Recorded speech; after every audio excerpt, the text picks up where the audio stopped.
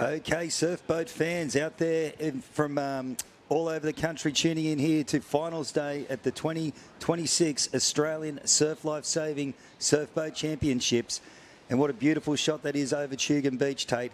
How excited are you, my friend? It's always the end they're looking at for surfboats here at the Australian National Titles, the final day of this event. Anticipation is building. We are now down to the top crews in the country here on Sunday. Some great clubs with North Bondi on screen at the moment, getting ready. Looking like they'll be their reserve women's crew going out. We'll be starting off with the quarterfinals for the reserve women and down to 23 men quarterfinals. The under 23s semis continuing on from their racing yesterday. Under 23 male, and then going straight into our opens. It's been swell here. Scotty has just dropped off a little bit, especially from earlier this week, watching the Masters and reserve men work their craft, but it looks like a pretty even course here at Tugun. Yeah, it's popped up a little bit this morning than what we saw yesterday, Tate. And just on this high tide, there's some good lines coming through. I sent a couple of boats slew while I was having a coffee just in the warm-up. So there's plenty there, and I think as this tide drops, we're at the high tide now, you're going to see more and more action out there, mate. Absolutely. Walking out now, as we said, is the first heat of the quarterfinal for the reserve grade female surfboats. North Bondi on screen at the moment. They will be in Alley 3, are the Brats. This will be the first of 4 heats from 16 down to 12. Maroochydore boats will be at the top of your screen in 1. The South Kelko Hoosier in Alley 2. The Brats of North Bondi in Alley 3. And it is the Bulleye Gold in Alley 4, Scott. Yeah, mate, just a bit of a surf report here. If you're interested back at home, we've got almost a 4-foot swell with a 10-second period coming pretty well straight in from the east. So we will pick up every bit that's available, and we're going to have a southerly wind pretty well all day, getting up to around 10 knots late this afternoon. So it should be a good day of racing, and I'm excited. I love finals day at Aussies. It is always something that we're looking forward to. Hoosier on screen from South Kelko. Gun goes away. North Bondi in Alley 3, having a bit of a chart. They've already been falling down the back from the top. Oh, no, look here, mate. Bulleye through one. Oh, that's not what you want to see from the New South Wales State Championships. And it is South Kelko who've got the best of the runs going out. A little bit of a green wave to contend with. Over goes Bulleye, and a little bit more to do here, Scott. Oh, poor North Bondi. They have been absolutely pumped, still going backwards. So you've got a clear 3 out now. They should be safe, barring anything happening on the way back. And as I said, mate, that surf is building today. Yeah, it's going to continue building out for the rest of the day, as fortunately North Bondi are the first victims of that shory that we have seen in the northern part of Tugun across this weekend. It is currently the race to lose for South Kelko Hoosier, of which Jacinta, Ellie, Willow and Malali, with Mr. Gus Spateri at the back of the boat there, Scott. Mr. Gus Spateri. Mr. Gus Spateri. I like that. I like that. Gussie'd like that too. Yeah, no, looking good, the Hoosier. Bulleye Gold after their little check too. Rowing nice back into it. They have Jonesy up the back of them, I think, or is it Shano? I could be wrong there. Apologies. I'll double check on the... Paul Jones. It is Jonesy. With Sophie, Ella, Ollie and Emma at the back of their boat. All bowside rowers who've come into a first year of surf boats together at the great club out of Wollongong in the Illawarra. As well, a fantastic well from the Maroochydore boats with Brooksy at the back there, with Amy, Lauren, Amanda and Darcy sitting in 3rd position at the moment. In this second call of the race going through here, what's your takeaway at the moment here, Scotty? Yeah, no, just enjoyed seeing a little bit of action on the edge there. Guys are looking quite relaxed. I reckon they're probably not going full tilt now, because there's 3 clear winners. You've only got to get through this round. So they've fortunately got the chance to try and conserve some energy that's going to become more important later on in the day, Tate, as we see the Hoosier swinging around now on their can. They will have the first crack of these waves from any crew this morning in racing. Bulleye Gold go around in 2. A wide turn from them, but it won't affect their placing to get through to later stages of today at all. Maroochydore bolts in 3. Just a little bit there on the left inset. North Bondi looking to try and finish off this race and not get a D and F, and just finish off with a 4th here. It is. Yeah, they're going to be hoping that something happens, that the wave gods maybe turn one of these upside down. If not, you're going to have your clear leaders there. And a shout out to Whitey, just checking in on my well-being. Yes, mate, I did have a couple of tasty hop juices last night. But back to the racing here. We've got the Hoosier coming with a little wave under them. The shoulders go back, nose is down there. Won't turn into a wave, but that's extended their lead over Bulleye and Maroochydore. Yeah, it's been a good run from the Hoosier of South Curl out in Sydney, but a little bit more life building under them here at the moment. There's not much coming at the start of this race, but it is expected to get a little bit bigger. We've already seen that there's been some fantastic action already. South Curl will go through the gate cans in first. A bit of life building underneath the Bulleye boat as they go over the back of it here now. Heavy legs going over this bank, and there'll be a few nice runners coming through, but Paul Jones just got to make sure he's got to hold it alongside Michael Brooks. They're not going to be caught up potentially by North Bondi. Nice little wave here for Jonesy and the Bulleye girls. They'll just sit easy there. Great. Has to row again as it's just fat, and just to make sure they stay connected to that wave. Dead water there in the middle of your split screen for the Hoosier. They're going to get run down by Jonesy's girls here, and that'll be a good confidence boost for the Bulleye girls. Absolutely. Sophie of Ella, Ollie and Emma, fantastic effort from them to make it through to the top 12 in the country. The South Kirko Hoosier will finish in second. Brooksy's girls from Maroochydore, the Door Bolts, will finish in third.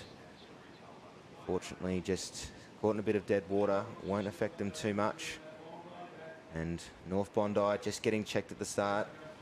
They'll be spewing with themselves, but unfortunately that is Surfboat Scott. Yeah, that's what happens, mate, sometimes, and that's why we both love and hate this sport, all in the one, mate. As I always say, surfboats, the sport of resilience and patience.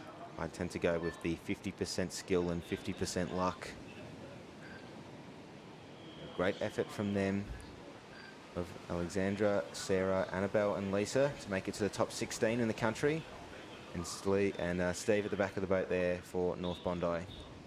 Okay, coming up in quarterfinal Heat 2, we've got the Avoca Beach Jottos, we've got the Dicky Beach Dreamers, the Bateman's Bay Banshees and Queenscliff Ship Faced. We have a strong Masters contingent in the top 16 crews in the country for 2025-26, with Mr. Sheridan on screen at the moment.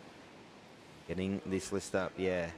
Dicky Beach Dreamers taking out a Masters medal, Bateman's Bay Banshees always up and about, and the Queenscliff Ship Faced taking out the ASRL Open gold medal in this division in February at Allura.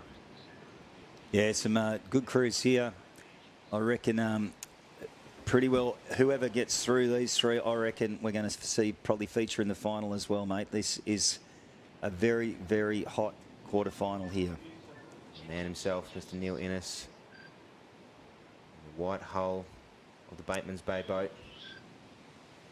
as well as Dicky Beach Dreamers, looking to go one up from their efforts on Thursday, with Lauren, Jamie Lee, Louisa and Susan. Benjamin Thompson at the back of their boat, holding the line. These crews are out in the way. Avoca Beach Yotos in alley 1 at the top of the screen. Dicky Beach Dreamers in 2. Bateman's Bay Banshees in 3. Oh, a little bit of work to do for the Queenscliff Ship Face, getting checked a little bit at the start there, Scotty. Yeah, I think everybody got checked, mate, so it won't affect them as much. You can see them up and running again. Bateman's Bay with the best of the starts there as we come on screen with the Ship Face. I'm liking that nice strong finish by the girls, really sending the shoulders into the bow and hitting that chest really hard, accelerating that oar, maximising every stroke to turn it into boat speed. Yeah, we're seeing a lot of lumps coming down from the south areas. There's a little bit of wave building. Dicky Beach might crop the worst of it.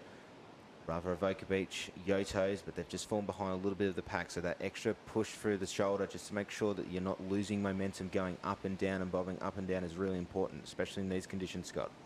Yeah, mate, and just if you're watching at home, in terms of the area, we've dragged the north area a little bit south. So we're sort of pretty well straight out in front of the surf club today. So if you get a chance, get down. It'll be good viewing from the veranda of the Tugun Surf Club as well. But if not, strap in, get yourself comfortable at home, and our call team will bring you all the racing today.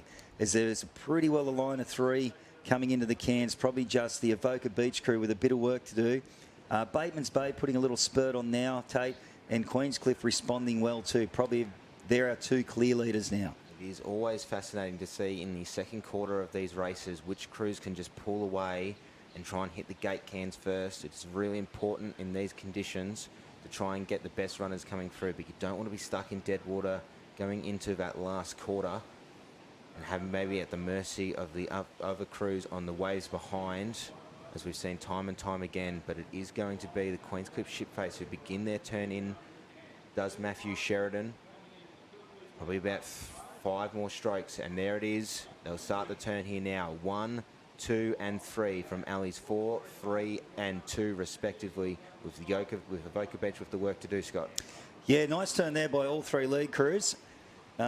Probably Shero getting the best of it, maybe just getting out a little bit cleaner, not losing as much boat speed. But Bateman's Bay now, just a little bit of life under the boat, is starting to surge back up into the lead. And don't count out Dicky Beach also. The Dreamers have been good surf skills. Nice exit, though, by Avoca Beach. They have caught the field a little bit there and are putting the hammer down, trying to get into that all-important 3rd place to get through. They have taken out about a half a boat length chase off, does the Avoca Beach crew. And there might just be a little bit more life building up on the northern area as well as these crews start to make their way into a line. It's just nice little runners coming through in the 3rd quarter, but I'm having a look at the nice runner that's building out the back here that you'll just see hit the tuck of Avoca Beach now and hit the Queenscliff, Bateman's Bay and Dicky Beach here, Scott. Yeah, Queenscliff could turn this into a wave if they go hard here now, but they won't have. They've made a liar of me. It's just held. Neil Enniso working that with his Banshee girls. It was really good effort from Neil Innes to get that little bit of extra send out of the Bateman's Bay Banshees. They're sitting in first at the moment, and there is a nice roller building behind the back as Neil has a turn around and says, this is our wave. Here come Avoca Beach as well, trying to get that nice little shoot. It's a very nice shoot. We'll have a 4-boat party wave. Here we go. It's happening already. We've got every boat on the same wave. It's going to be up to the sweeps now and the angle of the wave and who can get back in and row. Hurricanes go to a trail, get back to their seats to try and cross over the line. It might just be enough for them. Avoca Beach probably just falling off the back if they can't get this little bit of an extra shoot. Oh, it is too close to ball. Oh, no! The Banshees have hit bottom. So the Bowman just having a bit of trouble getting it all around. Hopefully they're over the line, Tate. Yeah. Hopefully they're over the line. What a race. 2nd race of the day. It's already pandemonium here. And it's about to get bigger. Oh, absolutely. The voice of surf boats has just stepped in. How are we doing, Phil? Morning, fellas. How good is it? Sunday's final day. Wow. Voice is right on point this morning for you guys. Scotty, you're sounding excellent. Tate, good morning.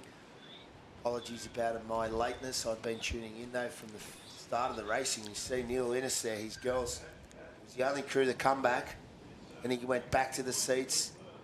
Then he decided it was going to go over the top again. He told the bowman to stay there and just got his bit of a nosedive in on the finish line, and to wait to see what the judges say on that one. Yeah, we do have on the finishing stands 2 little boxes with a line going through in between them as our finish line. We now look to the start list for Heat 3 of the quarterfinals here. The Allura Ribbon will be in Alley 1. Currumbin Vixens in Alley 2. South Maroubra Streakers in Alley 3.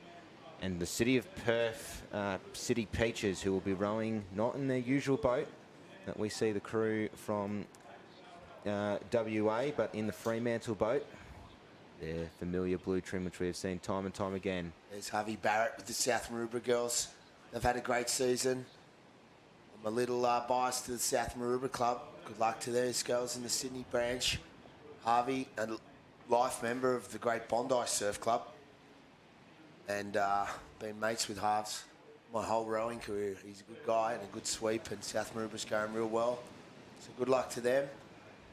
Wow, some great racing early, fellas. Oh, unreal, mate. That 2nd race was just absolutely awesome to watch. Already a tough luck story from my man from North Bondi. And we've just got the results through.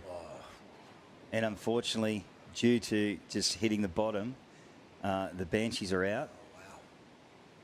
I don't know whether he's maybe got a slight chance to perhaps protest and get taken through as well.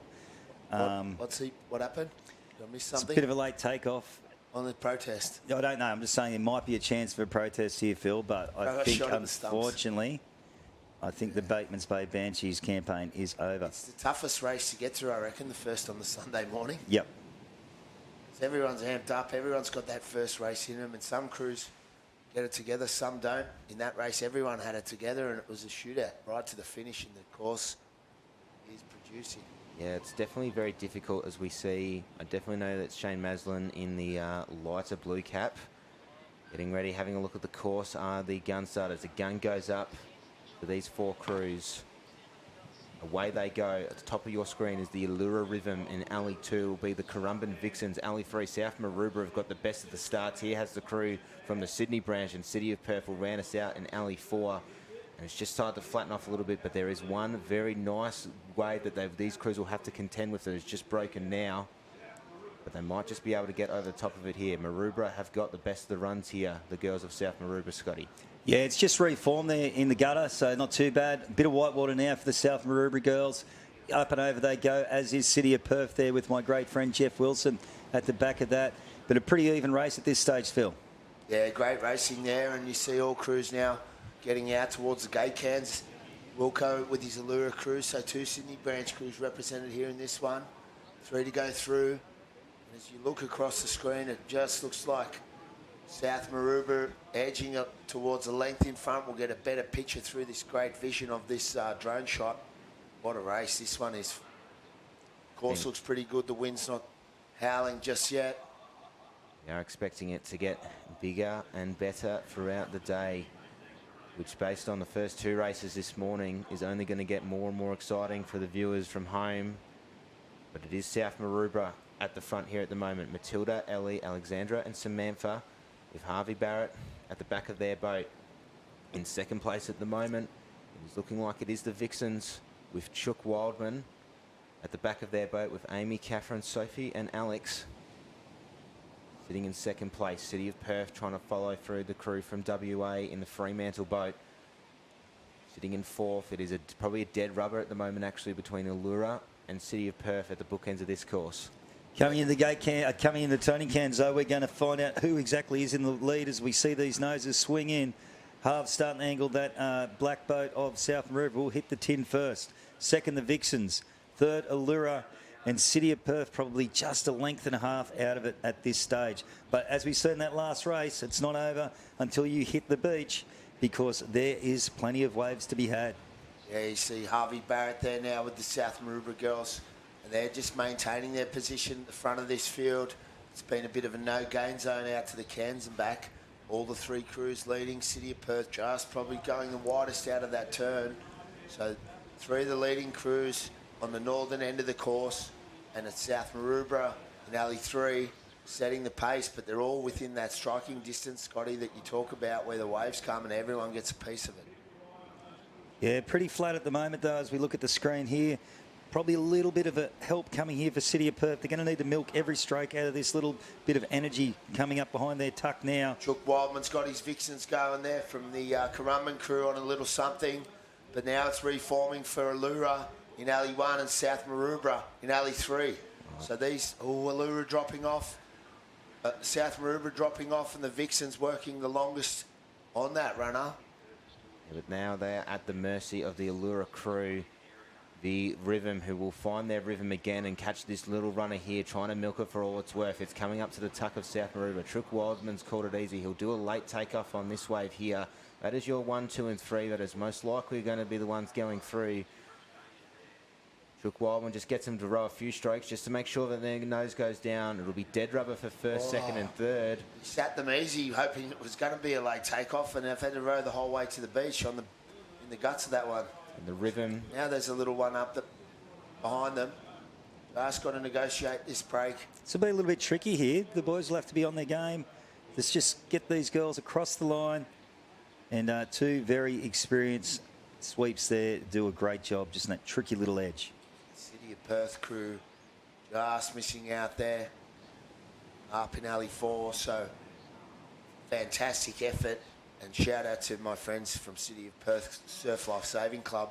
It's a great boaties club, borrowing the Fremantle boat, but good effort to come all the way over here, and we salute you for making Sunday. Fantastic. I know your club will be proud. Fantastic effort from Kate, Stephanie, Sarah and Sally of the City of Perth crew, with Jeffrey Wilson at the back of their boat to make it to the top 16 in the country. We now look to the last of our heats here in the quarterfinal. On screen at the moment the crew will be the crew and alley 2 from Victoria. It is the Morty Alec Mockingbirds. Freshie Freaks just pull out behind them. Pai Kakariki will be the crew and alley 3 from New Zealand. The Kite and Rocks Misfits will round us out in alley 4. Again, another tight racing in here in the reserve women. How good's Kyneton been this campaign? They've got a few crews still going and have looked very solid across the board in every division. So Occo's done a great job there, mostly spearheading that sweeping lineup. He'd feel pretty beaten up about now on a Sunday after several days sweeping, Scotty. yeah, the old knees and hips will be a bit sore. You know, abs from working that big stick around, Phil, is tough work as well. So I reckon he'll have a well-earned sleep tonight. Yeah, but they're tough, the sweeps of our sport. They keep it going. And interesting, just going back there, he's got the little bungee loop for his sweep oar so he can push with both hands. And he'll just, once he boards the boat, he'll just pop that out and put it in. Just different techniques, different sweeps used.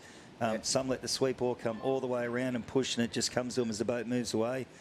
I've always been too scared of that, mate, that it's going to come to me on the wrong angle and I'm going to get thrown out. Okay, Mike, there's a senior sweeps method these days, and great. Don McManus has his own little tricks. Yeah, the little handle. Sweep oar holder and then the handle in. We see as well a bit of boat sharing from the last race and into this race. Pai Kakariki from New Zealand will be using the Metcal boat. Yeah, shout out to Jace. He's always looked after our neighbours from across the Tasman. You know, stores a boat for Tahiti and Tahiti Bay, that is, sorry, and also, you know, is willing to share his stuff all the time. So, quarterfinal number 4 for reserve women. And we have our friend Nathan Perry with the Freaks. They've had a great season, the girls. The New South Wales State rep team. And just holding the boat there, you see he's got his cleaver blades for these conditions. And they've had a great season. So up in alley 1, Freshwater Freaks, Morty Alec Mockingbirds, Pai Kakariki and Kyneton Rocks. And they've come from near and far for this race across the place, and that's what the Nationals is about. Still waiting for the line to Guns up there. Are happy.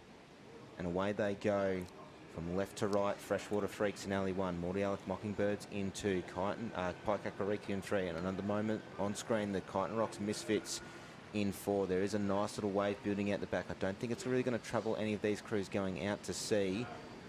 Maybe Morty Alec will have the first crack at it there, sitting in first, followed very closely by the Freshwater Freaks who've got the rate up. Well, it's a very, very tight line here from 1 to 4, gentlemen. Yeah, no, really nice start off the edge there. It looked like it was going to be a little bit trickier, but these girls have handled it well. There's one popping up on the back bank now, and I think Morty Alec could be in the worst position here, as is Pai Kakariki. Yeah, both bobbing over. Oh, no. Crew in alley 4 now, in a bit of stride. Oh, wow. Green room for Hoko, gets pushed back a little bit. The girls have held the wave quite well, and as well, Pai Kakariki have just got pushed back and now have to redirect on their course. It is the northern part of the area. Freshwater Freaks and Morty Alec getting the best of the runs, has the crew of Nathan Perry and Christian Kelleher. Yeah, the Kyneton Rock sweep all survived that one too. Came out of Hoko's hands, and I don't know if that was the plan. Sometimes the sweeps do throw it back. I've given up on that one after losing a few sweep oars. Yeah, no, sometimes it's ripped out of your hands, Scotty. Yeah, you got to hang on to it, mate. I feel get it down and away. Yeah. Lean right back past your king plank and get that blade out of the water. But as you said, mate, sometimes the wave gods have other ideas for you. They sure do, and the shoulders are only so strong these days. But you see a great course out there, and you see the water starting to ruffle up with that southerly breeze. But it's Nathan Perry doing a good job up in alley 1 with the Freshie Freaks, with their big cleavers and their long strokes. and he's been training the girls hard, so it's good to see him out here. He'll like this position. He gets to see the whole field across to his right. As they're going up into the turning can, he'll have his turn, ready to go. Couple dig in, couple of short ones, and away we go. Good turn from the Freaks, back up and out of it. Just watching them go in there, Phil, those last 10 strokes, I really like that lay back into the bow, getting that nose down, especially as you start to turn into this wind. A really nice, powerful stroke. And those cleavers really gripping the water, and they've got the boat moving well. They're going to be one to watch. Yeah, there's a little bit of life now to just hit the cans for a few runners coming through. Morty Alec will have the first crack at it here. It does the crew of Mez, Lara, Sophia and Jessica. A family affair is the Morty Alec Club, but Freshwater Freaks are building the best of the runs here. Paikakariki as well.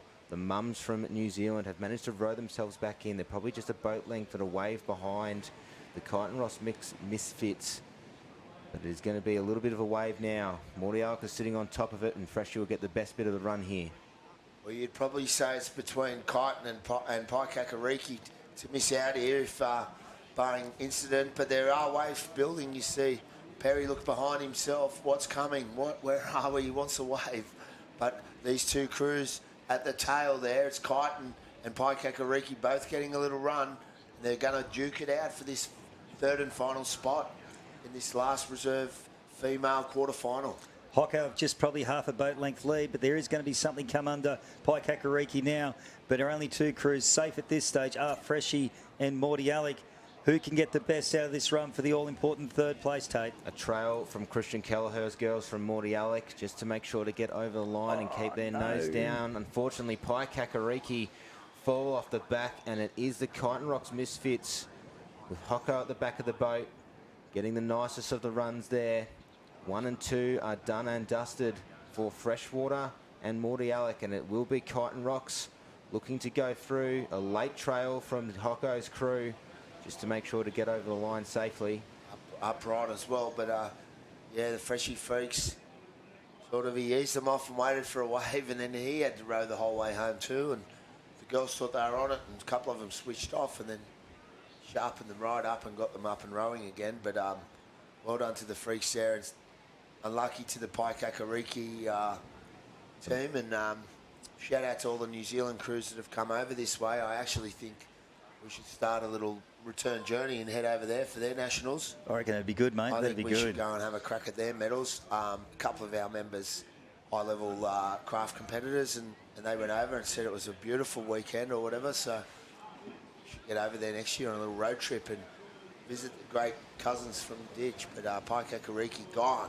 I will say there was a video that came out of Paikakariki's mums from Thursday, I think it was, doing their racing, going over just sort of a very great slow-mo video of just being entered into the green room, which I've sent to a few of the yet to be converted into surf boats. Just saying, like, this is the worst that it could possibly get, but just imagine how cool it would be if you get over the top of it. I got asked yesterday by one of my new team, can you put a surf boat in a barrel? And I said, well, you can, yeah. And they sort of said, oh, on purpose? I said, no, it's not a good thing if it's in there. But yeah, no, great footage. And, you know, it's only water, as we found out. I used to always say to junior crews, Phil, the bigger it is, the more water you got to fall into. Perfect. I'm going to use that. Okay, coming up now, we're going to move on the under-23 male quarterfinals. In Heat 1, we're going to have the Palm Beach Petrel, South Curly Burley, North Cottesloe Saints, and the Collaroy Longnecks. Wow. And I'm going to throw it out there. I reckon this is the hottest division overall. I don't know. No offence to anyone else, but I think this is so open, this division, which is unreal to see. Well, yeah, I was racing in this division on Friday. What day are we up to? Yeah, Friday. Oh, isn't it nice? The Aussie bubble, I call it. Not knowing what day it is. All we know is it's finals day. And the program was changed, so we weren't on the regular schedule. But yeah, the Bondi Buffheads. Shout out to those boys. That's first season, and boys did pretty well. And these are the big dogs of the sport in the future. No more so than this heat there with Palm Beach, South Curly, North Cottesloe, and the Longnecks. North Cottesloe are flying. Burley need no introduction.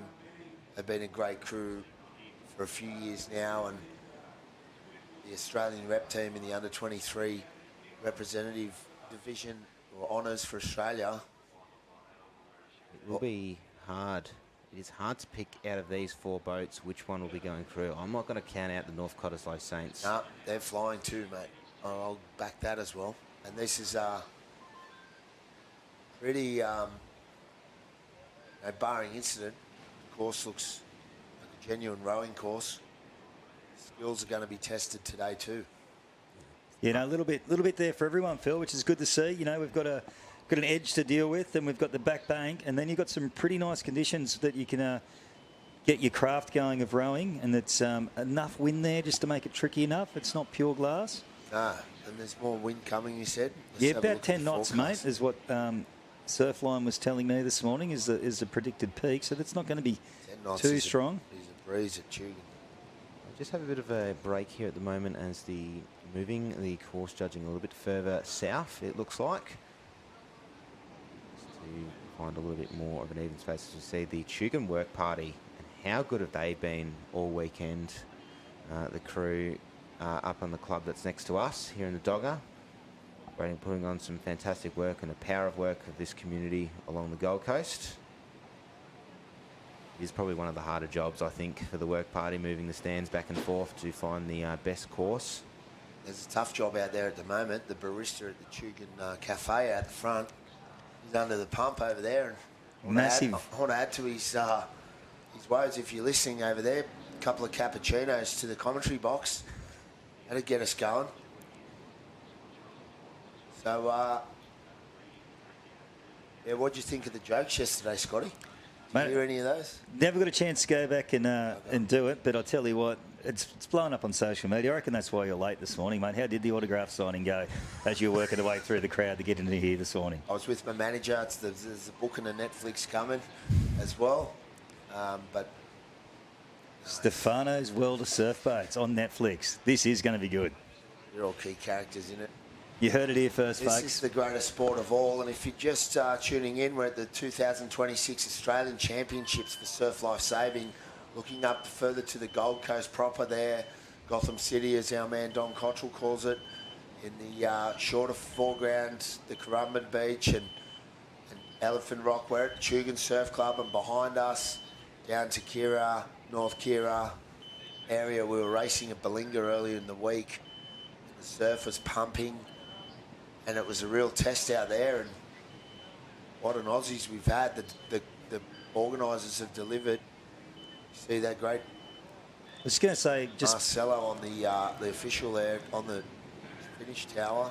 the other thing I love, mate, if you go back to the other camera there, guys, if we can, is have a look at the competitors just willing to help out. That's one thing about this sport. I call it the great family of surf boats. Yeah. Those girls will be racing later, I'd say. Peter Van Duren on screen there now, one of our heavies in the official world, keeping our show on the road. This has been well delivered by the officials, the work party, the water safety in particular. Shout out to those guys. Especially early on in the week, mate. Oh, especially, that's, you know, we had one watercraft per boat in some races. Yeah, And that's... they were required each race too, don't Definitely. we? I took a jet ski. So here we are.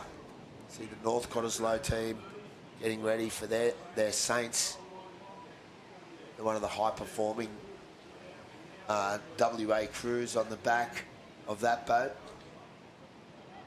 They'll be looking to try and keep WA's dreams alive in this heat. Ooh, bit of a nasty wave there for the boys moving the tower. One of the hardest jobs in surf boats is just moving those stands and getting them anchored back in the water. Yeah, and we have to take it seriously because the finish line tower's on top of that. Sorry, the camera. That orange box you see standing up there, folks, that's the official finish line, so middle of those stands. That's a camera that points north, and then there's another camera on the other stand that'll point south. So anything that's tight goes straight to Tony in his little trailer, and they review the footage. Shout out to Tony in the trailer too. He's kept the sport on us for a while now, and he's got a good little digs in there. Mate, and speaking of coffee, he just brings his own machine. Oh, well, let's go just get one off Tony. Tony, if you're listening. Tony, get us a coffee, mate. Couple of cappuccinos. Premium price we'll pay. See the Collaroy boys there, and then North Cottesloe. They're big. Wow. Yeah. Asking you shall receive, fellas. We had a beautiful, beautiful message in the ear from the audio team. Shout out to the guys. Yeah, sure. What a day. So, North Cottesloe there in a Perry boat, and it looks like a shiny new Perry boat, and they're often getting fresh boat. They're one of the the strongest surf boat club in WA. I would hazard a guess, probably not knowing as much as I probably would like to about the North Cottesloe boats. Looking at the number 26, might be just a year they've first used it in their first Aussies, maybe. That's this year. Did they put it on all their boats, 26? Not sure, boys. I had a new number. On the boat for the first time on our boats. They've been sitting dormant for 8-9 years. Yep. Now they're back, baby. So the boats all going through the pits this year, which was a good thing because in previous years they've been quite busy, and only the older boats going through. So the new boats skipped it, but just for the. We're just putting our coffee orders in here. Yeah, Phil's I've got to distracted. He's got to get his caffeine in, and you'll just feel the energy levels once this comes back just lift in here. I was expecting Phil to come back with like the most complicated Starbucks order we might have ever seen. No. I'm a former coffee guy, and I'm not a coffee snob, and I'll go for an instant, or I'll go for the deluxe. The Bogan Dust. Don't mind a bit of Bogan Dust, mate. Don't know where you're going with this. The one, instant, Scotty. mate. The instant. I beg your pardon. Yeah. No. Yeah, if I had to go for the instant, we'll go all the way down. International Roast is one of the nice ones. It depends on how you mix it, right? I'm a milk, then the powder guy. Okay. Pre-stir. Okay, all right. Then the hot water. Okay, all right. Yeah. But on screen, Currumbin is the Drakkars current Australian champions. Currumbin with our friend Anthony O'Toole on the back of that boat, out of shot somewhere there. I can't see Tooley, but yes, I think that's his son Jack there, and the black Rashi at the bow, and there's Mick and Peter, our good officials, honourable referee, and Evvies of our sport, and good guys too. They're fair. They got to call the shots. They've got thousands of boaties giving them their ideas daily. It's a tiring thing. They see me coming and they just turn. Oh, wow. But just want to make this right. This is the Nationals. Any delay in time's not ideal, but the course has to be fair. And they're thinking about the tide changing. And I think the surf's coming up, boys. I think the wind's going to add to the complexity of the course. And I think as that tide drops, mate, they're going to stand a little bit more. Going to see them a bit steeper, especially out on that back bank, which will be great viewing at home, people. So still adjusting the courses. Akans, I'm hearing in the background from DC, the big Don. He's saying they'll be getting dragged out the way, so maybe after a full round of competition, they have to change it. They don't really like making changes within the round, so that we just seen the reserve female finish. Now we've made a change. Some of the sweeps will be getting edgy about this change because they might have liked the alley prior to the change, and now it's a bit of unknown. See the Tugan Surf Club there, Scotty. That's where it's at. Get down to the barbecue, get down to the coffee shop, and up to the bar later, and we'll be doing a signing. That veranda is one of the best places to sit and watch the action from. I do apologise, I was late, but there's a car park on the right too, and we've got security on it, and try to roll in there today, claiming on the commentary team. Didn't work. But there's the Aussies. That's the picture. Tugan. There's the great South Curly Burley, the Campbell brothers. A couple of the more prolific rowers in the sport. There's Alan Perry in Hands on Hips. He built the boats that they're rowing in and that we're rowing in the Perry stable and the new Climber stable. I like these guys. I'm friends with them. I want them all to do well. I'm not going to mock anyone. All these crews are top draw now. So there's Tooley there. Short foreground, the current Australian champion sweep. If you remember last year's Aussie final for the Colts, it was an absolute screamer, Tate, and he just dialed one up through the guts and just took it down. Yeah, it's fantastic to be back up here as the 3 travelling commentators coming up to Queensland. Big shout out to Tourism and Events Queensland, being supported this event across the beach from Tugun down to North Kira has been supported by the Queensland Government. Experience Gold Coast at the back end of the 52 kilometres worth of beach that we have here on the Gold Coast. Some SLSA partners of the official powercraft provider of BRP, Finn Swimwear as well, Kellogg's Nutrigain, the Breakfast of Champions, and some major partners of Surf Life Saving Australia, DHL, Isuzu, Westpac, and of course the big guys themselves, Surf Life Saving Australia, for holding on another fantastic event and having probably maybe one of the better days of racing that we've seen. Nice and even with the top crews in the country here, guys. Yeah, no, great to see, Tate, and yeah, it's only going to get better. As this day goes on, it's only going to get better. We'll get better too. We're just warming up. Yeah, mate. Hey, the coffee's on the way. There's the starters, conditions. Beautiful one day, perfect the next on the Goldie. And it's just come down. See, there's our starter. He's just starting gun. There we see the 2 Victorians, Scott Tannehill and Fanbelt, getting ready. Fair starters across the carnivals that we've had. Yeah, so the tide's going out for the remainder of the day. You see a high tide line there. And what a shot that is. Yeah, nice drone footage there, looking north up towards Surface Paradise, or Gotham City, as our great friend Donny Cottrell calls it. And I love this little stretch of beach here at Tugun. You know, it provides for great surf boat racing, mate. Oh, it sure does, and it's good we're back here. And the reason it was chosen is it's a pretty fair surf boat beach. It's got a nice straight line of surf, but it does pop up, you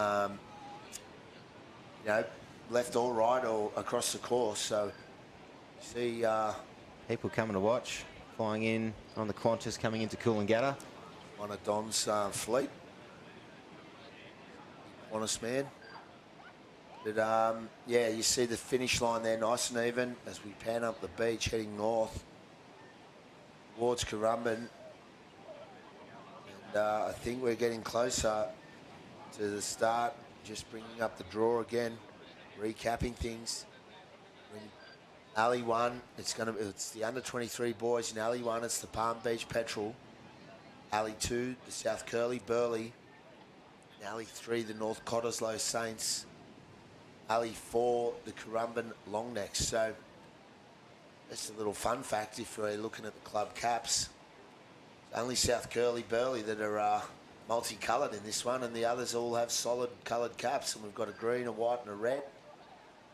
And well, it depends on where you're sitting in the country as to who you're cheering for. Two from the Sydney Northern branch is a good rap. 3 from the Sydney Northern branch, beg your pardon. So this is this could be like the branch final for the SNB. Still just adjusting the towers there, and like I said before, great to see some South Curly guys there moving that tower. Is that the Burley themselves? Having a look there. This might be it. Is that Perry or no? They've all got similar haircuts there. That will might likely be the dribblers who we'll see in Heat 3. Got a look-alike Alan Perry haircut, that guy. Up to his couple, you know. There are some, well, that's a top surf boat club in Sydney, South Curly. They're the pace setters, I say. All the clubs aim to be like those guys. Everyone will be in a strong position, but they're lucky. They've taken them 40 years to build this with some of their mentors at the back, with Ribs, Gussie, Termite, Zulu, and all the team around them. Family and friends spend a lot of time together. This is like a big family reunion for us. So. Yeah, no, it's always good catching up with people from all over the country when you come up to Aussies. And if you can't be here, I'm glad you can tune in at home and get up to date with your club, your friends, your family, so that you know exactly what's going on. Remember, jump on the chat on YouTube, where the live stream's coming to you from. We'll give you a shout out if you want us to. And your jokes, send them through. We'll proofread them. I've got a couple more special ones for later on. I don't want to go off too early. Just for especially fun 4906, there should be another channel with the other events down at North Kira. This is just the surfboat channel, all things surfboats here. Go shopping on YouTube and you'll find it. Yeah, they'll all be on the SLSA YouTube channel. We're disappointed if you... 10 live, we believe. The big show. On the big show. Well, look out for that as well, but we're disappointed if you're leaving. Maybe you could split screen it.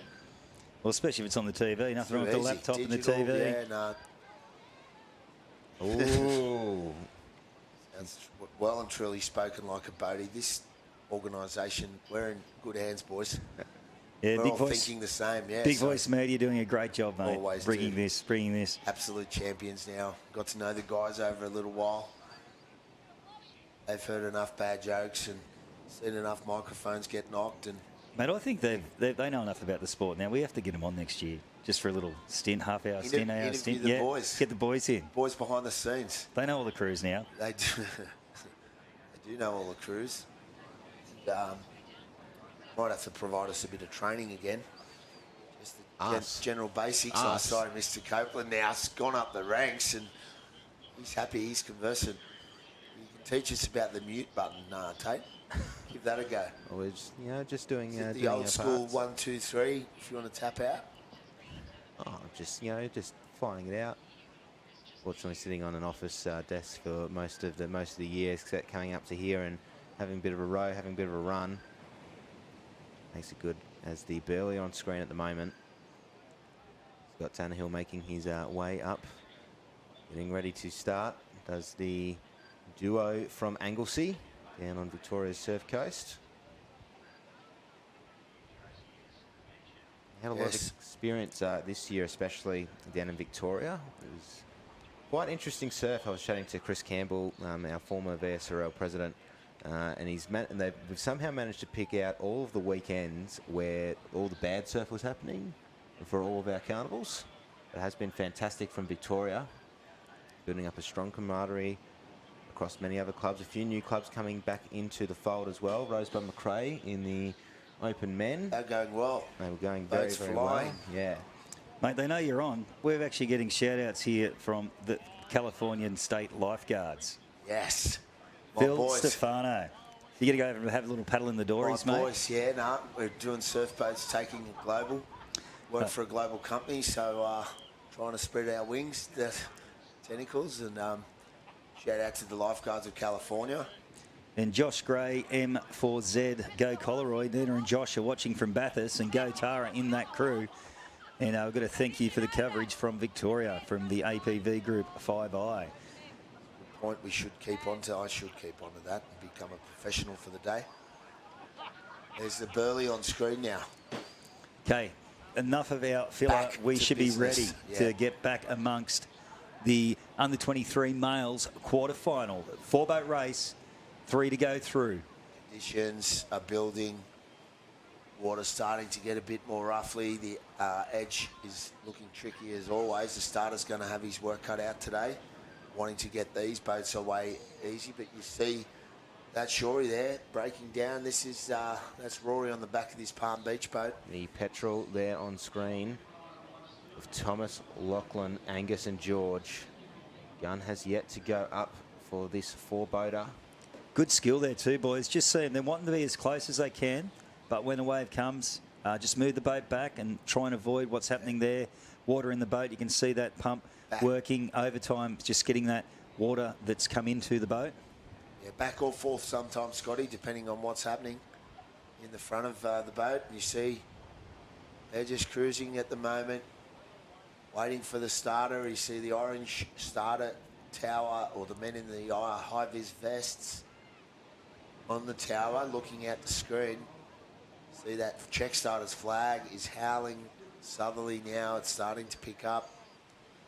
Boys have been on the line for some time now. There'll be nervous energy built up. These first 15 strokes going to feel heavy. We've got the Coleroy Longlegs on screen. That will be in alley 4. Robert Maloney at the back of their boat. Will, Cass, Luca and Jamie. Guns up in the background now. There they go, the Coleroy boys on screen. Nice Look like they're rowing into something. And Buss. All crews copping it. Field. Did they, though? Did Ali 1 cop it the hardest? I think 2. I think, no, you're right. Smashed. 1. Yep. So, not getting called back. They're happy with their start there, the starters. And Ali 4 jumping out the screen. But we think is it the Northcott team that got belted up in Ali 1. That's the Petrol, mate. Sorry, Palm Beach. Petrol and the Burley copped it. It's Northcott out to sea. It is currently a battle for first and second here, going out to sea here between North Cottesloe and Coleroy. Not getting hit as much as the crews in alleys 2 and 1 of South Curly and Palm Beach. The Cot boys on screen at the moment of Tex, Harper, Blake and Liam. We are saying thank you to the greatest gesture of all time. A little morning coffee's turned up and we appreciate this. Look out. So, Coleroy now in alley 4 going out to the cans in front. Probably got the least affected off the beach. They're setting a nice rhythm. And if you think it's hard to see here on the screen with this camera looking at the sea while the drone gets a battery change, it was just the same yesterday, trying to pick your can as a sweep. It was hard. Yeah, they just all look black. You actually got to count them. And sometimes they'll tell you that IRB will sit on the back of can, whatever, and so you get a reference. But you got to have your wits about you as a sweep. I think I thought I was heading to the wrong can, and I thought Rory was cutting me off from Palm Beach in the Petrol there, or in his women's crew, or the juniors. But it's Coleroy leading the way up in alley 4. It'll be a very tight turn for Coleroy. And Palm Beach, Cottesloe, beg your pardon. They've got a fantastic run there. Out has David Hunt's crew. They'll go around in 1. How is closely that? followed by. Sorry, Tate. No, I was just going to say. I just want to say, how was that row from Burley though? Like they were well and truly out, and they got up to nearly turn equal second, mate. Sorry. They aren't the Australian champions, and the Australian representative team for nothing is the South Curl Burley, rowing right back up into the pack here. It has gone from a 2-boater to a 3-boater. The Burley on screen in the inset at the moment of the 2 Campbell brothers, Jack Rivet and Alan Perry, setting the pace under the Gus Spiteri, rowing themselves back in. It is unfortunately Palm Beach a little bit out of the play here at the moment as our drone starts to come back in. 1, 2 and 3, but it is the crew from WA currently leading the pack here now, Scotty. Yeah, great racing here. And that little runner is going to come under the Northcott boat now. They're going to extend that lead. Nose is down, but there's a little wave building here for both Coleroy and the Burley. Look at the rate come up at the Burley, Phil. Yeah, the brakes come right up for the Burley, and they're in the wave zone now as they're coming through the gay cans. And it's Coleroy working their guts out on the top of it in alley 4. It's not going to fatten up for the Burley, and North Cottesloe will be the only ones to jump on this, and they're going to sit easy in the seats. And well behind, you see there's waves building for Coleroy, and for the Burleys had to stop to catch this, and we think they'll be safe, but it's a late takeoff for Coleroy, and it's a late takeoff for the Burley and Spiteri.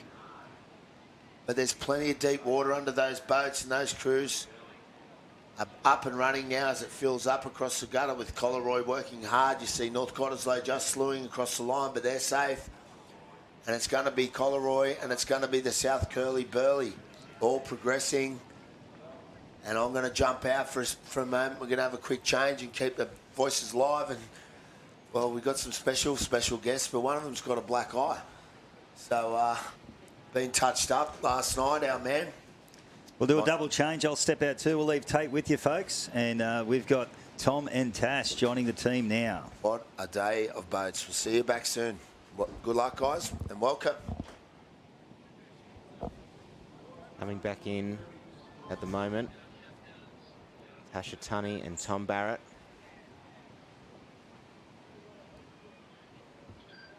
Good morning. How are we? I'm good. How are you, Tash? I am good. Better than Tom. Oh, Who's sporting a black eye and a bit of a graze on the other side of the face, and he's had a rough day on the footy field, I reckon. Nah, it's nothing. You should see the other guy. Yeah, I disappeared on the Saturday, which is a shame. Sounds like I've missed out on some really, really key racing. But I've come back with Someone told me I looked like I had the brakes beaten off of me, which is scary because I'm a large fella. Yeah. But speaking of large fellas, looks like we got the under 23 males lining up. Yeah, we've just had the Burley on who I was down on the beach, watched the start. Probably not one of our best starts for the day, and Burley copped it straight. 3 of them copped it straight off the beach, and they were well out of it, but they came home with the goods. They flew home. So we're moving into the second quarterfinal now, heat 2 of the 23 male.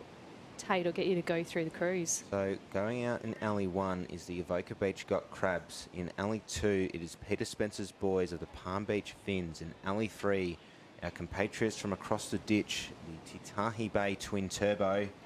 And alley 4, it is the Burleigh Heads Mowbray Park Bairleys, as Tash and I have argued about earlier this weekend. It's the barley. I'm going with barley until they change the spelling. I'm going with Bailey until Matt Smith tells me otherwise. But we have had some interesting spelling through the weekend. Yeah. I did notice the Chin Chins have fully changed it to a phonetic spelling just to make sure we got it good. See, phonetic, right? Barley, barely needs an E before the L. Oh, we've got a finished flag that needs a shift. So they have moved the course down 50 metres. I'm not sure if you guys picked up on that pause in the program. What was happening? Unfortunately, they had to deal with Stefano, Scotty Edwards and my jokes in that break. So yeah, so we've had a 50-metre change down the course to the south, so coming sort of probably a little bit in between the 2 areas now, and that's because of the wave. So on the northern end of the course, it just really was petering out and not offering those crews much. And then it meant that also getting checked on the way out. It was those crews at the southern end were getting checked, and northern end had the ride out. So gun goes away for the 4 crews, 3 to go through. Unfortunately, it's the BHMP with a bit of trouble off the start, trying to get straight in. They're out of the pack at the moment. They've got work to do. The crews from in alleys 1 through 3 of Avoca Beach, Palm Beach, and Titahi Bay have got the best of the runs here. But I'm not counting out the boys under Matt Smith here, guys. no, I think they have got the opportunity to pick up some boat speed. There's not too much. There's a little line coming through, but I think they might all cop a bit of this bump, so not too much to bother them. Sneak through that, and yeah, they'll lock in and have a crack at it. There's one thing I know about BHMP, it's that they've got plenty of pace, especially out the back, so they should be pretty characteristically okay if they get to work here. We'll just have to see how that pans out through the turns and on the way back in if they have that grunt to catch a wave. I'm looking forward to seeing that swell just go under Burleigh Heads. Throughout the rest of today, it's going to make for some exciting racing. But it is the Palm Beach crew that have managed to pull away here. Avoca Beach is sitting in second. The New Zealanders of Titahi Bay, the 4 times New Zealand representatives in the ASRL Open events that we've been having, are currently sitting in third, but right on hot on their tail is BHMP rowing themselves back into the course here now. Yeah, they're made some really good pace there. Even now that you can see that they're just closing. That bow's going to take the sweep and come up onto that stroke in Titahi Bay. So a good race there. I think it's we've got 2 races going on. We've got Avoca and Palm Beach going head-to-head, and then we've got the battle going between Titahi and BHMP. The all-important third place to cut this field down from 16 to 12. Spence's boys of Palm Beach hit the cans in first. Oh, this is Burleigh, a double race here. Fantastic row from Burleigh Heads. They just put the gas on coming into the can and hit it at the same time as Titahi. That might be one of their finest there. They've come out clean. They've got quarter length on some of the other crews here and a swell to build. Fantastic effort. Avoca Beach sitting comfortably in second, still probably just a boat length behind. The Palm Beach fin is the crew with Kai Brooklyn, Kai and Reese.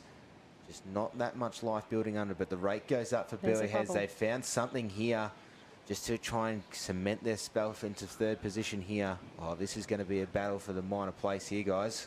Yeah, really good rowing from Burleigh Heads. I know they're not in the front of the pack, but what they've done is fantastic, and they're just their composure. They look really good, really strong, long. This is going to be a super exciting finish. Wow. And have a look here. There's a surge underneath, not enough to carry them through, but we're into the gate cans now, and this is going to be a really interesting part of the race. Last quarter of the race coming through. Avoca Beecher through the cans in second. It is a battle for third place. Life building underneath the Burley Heads boat. And they're might just get the best of the run here. It'll be an interesting takeoff.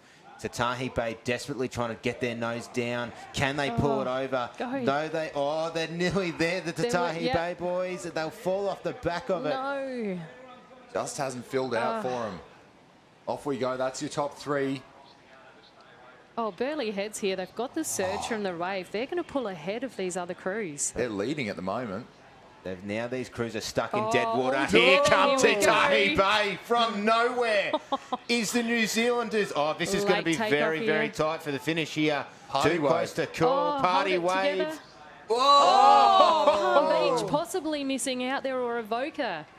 Big cheers from the Wow. Burley Heads crews.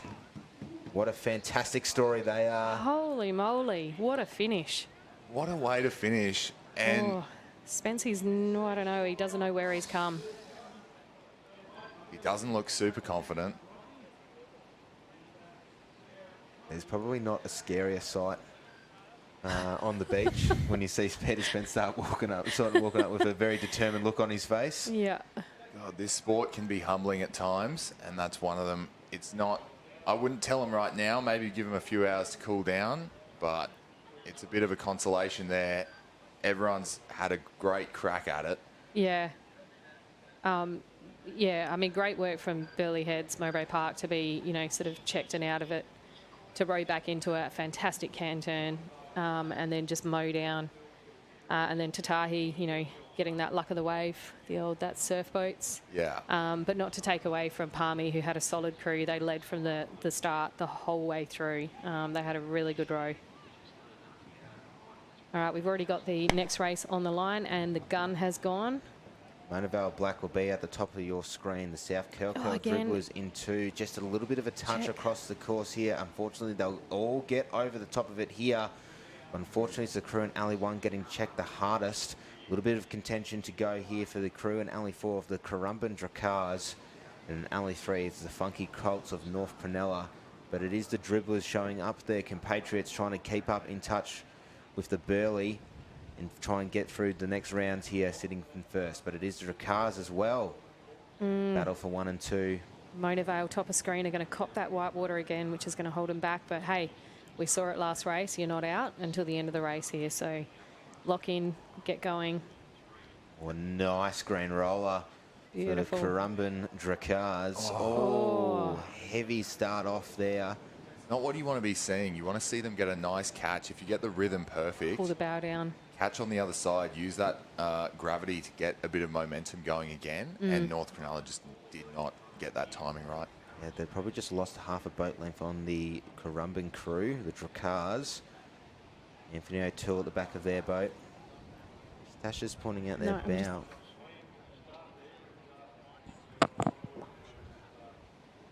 So we're having a very technical, A technical talk, a look at one of the technical rowers. talk at some of the rowing there.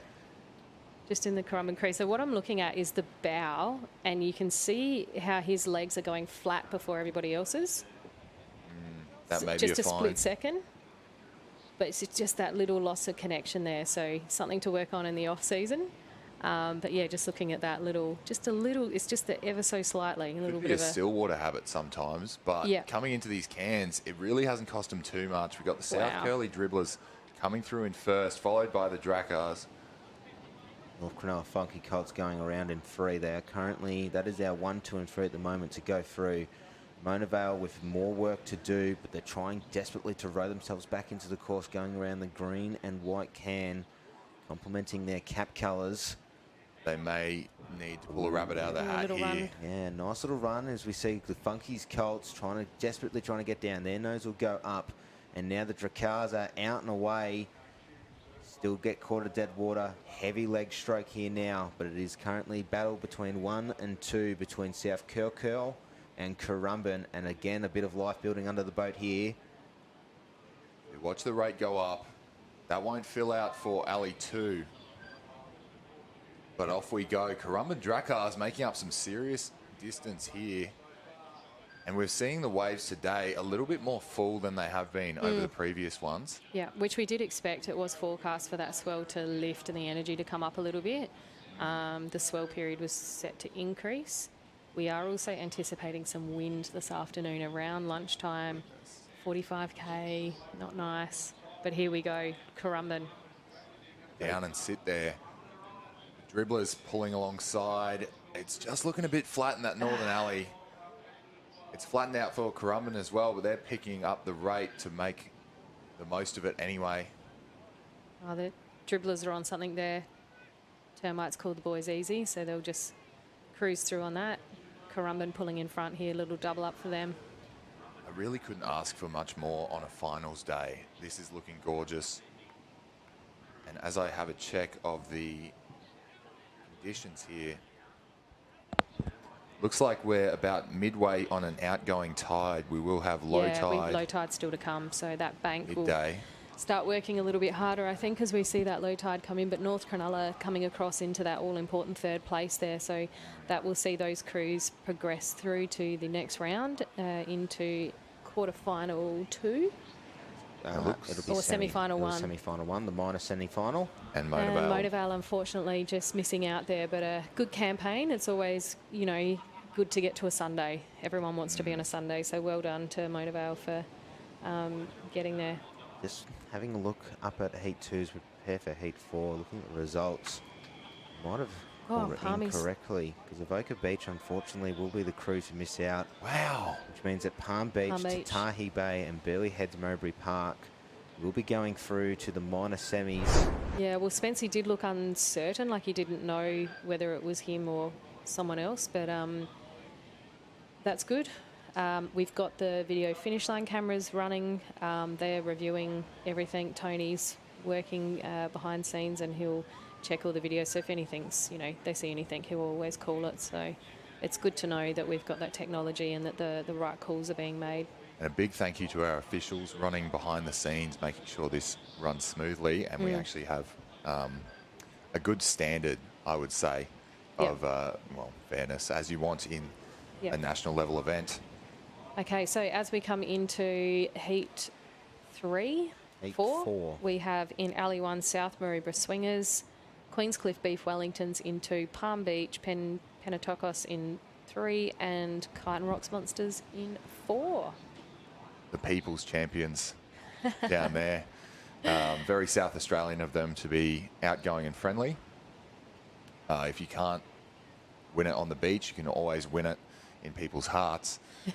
And why not do both? They might be up for that. We are Julian LaRosa at the back of the South Maroubra Swingers boat with Vin, Cooper, Tom and Charlie. Fantastic to see such a strong boat. Yeah, they've been doing really well, South Maroubra. They've had a Phil moved on, but they've rebuilt and they've got some new sweeps and they're doing great things there. Fantastic. The gun goes off on the top of your screen. It will be the South Maroubra Swingers, the Queenscliff Beef Wellingtons in 2, Palm Beach Pentecost in 3, and we hear a little bit from Tash Tunney say, "Go boys," with the Kite and Rocks Monsters. Big one here through the back. Penatoko's getting over first, but they've been humbled by that one. Just looking at that slap. And there's another back bank here that'll check a few people.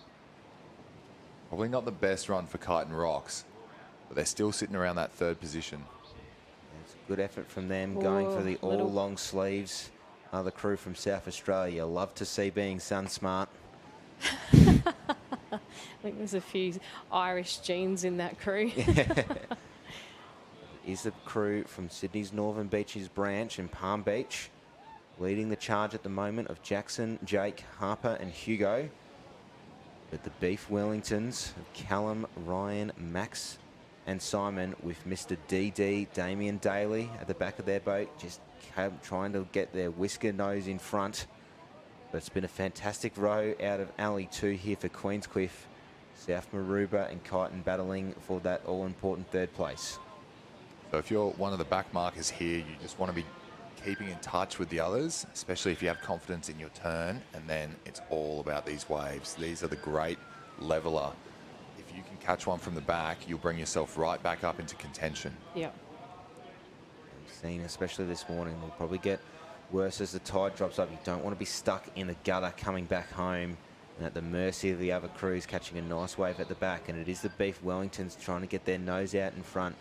They'll turn alongside Palm Beach, probably just about 3 strokes ahead. Kyneton will go around in 3. South Maroubra will go around in 4. Good turn. And here they come on their way back home, entering the 3rd quarter of this race. Just bobbling up a little bit up and down of these crews as they're dealing with the conditions. Just going up and down, trying to find any runners here. And it's now become a very, very tight race for 3rd place here, Tash. Yeah, I think I can't really talk because I'm too busy watching Kyneton, but I think it's could be open to anybody. We've seen it when the crews have been more spread out, the final placings have changed. So with these 4 so close together, this is anybody's race. And there's a lift here in the Kyneton aft doing for a well. few of them. Queenscliff maybe having it form up best for them, probably because they're in front. But here go Kyneton Rocks. There's a swell. Oh, go boys. They're picking it up. There they go. Queenscliff sitting out in front. Life building underneath the boat of Queenscliff now. Rate goes up just to catch this little bit of runner. They're extending their lead are Damien Daly's boys. A little bit of life as well building under Kyneton. Just trying to fill out and try and get their run and get their nose in front. They're going to hit the cans probably in 4th position here, but Queenscliff are through the gate cans, Palm Beach and South Maroubra. But the Northern Alleys are trying to get that. They're trying to get their nose down. Does Darren Hockings, boys. Here we go. Go boys. Here they come. It just might fall off the back of it there.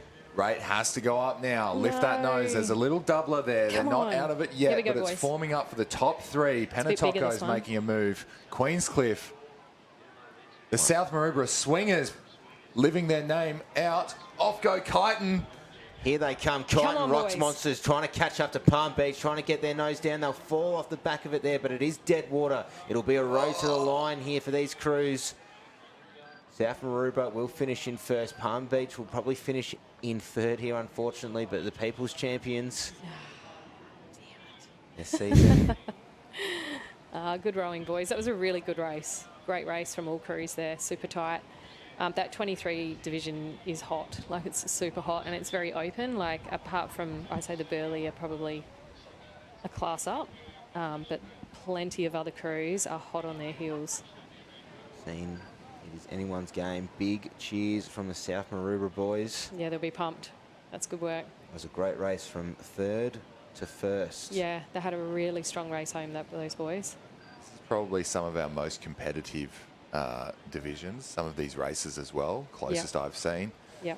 It's our 2nd biggest division at the event, so Resi Males being the largest division, and then you come over to 23 Males, which is the next biggest division. And I think it really shows the spread of what you have to be going through, and each home club has a different advantage or something they're used to, whether that's swell, whether that's good runs, whether that's catching a wave, but you need all of them through this one. If you can get through the break, classy. If you can get out to pace and out to stride out the back there, and then we can see when you get an opportunity, you rarely get a second chance. You have to get grab onto that with both hands and take it for all it's worth. And some crews have been doing that. Yeah. All right. We are moving on with our 23 females semi-final 1. In Alley 1, we have Dickey Beach, De Huey's, Alley 2. De Hudies. We've got Glenelg Gunners in 2. Allura Fancy Pants in 3. North Cottesloe Glossies in 4. In 5, Coleroy Cannons. And in 6, Palm Beach Pina Coladas. We have the under-23 development team for Australia in Alley 6 of the Pina Coladas with Dr. Matty Giblin on screen of Palm Beach. Their upset loss to the North Cottesloe Glossies, who took out the ASRL Open in February, will be in Alley 4. This is a really hot heat, this one. This is Fancy Pants, Northcott, Coleroy Cannons, Pina Coladas. I'd be surprised if we don't see a fair few of these in the final. Dickey Beach Duties have been around the traps for a little bit as well. Last few seasons up in Queensland. So we are now looking into the semi.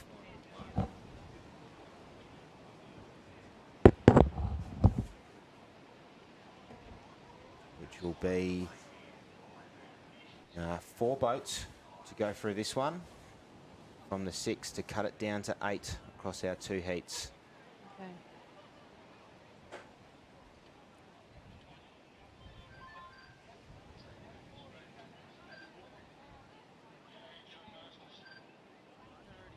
Anticipation building here in the commentary booth. Got some good swell just building through the course there. Of course, North Cottesloe, all white caps of WA. Rather clean too. I'm a big fan. And Glossies. I kind of like that name. I don't know why. It's kind of... It's eccentric. That's what it is. And that's a great thing I think about surf boats. We have some fantastic names across our sport.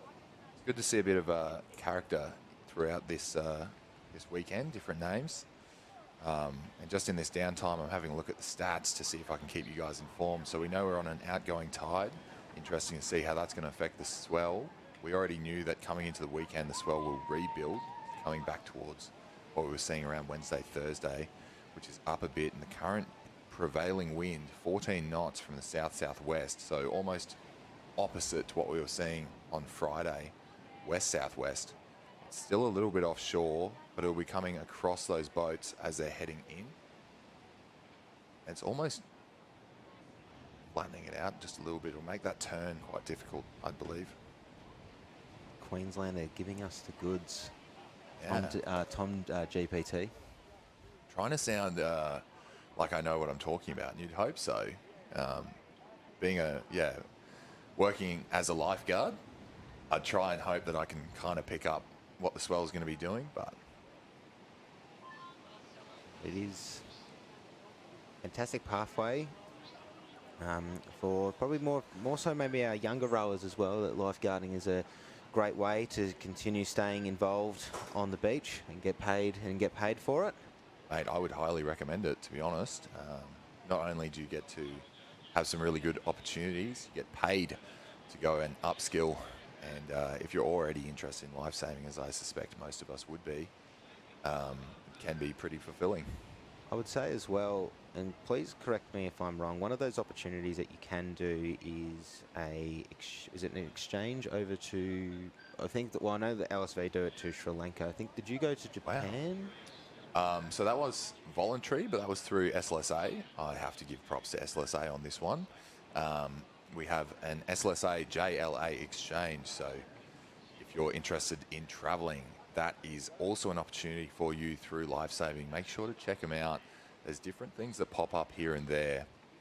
For me, that was a month-long trip to Japan, and I actually had my expenses covered. So I was in the green. At the end of that month-long trip, I got to teach lifesaving to kids in Japan over there, a number of whom can't even swim or have never been in the ocean. I was surprised when the ocean was salty. But awesome opportunities, and even through sport here, a lot of this will be heavily subsidised, whether through your own club or your own local rowing association. I've had some really, really good opportunities through lifesaving. So got to give them a plug. Shout out to SLSA, SLSQ. I'll try and be impartial and keep my home club out of it, but they know who they are. They've supported me quite well, and of course, for me, that's the Australian Lifeguard Service as well. They've got some good opportunities to go overseas. We do Denmark exchanges, exchanges to America, and different opportunities pop up all the time. I think there is actually a lifeguard exchange to Japan as well, but it just tickled my fancy. I already did Japanese at school. Excellent. I probably, unfortunately, for me personally, probably missed out on doing the Gold Course, but it's been fantastic to see a lot of rowers coming up and doing their lifeguarding, doing their full lifeguarding accreditation, following on from the already fantastic culture they're bringing their clubs from across the land. And if you've got a bone to pick like I do, I was sitting here, chip on my shoulder, trying to break down different barriers. I know people say that boaties tend not to mix with egg and spooners or other divisions, but that can be eroded with time, as well as boaties actually being capable in lifesaving itself. Yeah, I will say one of the when I was at Mordialloc last year, I did. I've been doing the 2K. I did a 2K beach run for a few years to sort of keep up in sport. And I will be on. I think that might be the cruelest sport that we ever had, because running on soft sand for 2 kilometres just makes you question every life decision you had.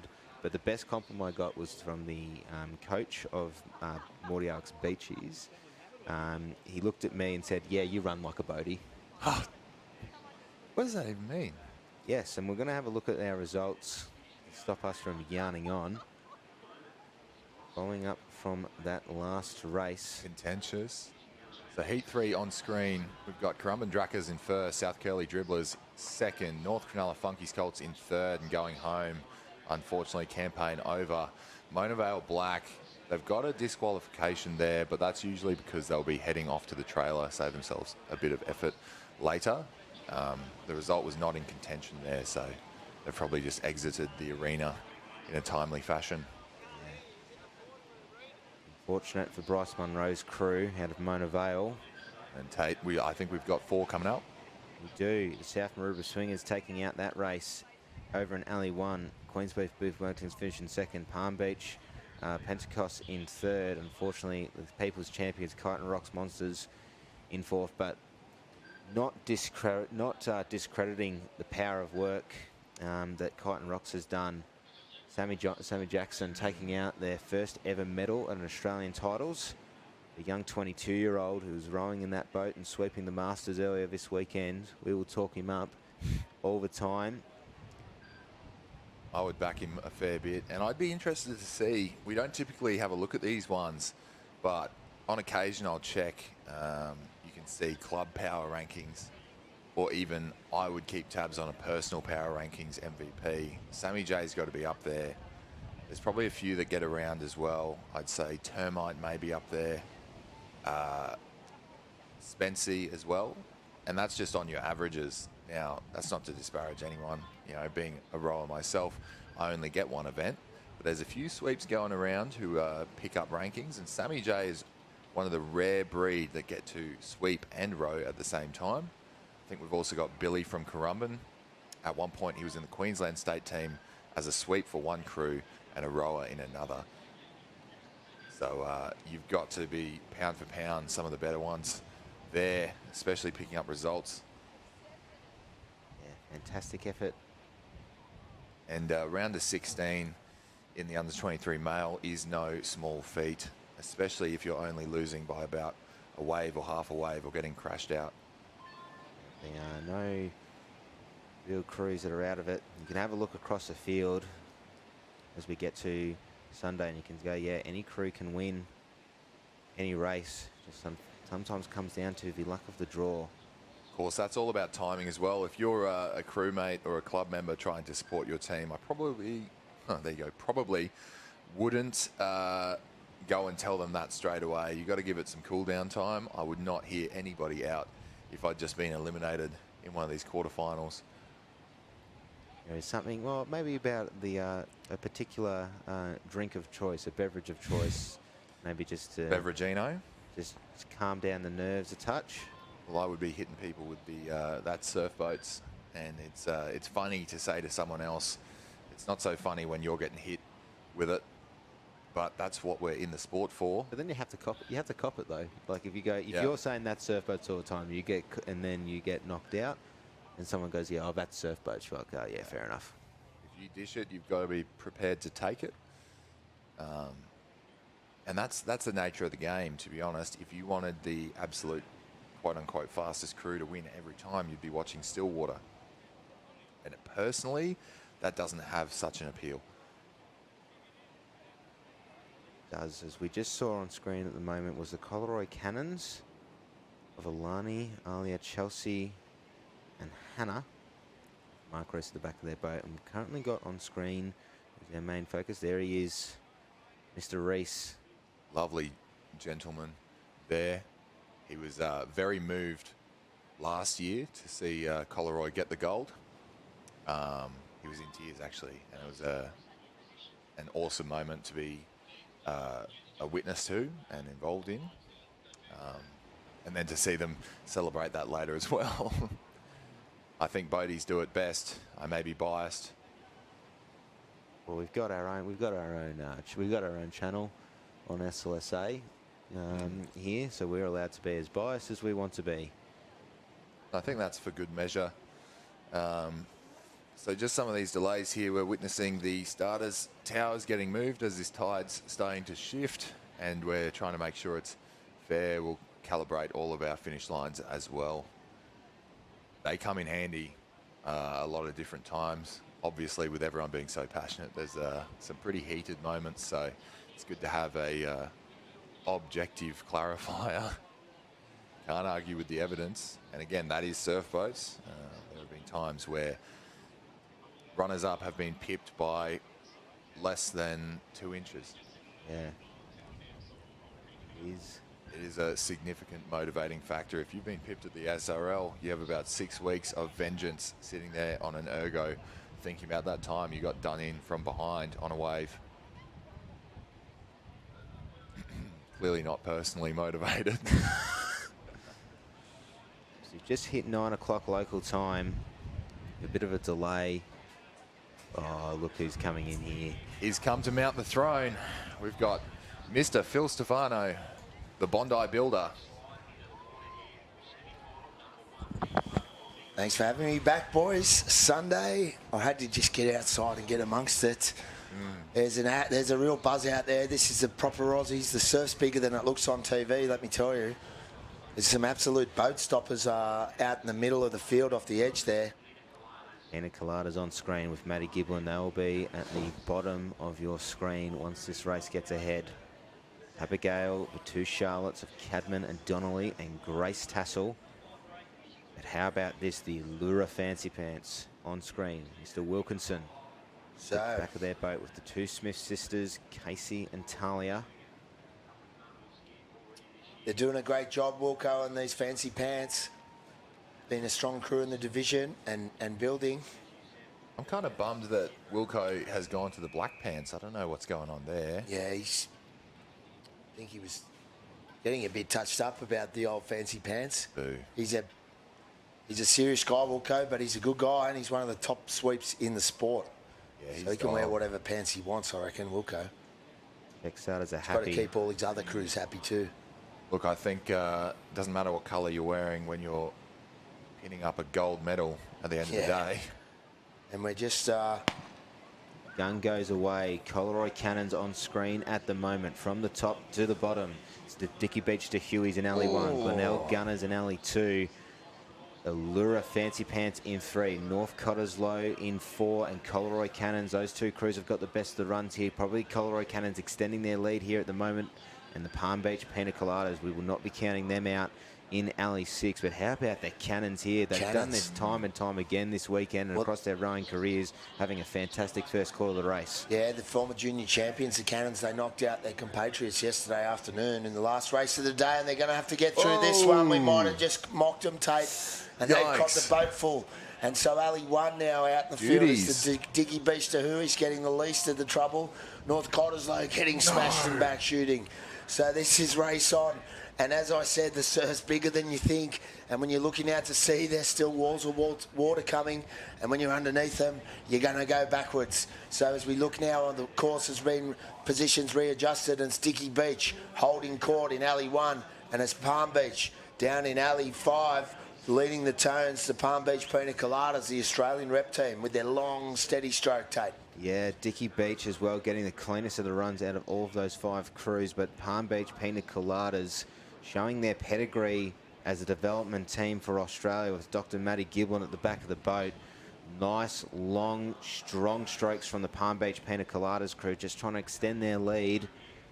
4 boats will go through from this. We're currently looking at 5. Northcott are desperately trying to catch up to the rest of the pack here, but that heavy check might just be their season done. Heavy check. And look at the course, Tommy. The wind's just starting to ripple up now out to sea. It's getting more stiffer, the breeze from the south. Yeah, so that's a bit of a southerly there. You're looking at about 13 knots or 26 Ks, and there's gusts stronger than that. That's going across the stern. That'll be a bit of an issue into this turn, so we'll have to see how that goes. But I have to say, look at the Pina Coladas making a lot of meters up off that early check, and they mounted that secondary bank very well. So there's the field in shot there, and it's great viewing from the Big Voice Media. You've got 6 boats on screen. Sadly, North Cottesloe are just the last to get to their blue can now, but it's Palm Beach off the white can, and it's Dicky Beach up there in alley 1 on the black can, and it's Collaroy on the yellow can down here. The 3 leaders, 4 going through. Allura, Fancy Pants right there in this race too, and just up there in alley 2 is the crew from Glenelg there. So there's a little wave coming with Tate. Yep. Look at this under run. the boat for Northcott. They'll fall off the back of it here. Oh, this is where the big swell's coming. Glenelg Gunners are going for it here alongside the Allura Fancy Pants. And Dicky Beach have got the best run of it here. How about the crew from the Sunshine Coast? They'll fall off the back of it here, but a nice lead. You can see these swells starting to build up just as it's about to hit the turning cans now. Well, you see that breaking. There's waves breaking through the gate cans there. So this is going to be an action-packed course, and here we go for the southern end of the course. It's Palm Beach, and it's Collaroy working, spinning the wheels. He's got to stay inside his gate can. Reese. He's done it. Late drop. Stayed inside that gate can too, which is all important. And it's Palm Beach trailing with Dr. Giblin. Look at the and spin. Mark Reese has held him in the seats, and they both lost it. Oh, no. Double touch-up, maybe. Oh, the worst position for Collaroy because they're facing the wrong way. They're caught up on each other. Giblin's pushing the other crew, but there's waves behind them going to break on top. And coming through now is the Fancy Pants from Allura. And up in alley 1 is Dicky Beach. And here's another wave for the crews in alley 5 and 6 to get going. But the Fancy Pants, Grant Wilkinson, he knows his way around the course. And he's just going to bring it across the line in first place. He's picked a line. Sit easy. Have a look. Is that Northcott coming through? Northcott is fighting. They're not out. So it's the crew. Oh, this is too close to call. This is going to be huge. Northcott, who are out of it now, are up at this. This is huge from the north end of Tugan. Massive out here, and I dare say both those crews. He's gutted Giblin because they were a real hot crew and they were leading that race, the Australian team. And I think, to be fair, they both slewed and they both went the same way, or their opposite way towards each other. So that's probably 2 of our top markers have just finished in the last 2 positions. There's going to be protest galore. I don't know if there's much they can do about that. That's what I'm saying, Tom. I don't think they can protest. They both slewed. They'll just switch positions with each other. They just both knocked each other out, sadly. And goodness gracious. There's a big sigh of disbelief on the northern branch, and there's Mark Reese. He knows, and he's gutted because that's, sadly, I reckon, his campaign over. You can't, to be fair, Giblin lost his boat as well, and everyone screams protest when things don't go right, but it's just, I don't know about that one. I think that's just part of the sport. That's par for the course there. For those at home, take a reset on that one because there's some 2 heavy hitters, like you said, Tommy, in the 23 female division, no less than the Australian team, the Pina Coladas. That's got me gobsmacked. Bumming, and again, it just seemed like they fiddled around, and then they got tangled up. And then one boat was trying to push the other one away, and then one was facing out to sea, and dear, oh dear, oh dear. But that's not the dance you want to see. Well, we're getting back onto the racing now. There is no stopping for us here in the surf boats as we are sitting here in disbelief. Another big race here in alley 1. You've got Northcliffe Lightning, Emu Park Enchiladas in 2, the Palm Beach team in 3 with Peter Spence, Coogee in 4. In alley 5, the Currumbin team, and then in alley 6, you've got Surfers Paradise Sinners. Out and away. That's with Sam Downey, Donnie Cottrell's stepped order. The Surfers Paradise Sinners with Matty Silka closest to screen. And that's a pretty even start there with alley 1, Northcliffe probably just getting the best jump off the beach. Right on their tail is Peter Spencer's crew of the Palm Beach Pythons. Their compatriots are currently out of the running here at the moment. 1 and 2. 3 will be the Coogee Nut Crabbers. All heavy bank for Claypan and the Northcliffe Lightning crew. But it is currently separating the field. Unfortunately, Davey Tumba and again another wave. Gets a bath. And it is the boat, the pickle boat of Surfers Paradise, who have managed to pull themselves out here. Emu Park out of screen. Yep. Coogee in second. Emu Park getting belted off the beach there now, so reset the lead. And it's Surfers Paradise Sinners setting a nice, long, steady tempo there with Matty Silka at the back. And they've got the Cleaver oars. That's his influence in that beautiful vessel sponsored by the Paradise Centre up at Surfers Paradise. That's to the great Peter. Now, am I right in saying those are the Cleaver oars there for Surfers Paradise? That is sure correct. Yeah, he was running me through that on Friday. He did say that he was very impressed with you remembering a lot of what he said that was correct, Tom. So I will correct, that was the belly of the oars in particular. That's a bit different. But have a look here. This is exactly where you will get the payoff. What for a those shot cleavers. that is, looking north to the Gold Coast. And what a stage we've got set. Sunday at the Aussies, fellas. There's no better place to be if you can't be racing than up here in the commentary box or at home with you, the listening viewers out in the audience. And we know you're tuning in. We know you're missing this Aussies, but we're bringing it to you as best we can. And there's Surfers Paradise, a length in front, up and out of it as the wind's getting stronger. Coogee, you're right there too.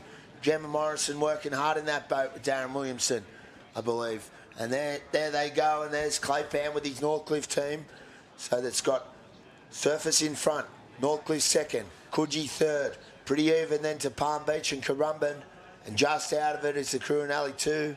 And they're from the Emu Park. Emu Park. So Davey Toomba's not out of it because they're just off the tucks of these boats, 4 going through. But if you had to pick anyone to try and catch a wave back into contention, it's Davey Toomba. He has got the knack for it. 1-800 dial a wave. Big wave Dave, yeah. Yeah, up the front, still in the lead. Surfers Paradise Sinners, but I wouldn't count out Northcliffe. Have a look at this. They're going to get to work. They've got a bit of swell behind them. Life starting to build in the swell here. It is the Surfers Paradise Sinners sitting in first at the moment. A very calm is Jean-Matthew Silka. And you kind of need that. We've seen people losing their heads in the last few races, and it's caused some serious mayhem.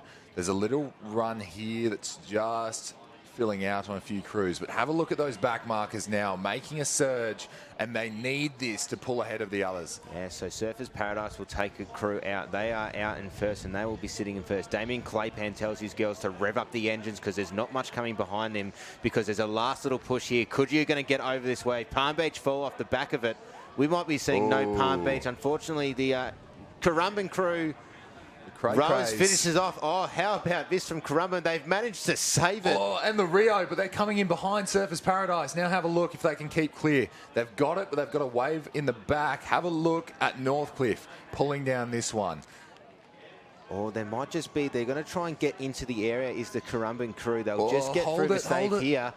The girls are elated, their hands up in the air. Sneaking through, so that's Palmy and Emu Park trying to do all they can, but I think we're taking the top 4. Taking the top 4 in this semi-final on this 6-boater from 12 overall down to 8. So it's the quick or the dead here in these semi-finals. No dud crews. And we're just having a look back at the results from that heat 1 as well. And the disbelief might continue here, Tommy. Palm Beach Pina Coladas and the Coleroy Cannons missing out. This has been a few races of different upsets, and to be honest, it's kind of good to see for the competition. I wouldn't say that directly to the people who've been eliminated, not just yet.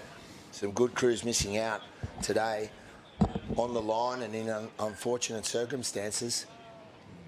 And that's boats, Tommy. That is boats, and I think we're seeing here there is a certain benefit to being the wave in front. It gives you the freedom of the course and a little bit of leeway if you're not going to hold the wave straight. You see some people in desperate throws trying not to slew into other people or give any reason for a protest, and in doing so they've fallen well off. Big cheers as well from Currumbin. Steve Purcell slewed on the wave, managed to pull it back in and managing to get a 3rd spot there to get through. Coogee Nutcrabbers will go in 4, Northcliffe Lightning in 2, and Surfing Paradise Sinners will go through in 1. That'll round out the 4 boats from that last race. We should be moving into the reserve women's. Yeah, I think so. I think that's Harvey Barrett's crew in up here in Alley 6 from South Maroubra. Oh, this is a tight heat, gentlemen. Reserve women, under 23 women. We've They're got the reserve streakers. women. Yep. Bulleye Gold on the top of screen. Queenscliff Ship-Faced in Alley 2. The Mordialloc Mockingbirds in 3. Marucci Door Bolts in 4. Avoca Beach Yodos in 5. And the South Maroubra Streakers in 6. So Connections to all of the clubs here in the commentary booth. We've got friends everywhere, Tom. Yeah, the more involved you get, the more people you know. It gets very complicated with your allegiances. Gun You got to goes. stick solid, Tommy. And away they go. There's Harvey on screen with the streakers. And there we go. Wow. Oh, a little check there in alley 5 and alley 4. Just missing it, and the streakers are streaking away. And they're up there in alley 5, and so is the Queenscliff crew. Alongside Morty Alec as well. Bulleye Gold getting checked at the start. I'm not counting out the New South Wales state champions. They Never rode count them themselves out. really out here. Avoca Becchiotos in 5 getting pushed back, and Maroochydore sitting in 6 at the moment, but there's still a long race to go here, gentlemen. This bank is probably giving a bit of life to those back markers. You'd hope they get checked if you are sitting in the back there. Well, that's the thing, Tommy. It's a long way out, and it's breaking a long way out. We've seen waves. Here we go, another green swell, but we've seen them break through the gate cans already. And you're looking at a south-southwest breeze as well, so that's going to give you a little bit of favour on the way to sea. You might be struggling a little bit if you're on the bow side. Yeah, well, what happens, the wind hits the tuck as well, and it pushes the back around wherever the wind's hitting, so it makes the sweeping job just a bit trickier sometimes. You know, you have to call for it easy, one side just to ease off or less going into the turn, for example, but South Maroubra setting a great tempo here, the streakers. They're doing a great job, and so is Queenscliff there in alley 2. Morty Alec Mockingbirds on screen at the moment. Mez, Lara, Sophia and Jess with Christian Kelleher at the back of the boat. A nice steady pace for the crew from Melbourne's east. Sitting comfortably in 3rd at the moment, but hot on their tails is the Bulleye Gold crew and Maroochydore Bolts. Those back markers have done well. They've levelled up a bit, and so it's anyone's game right now, especially on the way in. This should be interesting once we hit the wave zone back to shore. It's going to be very interesting. South Maroubra will go around in 1, followed very closely by the crew from Queenscliff in 2. It is going to be dead rubber for 3rd and 4th place going around. 1, 2 and 3 for the crews from Bulleye, Morty Alec and Maroochydore. Avoca Beach with the work to do, but South Maroubra just extending their lead further here now, Phil. Yes, lengthening out now with the little run and bit of life underneath the boat there from Harvey Barrett, and he's streaking ahead at the streakers. So he told me one of the girls, or maybe I can't repeat that about their crew name, something about rowing without clothes on, but anyway, we'll keep rowing here, and the streakers are streaking away. Nice little wave building for Avoca. Well, they'll fall off the back of it here. It's a long way out the back, Tate, and they're working hard now up in alley 6 for the streakers. Nice little runner for South Maroubra. They'll fall off the back of it here, just extending their league a little bit further. But work to do. Maroochydore Bolts as well have rode themselves into 3rd place here over Bulleye and Morty Alec, but there is life building under the boat of Avoca. It'll catch up to Maroochydore in about 2 strokes time. Morty Alec are trying to catch it a little bit, and it's just dead water in alley 1 for Bulleye. Looks like it might pass a few of those crews up, so we're looking at South Maroubra now. It's just hitting the tuck here, and off we go. Rating comes up for Barrett. He wants to get over the front of this one, and he'll drop down it if they have enough power, do they? He still needs a couple of strokes. They're not there yet. Teetering. And he pushes it over. Will he get it? It's trying. No, it's fattened up. Oh, it's fattened It's up. fattened up now. They're coming from behind. The mercy and of it's that going to be cruise. 4 boats getting through this. Hold and it. there's at least 5 in the picture here. Just dropping off his alley 1 now. So the streakers still holding their advantage. That's your top 4 there coming through, and they're about to break through onto those South Maroubra girls. And it's a late takeoff for South Maroubra because they're trying to Hold search it. for the finish line. Hold it straight. That is so tight from the top 3 here. Well, they're through, and they're all comfortably through. And there's Queenscliff, I think, just taking 4th spot. Avoca Beach in alley 5 You from called it, Tommy. 6 to 1. Called it. Oh, no, who's missing out there? Will be Bulleye Wow. and Morty Alec. Great road from the streakers. Up in alley 6, and wow, hard luck from Bulleye. Yeah, they were holding top 3 on the way to sea. They cop it off the beach, and they had to row back into it. That might have just burnt them out a little bit on the way. South Maroubra girls are delighted with that row, and so they should be. They progress further to the next round, and it's very exciting from here when you get through and through and through on a Sunday, Tommy, as you know. That would be an absolute confidence builder for them, I reckon. You've taken it all the way to the top step in the Colts. Yeah, it's happened before. Well, I it doesn't can't happen say. to everyone, let me tell you. So you're a very lucky guy, but you worked hard. and winners make their own luck. And I did see your old sweep, and he wanted to know about getting back in the boats, and he's got a good engine, but he's missing the big boys, the force. So apparently they're all three of them are around too. Yeah, in the last little bit, I've been paying attention to different thought processes and styles regarding how you go into sport. And for me, it was always just relief to be through. But some of these ladies in particular just seem to love the sport and enjoy what they do. Here we go, semi-final 1 or 2, is it? What are we up to? We're in the minor semi-final, so we have 6 boats going in and 4 boats going through. Yep. This is heat 2 of this semi-final. A couple of good crews in this one, wow. Absolutely. South Coco Hoosier will be in Alley 1, the Kyneton Rocks Misfits in 2, Dicky Beach Dreamers in 3, Currumbin Vixens in 4, Allura Rhythm in 5, and the Freshwater Freaks in 6. All good crews there, the Hoosier. Now, the Dreamers here were actually the, I believe, 200 or 220 Masters champions a few days ago on the Thursday or Friday. So it's really good to see them representing at the top level. 100%. Well, I'm not going to jinx anyone here, but there is this crew that stands out to me in this field. But we'll see, because the Ocean is, you see Perry's Freaks there copping it. All the crews doing a good job to hold these noses square on this edge, trying to give themselves a competitive advantage, and I bet they're itching the way forward, and all that's doing is putting their nose under these shories. Yeah. Check starter's probably saying, come back, guys, you're going to get hammered, and they just want to inch forward, trying to get that inch, but sometimes it's not the play. So you see a great shot there was with the finish line through the tower. The Freaks on screen there now. The Hoosier in this race, they're a regular A crew with an injury to Captain Berry this year, and a sweeping issue, so Gussie's got open women. He's taken the Hoosier in reserves with a shortened program this year. And they're fired up, the Hoosier. They've won this medal before. Wow. Oh, bang. Couple of getting hammered there. Currumbin, Perry getting copped with the Freaks. The Freaks here off to a hot start, and they got punished by Huey for that. There's another one here they might just skip over. And to be honest, on the topic of cleavers, this is probably exactly what you want to see at the beach if you're rowing with that style. Just bumping up and down is the Freshwater crew sitting in Alley 6. Currumbin Vixen's got checked really hard, so from 6 boats down to 5 currently on screen at the moment.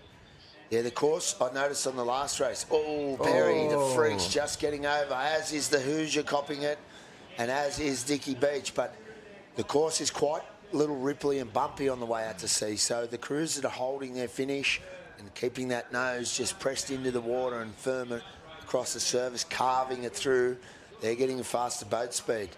And it can be hard to try and get your rowers to relax. When they rush, the boat just bounces around and doesn't do good for anyone. It's doing a lot of work is Mia Gleason at the back of the boat of the Freshwater Freak. She's got a really extended arm out just to try and keep that nose down and just keep the boat running rather than sort of the up and downness of the heaviness of that front of the boat.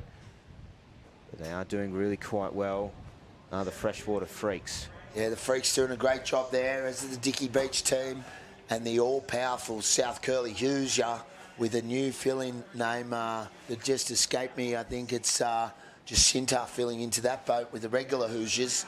So Gus Patiri there, lengthening out. He's up in Alley 1, or Alley 1. Kyneton Rocks copping it off the beach, just dropping back. 4 to go through here. The Freshie Freaks holding court down this end.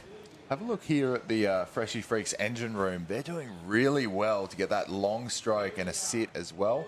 That offshore breeze will get up the tuck there and help them out to sea. And there's the Freaks now going around half a length in front of Dicky Beach and of the Hoosier. And just trailing them is the Allura crew. So 4 boats now turning the cans. And it's Currumbin and Kyneton Rocks just getting around last in and then 5th. So they've got to get a wriggle on to make this top 4. And Perry's barking these orders. He knows he's in front and he's trying to drive that advantage into the back to the beach and get on one of these waves first. If you're a wave ahead, that's a good place to be. How about Chook Wildman's crew, the Currumbin Vixens? They were probably about 2 boat lengths behind Kyneton Rocks going through the gate cans, and now they're coming up right up to the tuck here. They are still in it, but it's currently Freshwater's race to lose in Alley in the bottom of the screen rather. Rowing through here now Top 4 to go through. Top 4 going through here, Tate, and it's Perry out in front with the Freaks and the Cleaver Blades, and it's the Hoosier just edging their nose ahead of the rest of the field into second place with Spiteri. And the rest of these crews, it's a bit of a dogfight here because you see everyone's just there or thereabouts now because they're right in the wave zone if something big comes through. Perry's getting through. Here's Gate Can with the Freaks first, and they're 2 lengths ahead of the Hoosier. There isn't much coming. Actually, Perry's just killed them easy, trying to get over the line. They're at the mercy of the crews here. He wants to wait for one. He doesn't want to row and get hit from behind if he can help it. Oh, but he might have to go. We've got to keep moving. Yeah. How about this? Dicky Beach Dreamers pushing through here. And Wilco stopped to wait for something as well, so that's fattened up for Perry. He's got to row in pretty deep water without any assistance behind him. The Hoosier up in alley 1. And here comes Wilco. So the front 3 boats are on top of a little runner and the back 3 boats are on top of a little runner. And it looks like Kyneton's just going to slew their way out of it. So it's down to 5, fighting for 4 spots. The Hoosier safely over. There's the Freaks and there's Dicky Beach. So it's Allura and Currumbin. Allura and Currumbin. It's going to be straight with straight. Wow. Woo. I can't call that. I'm not calling that. Don't call it. And on that note, Tate, we'll give you some relief. We'll get the big Don Cottrell back in the hot seat. We'll hear from you a bit later. What a call, Tate. Thanks for your opening couple of hours service. Looking forward to seeing the rest of the races with you guys on the live stream. Don't go too far because your services will be required. And that was an absolute race and a half. And sadly, on screen now, Kyneton Rocks just missing out. Well, Grant Wilkinson there pulling up his crew a little bit early from what we saw, but that is Wilco, you know, and you have to have faith in him to know what he's doing, and he did. Yeah, look at that. You definitely don't want to get hit from behind. If probably, there's a no gain zone, and so being able to hold it straight for him, and then on top of that, he's probably given them enough of a rest, 5 seconds or less, but sitting there getting some deep breaths in right before you have to absolutely rate up probably helped them just get that one over. Yep. I reckon they've got through. A couple of shout-outs. I wanted to shout out to my bowman in the Bulldozers, Mr. Luke Hume. He's got a bit of a man crush on your man, Matty Silka. He loves him, and he said, shout out to Matty. I said, always give Matt a good rap, but he wanted me to re-voice that. So the Sinners getting through. Yeah, they did, and they rowed well. They didn't just fluke it from away from the back. They actually won the rowing race as well. So 100%. So that was good to see from the Surfers Paradise Sinners. And yeah, I can vouch. Matty Solka doing a great job with the under-23 girls at Surfers Paradise. They love him. He has some weird coaching techniques and things he does up on the Brisbane River. They don't get much opportunity in the surf. They train on the Brizzy River. On our screen here now, gentlemen, is this the under-23 males? It would have to be, yes. We've got the Beef Wellingtons on screen there now. Talking to Damien Daly on the beach, he said that they've done 18 boat sessions in 2 weeks since their state titles. And he said that has been his surprise packet to see how they have lifted. With cleavers. So super heat here. Hot heat. Looking at the Termite with the Jeff Hewitt and Jenny Drury named brand new South Curly vessel. Blitz. And that is near enough to a final. Just have a look at that lineup there. Burley Heads Mowbray Park in 1. South Curly Burley, your current Australian team. South Curly Dribblers, were they the New South Wales team? North Cottesloe Saints, I'm pretty sure they were the West Australian team. Palm Beach, the Pentatokos, and Queenscliff Beef Wellington, as we just mentioned, are in good form at this event. Do we have any early picks? Yeah, well, are you betting men? No, I'm not going to do it because I don't want to put the mocker on any of them. They're all good enough to win, and they're all mates of mine. But I did race in this division this year, and they're all going pretty well, to be honest. Looking down that list, it could be a final. The last quarter there for BHMP, they had some work to do, and they did it. Credit to them. They've pulled straight through the field and come back. I think they were leading, but it was probably 4 boats on one wave at that point. Yeah, Matty Smith doing a great job there at Burley Heads Mowbray Park. Burley are back. They've really built their boat section up over the last couple of seasons, and the results have shown this year. We've got on screen your current Australian development team. David Campbell, Angus Campbell, the twins in the centre of the boat. We've got Alan Perry sitting in the stroke seat and Jack Rivet. Jack Rivet's the smart one of the crew. Yeah, he's a good kid. They're all good kids. Campbell brothers, Perry. He's up. Don't know if they've got a good start all weekend, have the Burley. They've always had to deal with something. Let's hope as we get to the pointy end, all of these crews get a fair crack at this. Queenscliff on the screen there again.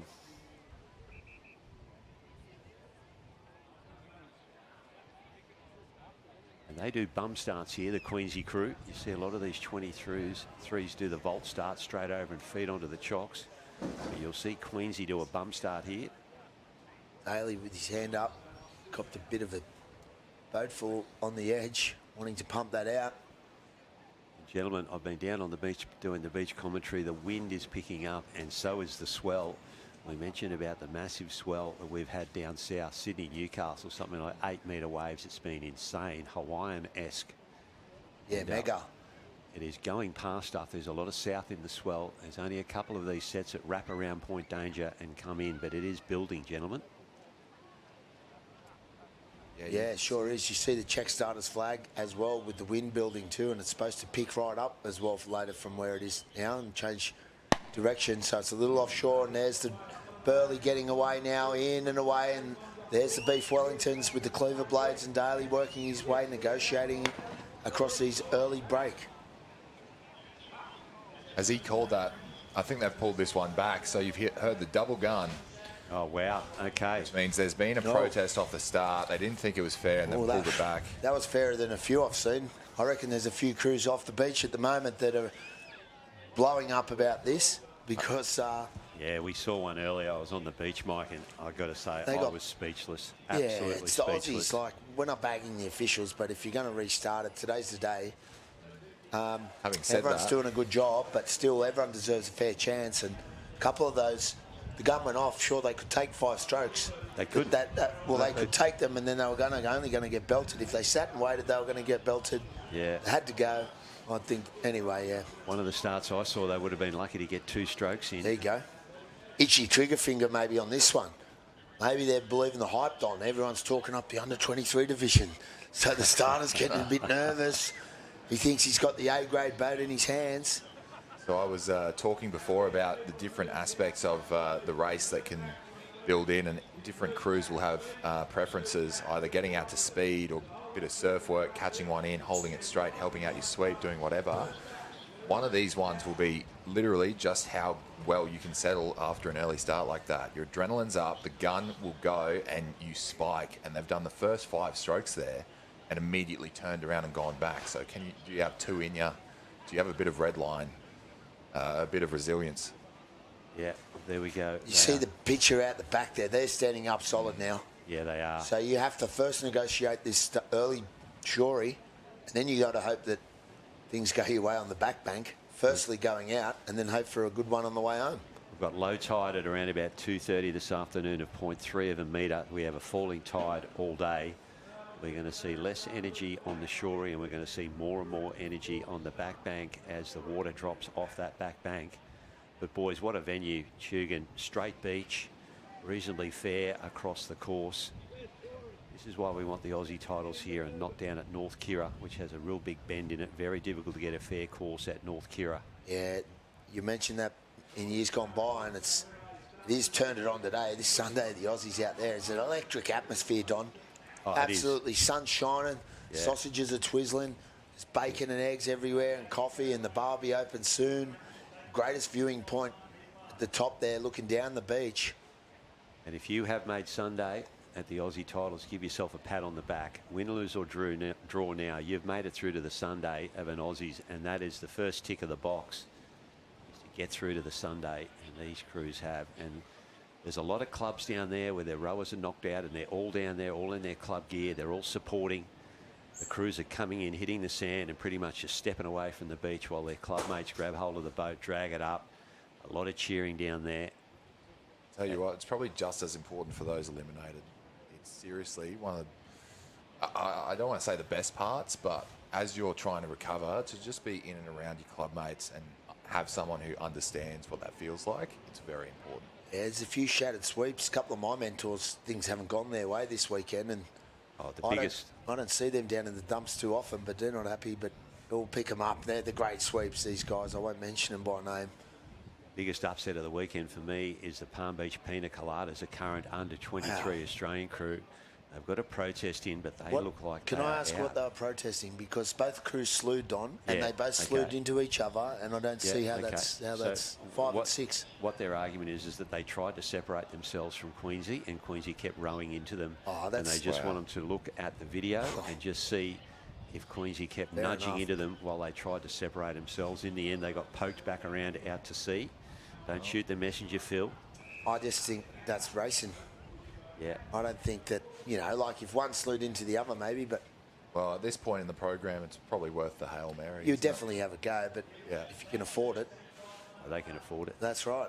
And I'm not going to say that's the anything budget. more on it about protesting in Palm Beach. Maybe that could be a crew name for the future, Palm Beach protesters. Jeez, you're a hard man. Wow. Well, you're a hard man, I want Phil the Pina Savano. Coladas to get through. I love Rishi too, but I just think, what about the 4 other crews? And then in the following race, when someone has to race one of them through no fault of their own, there's an extra boat. Oh, yeah, and this is Aussies. You need to make and break your own luck. If you're an under 23 female crew still in this event, you'll be pretty stoked to see those 2 crews out. Well, no more so than your stepdaughter. Yeah, I can't show my bias here just yet, mate. But they Why change now? But anyway, let's see. The officials will work it out. Maybe I didn't know the rule, and I guess, I didn't see the footage of Queensy keeping rowing or Colroy, keeping rowing into the Coladas. So it looks like guns up here. What? Guns back down, probably. We've already had one false start on this heat. Looking at BHMP, Mowbray Park, Bailey's in Alley 1, South Curly Burley Alley 2, South Curly Dribblers Alley 3, Northcott Saints Alley 4, Palm Beach Penatocos Alley 5, and Queenscliff Beef Wellingtons Alley 6. Don said this could be a final, and the Baileys versus the Burleys. Yeah. Commentators' dream, that one. Oh, what about the 2 South Curly crews side by side? They are red hot, those 2. What about the Sydney Northern Branch? 4 of these crews in this race, is it? Northern Sydney Stranglehold. Or go North Cottesloe, I say. Saints have done well. They did real well. They're a top crew, Don. Hey, have a look. Oh, gun goes, and away they go. Beef Wellington in and over. I mentioned they did bum starts. I don't think they did one just then. Feet over the gunnel and in, and we are riding with Palm Beach there at the moment. Oh, Bailey's again getting super checked off the start. Is it? Yeah, reminiscent of their quarterfinal. We'll have to see if they've got it in them to make it back up, but that's not looking promising. Donny's Queenslanders out the back door for the moment. So you see it's the South Curly team one. Dribblers getting through there with the Burley and the North Cottesloe Saints. One to get through for North Cottesloe and Queenscliff. Back shoot, Queensy. Wow. Lock on. Off we go, boys. And the Baileys bringing themselves back into contention because they had a pretty good run of that. But our top 3 markers. Oh, Penatocos just getting over. Northcott punching straight through and the 2 South Curly crews. Nice and clean for them. Off we go. There are 3 hot crews out in front there. Burley at the top of your screen. The South Curly Burley, the Dribblers next to them with the Termite up the back. Then we go across to North Cottesloe. Pretty sure that is Dave Hunt at the back of that crew of Northcott. Yes, it is. Good call, Donny. The Peepers are still working just fine. And you see these 3 crews. They've raced each other hardcore at the front of this field. The 2 South Curly strokes. Look at those noses. All 3 are just literally going stroke for stroke. And maybe it's the Dribblers with a little spurt on there. If they don't need any more motivation, do they? The South Curly crews, they would go hard enough it is, but when they've got the other crew right beside them, that is really going to drive them on. And when the caps are on the top of the heads, it's extra special. Yeah, absolutely. And they've separated themselves here from North Cottesloe, which is something special to do. And those Burley, left-hand side top of your screen there, they got checked at the start, but they've been able to row back in with these crews getting copped on the back bank. Into the turn here, we can see all 3 pretty much level. Doesn't look like there's any form of a gentleman's agreement here. And with the way the waves have been forming up, you can't afford them anyway. You must get ahead. In and around quickly, all 3 of those crews. And maybe North Cottesloe's picked a length or half a length up here. And they're used to rowing in the wind. They're looking good, the Northcott boys. Still, you got helmets on, or are they helmets on by choice? I forgot their caps. I reckon they row at least a point lower than these other 2 South Curly crews, does the Northcott crew. They're going to wind it up here a little bit on the runner. They skate along the top of this one, and then you'll see them drop back down off the back of it, and they will dig in for a heavy stroke here and settle back into their rhythm. But they just nudged another seat there. The angle can be deceiving here from the drone, but at the moment we're looking at our 3 leading crews, and Queensy, they just need to keep themselves in touch here with these leading crews if they are any chance of attacking from behind. We've got our 3 leaders, but we are taking 4 through, and here's Palmy. Yeah, have a look there. So 12-second swell period. We have to see how that goes with everyone else. Palmy making a late send. Looks like they'll fall off it, which opens them up to those back markers. And they're in the hot seat right now. Queensy need to pull down over this if they're going to feature any further into this carnival. It's fattened up for them, and I don't think they're going to get down it. Palmy in front. Rate comes up, and they are going for it. Queensy drops off, Burley off the back. We have 4 into the gutter now. Rowing across is Broken Water. You see Palm Beach on their own, but there's ways for Burley and there's ways for late takeoff for Queensy. They're going to have to keep rowing. Damo's got his hands full. Will he hold it straight? They keep rowing and he will. No. He's pushing hard on that sweep, or he's got it on the hip. But Burley are trying, but it's Palm Beach out on their own, and we think are going to cross that line. Oh, Palm Beach in dead water, but they are far enough in front that they are going to get across in the 4th position. A race, and those front 3 crews were separated by less than a boat all the way out and back pretty much, and that was a humdinger. Oh, the disappointment there for Damien Daly and his Queensy crew. Beef Wellingtons. So that's a credit there to Pebbles in the back of the Pentatokos boat. He's done real well. Sometimes there is immense pressure, and you can see he's on that wave ahead. He just had to hold it. Some people have been folding in these previous races, just not being able to hold it straight. It's hard to hold, Tommy. Yeah. Either you hold him in the seats because you want to, if you fall off, you want to be ready to row, but disadvantage holding him in the seats, the boat's heavier. When the wind comes up and the tuck's up nice and steep. So you've got that southerly breeze, and on top of that, as this tide starts to go out, you'll see a bit more of a channel forming between that back bank and the shore, and that sees a lot of water movement, which will make it particularly difficult for some of these sweeps. So, moving along though to Heat 2, Semi-Final 2. In Alley 1, we're going to have the Collaroy Longnecks.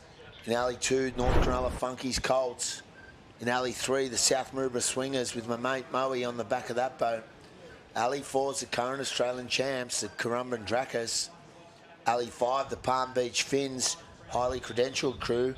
And Alley 6, it's Tahi Bay Twin Turbo Boys, the Kiwi representative team. And they're in their own boat here up in Alley 6. You can see a green boat.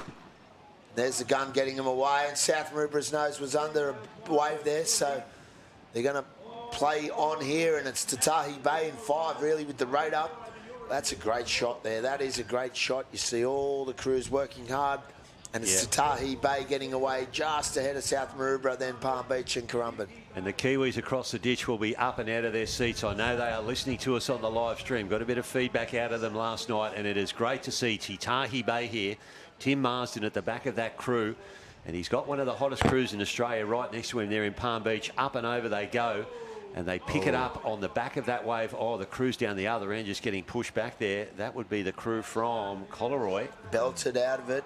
Not out of it though, Don. Still just a length off. No, they are there. Just back to that Kiwi crew in the front of your picture, bottom of screen there.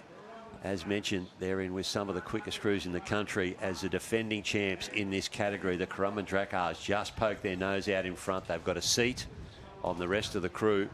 And then we go over to your mate Moe there, reaches down, turns off the pump there. Give us a bit of intel on South Maroubra, mate. They're going well, the Swingers. They're a good bunch of boys. I had a bit to do with them a few years ago as mates and kids. They've built and trained real hard. Nick Malik, the boat captain down at South Maroubra, has got them all swinging hard. Team's going well. Moe's loving this crew. So they've got raw boat speed, and they're showing them they're not out of this. You see the Aussie champs just edging ahead. Yeah, and the Kiwis at the bottom of the screen just dropping back a seat or two. The pressure is on here. They are racing two of the greatest crews in the country, Currumbin and Palm Beach. And they're just dropping back, but we're taking 4 through here. This is an opportunity. Let's see him spin this boat here.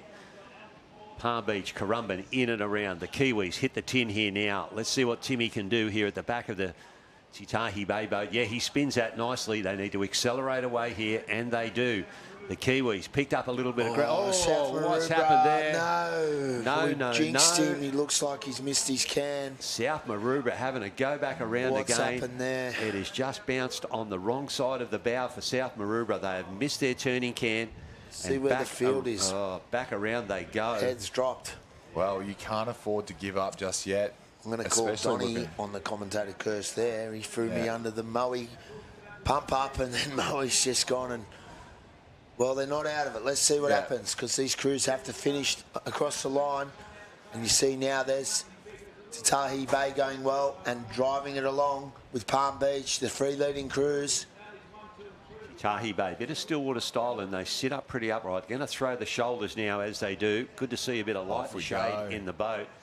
That is Maroochydore-esque, mate. Seeing them throw the shoulders. They might have just fallen off the back of that, but that's all three of them, except for... Wave coming. They're waiting for it. You see Donnie there. Oh, Tooley. He's checked it here now. Has Tooley. They are going to wait. Yeah. Deep breaths. How steep is it? Recover. Should he have waited? That is a long wait. Oh, this crew's coming from behind, and it's going to... You're right, Don. Coleroy. Because the pressure's on, and has O'Toole held it? He's got to hold it now. This is the hot seat. Well done there. Titahi Bay head back to their seats. We're riding with Palm Beach on the split screen on your right. Titahi Bay back in their seats at the bottom of the other screen. They've fallen off it. And they start to wind it up here now, but the crew at the other end there, Coleroy, boys. the long necks. Pulling through it and down.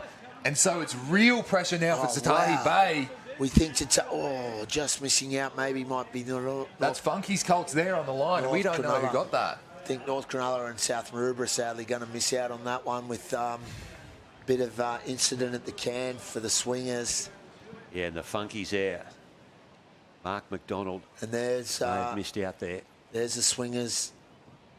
There's, they're in a bit of a pickle there. Heads a drop. Moe's not happy with it. They're all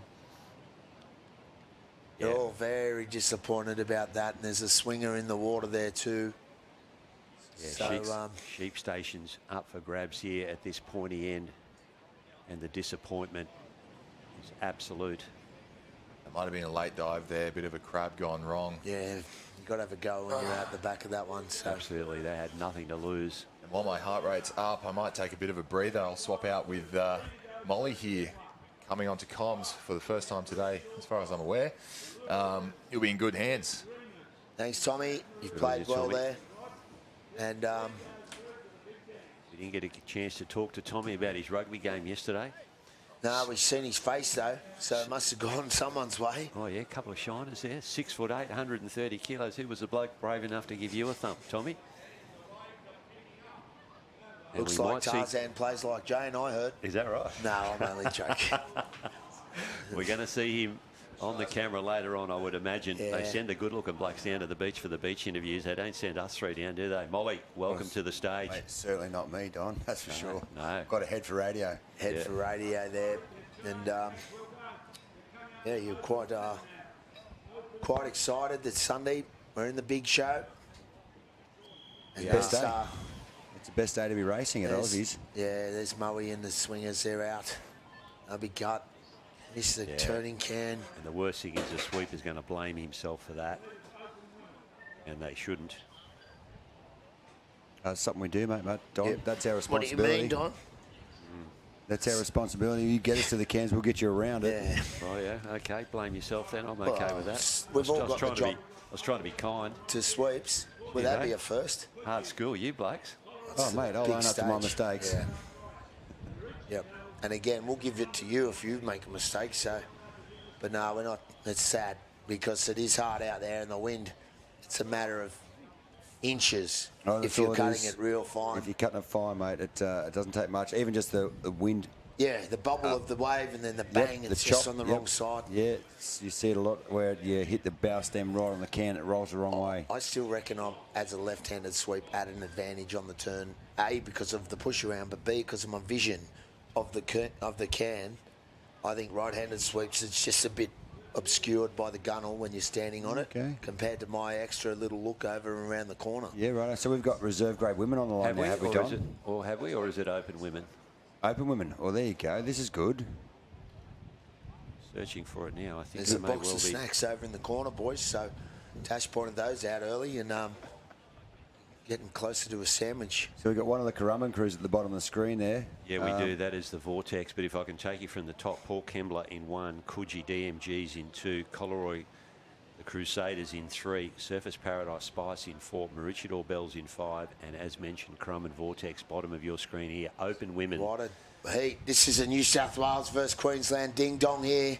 3 Queensland, 3 New South Wales. Got the mighty Coogee girls from the Sydney branch, the DMGs.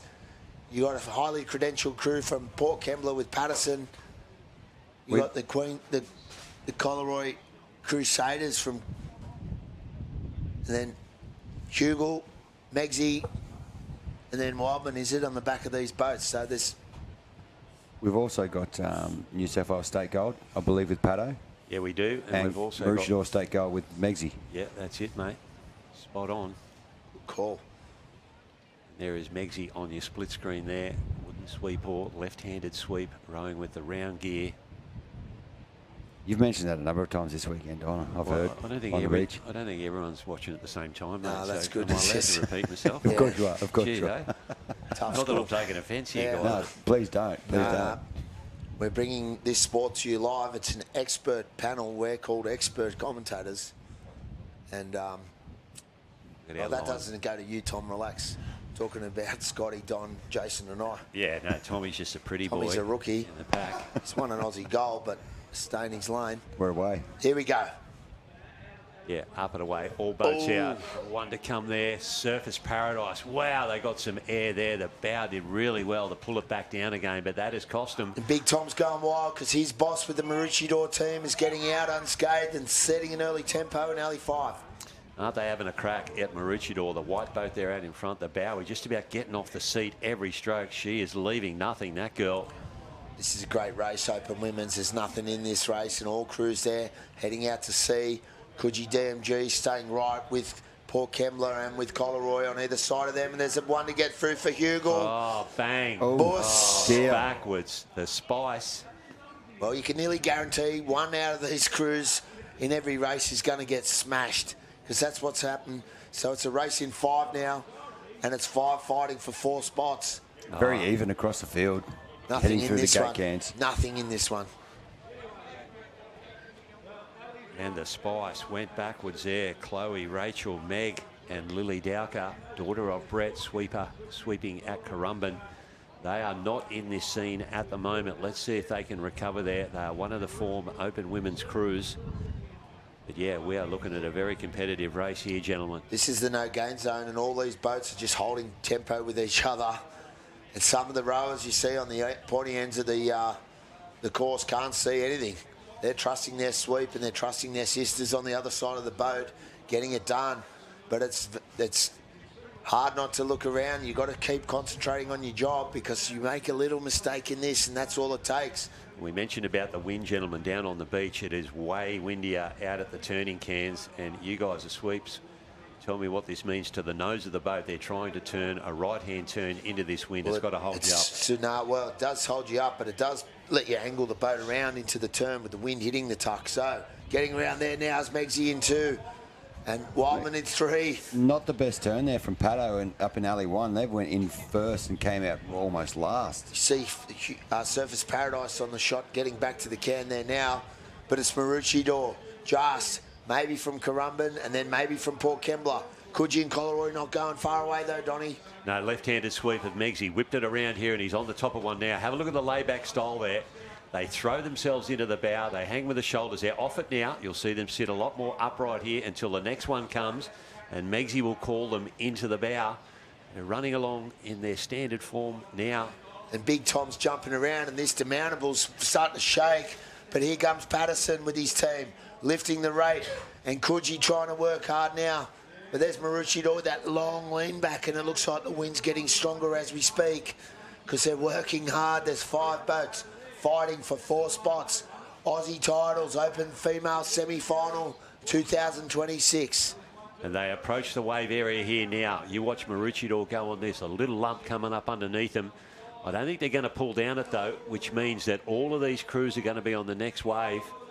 Oh, Paddo, he got a good run out of that. The crew from Coogee, they're going to have momentum from behind here if there is a wave here for them. Oh, man, has it gone flat? There's nothing there, Don. It's a row home. Yeah, it Well, is. is it? Hang on a second. Just Hold a little the one. phone. Just a little one going to stand up behind Meggsy there, but he might be in a little bit too How far away is it?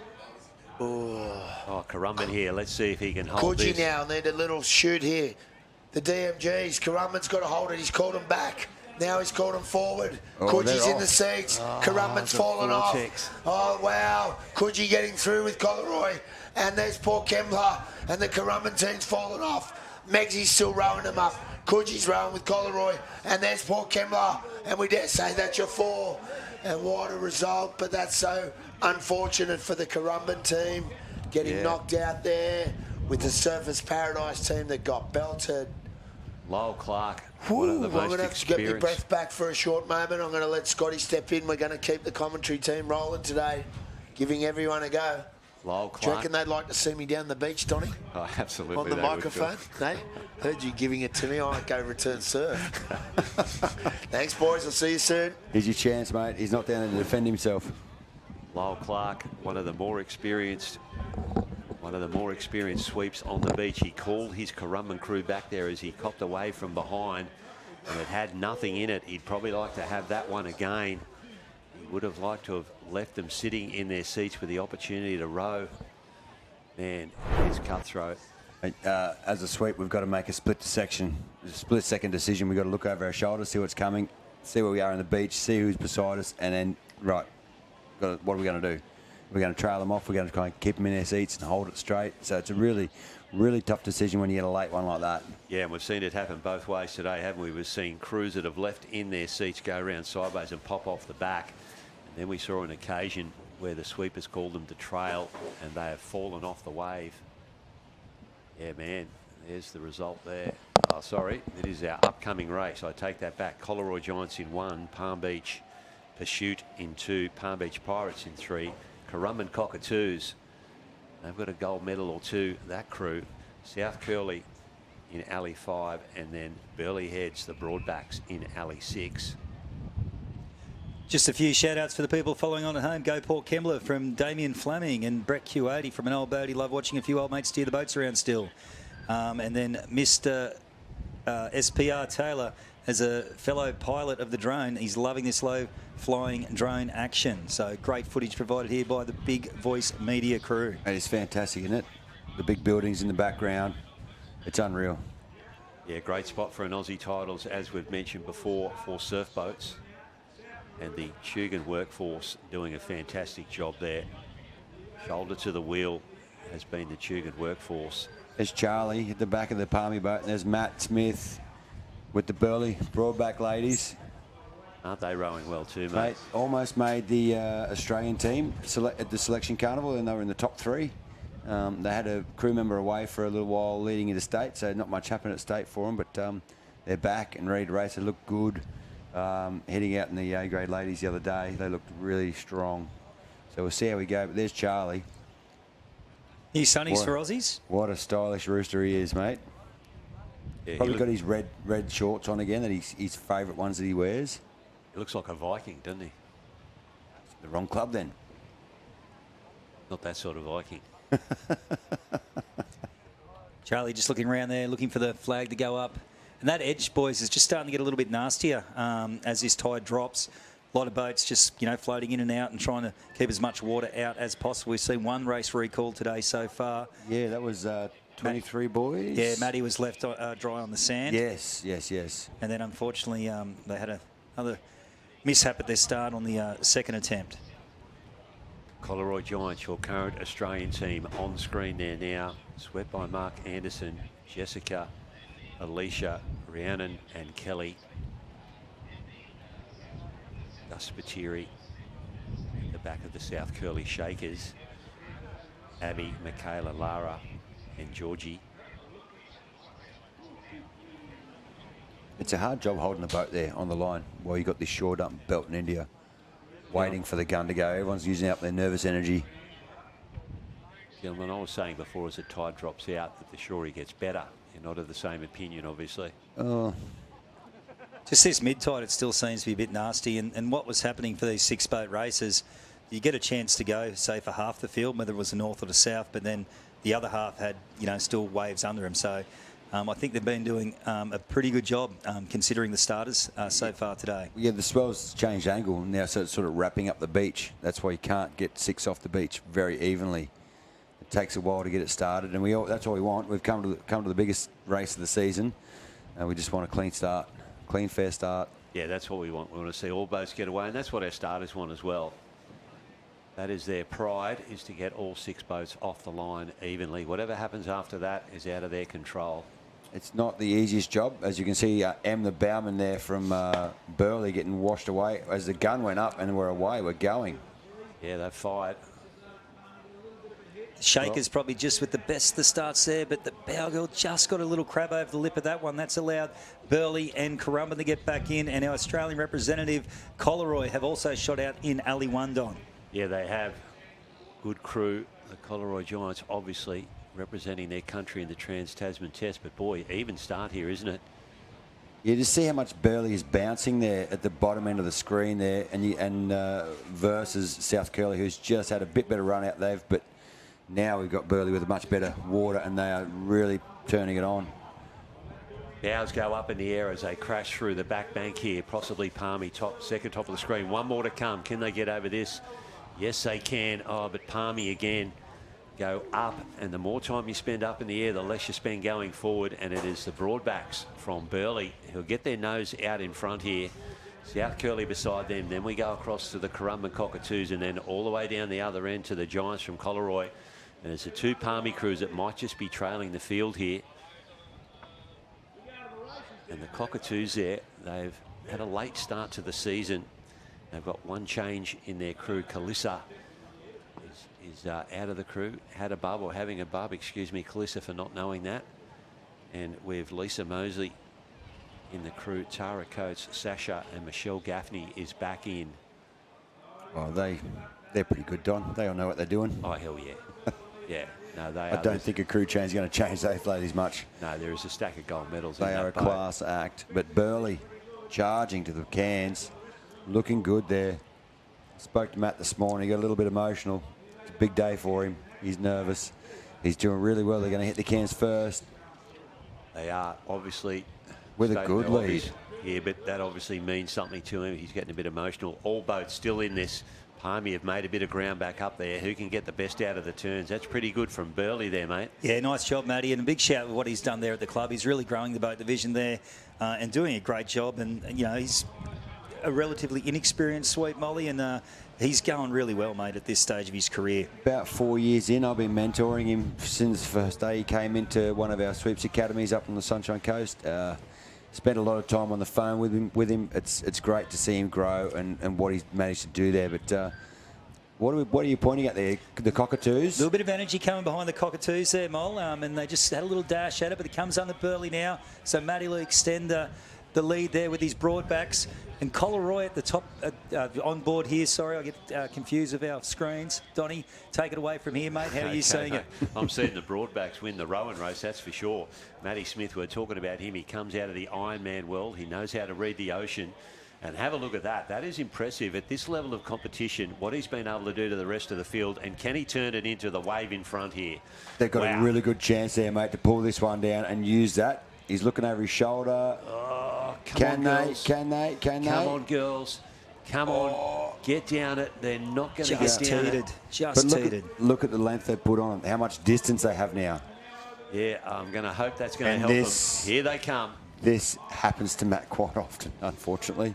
Well, but there's only 3 on it, but that's good news. Yeah, for him. Not so good news for Coleroy at the top of your screen in the second of the Palmy crews. One boat is around there. That's Curly. That is South The Shakers, and they're popped over the back, so that's opening up for the back markers.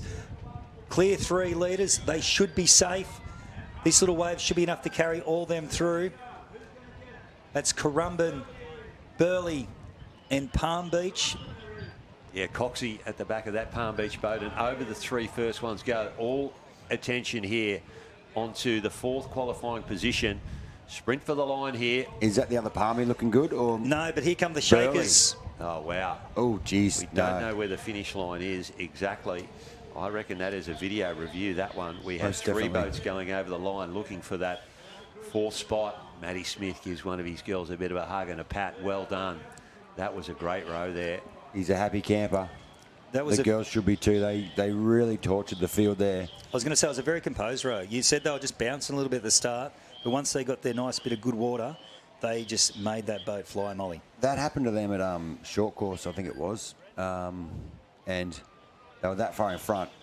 Everyone got the wave behind and came down with the momentum on the line, and he beat himself up for ages. He said, what could I have done differently? I said, nothing. Yeah, that's the ocean, mate. You needed to be two extra lengths in front of the wave, so but he The other thing, he got it well. The other thing too, Jace, I was going to say, mate, is that's the nature of short course though too. It does keep it a bit more competitive. Whereas here, with the extra length in a championship length race, you know, his girls could give him that buffer zone that they could have that could lead the way they rode there. Yeah, no, they were hot. And here's how they line up in the open men. We've got the South Curly Blitz in 1, Wanda Wild Hogs in 2, Queenscliff A-Rollers in 3, North Cronulla Brooks in 4, Mermaid Beach Kennards in 5, and Avalon Beach Pinkies in Alley 6. And wow, a couple of good crews there. Damien Daly and his Queenscliff A-Rollers. He needs to put that behind him. The previous race that he's just had. Marty Fletcher on screen there. Guns up. This will be a quick start here. On board here with the Blitz, South Curly getting in and away there. Nice line out the back. There should be some white water for the guys to contend with once they get through this gutter. Yeah, nice even break there across all lanes. A bit of white water there, and this is what we like about Tugun. It's about as even as you're going to get a beach for the Aussie titles. And there is more to greet them there. They're going to pop over this first one without too many dramas. These are our V8s. They will smack through this next one. They approach it, they will call them forward and they will pop the nose here up and over. Nathan Wellings there on your split screen on the right hand side from Avalon Beach. Over on the right there. Yeah, sorry mate. You know, I just seen it pop up, Donnie. I just was saying, looks like someone's going to smack our southern couple of crews there. But just from this wide angle, it wasn't as big as I thought. So pretty hard to tell, but I think probably Avalon Beach Pinkies with the better of the starts there in Alley 6, along with the South Curl Blitz in Alley 1, the two bookends leading this race, Jace. Mate, they're looking good. It's good to see the big boys on the ocean doing their stuff. The wind and the conditions have changed a lot since they had their warm-up this morning. It's really nice and glassy this morning. Now the wind's picked up a hell of a lot, blowing straight out of the south. Would you call that, Don? You're the local? Yeah, mate, that is. It's still got a lot of south in it. Hasn't come around to the southeast yet, as predicted today, but it is strengthening. And as we mentioned, if you think it's windy on the beach, imagine what it's like out at the turning cans. And I was talking to Brett Dowker this morning. He said there's like 4.5 metre swells off Snapper Rocks. Where I stayed this morning, I looked out the window, there was nothing. So it's a lot further out to sea, and it's just not wrapping around the head yet to get in here. No, the degrees that it's going at, it's going past us here on the GC. If you headed south to Byron, Lennox, they're going to be copping 3 metre swells down there, but we've got it around about 1.5 metres here today. A cruise in, and they turn, and there's a cruise on the right-hand side that seem to have the advantage. Pinkies went in first. Followed by Mermaid Beach Kennards. This is going to be a hot race here. All crews can come home strong, but all three southern crews probably in and away, and they look like they're running on something. Is Mermaid Beach Don can find a way of Marty Fletcher? Yeah, he certainly can, and they have been there and thereabouts. They've led Aussie titles the last few years, but they haven't been able to take one away. They had to deal with Bulleye Gold, but Mermaid, is this their year? Marty Fletcher, he is second from the left-hand side of your screen. Avalon Pinkies to the right of him, and there is a little swell there, mate. What can they do with this? Yeah, you'll see the rate go up here. Watch the splashes in the front of those blades as they make their catch. And Mermaid Beach just sitting on top as we come back on board here with the Pinkies. Nathan Wellings looking around, looking for his wave, pulling the boys on. He's just moved back. He spotted something, Don. Wave at the back. Wave at the back. All 6 crews are going to get on this crew down on the left-hand side. It's going to climb on as well. South Curly. The Blitz. And they are going to row onto this nicely, along with Tracks there and the Wanda crew. And these crews down the other end, especially Mermaid, late takeoff. Marty Fletcher's got a big, heavy crew. They've trailed. Man, they don't normally do that. No. And you can see why. Around they go. Can he get the re-entry there, Donnie? Oh, man, there's a lot of water in the bottom of that Mermaid Beach boat. They are washed off. These 2 crews at the back have dropped off. North Cronulla, they are around as well. And it ain't over for the crews on the left-hand side. Oh, man, Marty Fletcher winning the rowing race. Possibly could have waited for that, but boy, easy to say from up here. Queenscliff A Rollers safe. Avalon Beach Pinky safe and through. So we're looking for 2 more places, gents, to book the spot in the last race before the big dance. North Cronulla and the Blitz. Yeah, Wanda there, mate. Mermaid Beach, heads down. Oh, Marty's already got his cap off, contemplating life. Wow. Poor buggers. They had to be close to being favourites here for this event. On paper, you put them in the top 6 to go out in the final, wouldn't you? Easily top 6. I'm putting them on the podium, mate. They are a red-hot crew, and they will be absolutely gutted with that. Terrible way to finish the campaign for the year. Yeah, bad luck to the Mermaid Beach Kennards. Just got themselves in a position. They were leading the race, and as we've mentioned, that's not necessarily the place to be when you're coming back into that wave area. You either need to be the wave in front, or you need to be back a little bit to row on and get settled onto that wave. And still sitting in the gutter and gutted are the Mermaid Beach Kennards. Wow. That is an upset. It is, mate. Terrible news for the boys. So many years where it just hasn't gone right for them on a Sunday at Aussies. The results, matey, you're onto those. They are about to drop here. Yeah, it's just one of those unfortunate things. They probably did too good a job, and they just got stuck in the wrong place, and they had a very late takeoff to contend with, and there's still a lot of water moving through that gutter, especially as the tide's dropping. It'll start to rip out through that gutter a little bit, and it makes it very difficult to be in that situation and manage to hold that straight. Still no results up yet for the all-important 4 places through to the next round. But we'll call the next heat coming up in the line. We've got North Cronulla Purds A's, Bulleye Gold, Queenscliff Go Like the Clappers, Mermaid Beach Merdays, Allura Wilco and Won the Weapons. I'm going to give a big shout out here to Queenscliff, North Cronulla, Mermaid Beach and Wanda, both having multiple crews still going in the open now. Oh, yeah. It's impressive, isn't it? Very impressive, but we'll get to see the standard rise again, I guess, with Bulleye on this one. 4 in a row so far for the Bulleye crew, and a 5th in 2016 on the Sunshine Coast. They are the greatest ever crew in the open division of surfboat racing. Absolutely incredible crew. The Bulleye Gold, Heath Mercer, his brother Cole Mercer, Fraser Worthington, Dean Roberts, swept by Shane Golovin. And mate, you've had a little bit to do with this crew. Yeah, a little bit, mate. It's great to see a crew just be so dominant and know them fairly well, I guess. Supplying the boat for them, so it's a good thing. And good guys too. Yeah, mate. You wouldn't. Guys. Some people strut around when they have a little bit of success. Not those boys, but Cronulla's in and away, bashing their way to sea there. Fairly even start. Queenscliff bouncing a little bit over that first chop off the beach.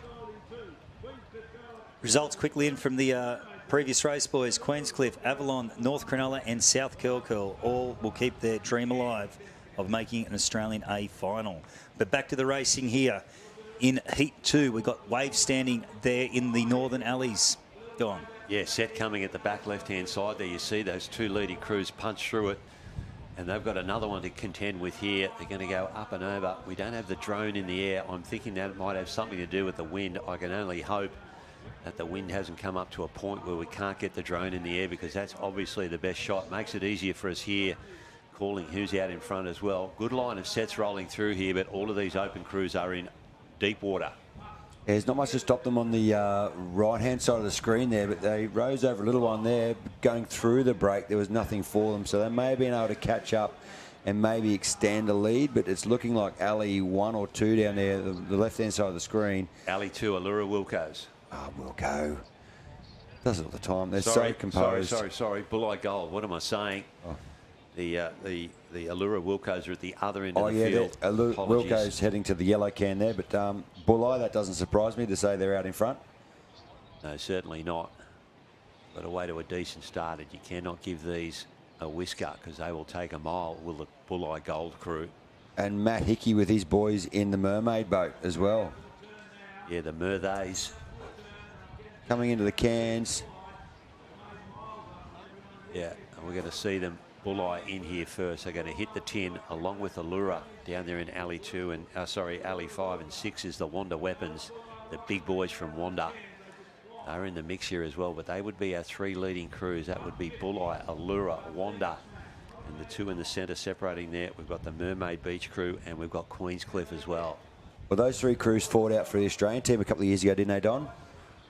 Wilco, Bulleye and Wanda Weapons. Yeah, a couple of seasons ago, they were in the top 3 going for that one job with the A grade. Wave building here behind the lead crews now. It won't be a wave, but a run building. Should see a bit of life now as we pan back. A line of 6 boats. Can anyone turn this into a wave? Alley 6 there and alley 5.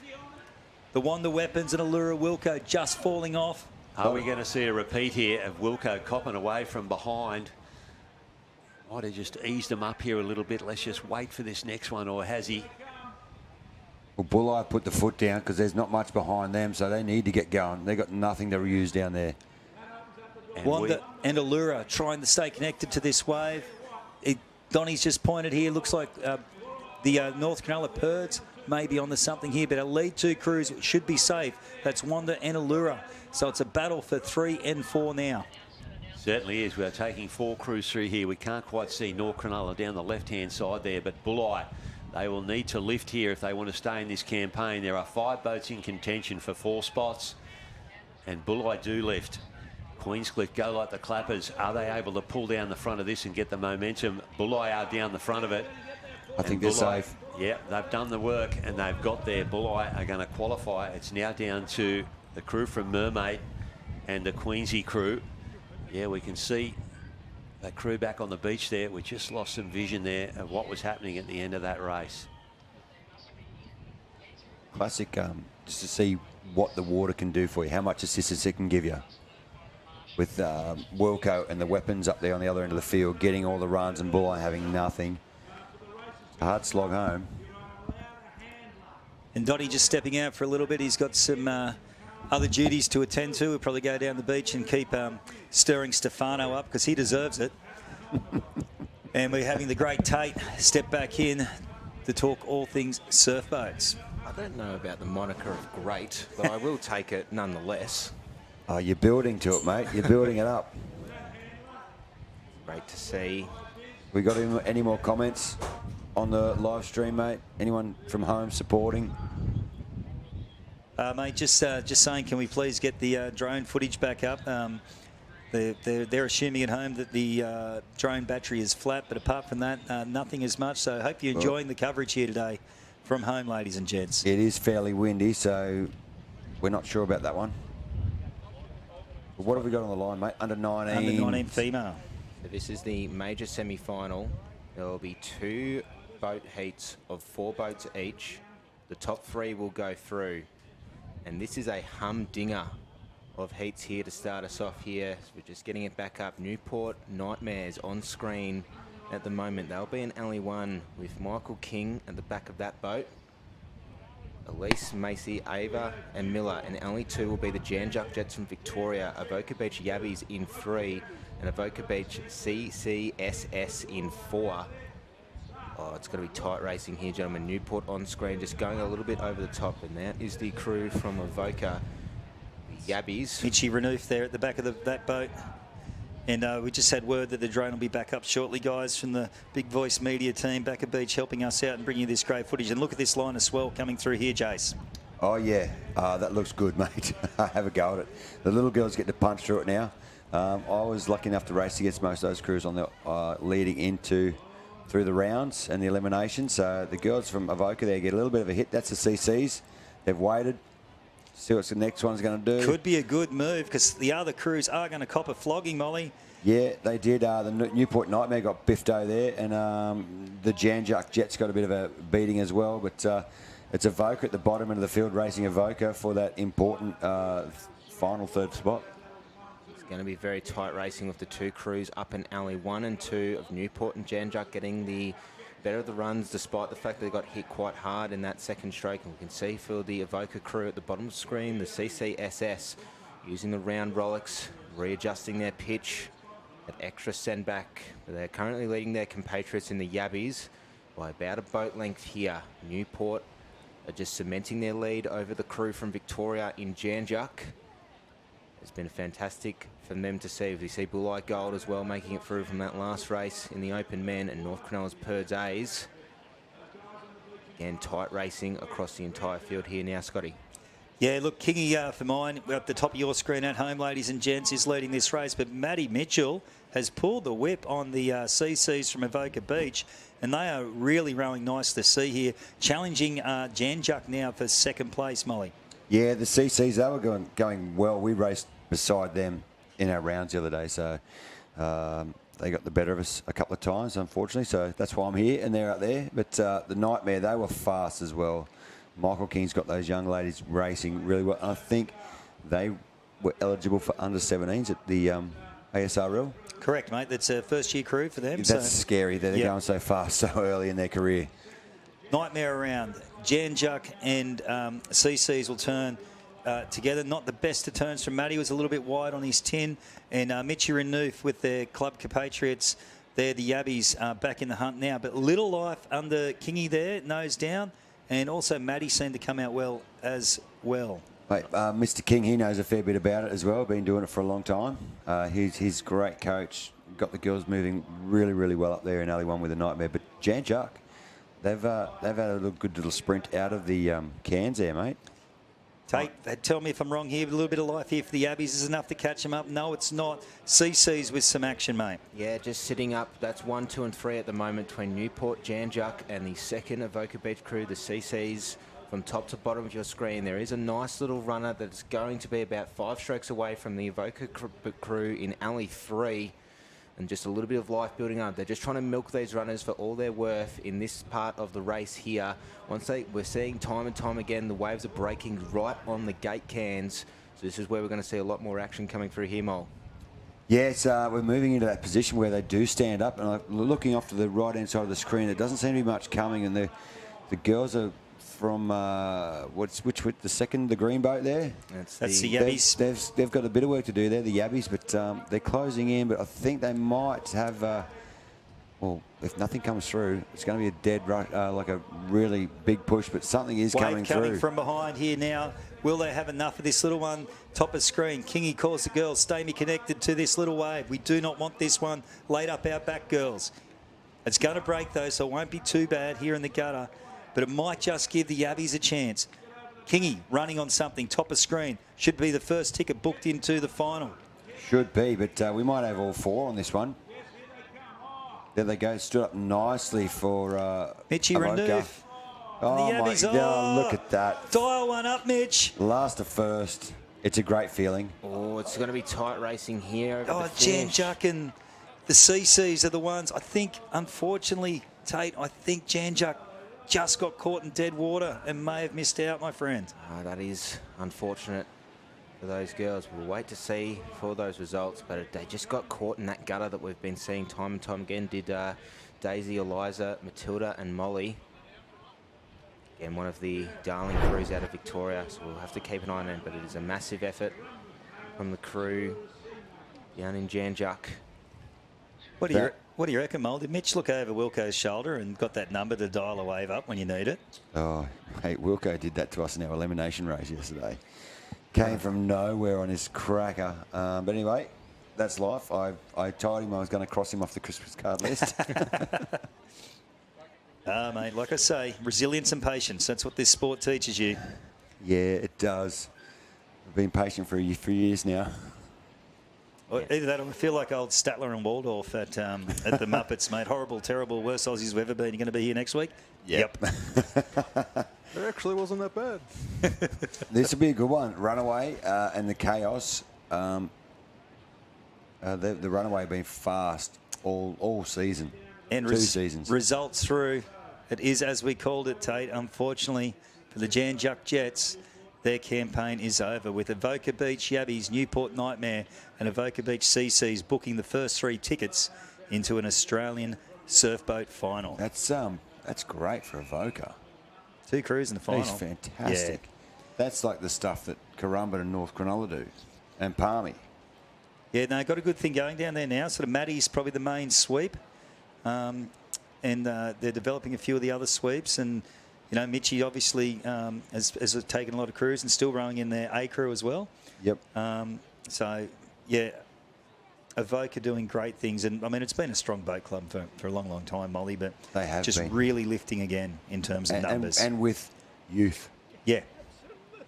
It's you know, it's good to have a strong masters section, but your youth is the future. We know that. And these kids going well in the under-19s, they'll pull a vacuum, and more kids will come in behind them. But this one.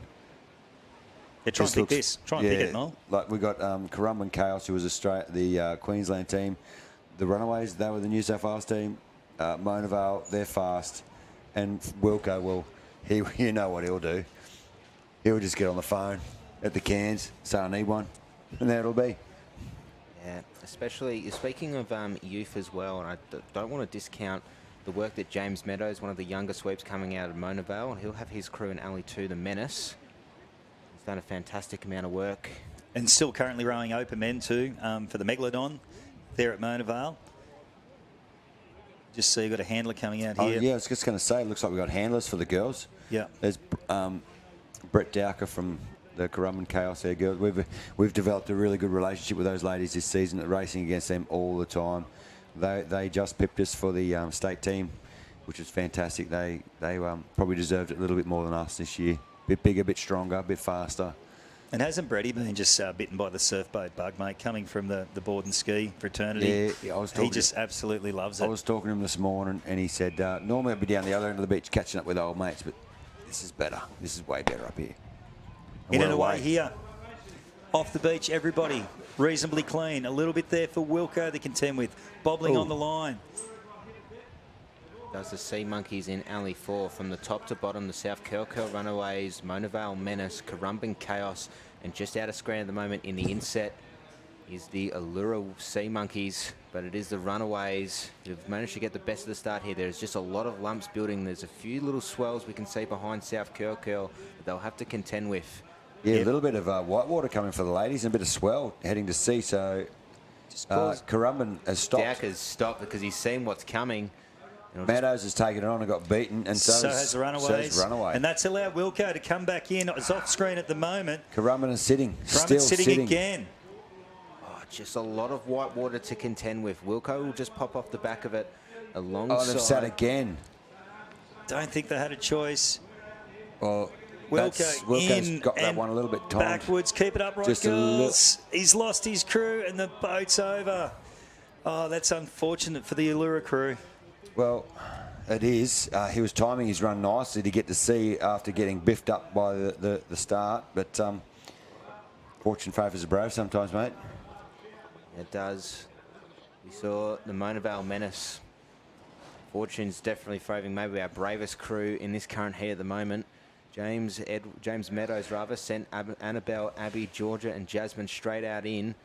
And they've done really well and hold a commanding position, holding first very safely in their hands. South Kelco Runaways, only the top 3 going through in this race. So what are you saying now, mate? You got 3 out, you got 1 upside down. What are you saying to your crew, Scotty? Mate, I'd back them off. I wouldn't back them right off, but I'd just say, just stay long, drop the rate, try and conserve some energy for the final. Yep, exactly. I was in one of our rounds the other day. We had a race of 4. 3 of them got smashed up. I said, righto, girls, 80%, just coast through this one. We're just staying up, do enough to stay in front of everyone. But, yeah, if you get an opportunity to turn it off, and Currumbin, they are just taking it so easy at the moment. Conserve energy. Use it like a warm-up. Yep, just get a feel for the water. Yep. These girls only getting potentially 2 races today because we got down to top 8 yesterday with the under-19 girls, which I think was probably a smart move with that little bit of life coming up in the ocean today, and that wind being a lot lighter. They'll get bounced around with that southerly coming across. And also, you got to put another 4 races in the day. Yep. To get them through to this part of the day, and then that extends the day. More chance of the weather turning rubbish. So good work. And James looks pretty cool there as well. Very cool and collected. They've all just taken the opportunity just to chill out and just go for a row around the Cairns with poor old Wilco and his Sea Monkeys getting beaten up at the start there. And then you can see the jet. Oh, you can't see that because we're looking at another screen. But the water safety, how good have the water safety been this Water weekend? safety have been That's unreal, what I was mate. looking at on another screen. So the jet ski driver was up there in front of him, waving around, waving his hands, letting the crews coming in know That there's a boat. there's still a boat in front of you with some swimmers in the water. So the girls are scrambling in, but Shook Wildman's called it easy. Oh, sorry, Brett Dowker, rather.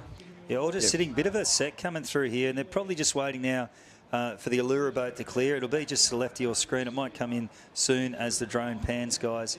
But these guys have just got to get back safely. We don't want any collisions. They just got to return to the shore. It's not for that's what you gotta medals. do. They're No. into the final here, these three. Yeah, so Runaway having a shot at this one. Kind of had. May have left it a little bit too late to run onto that. Yeah. Now it appears to be nothing coming. So they'll just...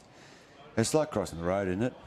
Got to look left and right and make sure it's safe before you make a decision to go. Yeah, good work on the Currumbin crew, just taking it easy there, just picking their wave. James Meadows we don't need to win this race at the moment, just conserving their energy. The runaways of Naomi, Chanel, Abigail and Zoe. Nathan Wilson at the back of their boat.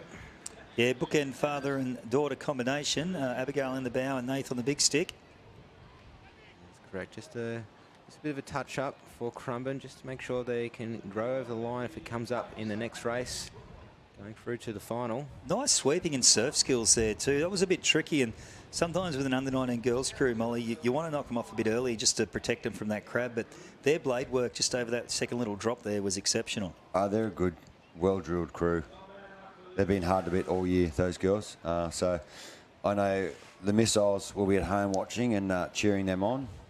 So we'll wait and see, but we've got our 6 for the under-19 women final.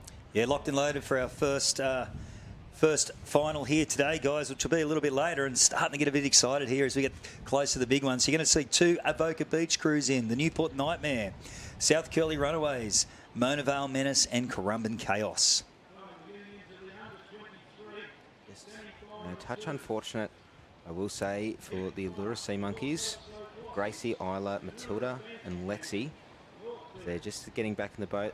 Thankfully, all 4 there. The bowman of Isla just looking to come back into the boat. And there could be a little bit of a hold up here, Takes. I've just got the run sheet fresh off the printer with going to the under-23 female next, and we're going to have Northcott Allura Fancy Pants, which is what will be the hold up, as Wilco will get his boat back in. We'll have to drain it and get it rigged, ready to go. Might stand you to correction there. Looks like we're going to have the under-19 semi-final too, the majors. I thought I saw the North Curly Ox getting ready there in the background. Could be wrong. I might have been thrown a dummy here by the officials that dropped off the paperwork. It's looking exciting in 2 of the hotly contested divisions of under-23 female and male. As we're looking now out to the top 4 crews, we'll be going out in the major semi-final, heat number 1 of the under-19 men. On screen now, 4 boaters free to go through: Corrimal Blackbirds, Currumbin Erics, the Palm Beach Prophets and the North Curl Team Ox. Hard to pick, but a good bevy of clubs from all across the eastern seaboard. Molly, would there be one crew out of this 4 that you sort of want us to keep an eye on, between Corrimal, Currumbin, Palm Beach and North Curl? Well, I just got a message from Swifty at Corrimal. These boys from Corrimal in the under-19 division are all 16. It's their first year. So that's unreal. Good timing too, Swifty. But, mate, I would say the Ox. North Curly Ox. One of my best mates is a father of the bowman, Mooka Conran, and his son Alex is in the bow and Stace at the back of the boat, and they've just grown so much this year. They've said that they've been racing in reserve grade at some of the carnivals just to get that extra challenge. But mate, they are hot. But also the Currumbin boys too. They're going right. They're a threat. Double end of Lyle at the back of the boat and Max on the top. Rounds out the Currumbin Erics with Jonah and Show and Vern. Running out that crew, and it is the North Curl Ox, as you said, Mole, on screen. Toby, Gel, Luca and Alex, and Sean Stacey. Rory Egan's boys from Palm Beach, the Prophets of William, Max, Oscar and Jackson. Gun goes up as these boys are ready to jump in.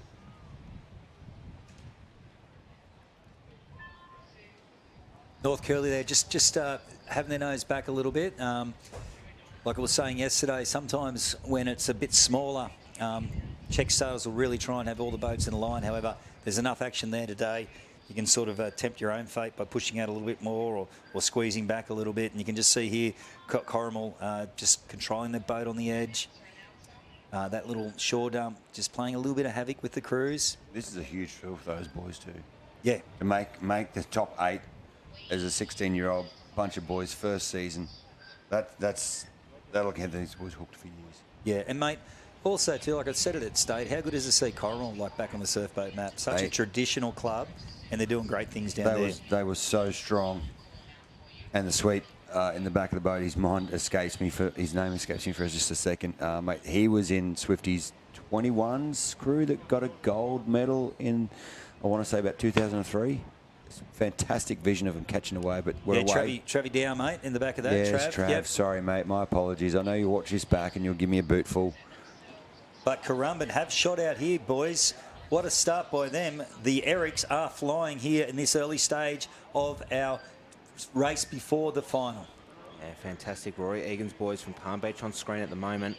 Probably sitting in 3rd place. A little bit of work to do for the Palm Beach Profits are in 4th, I apologise. Currumbin Erics on screen, leading the pack here at the moment.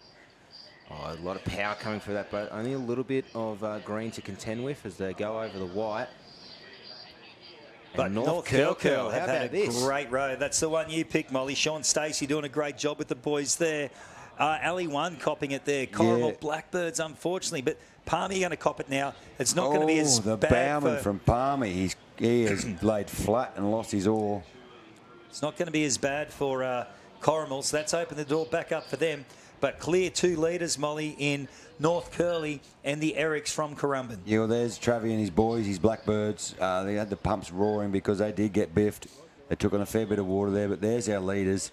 It just shows the class of these bigger kids, because Travi's boys are only 16, and these guys are all 18, close to the end of their career in the under-19s. It's their last season, so we'll wait and see what happens.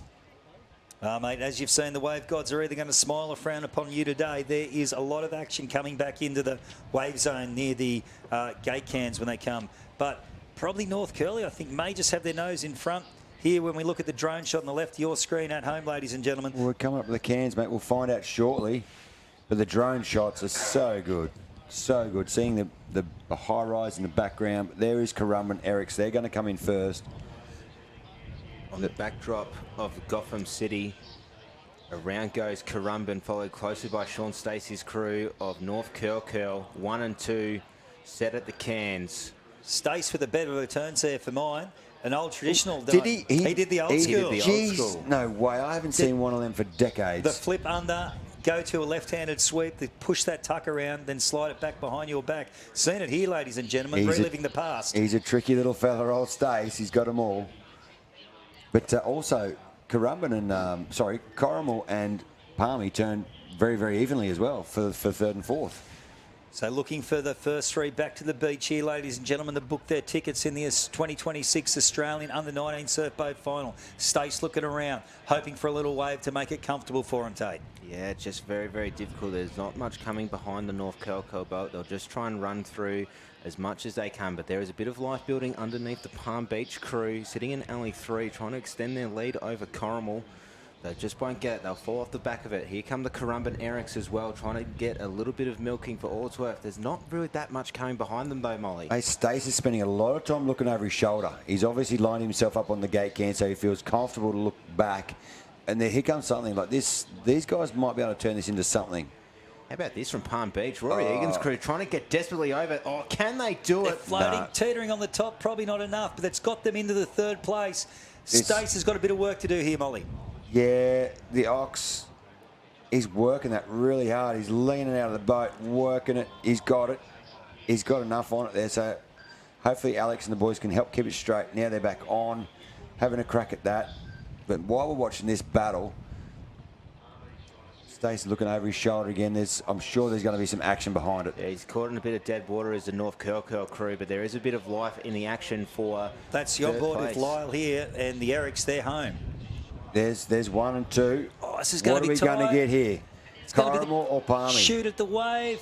Palmy's currently got the shoot. Caramel back again. Oh, that's going to be a camera, boys. That is definitely a camera, and I hope they don't run into each other on the shoreline. That's an unfortunate way to finish.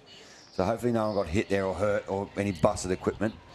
But that was close, so close. It'd be such a thrill for the young fellas if they can make it for Caramel there and for Travie. Hold all bets, hold all bets. There'll be a steward's inquiry and a photo finish on that one. Oh, there's been a few protests going on this weekend, and looking at some of them, you wonder why they're actually bothering. Well, Desperation. Coffs Harbour yesterday. Have I missed something? Oh, rude protest. He said it's the first one he's won in a decade. And I reckon it was probably the one with the least legs. He's probably had in a decade, and they got through on a protest. So obviously he's put in more money than 150 bucks. Okay, coming up in Heat 2, we've got the Batemans Bay Hurricanes.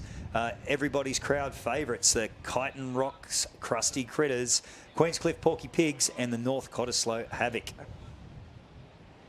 Fantastic pedigree of clubs. I thought the Crusty Critters got bipped earlier on, but that might have been a different club. Those are the Rocks Monsters. Oh, yeah, different division, righto. So are these the kids that drove over from... This is the duct tape and the Triton trip. We spoke about that so much. So much. And then good enough to help out on the second day of speaking of the borrowed sweep, there he is handling. Yep. There's Sammy there with his half mullet attempt there. Hocko in the back of the boat. There's DD with his boys from Queenscliff. What have we got? The spoons, or we got the spoon blades in? No they cleavers. got the regulars. They got the regulars there.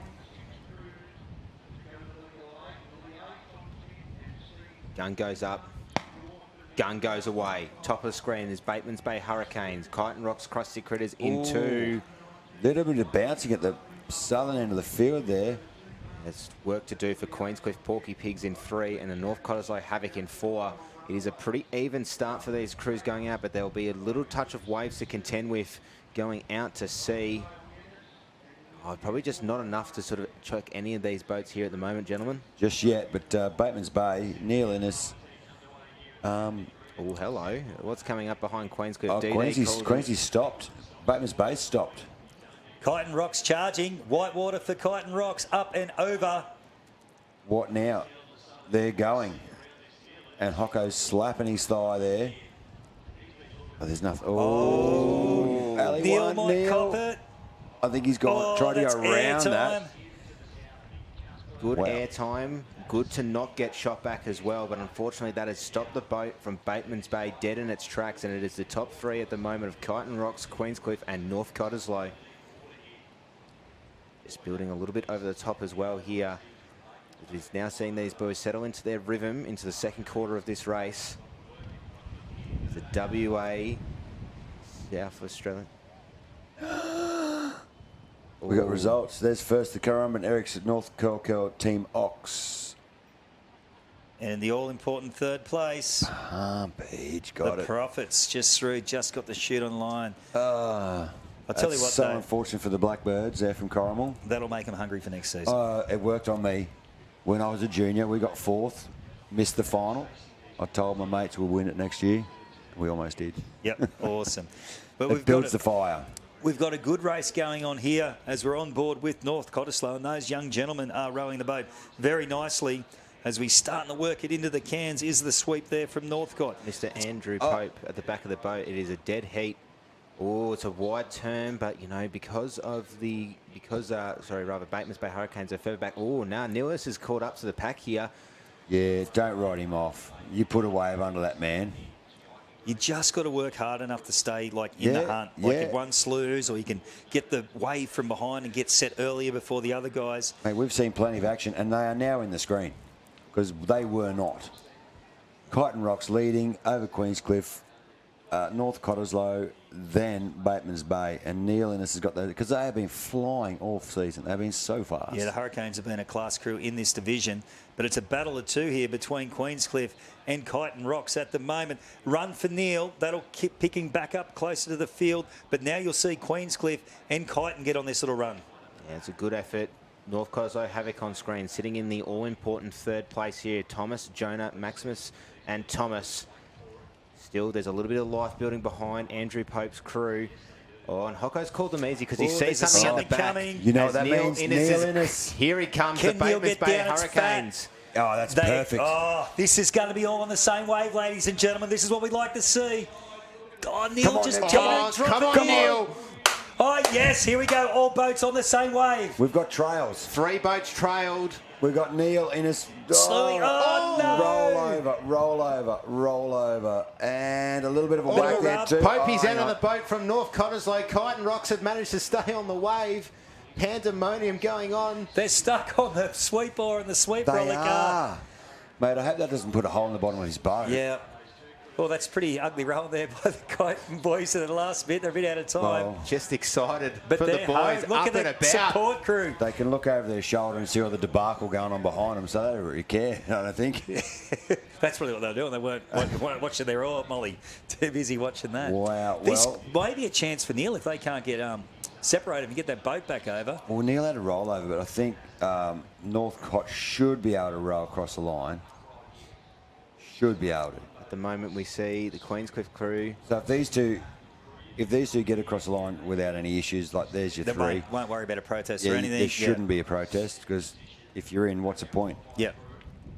It's just if Neil can get sorted So and get back. what's Damien doing? Is he laying the law down to the boys and saying like that was good or that was better? We can do better.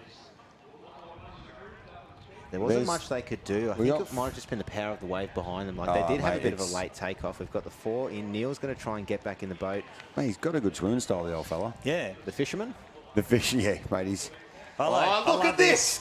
Junior Love seeing- boys up on the big stick. Doesn't look too confident, Molly. mate. Are you going to sign him off? Because I'm not. He'll cross Now he looks over better. the finish line. That's a better stance, mate. Mate, he's yeah, he's got a lot to learn there, the young fella. But he's up having a dig. That's what we all want to do as a kid, innit? Yeah. I'm confident in saying that that is the stroke Thomas Townsend who has managed to bring it in as per live heats. Yeah, well done, champ. Well done. Claps from the beach as well. We can hear from behind. Alrighty, I'm going to step out for a little bit, gents, and going to get everybody's favourite comedian and surfboat caller, the great man himself, Phil Stefano, back on the mic. Welcome back, You mate. blokes are too kind to me. This is getting beyond ridiculous, but I love being alongside you guys, Scotty. Great call. What a race. We've seen some future sweep there. Yeah. Taking control of things.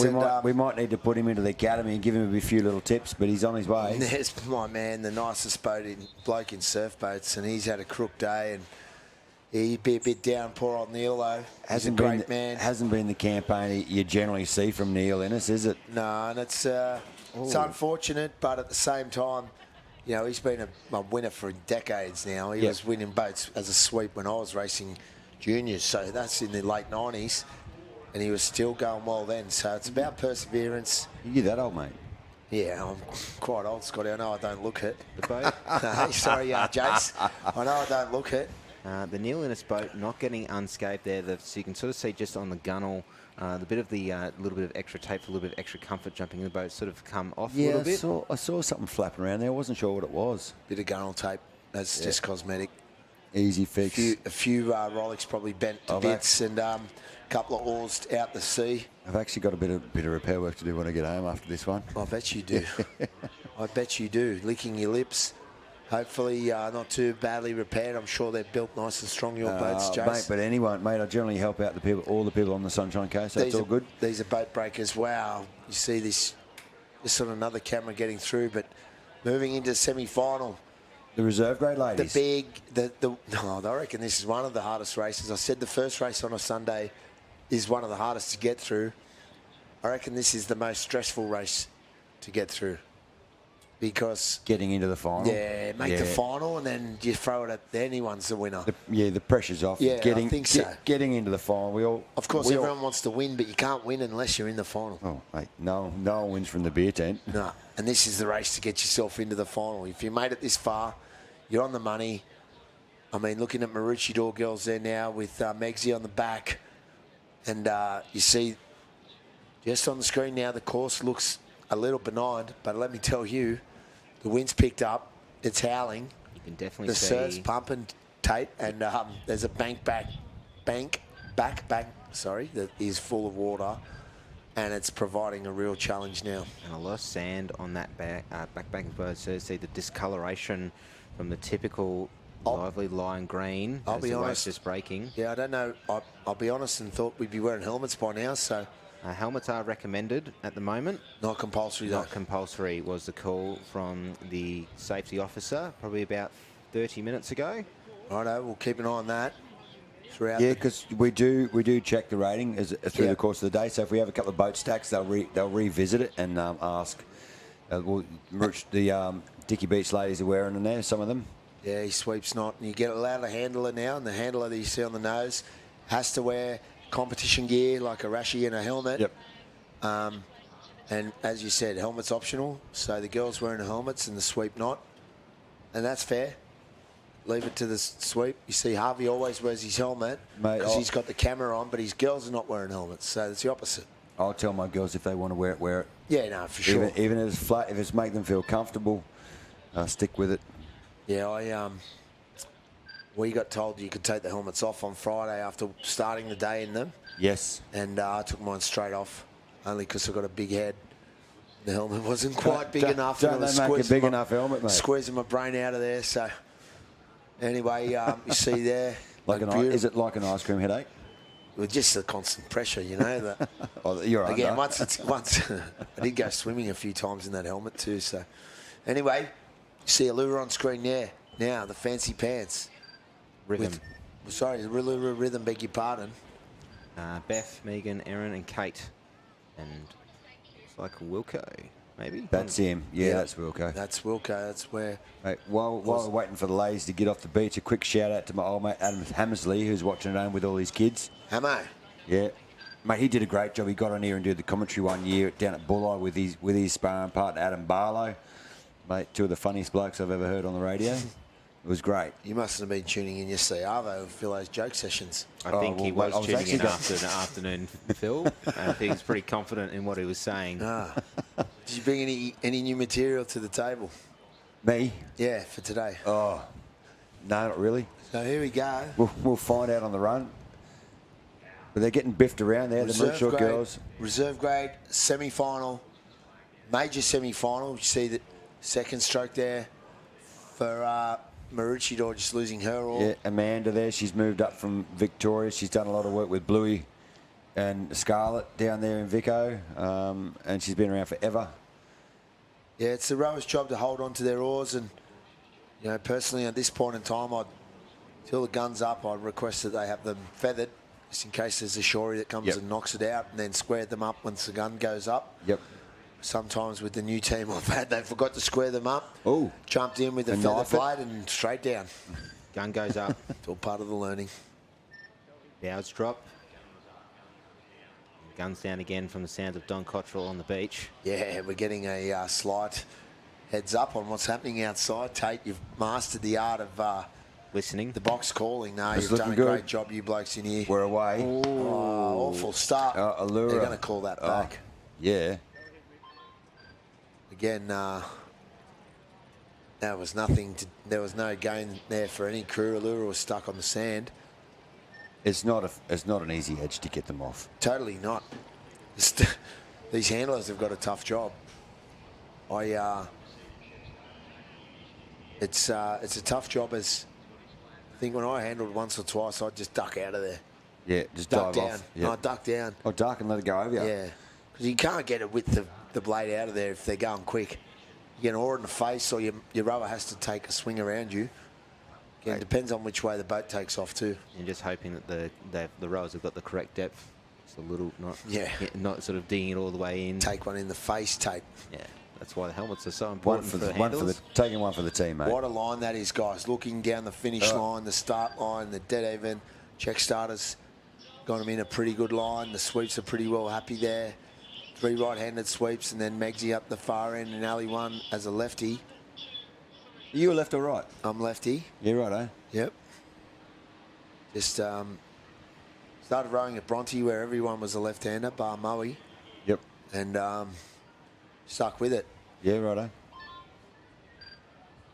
I could run you through a few reasons I reckon it's the go. Dicky Beach just moving back a little bit. Oh, And South that's- Maroubra copping it And that's why. and losing. And there's nothing. Guns has Guns gone up. up. Oh. Exactly. He's not mucking around. Handlers yes, it did in go. and It away. did go. Where is the handlers? Get out of there. Out of the way, top of screen is the Maroochydore Bolts, Allura Rhythm in 2, Dicky Beach Dreamers in 3, and the South Maroubra crew, the Streakers, in 4.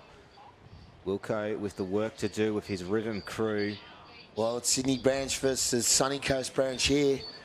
You got Dicky and Marucci from the Sunny Coast. You got Allura and South Maroubra from Sydney Branch.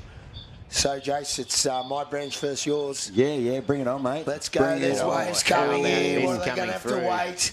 Take one, pop over. What's going to happen here? Benny kept him rowing. South Wilco's Maroubra waited. just popped over. Allura's just popped over now. There'll be one more to contend with as Allura's seeing this wave about to break. Allura's got to get moving. Dicky Beach. Going, Oh, would you and call his that, sweep ball. would you call that under or over? Oh, I'd call that through. Okay, right. So, But they're still Dicky scrambling. Beach struggling. Allura on screen there now, getting this heavy boat moving. And we think it might have been a Maroochydore and Ali one to have the least of the troubles. Might have popped through. We can't see South Maroubra. Benny's got to get under his oar, but Allura's looking good on the screen there. They took a bit of water, but they're popping over, up and over. They're dry now, but Maroochydore looks to be, you see in the background there, out in front. 1 and 2 is pretty much set at the moment with the clear run that we saw out of Maroochydore and South Maroubra, who are just a little bit to the other side of screen as in terms of the wider shot that we're seeing here at the moment. But just Allura and Dicky Beach just got hit at the start there. Look at that reach on those Maroochydore rowers. Look at that length and the long lean back. That second stroke, he's taking some sort of swing at it. Yep. And there you go. There's the big shot. And you're right, Tate. It's Maroochydore out in front. South Maroubra and Ali 4 into second. And then it's Dicky Beach with Allura trying to make up for lost ground, and that water coming into the boat. That heavy boat stopped, and then they had to get going again. Well, these ladies picked up a gold medal in the Masters the other day. They'll be tired, Jace. Oh, they're probably ready for it. Ready for it. Yeah, they're Sunday, going all right. you find it. Yeah, you find extra You stuff, find don't it. you? It's an amazing day, Sunday. It gives you the life. There we go. Into the cans. Maroochydore, South Maroubra, Ali 1 and 4, doing a great job. Harvey Barrett with the South Maroubra team. In and away on the yellow can. Maroochydore getting bogged down, it seemed, getting a bit wider. So we'll see what happens to the run of the water as there's Harvey Barrett now. He's got to keep that boat high up to his gate can because there's waves breaking through the gate cans. Not the greatest of turns there from Dicky Beach. No. But Wilco's made up a lot of ground there. But here comes some swell. Am I seeing that? And you see, yeah, the swell Line. line's coming, but you see those boats getting pushed off their can and then they're having to row back up to their gate can. You see Harvey was on the yellow and he's drifted back down, so he's got to row up, as does Maroochydore, with this wind hammering, the southerly wind, pushing these boats off their course. So these runners, albeit out to sea, they're a little sideways. It looks like there's a set rolling under the gate of the turning cans now. And South Maroubra driving it away. Where's Maroochydore there? Wilco. He's got him on the phone. 1-800 dial away. It's for a long Wilco. way out, boys. It's a long way out. It is, but it's still, mate, they're coming through in couples. It's going to set up for the next wave that's most likely to be coming and will hit Dicky Beach and Allura first. We're on the screen with South Maroubra sitting on the same wave as Maroochydore. There's the wide shot. There it is. And there's Maroochydore and South Maroubra lined up their gate cans perfect and dropped straight on the one. And will Megsy hold it on the Ali one? He will. He's got his work cut out. Left-handed sweep. Oh, it's a favourable win for a left-handed sweep because all he has to do is lean on it. The wind's hitting the tuck and he just has to lean on it. He's got time to flick the switch and it nearly cost him. You see, he's just had to rebite at it. But South Maroubra with Harvey Barrett dropping over the front of this little shorey on the line. And he'll pull up on that sweep or and he'll get through there beautifully into the Aussie final.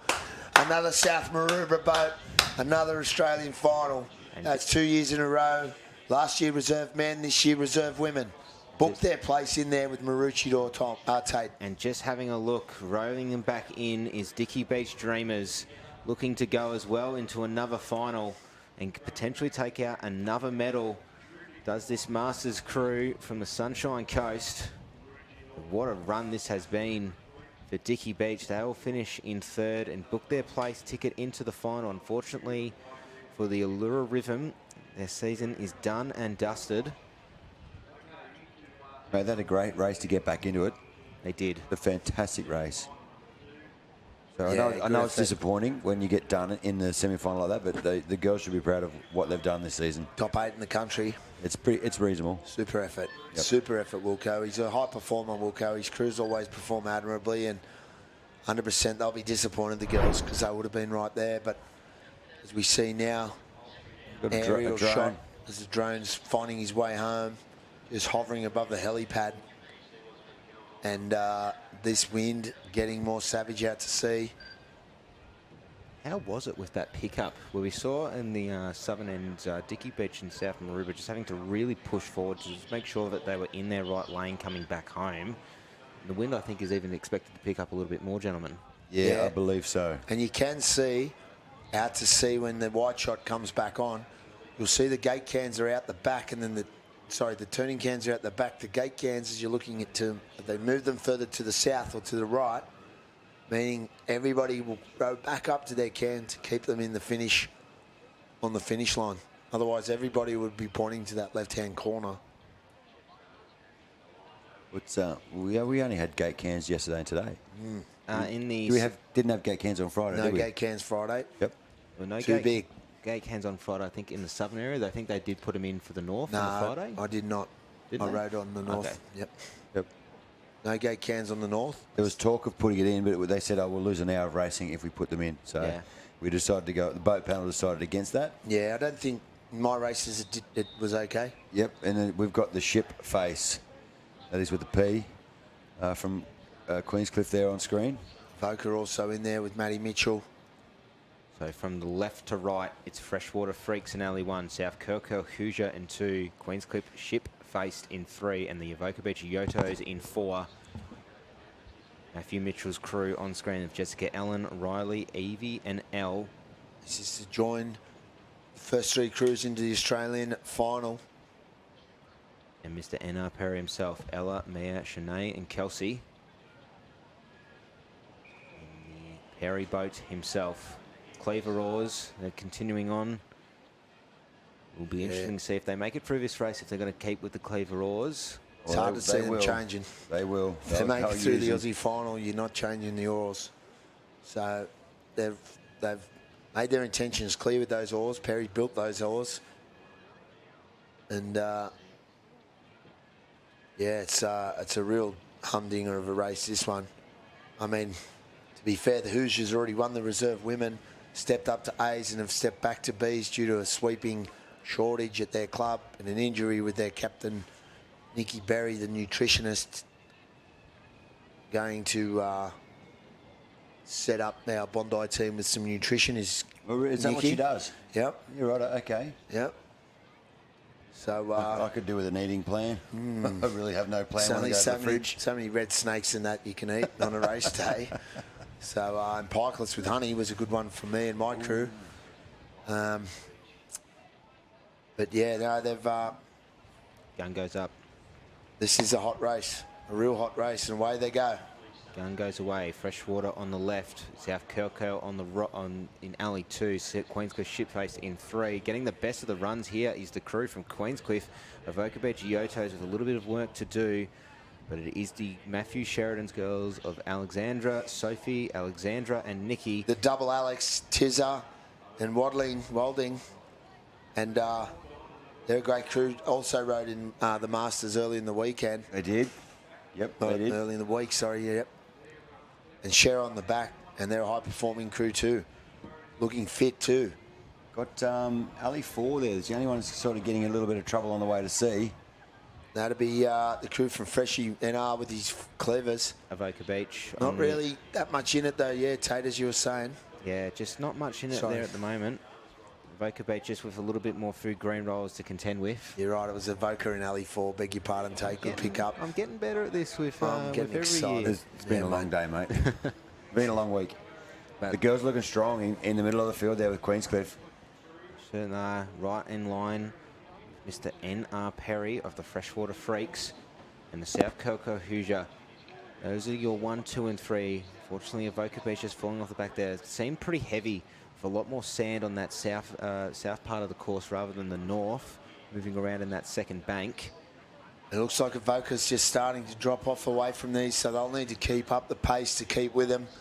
Because if these 3 leading crews turn and get going quickly, it's going to be too much ground for Evoca to make up. So now's the time. They need to really put in a bit extra. I know it's hard. We know it's hard when your sweep's asking for more about this point. You're always asking for more, aren't you? Yeah. Yeah. You want more every single stroke. That's it. And lift again.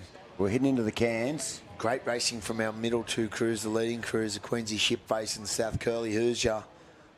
Another strength in the Sydney Northern Branch, and there's nothing in it from 1, 2, and 3 there. All 3 crews pretty even. So you see, Freshie coming out wide. Queensy turned the best of it, and they're straightened up on the way home. They did. They had a very good turn there, Queenscliff. But they have to fight back up to this blue gate can. So you'll see them pointing up to that blue gate can. That's a great shot. You see that gate can's just a bit south of that turning can. So you see those noses pointed to their left and then have to cut back in.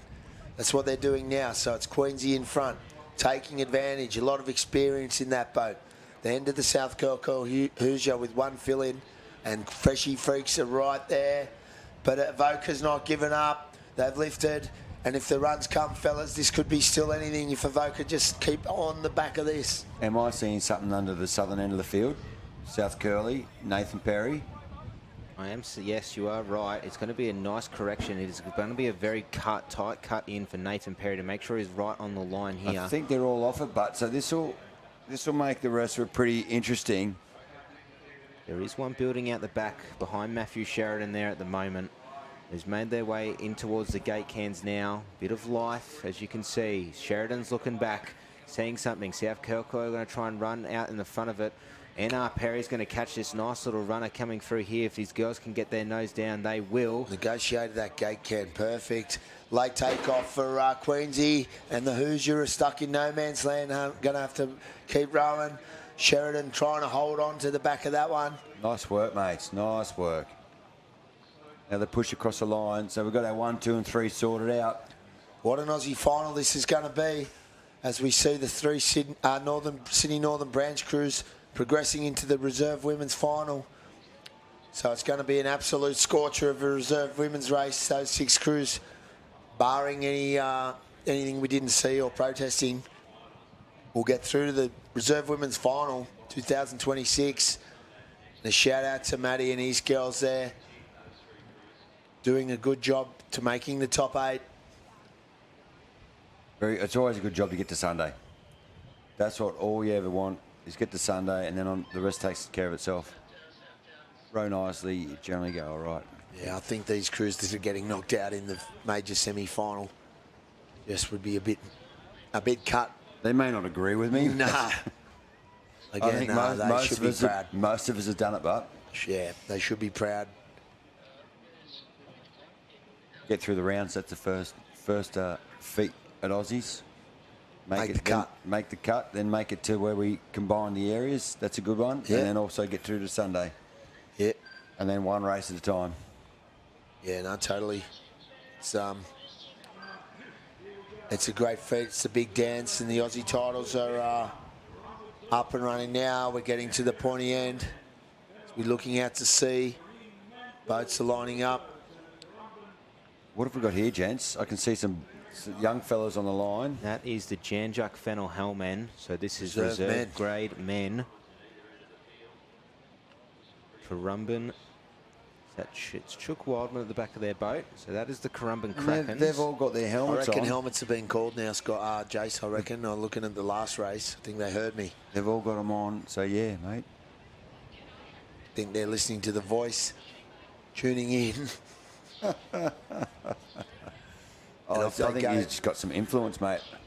Starting to. It didn't work in the car park, but I got a coffee out of the boys, so Big Voice Media was listening.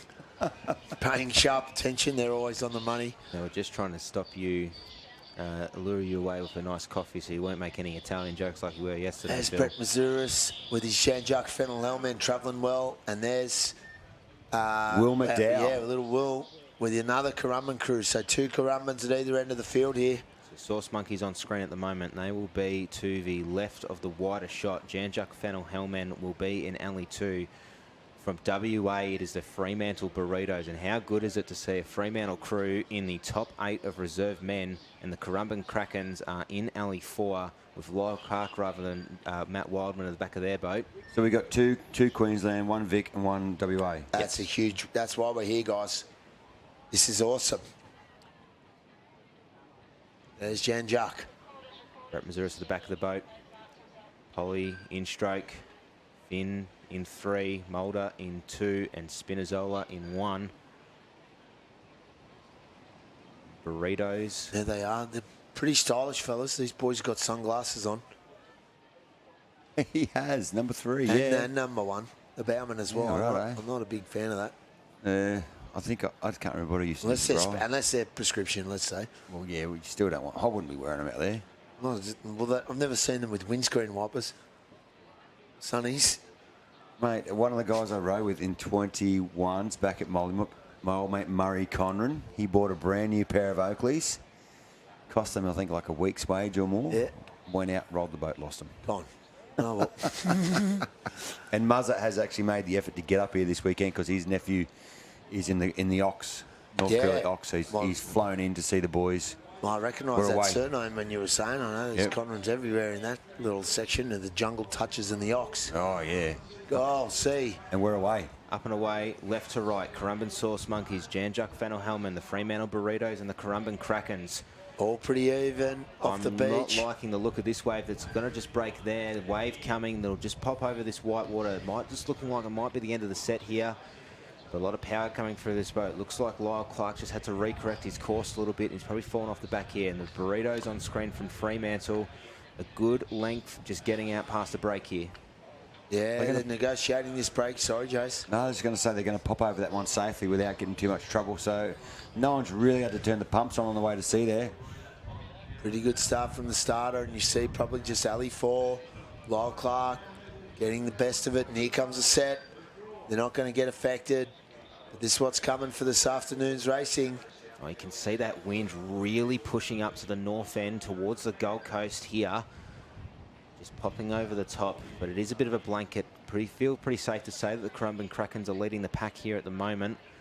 Followed closely by Jean-Jacques, the crew out of Torquay, or South Torquay rather, the geographical location. We've still got a little bit of offshore in the breeze too. Although the wind's up and it's hard, it's offshore. So it's keeping the surf nice and clean. Yep.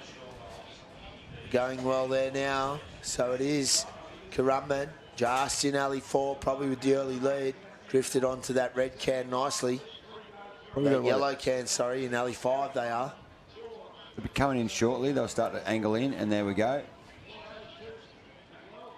Tight turn from Fremantle as well. They'll go around in second, followed by Jean-Jacques and the Currumbin Source Monkeys in 4. But it is the Krakens leading the pack here at the moment.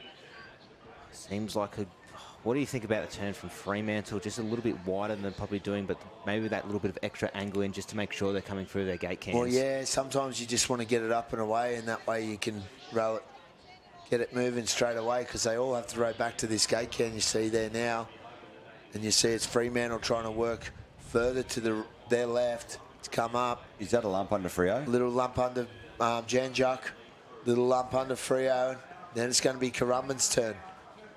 So the Jean-Jacques boys there lining up now, and here comes a little runner as these crews straighten up, and the Jean-Jacques Fennel Hellmen are going to be pushing in the middle for this one with Brett Mazuris getting a little lift. Currumbin trying in 4. This next one should be good. They all should be able to crack this next wave. This could be 4-boater. This could be the full squad all on the waves. Calm cause collected. Currumbin Source Monkeys will have the first crack at this wave as they're making their way through the gate cans. And now comes Jan Juck and Fremantle. Unfortunately, Currumbin, can they get down it? They were just going to get their nose down here, boys. It is a 4-boat party wave. A large drop down for the crew from the Sauce Monkeys with Will McDowell at the back of their boat. A little bit more, few strokes to do. Fremantle started rowing. Jan Juck start rowing and Currumbin Sauce Monkeys start rowing. It'll be tight to the line here. I'm not going to call this. They're up and about, and the Currumbin back in alley 1, probably in favour now. And Jan Juck are right there, and so's Fremantle, and Currumbin on alley 4. And who's holding the nose straight? Wow. Wow, that was the closest race of the day. That is going to be tough. Let's have a look at the rowers, the body language. No one's going to be jumping up and down about that. The line was so tight. Yeah, that Currumbin team with Will, wasn't he? They weren't ecstatic there. Nah, mate. They did the work to drop down it. They were right there at the finish, and we won't make a guess at it from here. Way too hard. That's definitely one we're going to wait for the results on. But Will's done such a good job since he moved over from Tatahi Bay in New Zealand. Really landed on his feet with a lot of quality crews down there at Currumbin. Yeah, no, sure did. He's a handy asset for that club. And Paul McVicker, the guy who actually taught Will how to sweep, they would both stand in the back of the boat and steer the boat together as he was coaching Will up. Double sweep. Yeah, but both of them weigh about 40 kilos, so it was all right. It was just like having one guy in the back of the boat. So, yeah, and Paul McVicker is here this weekend supporting Timmy Martin and his boys from NZ. I'm just having a look over these last 2 races. So currently on screen at the moment, is it potentially the only crew from New South Wales who are currently in the major semi-finals in Port Kembla? We've got Freshwater Pigs, Alexandra Headlands Makos and Northcliffe Hurricanes. Freshwater's in New South Wales too. I apologise. So there's 2. Away they go. And here we go. The Pigs out in alley 2 here. They'll be the second from the left. Alley 1 is the Port Kembla Knuckles. Alley 3 is the Alexandra Headland Makos. And alley 4, the Northcliffe Hurricanes. And how about this crew out of Alexandra Headlands? Maybe you can chat a little bit more about their season, Jace. Mate, they have been on fire. They've won a lot of races up there at home. Weren't quite good enough to make the state team, but they've won. They won the Super Series, which was A-grade, reserve grade, carnival combined. So they've won that. You had a few waves up here too, didn't you, We've had a good season of waves this summer, and mate, well, Steve Davies, he's a guy you'd get in a boat with. Yeah, I've seen him before, and he said this crew was going well, so good luck to these guys. You might want to wear some earplugs, but you'll get in a boat with him. Absolutely. He's a good man, OSRL Hall of Famer, OSRL. Yeah, mate, he knows his stuff, old Stephen. He's had some great crews over many years. This is no exception now. So, and his son is in this one. There goes the drone shot, back up in action. And there's nothing in it. There's a length in this, maybe just a length and a half from first in alley 4 to alley 1 in 4th place, but there's nothing in it. Probably looking at the 2 Queensland crews at the bottom of the screen out in front there, Northcliffe and Alex with Port Kembla. Just keeping an eye. I'm just been keeping an eye that I believe the results have been finalised from that first heat. Currumbin Krakens, after leading the entire race, have finished in 4th place. So the Currumbin Sauce Monkeys. What a letdown for those boys. Then Fremantle Burritos and the Jan Juck Fennel Helmet have booked their ticket into the final. Well, there we go. So getting around just quickly now is Claypan up in alley 4 here, and that's the Northcliffe team. Then it's back to them. In alley 3, we're looking at Alexandra Headland. Back to the Freshie Monkey, the Freshie Pigs, sorry. Pigs. And then point as well, building under these crews, just extending their lead and just trying to get a little bit of extra stroke rate up are these crews. We see on the bottom of the screen Northcliffe Hurricanes leading the pack, and I think I just see a little bit of life starting to build under. It'll hit the tuck of the Port Kembla Port Knuckles first, but not enough to try and catch onto it. It'll start to fatten up, but hopefully an echo of things to come, gentlemen. I think the Port Knuckles from Port Kembla, they were looking third. They were looking good on the way to see. Something might have happened at the can there. They've sort of dropped off, which has opened the door for the Pigs from Freshie. What do you see, Tate? You're pointing at the screen. You're getting excited, mate. Is that a lump coming? That is a big lump that is starting to come about 5 strokes away from Port Kembla here at the moment. And they've rated it up. Yeah, the Pork Knuckles, they want to take a chance now. They're going to have to throw this one all the way. And here we come with 4 boats trying to get down it. and it's going to be filling up here for alley 4. And Alexandra Headland are going to try and get down it, and it's going to be Northcliffe and Alexandra Headland, the 2 Queensland crews in alley 3 and 4, getting through the break, and then it's going to be a real shootout here for 3rd and 4th place. And it's a late takeoff for up in alley 1, the Port Knuckles from Port Kembla, and Perry's rowing away from this wave as well. So the Port Knuckles, will he hold it? Steve Davies has put the hammer down there with the boys. He's asked a little bit of extras to get in front. Sideways in the background, so Perry's going to get through here. Not a time to slew, but it's a great opportunity for Nathan Perry. And they've gone through the Freshie team. They have just taken a spot in the Aussie final. And the Pork Knuckles were forced with nothing less to do but take that late takeoff. And in these conditions with the wind and a heavy boat, it's hard to hold straight. Sadly, their day's over, we think. But what a race, and great effort from Port Kembla there to make the top 8 in Australia on the Sunday. Right, Phil, you got your mouth guard and your gloves, mate. Got any Cottrells coming back in? Oh, my old sparring partner. Yeah. I'll have a break. Talk to you later, boys. I need a belt for his low blows. More importantly, he's hammered me out on the beach when he had a chance. That was nice. Didn't get a chance to square up in the over the airways, so we'll take a chance. And welcome back, Don. Here he is. He who holds the mic holds the power. That's right. I've been giving it to you down on the beach again, Stefano. Yeah, and I've been notably informed about your antics, Donald. But that's all right. The people love it. And, mate, it is a real vibe out the front of the club there now. It really has an Aussie Championship vibe to it. We don't get that down at North Kira or Balinga when we're in the sand desert, but this is fantastic here. There is a big crowd up on the balcony in front of the surf club, down on the beach. This is the Aussies, boys.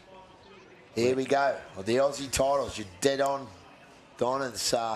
There is something for everyone down there. There's cappuccinos, there's schooners, there's sandwiches, there's surf, there's boats. What else do you need?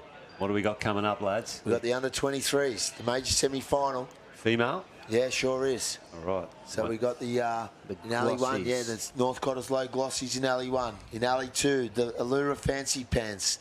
In alley 3, the Coogee Nut Crabbers. And in alley 4, turning the boat around, is the GOAT, Damien Claypan.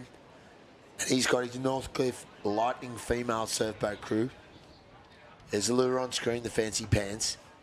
Yeah, winners in this category previously is Northcliffe Lightning with Damien. And as you mentioned, the GOAT, no one has won more Australian medals than Damien Claypan. Is he just in the last race, boys? He was with his bees, they got through. All right, he's got a feel for the water, and I can tell you it is really windy down there. Doesn't look so bad on the screen here, but when you get down on the beach, the wind is howling. The Coogee team there on screen, swept by Darren Williamson, with Gemma, Liz, Tani, and Samara in the bow. It says Samara, the daughter of one of my old schoolmates, Big Joe Leb Leacher. And they've gone well all season with Gemma Morrison in that crew from Coogee as well. Spent a bit of time with Gem, but they've done really well, these girls, and good luck to them. Darren Williamson, mate, what do you know about him? He is a Crescent Head boy. There you go. Yeah, he's part of, well, he's double dipping. They've got family up there. He's got a couple of sons rowing. He's a Coogee boy as well as a Crezo boy, and top fella. Handy sweep. He's not heavy. Top of camera, David Hunt at the back of the Northcote crew. Then we come across to the Allura Fancy Pants. Prince of Pihar, as you like to refer him to, Grant Wilkinson. Over to Coogee, we've had a chat about them, and also Northcliffe, bottom of screen. I had a new respect for Wilco. I'd seen some of his handiwork on the boards and the skis from yesteryear. Yeah, there's some good footage going around of him performing as an Ironman at Pihar. Watch this one on Northcliffe nose. Bus copping a boat full now.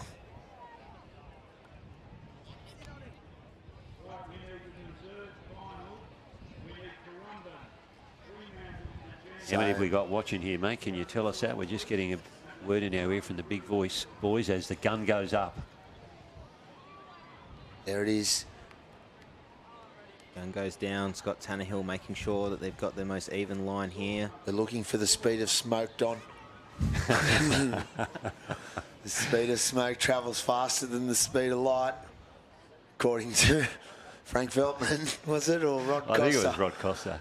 It's a different way of thinking, but yeah, the speed of smoke's moving today in this southerly, let me tell you. We've certainly got the more There we go. intelligent Victorian with us, Tate. Boss, he's fired it, and they're away. There's Williamson, straight on the back like a little jockey, and straight into position now.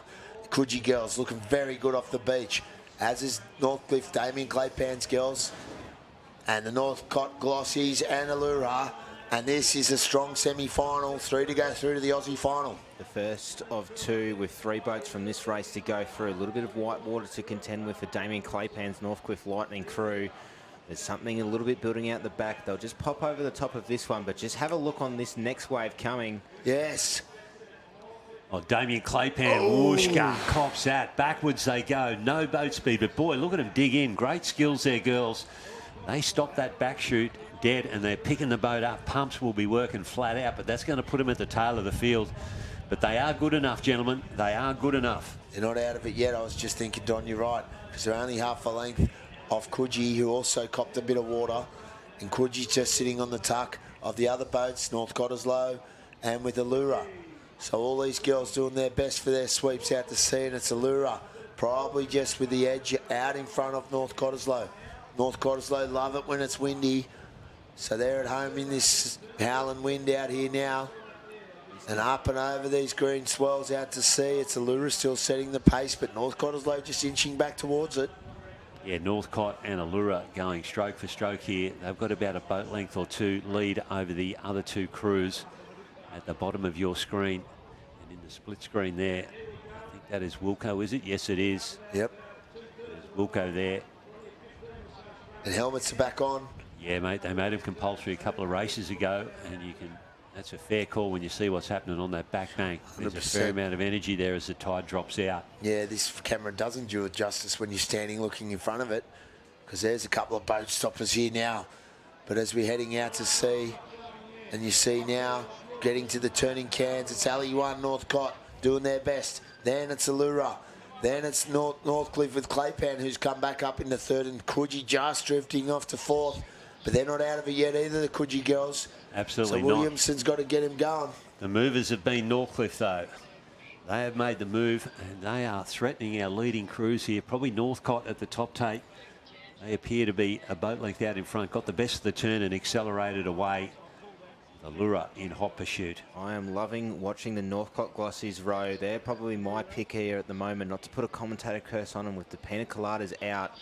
And they might be able to just get the run here. A little bit of life building underneath the boat. Wilco will pick it up with his Allura Fancy Pants crew. Drops off the back, and here come North Cottesloe on a little bit of a run. Good 3rd quarter from some of these crews as they're making their way towards the gate cans. And it will be the crew from Coogee that is just dropping back a bit as they run the top of that one. Let's see what Damien Claypan can do with this. I don't think he's going to turn it into a wave. Maybe Northcott down the other end can. He certainly is going to run along the top of it. And let's see what's coming from behind. Northcott, they're doing their best, but they haven't been able to drop over it easy. And are they into no man's land here, gentlemen? Coming through the gate cans, we've seen waves breaking at the gate cans, so they're just going to try and skirt across this no man's land, as you said, Don. And this could work in Coogie's favour if there's anything coming. That's what they'll need. But it's Northcliffe in 1 doing well from in 4 doing well from North Cottesloe in 1. And then it's Allura and Coogee just falling off the back of that one. Oh, just fattened up for Coogee there. There was an opportunity there for them to push down and come up with these other 2 crews. But there we go. We are taking 3 through here. And we have got Northcliffe, we have got Allura, and we have got Northcott that have definitely won the rowing race. And wow, that will be Coogee that just could not drop over that wave. Yeah, doing well there. You see Allura. Tate dives into the sausage sandwiches. I'm sorting him out for you, George. He's hungry. It's He's only looking one. for the biggest Just sausage. take one, Tate. Don't take them all. Calm down, Tate. Yeah. No, you're talking. We've talked you up. Don't eat Don's sandwich and get between Don and his lunch. That's what we do know. He's an athlete, Tate. He's an Australian gold medalist. He's Donny. Back-to-back 220s, Masters gold in ferocious surf. And they done it again, the Cabs have, so we'll shout them out while my man's sitting next to me. But great rowing there from the girls, and unlucky for Coogee. Just missing out. A huge row there from Claypan and the Northcliffe girls after getting belted in that one. Yeah, got themselves back into that. They were at the back of the pack with the work to do, and they were able to row through Coogee, get themselves into a qualifying position. So we're getting set up for semi-final 2, Don. Yep. You got it covered there. Yeah, certainly Call do. them out. Currumbin Cray Crays up in Alley 1. Glenelg Team A in Alley 2. Dicky Beach Tahooties in Alley 3. And the Surfers Paradise Sinners at the bottom of your screen. Matty Solka at the back of that boat. Well, good representation from Queensland here, but we're not going to mock anyone or commentators curse anyone. I'm staying out of it. Good luck to all these girls. 3 crews going through to the Aussie final. Robert Flood there at the back of the Dicky Beach crew. They've got a handler there up on the bow just to keep the nose in position. So have Glenelg just out of screen. Glenelg have the same. There we go. You done any handling, Don, in your time?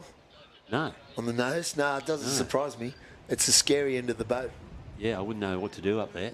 No. There's hands going up everywhere here. Yeah, water in the boat. Even the guy holding the boat's putting his hand up. He's playing his part. Wow. Team effort. Gun gets them away, and in they go. There they go. Up and over. It looks like a pretty even start to me from this end. They're going to all get themselves into the gutter here. And it is the cleavers of the Surfers Paradise Sinners who take it away at the bottom of the screen here. Couple of green and yellow boats, not to be confused with each other in Alley 4 and Alley 3. Surfers Paradise in Alley 4 and Dicky Beach in 3. In Alley 2, you got the Currumbin team. And then up in Alley 1, Currumbin, and Alley 2, Glenelg. So getting through this one, Buss over the top, all crews. Let's see how they pick it up off the back of this one. This is where they need to accelerate away here. They need to go up, reach over. Good work, Surface there. Might have just got a seat on the rest of the field there. They have been rowing nicely, have the Sinners. Oh, up and one. over for the Sinners. Stopped them a little bit, but they were in a good position. Wasn't as bad as it could have been, Donny. No, that's brought them back, though. And Dicky Beach next to them. They are going stroke for stroke. The 2 crews at the bottom of the screen here. We have got Dicky Beach swept by Robert Flood and Surfers Paradise Sinners. Matty Colker, the Victorian influence there with the cleaver oars for the Sinners. And let's see them settle into their work now. Samantha Lee Downey in the stroke seat. We have G at second stroke. We have Rio in second bow, and Molly is in the bow of the Surfers Paradise. Sam in the stroke seat? Did you She say? certainly is, mate. Yep, she certainly is. Keep it in the family, in the stroke seat. Good stuff. Yeah. So you're the second best stroke in the family. Anyway, here we go. We've got Steve Purcell up in 1, our man from the Danger Men. And shout out to all of the Danger Men listening there. A special bunch of boys. Yeah, the Narooma connection there. Stories from down in Narooma. And look at these 2 Queensland crews at the bottom of your screen. They might just be separating themselves from the other 2 at the other end, Currumbin and Glenelg. Great tempo there from these girls. Like you said, a lot of composure. Just keeping it long and keeping that nose flat for the sweeps. Silka very composed there, coming into his turn. Lining up on the yellow. Dicky Beach lining up on the blue. They're length in front, Don, from the other 2 crews. He's in nice and flat too, and they angle away. They need to work on this part of the race, do the Sinners. They need to accelerate away. They haven't got it around quite as well as what Floody did of the Dicky Beach crew. That's all right today, though, because you want to come out wide. They're having to row up to their gate can. So as long as they don't give up way too much, they're going to have a better run coming home. Yeah, so now... Yeah, going stroke for stroke with the leading crews here. The 2 at the bottom of your screen, Surfers Paradise and Dicky Beach from the Sunshine Coast. And let's just see what the end of this race brings as they start to head back towards the wave area. But boy, those 2 crews down the other end, they're not going away, are they? Currumbin and Glenelg. No, great performance here from all these crews, and a little lift here from Surfers. Go, girls, there they go. There Giddy it up. is. Giddy there up. he is, Silka. He dialed it up. He sent his boat out wide, and he got it around, and now they're in front. That was great sweeping, Don, with that course. Yeah, needs a dig here again. There's another opportunity. What have the girls got left in their legs after that one? Matty Solka has a look over the shoulder because he is now in striking distance of getting a wave. And that has just put him out in front. They picked up that runner. He's got him rowing slow. He's got him rowing real slow. Top of the screen there. Are they going to be able to drop down? No, they're not. They're waiting for this one. Silka waiting for this perfect through his cans. Now they can take it in a good position. So the front 2 crews, there they are. Dicky Beach and Surfers Paradise getting through on the line here. Does Robert Flood and Matthew Sulker. That is 1 and 2 done and dusted in the dark green and yellow boats of both clubs. North Cottesloe just appear to be stuck in a bit of dead water, trying to battle out for third with the crew that's in alley 2 from South Australia. Look at him. He looks like Maverick. Fairly cool as Christmas, as a frigid winter, with his aviators on, and he's just going to dial that one up into the Aussie final. Third place here, though. Let's have a look at this third place. Who was going to be the next boat into the final here? Is it Glenelg? Is it Currumbin? It is a race for the line. The South Australians might just have the ascendancy here, and it will be Pedro from the Glenelg Club in South Australia, just getting the better run across the gutter from Steve Purcell's crew there. And he's happy with it. He's happy with it. Is Pedro from Glenelg, and unlucky for Purcell and the cray-crays on. You said it just filled up at the wrong time. The bad news, boys, is that I had a bet with the girls this morning. There is their boat there. That if they got into a final, that I would have to wear a Surfers Paradise shirt. And man, I thought you were talking about a special appearance at the Mad Monday. That's if they podium. That's if they podium.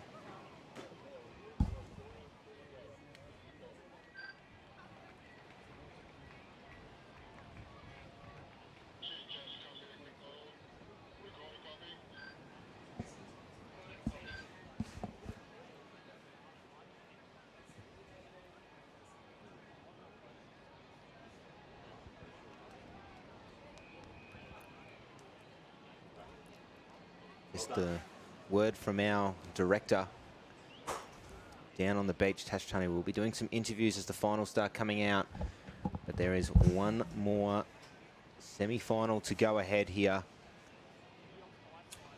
Major semi-final. As I just took a chance to have another slap at a sausage, and in they come again with stakes. The Big Voice Media team are really looking after their commentators this year, boys. We have gone up a few pegs. Wow, Aussie final racing. Here we go. This is a battle. 23 boys here, Tate? Absolutely, and it is a bookend Wowzers. of South Curl crews. The Dribblers will be in alley 1. In between them, the Currumbin Drakars in 2. North Cronulla's Funky Colts in 3. And it's the South Curl Burley that will round us out in 4. Well, half these been in the Aussie final before with medals and places, and you know, the gold medalist, current Aussie champs from Currumbin there now, second place, as well as maybe third or fourth for these South Curly crews. They only all want to come here for one medal, and they're all trying hard here now, and this will be a real ding-dong battle now. This is going to be anything. 3 to go through. You see that new South Curly boat named after Jeff Hewitt and Jenny Drury, a couple of the great officials, legends of our sport. See all the crews there not requiring handlers now with the boys. Don't want to handle. Oh, Buss. All of them just wanting inch forward. Inch those nose underneath these shories. The bowman's nightmare. Check starters are happy. Waiting for the gun to go up. Great looking flag there from the check starter this year. Seen a South Sydney flag in the past, and we don't want to see that, Don. Shout out to our man Frank. Gun goes Schroeder. Gun goes away for the major semi-final, Heat 1 in the under-23 male. South Curl Dribblers at the top of your screen. Currumbin Drakars in alley 2. North Cronulla Funky Colts in 3. And the South Curl Burley in 4. And tell you what, the Dribblers are having a fantastic run alongside their compatriots in the Australian development team in the Burley, gentlemen. Dribblers here to win, let me tell you. They don't fear the Burley. They've beaten them before. So it's all for sheep stations now. And there's a little one for these crews. Doubler for the Burley, just bouncing through, not getting any water. The Dribblers now, though. Dribblers copping one on the nose. And they're going to get hammered now. And there's more coming. So the Burley in the best position. The Dribblers copping a little bit more. Drakars are right there with North Cronulla. But as we see there with the South Curly Burley, they've got a half a length ahead in alley 4 down here, and they're streaking away the Burley with the boat in alley 1. The South Curly Dribblers having to empty out and getting the worst of that break.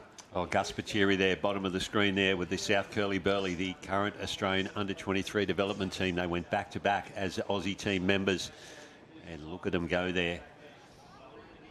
They are setting a nice tempo, the boys.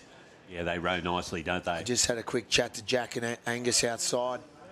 Gave them the last little bit of instruction just to polish them off, the boys. I love a chat with Stefano, the Burley. They're my boys. But good luck to all these guys. And now the dribblers have come right back into it too with Lowry. And him and his boys aren't going anywhere. Yeah, they are not scared, are they? The dribblers, they are not scared of any other under-23 crew. They've got Levi, Cody, Finn and Sam in the crew, swept by Termite, Rob Lowry. And have a look at them. They're real fighters, the dribblers. They have that much aggression and they've rode back up into second place. So it's the Burley getting in now. Perry digging in with Spiteri spinning it around. Then up and around like a Swiss watch. But there's nothing in it. There's half a length, but boys. And this is race on. This isn't it. Oh, wow. As Tate digs into the second of his sausage sandwiches there. We're watching the race here. And there are the oh no, that is South Curly Burley that we had on the screen there. The distinctive style. Well. Look how long that stroke is with Perry. Yeah, look at him lift here under this little runner here. Lifting, Whooshka. yes. Boom. Whooshka. And away they go on the top of that. Then they will settle in here as they drop off the back. The heavy stroke on the legs here. They will dig. And Currumbin, they have come up to him as well. Tooley got a good run there himself. The Funkies from North Cronulla separating the South Curly Burley and the Currumbin Druckars. A run for the Funkies, though. If they get good enough, they'll come back up into these crews' faces. And here goes the Burley, though, again in LE4 with a run. And they're going to turn it into something more than the others. That is incredible. That is incredible. He's called him back. Spiteri sneaking inside his gate can. Oh, trailing before the gate cans. Play it safe. South Curly Hold it Burley. Steady. Let's go. No mucking around. And have a look at that. Work, boys. Great performance. They're going to have to go forward to their seats as they do. The boat looks reasonably balanced here. No mistakes here, the Burley. No mistakes. They reach for their oars. They sit and they row. Wow, great work. They've done the best that they can on this one. And there's three crews coming from behind. But the Burley are going to have a little ripple. They should hold their lead to the finish line.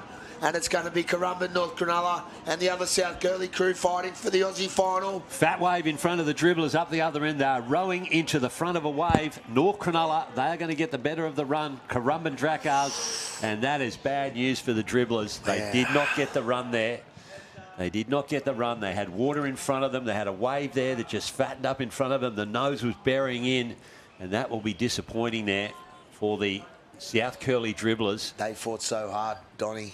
Yeah, absolutely. You see that big ticker. Disappointment from the dribblers. Yeah, big ticker in that South Curly dribblers crew. Much respect, boys. Hold your heads high there, fellas. Absolute scenes down there. The poor dribblers with Termite, those boys, they're as good as anyone in that field. But that whole race was a real doozy. And there's another race to go. And it's a 5-boater. Yep. And it's got a couple of Palm Beach crews in there. Collaroy, North Cotton, Tatahi Base. There's been a protest going on in there away. They gave 2 fourths. Equal. They gave Collaroy and Titahi Bay 4th position as a qualifier. Hence, we are having the 5-boater. And we have Palm Beach Pentatocus in 1, Palm Beach Fins in 2, Collaroy Longnecks, North Cottesloe Saints and Titahi Bay. You recovered from that double sausage sandwich, Tate? I was very, very hungry. It's hard, Yaka, watching some fantastic racing. And I'll just say, watching Alan Perry grab the Gus Pateri's sweep oar just to hold that little wave straight from a gate can.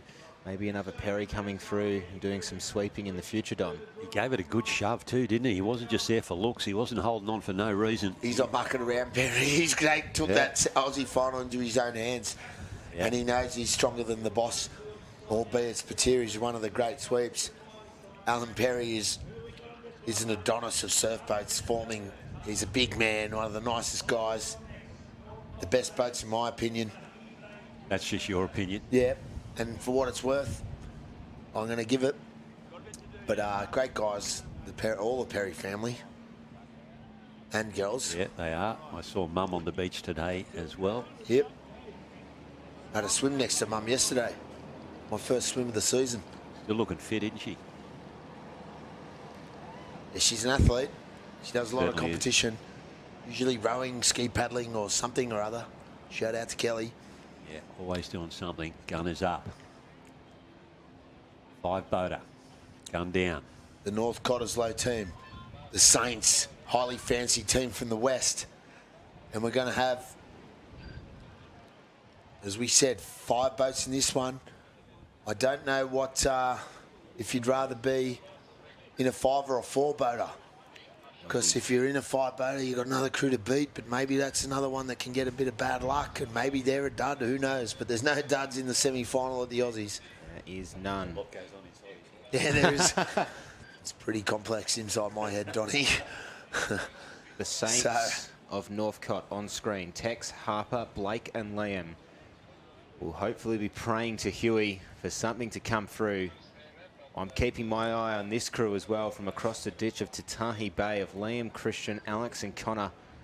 Looking to go a few better than at the ASRL Open. There's no Doug crew. Away they go. Do these crews from left to right. It's the Palm Beach Pentecost, Palm Beach Finns, Collaroy Longnecks, North Cottesloe Saints, who've just fallen off a little bit of the back there. Does the Northcott crew in Alley 4. Well, did they get impeded?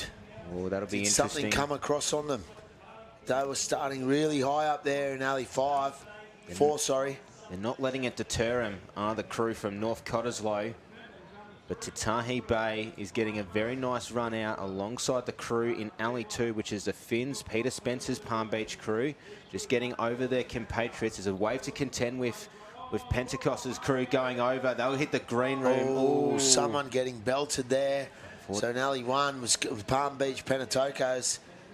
They were getting smashed, so they might just be a little bit off the pace there. And the rest of these 4 boats, but it's only 3 to go through. Northcott have rowed themselves back into it. But do not count out the crew in Alley 1. Crew down there in Alley 5, the Kiwis, as you mentioned before, they will be cheering across the ditch here now. Bruce Matheson, big shout out to you, son. You'll be riding with the crew here from Titahi Bay. And we love the fact that Kiwis come over and join us here for our Aussie titles. And well done to Tim Marsden at the back of the Titahi Bay crew. He is 1 race off an Aussie final here. As they race out, he is on the right-hand side. And I reckon, fellas, that he has got the lead here. There's a commanding lead at the moment. There's Tatahi Bay on screen. They had to get through the Bondi Bulldozers, the Bondi Bullfeds to be here today on Friday. So we know they're good. Off they go. You see 4 boats there pushing up. The Pentatokos in Alley 1. Probably just off the pace. But it's 3 to go through. As we get up to the gate cans, we're going to have a clearer picture. Looks like Alley 2 going to turn first. Does the crew in Alley 2, Palm Beach Finns, will go around, followed by North Cottesloe. And haven't they rode back into it, the crew from WA? Tatahi Bay go around in that all-important 3rd place. Collaroy Longnecks in 4 with the work to do. And at the back of the pub, it is the Pentatokos trying to find something. But there is a very nice set that's just rolling through the gate cans now, which will make it very interesting on the way home, gentlemen. And I reckon Peter Spencer's picked up a boat length on that turn. He whipped that around. The other crews were slightly pointing to the south, and he had it straight back at the beach here. And I reckon it's the Palm Beach crew, second from the left-hand side of your screen. I reckon they've got their bow in front here. And it was all through the turn. Running the top of this one here, and there is wave building at the back, fellas. Good call, Donny. Good call. There's Spencer in the inset shot now. He's lining it up to go through the gate cans. Looking behind himself. There's nothing doing. A little bit more life building under now for Palm Beach. The second crew from the left. They'll just fall off the back of it here, does Peter Spencer's crew. You can tell that he's urging the boys to come on. Has a look behind his shoulder. Collaroy Longneck's not out of it either, as they're all coming through the gate cans.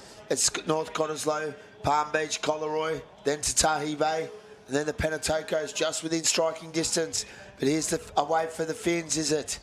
Wave for the Finns and a wave for, well, the Pentatokos in Alley 1, lifting onto something.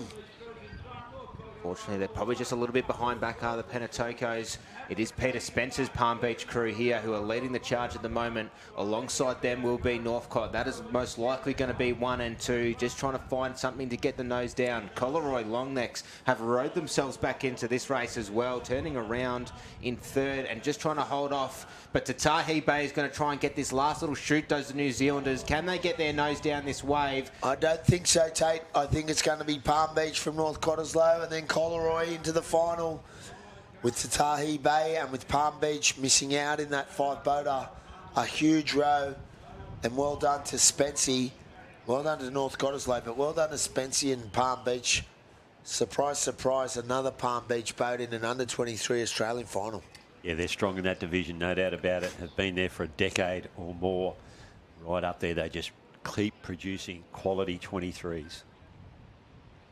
Yep, you see... Just got the text message. Get down to the surface tent to get your T-shirt on. They're on to me. Wow, what are you going to dress up as Mad Monday?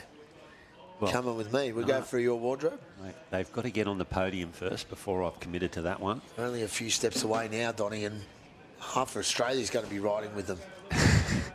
A, because they like Matty Silker and the girls, and B, because they want to see you going wild at Mad Monday. And Sanctuary 28's going to have an RDO on Monday. Well, the boss is anyway.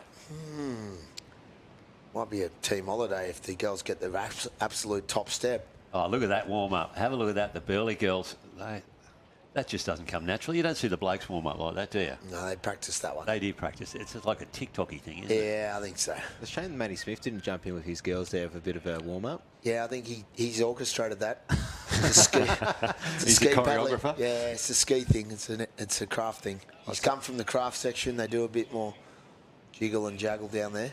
Tell you what, with this coverage, I'm very much looking forward to, in the off-season, watching the highlights back reel of all of the events that we have here in the Aussies and the ASRL Open. Oh, Don's phone's going wild there. And you see on the beach there now, on screen, it's the open female, ready to row. Bull Eye just moving their boat for a later position. And there's a lot of pressure on my co-commentator. There's a bit of family pressure on now. So he's done the right thing, because I reckon that was his wife on the phone. And he's been summoned. So there we go. The Coleroy Giants, open female. The Australian team in 1. The Coleroy Crusaders 2. Marucci Doorbells in 3. And the Currumbin Cockatoos, the former Australian representative team, in alley 4. And you got some absolute top quality crews in this one, Tate. Yeah, there are no dud crews when you're coming down to the top 8. And none more so than the crew on screen at the moment in the Marucci Doorbells. Looksy at the back of their boat with the good old wooden sweep oar, classic, and the round Rolex as well. And you see there, as our man stands out, not on screen now, but our man from the Black Swan Club, Big Tommy, proud Marucci oar man. Very much. I know I'll be looking forward to his interviews along with Tash for the finals. We see it looks in... The crews are just getting ready to go. They haven't been called. The whistle hasn't blown out to be called down to the line. Semi-final 1. As we said, it looks like it's going to be Coleroy Giants in alley 1, Coleroy Crusaders in 2, Marucci Doorbells in 3, Cockatoos from Currumbin in 4. And we're getting the draws going for the other divisions. We were just finalising these last 2 finals places for open men and open women. And then we have some absolute screaming finals coming up, Tate. Wow, look at this field. It's going to be on. We've got it on a sheet of paper here in the Donga. Check live heats, but we're having a look at the under-19 female surfboat final. Will be the Mona Vale Menace, Avoca Beach Yabbies Avoca Beach CCSS, Newport Nightmare, South Curl Runaways, and the Currumbin Chaos. Huge effort there from Avoca to have 2 crews in the Australian final there, Tate. The future's looking bright up there. And absolutely, I'm having a look at the crew that is going to be in only one of the under-19 male. Talk about crews, talk about clubs that have crews back into surf boats, and have a read of that through there, Phil. Yeah, the North Curl team you're referring to for the junior boys, they're doing very well. Couple of crews back this season. Currumbin Erics, North Cottesloe Havoc, Queenscliff Porky Pigs, Kyneton Rocks Critters and Palm Beach Prophets coming up later in the junior boys. So, might be just doing a little course adjustment. I think on the finish line towers you can see those finish line towers. There's people moving them around. And there's camera works just getting set up, making sure that finish line's in a 100% accuracy. Just going, while we have a bit of a break in the program, might be worthwhile just talking about some fantastic sponsors that we've had here across this weekend. Tourism and Events Queensland. This event being supported by the Queensland Government. From food and wine, festivals, art, culture and music to blockbuster sport and iconic endurance races, Queensland is home to a world-class calendar of events. And specific down here to the South Coast, experience the Gold Coast. Obviously the Aussies are a highlight of the Gold Coast vibrant year-round calendar, which is also filled with music festivals, sports spectacles, arts and cultural events, all set across the stunning Gold Coast backdrop, as we've seen time and time again with our drone shots of Gotham City in the background. And some official partners as part of our event here of BRP, the official powercraft partner of Surf Life Saving Australia, powering volunteers with the best performance and the most sensitive products to the environment in the industry. SLSA choose Sea-Doo and Can-Am products to save lives in Australia, as we see a majority of our IRB and ATV being supported by those two. Finn Swimwear, a quality trusted brand on the beach, has been supporting surf lifesaving for over 20 years, has Finn's. Of course, a big thank you to Kellogg's Nutrigrain, the official cereal of Surf Lifesaving Australia. And thank you to them for their ongoing support and to helping fuel our events, efforts on the beach. Of course, our major partners of Surf Lifesaving Australia, of DHL, who has been helping Surf Lifesavers deliver safer beaches across the land since 2003. Isuzu Ute Australia, who are proud to partner with Surf Lifesaving Australia. The Isuzu D-Max and MUX have everything you need to go on your own way for your next adventure. Be sure to visit out the Isuzu Ute marquee over the weekend, as well as your local dealers for those back home.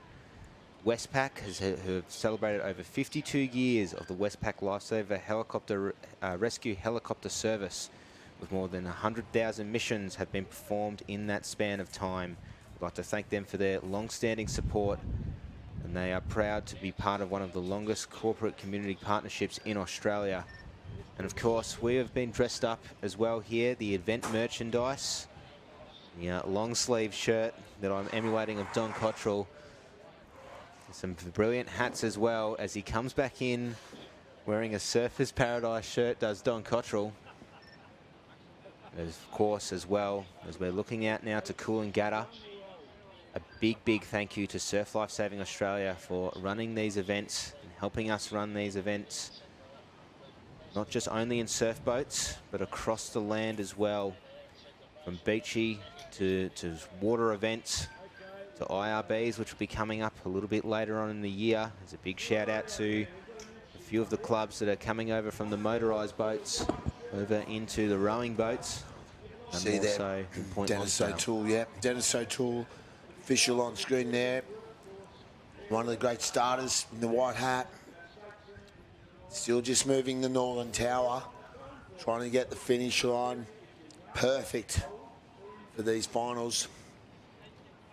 We've got 2 open finals to go, semi-finals, men's and women's, 2 each, and then it's all finals time, Donny. Have we run the first one yet? Not yet, still Alrighty. waiting. Okay, so It's I a didn't nice miss shirt, much. Don. They had your size covered. Yep, the pickle, is it? Yeah, it is. I feel sick. You've been in a few clubs, Don, nearly as many as Greg Norman, or had more clubs than Greg Norman? Says you. Yeah, I can't talk. No. That is the arsehole calling the armpit area, isn't it? Wow. There you go. Looks like they're pushing in here now, gentlemen. They might have fixed up the infrastructure. And they may well be pushing into the water here in the open female second of the semi-finals. Kenny Lawrence sitting up there on the finishing stand. What a champion he is from the Wollongong City Club. The big orange camera there, the finish line technology. Jack Starter's happy with the line here. They nudge in. Collaroy Giants in 1, Collaroy Crusaders in 2, Maroochydore Bells in 3, the Queensland State Champs, and the Currumbin Cockatoos. Away they go. Matty Wildman, he ran a mile. Oh, down there in alley 1, the Giants go up in the air. That is your Aussie team, man. Didn't they spend some time in the air? I reckon the starter might have could have, well, maybe wait half a second or two for that one, but you can't wait for everything. Mate, easy from up here, though, isn't it? Sure is. Yeah.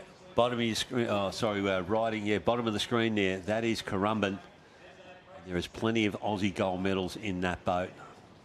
Lisa Mosley, Lisa Webber, absolute weapon, that girl. And away they go. Our 3 leading boats are going to take us out into deep water here. Collaroy still got a wave to get over here. What's it going to do to them on the top of the screen? It's only light there. They're going to power through it. Another green swell for all of these crews starting to come through. It's the Collaroy crew and alley 2 probably moving the slickest next to Maroochydore. And then the Cockatoos also doing well. So a lot of highly credentialed rowing teams in this one, Don. Yeah, there certainly is. Aussie team top of screen. If anything, they do have composure. And they'll be working there, attempting to work their way back into this. Not that they're bloody out of it. Nah. Looking at the screen, you see there's the Currumbin team there. Beautiful team. Beautiful tempo as well. Former Australian team. Yeah, so they certainly are. Only one change to the Aussie team. That is Michelle Gaffney. And she is a very experienced rower also. Look at the hand heights, perfect away, and just all the girls and guys watching this can take notes off these guys rowing in their technique. Sending the hands away nice and clean over the knees, rocking over, smooth up the slide. But Collaroy and alley 2. Yeah, the Crusaders, Gavin Scott, they found a little bit there, haven't they? They've been able to nudge themselves out in front, and they're going to hit the tin first. Doing a great job there's Collaroy. Yeah, let's see him spin around here. 2 open women finals in the top 8 of the country, and they're going to hit the can first. And, man, there we go. The Giants are not out of it, are they? They are right there. Great turn from Maroochydore, though. Picked up a little half length in that climber. He spun it on the top, and he's neck and neck now nearly with Collaroy. Left-handed sweep. Michael Brooks gets it around as good as anyone in the competition. And we might have just seen the Giants just move up a spot there. They may have pushed Currumbin back into the trailing position. But they're all still in contention here. Maybe that can up this end's a bit sniffy. Not sure, because Currumbin were either dropped a bit on their turn or just had to row a little bit further. But they've gone from in the mix to fighting for their lives here now in alley 4. Yeah, it did look like the Giants were out of that, didn't it? As they were heading out to sea, then they turned pretty much with 2nd and 3rd position. But there is no doubting the crew out in front, the Collaroy Crusaders. We can only call it as we see it. And none of these crews are out of it, Don, as you said, because there's waves. And they're going to be at the right place at the right time. Yep, energy underneath and there's a lift now for alley 1, Collaroy. Squeezing it through his can. Ooh. And the crew from Collaroy with Gavin Scott at the back of it, the Crusaders, are going to drop down the front of that one, and it will be on for the Miners here. Momentum may well be with the crew at the bottom of your screen here. That is Currumbin Cockatoos. 3-boat ding-dong here on the line, Donny, for one spot. Sprint for the final. This is to make it into the Aussie final 2026. The rating comes up. Maroochydore, have a look at them go. They've just got their nose out in front. Oh, Collaroy, have they got a bit of water in front of them there? Certainly Currumbin do. And Collaroy, if they can drop down at the other end, they're going to zoom through. The nose goes in. They approach the finish line there. Currumbin Cockatoos, Collaroy, it may well be Maroochydore. I think you're right. I think they're gone, Donny. We're the naked eye up here, but Wow, what a race. Just looked like the outside cruise on that last finish. I missed the memo. Meggsy's got his aviators on as well. These Queensland sweeps looking like top guns out here today, but sadly Meggsy, I think, might have just missed that one. We'll have to wait for the official places. That was a huge row. Yeah, we'll see that one drop, but we're pretty sure that might have been the end of the Maroochydore Bells. The Queensland State champs may well be out as we wait for it to drop on live heats. As the next of the Open Women's semis starts to push into the water, Port Kembla up in Alley 1, Palm Beach Pirates in 2, Burleigh Heads Mowbray Park rowing impressively in Alley 3, and the Coogee crew, the DMGs, in Alley 4. Yes. Well, cheering Coogee here, Donny. My man Macro, the girls, Oz and Kelsey, Sam and Caitlin. Is that the results? That's them. I'll call it out. It's Collaroy Crusaders got the first place. Collaroy Giants in second, and Currumbin going to make up the first 3 spots in the Australian final. Missing out the Maroochydore Bells. So who will join them? 4 boats in this race, 3 to go through to the final. Coogee in Alley 4, Burleigh Heads in 3, Palm Beach in 2, Port Kembla in 1, 3 New South Wales crews, 1 Queensland crew. Jack Patterson at the back of the crew at the top of your screen there. Paul Kembla has his wife in the stroke seat. Palm Beach Pirates in Alley 2. Now swept by Stephen Cox. Burleigh Heads, Matt Smith at the back of that boat. And then Coogee, we've got Paul Beale. Macro? Macro, captain of the Sydney branch rep team. The Sharks, the Sydney branch Sharks, what an honour. In the recent interbranch series, he's a top bloke, Macro. Did you get a crew in that, mate? No, mate. We're little Bondi minnows. Come on, give us a chance. Oh, we'll mate, be back next year. You're batting above your average at the Aussies this year. You had your 23 crews were looking pretty good. Yeah, the boys have been, the Buffheads, shout out to the Buffheads. Fancy themselves, those boys. Do they? Yeah, I had to bring them back a few pegs a few times. They love it. They love it. But no, they're good kids. The whole team's good kids. The Betweeners, shout out. They'll be listening. The Billy Goats, the Bondi Boozers, the Bondi Bulldozers, and the Bondi Cigars. So we've had a great time. Shout out to my mate Danny Weissman, who helped me get that team to the start line. He done a huge job with me to get 6 crews here, but that's enough about us. We'll be back, and we're just happy to be back in the action and appreciate the raps from our peers and friends on the beach and support. And yeah, it only takes one person, doesn't it? And you were that bloke. Thanks, Donny. To get Bondi from no boats in competition to 6 boats here at the Aussie titles in 1 season. That is a super effort, mate. Cheers, mate. We had a great dinner up at your club, well hosted at Talabudgera. They looked after us like silkworms, and our team's just had the best time. And I think thanks to, there we go. Out and away. There we go.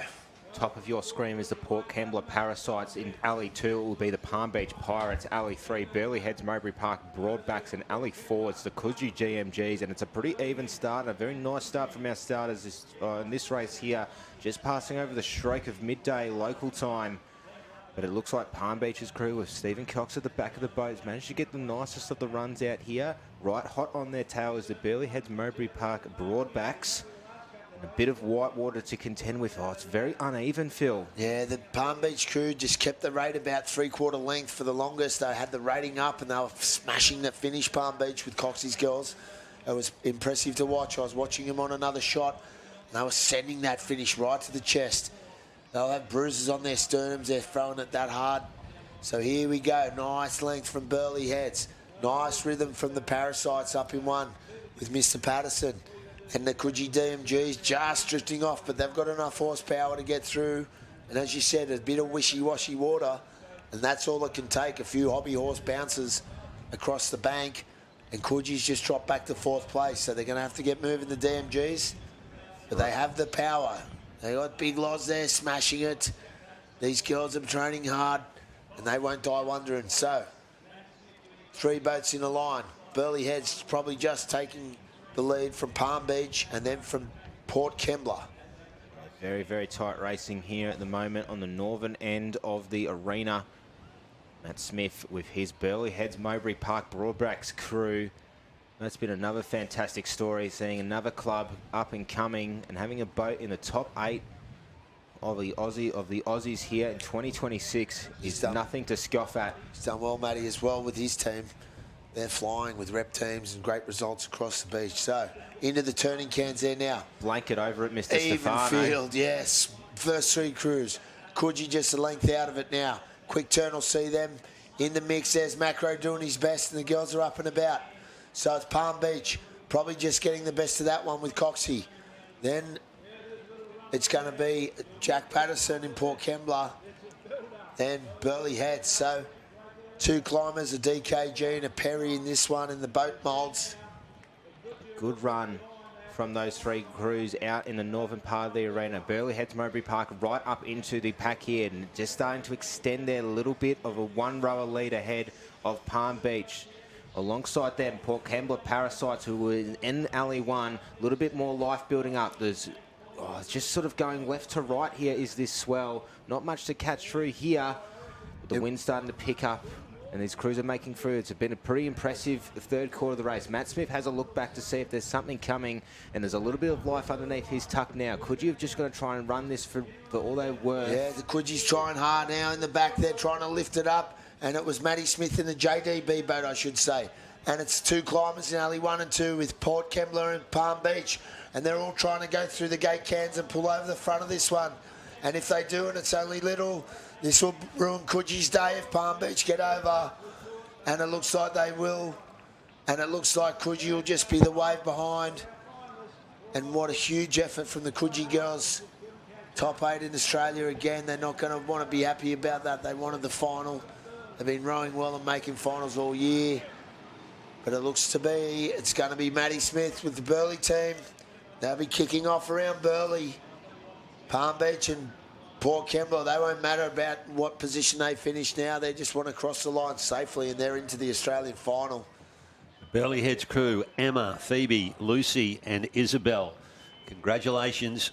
I reckon that would be their first Australian final for those girls. Great effort. Matty Smith, actually, I reckon I'm going to go out on a limb and say this is his first Aussie final as a sweep. Yeah, in a surf boat, for sure. He's done well. Yeah. He's a big boy. We had a little chuckle with each other up at the bar yesterday. Yeah?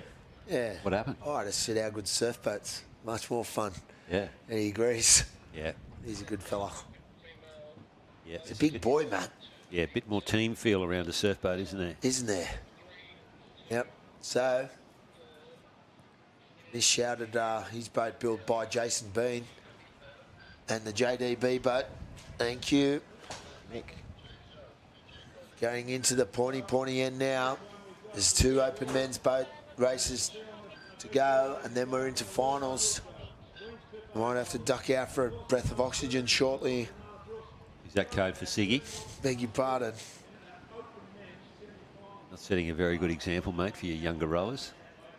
You blokes don't do me much favour sprouting it, but I can guarantee you, sadly, that there'd be about 30 to 40% of these rowers with vapours in their bags, if you want to be honest. Oh, my God. And it's terrible. So Jack Starter has him in the line. The open men, Allura Wilco's in Alley 1s, Queenscliff A Rollers in 2, and then a couple of the North Cronulla crews, the Purds and the Brooks. Yep, Brooks A's, or Brooks as a couple of our commentators like to call them. But Brooks A crew, North Cronulla side by side in Alley 3 and 4. Allura in 1, Queens in 2. It's an all Sydney affair. Yeah, Brooke Fleming at the back of Brooks A's. That Purd's next to him. Yeah, not much imagination in their names, is there? Adam Purdy, the sweep of North Cronulla. Come a long way from North Cronulla Blue and North Cronulla Gold. I guess that is a big step forward. They're always there. They don't care about the names. They don't, do they? They just want to perform on the water. They're just always on Blue and Gold Army, mate. They're the standout Sydney branch surfboat club still. One of the super clubs in the country. Nice set rolling in at the back here that we can see on our other screen. As a starter has them on the line here. Bit of shout out once to my man Michael Crutcher. He hates it when he's shouted out. Especially when you say Michael. He doesn't told me like not Michael. to call him Michael Crutcher on the live stream. Oh, well, that was the first thing you do then, isn't it? Yeah, well, I said, what are you telling me that for? Yeah. His daughter is the chief rower in the family now. Alana. Actually met a couple of his daughter's crews. They called us famous last night. They've come up to me. Is that Phil Stefano? He's famous. And away So- these crews go. Allura Wilco in 1, Queenscliff A-Rollers in 2, North Cronulla's Pers A's in 3, and their compatriots Brooks A's in 4. And it looks like it's the middle of the course here of Queenscliff and North Cronulla's Pers A's crews got the best of the runs. The Pers A's is extending their lead. Rate has gone up just to contend with this little bit of white water that's coming through the course now. They'll pop over top of it, no problem. Nothing stopping them, and these guys are out of the way. They're flying, Pers A's. They are. Something coming, Allura. Something coming for boss. Allura. Allura down the other end. They punch through that. Nice work there from the crew at the top of the screen there. Allura Wilco's. And it is the crew at the bottom of the screen that seem to get the worst of that, gentleman. That is Brooks A's, North Cronulla. And I think this is a DKG-a-thon, this race. I think they're all DKGs. Even Cleasy? Yeah, I think that one is. I think that's DD's DKG. Shero in the Perry. Could be wrong. Crew at the top of your screen there. And that is the Wilcos. They've picked up a few medals this year at the ASRL Open. I think they picked up something, and also at the state. Yeah. Big Dan in the second stroke seat. Your mate Fruey. Benjamin Button through that whole crew. Matt The fountain Guy. of youth. Matt Guy and Matty Norton, and they've 4 times in a row won the 160 division. So they come to this race with a Masters gold medal already, are the Allura crew. Aussie medals in the past few years too in the open boat. So I know what they're doing too, and they're giving all the older rowers some hope. Stay in the sport, keep moving, have a little break, come back. They've got it going on, and as we go now into these turns, it's Pers in front of Queenscliff, in front of Allura, and Brooks A's just a length out of it, going on to the yellow can. Wow, nothing in our leading crews here, boys. They spin around and they are stroke for stroke on the way out of. They are giving nothing here as they accelerate away. And don't they move the boat, these A crews. Absolutely flying on the way here, on the way home here. The V8 of surf boats is the open men crew. And there's not much coming through, but there's a little bit of a runner here. Allura Wilco cementing their place, coming back up after being checked at the start. A little bit more work to do. They're your current 3 leaders who are going to looking to book their ticket into an Australian final. At the bottom of your screen, the Brooks A's have got the work to do. They'll just fall off the back of this wave here. Their nose goes up. The nose starts to go down for Allura, Queenscliff, and North Cronulla's Pers A's, but there's not much coming back here in the end of the third quarter here, gentlemen. Brooks A's needing something now. They're trying to lift, but it's Allura who have stayed with Queensy and Pers A's in North Cronulla's crew, and Allura, the old fellas, longer. They've sort of go out 3/4 pace, and then they're like a steam train. But here comes something for Brooks A's, and they're going to dial it up through their gate can and their A-graders, and they will have enough power. And this is going to be hard for Pers because it's right up his backside, and it's a late takeoff. What's going to happen here? And Wilco would be screaming his Allura crew, get me away from this. I don't want to be hit from behind. And they're into the channel now. All of these crews survive, but the momentum may well be with the crew at the bottom of your screen there. Can they punch through this? Wave in front. Wave in front. Can the North Cronulla crew punch through this? No, they can't. They cannot. And it is going to be a 3. Oh, charging at it again. No, I think they're out. That would be the crew from Brooks A's, who just had the lump in front. They had the nose buried there. They tried to push through it, but it just was not to be. And the first 3 crews into our open men's final, Allura Wilco's, Queenscliff A-Rollers, and North Cronulla Pers. Stavano exits the booth. And we will look to the second of our open men's here. The pace is on tape. It absolutely is. You can see, I believe that would be Pers A's on screen at the moment. Fantastic for a North Cronulla crew, as we see many, many times over these events and over the years, getting into the A's, getting into the open men's final. Good camaraderie across the course. 3 crews have made their way in, and we now look to the next 3 to get through. Could it be the Wonder Weapons, who will be in Alley 1, South Curl Blitz, who will be in Alley 2, Avalon Beach Pinkies in Alley 3, and it's hard to put away the Bulleye Gold in Alley 4, Don? Absolutely. 4 in a row for Bulleye Gold, unheard of in Australian titles, and a 5th one in 2016. Wonder Weapons, they are the state champions of New South Wales. As in this crew, batted above their average as well. The crew from Avalon Beach, Nathan Wellings, left-handed sweep. He has done a fantastic job lifting these guys from reserve grade up into open men. Gun goes up and gun goes down. South Curly Blitz, we need to give them a shout out as well. Rob Lowry with his son Zach, Michael Egan, Samuel Lowry as well, 2 of his sons in this crew, and Jordan Thurlow. Big shout out to the South Curly, big family connection in that. Dad and 2 sons in the boat. Wonder Weapons on the screen there now. They are swept by Nathan Spinner, the Wonder Weapons.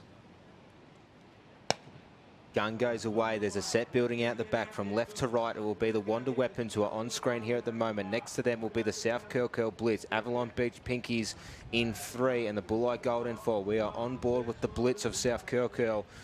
Oh, it's a lot of power moving, but stroke rate is up at the moment. Just trying to get through this back bank here.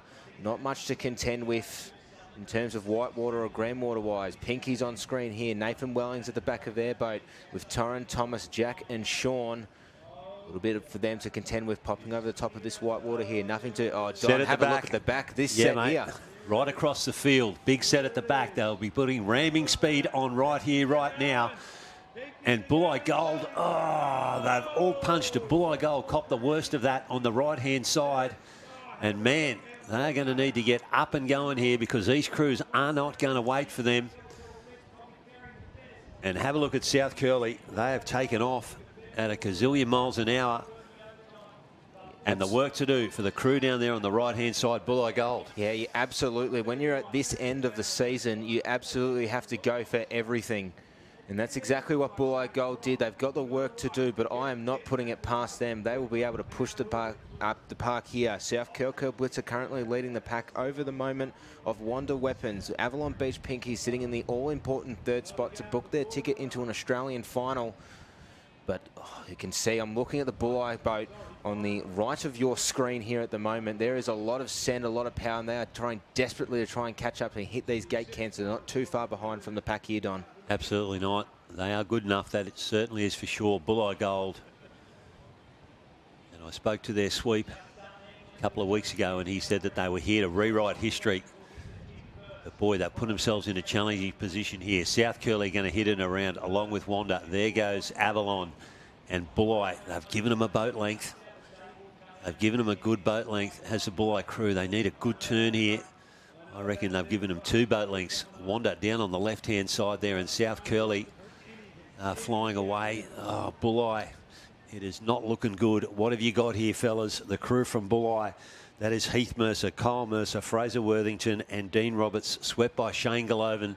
They are the greatest of all time open men's crews on the right-hand side here, and they're facing one of their toughest battles yet. There is a nice roller coming underneath Bulleye here at the moment on the right of your screen. They're going to try and milk this for all it's worth. They'll have the first crack of it here.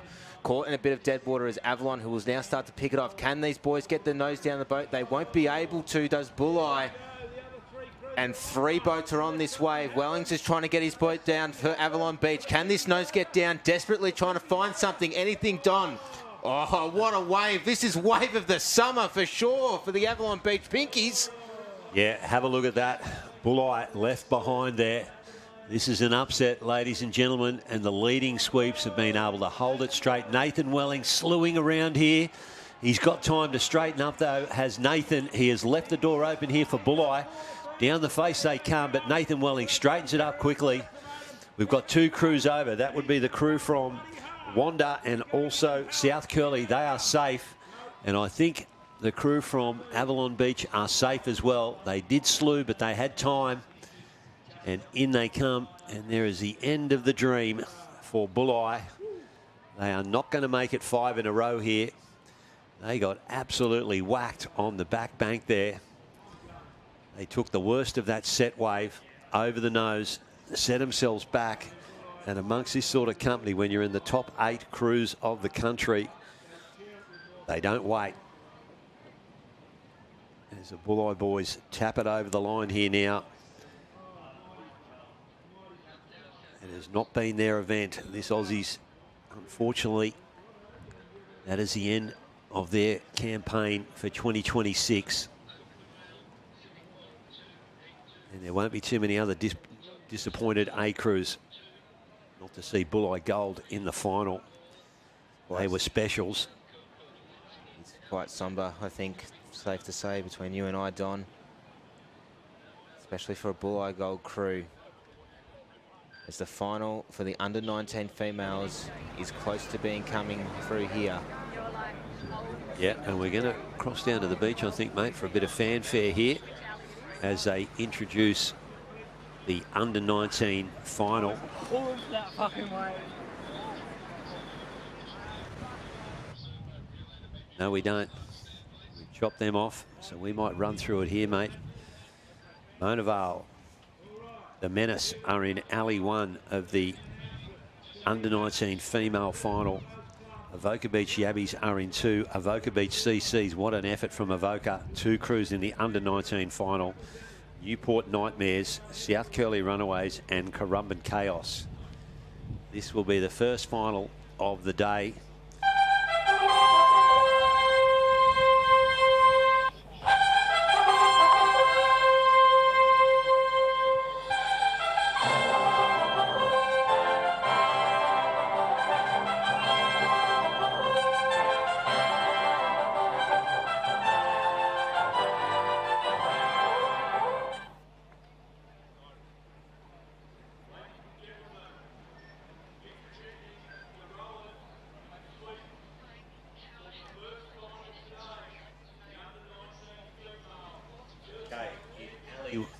In alley 1, we have Mona Vale, the Menace. In alley 2, we have Avoca Beach Yabbies. In alley 3, we have the Avoca Beach CCSSs. In alley 4, we have the Newport Nightmare. In alley 5, South Curl Runaways. And alley 6, the Currumbin Chaos. This is the first of our finals, Phil Stevano. For 2026, it is the under-19 female, and we were just saying before, what an effort from Avoca. They've got 2 crews in the under-19 final. Huge effort for Avoca in the junior girls, but surprise, surprise, another great effort from South Curl. I reckon they've got 4 crews in 4 Aussie finals at least today. They've got these young girls, they've got the Hoosier in the Bs, they've got the Burley in the Colts, and they've just seen the Blitz in the A's. And that's a good day again for the Premier Surfboat Club in Sydney, South Curl. Bulleye Gold just missing out in that last one. So, Mona Vale Menace, who will be in alley 1. Annabelle Ruley, Abby Pickering, Georgia Alden, and Jasmine Sindel with James Meadows as their sweep. Alley 2, the Yabbies of Avoca Beach. Mitra Renouf in the back of their boat with Bree Yosling, Chantel Napier, Nina Boj of Jenas, and Natasha Ireland. The CCSS, Cleo Hodson, Charlie Collins, Sophie Bukalil, Sian Bean and Matthew Mitchell at the back of their boat. The Nightmare from Newport, Michael King at the back of their boat. Elise Shanahan, Macy Pickering, Ava Cran and Miller Bonacera. Alley 5, the South Curl Runaways, Naomi Hummel, Chantel Hummel, Abigail Wilson, Zoe Burke, Nathan Wilson at the back of the boat. And rounding us out, Brett Dowker and his Currumbin Chaos, Sage Stevenson, Malia McMahon, Annie Bisbus and Jordan Wildman. yeah, great call, Tate. A couple of those names familiar and family members.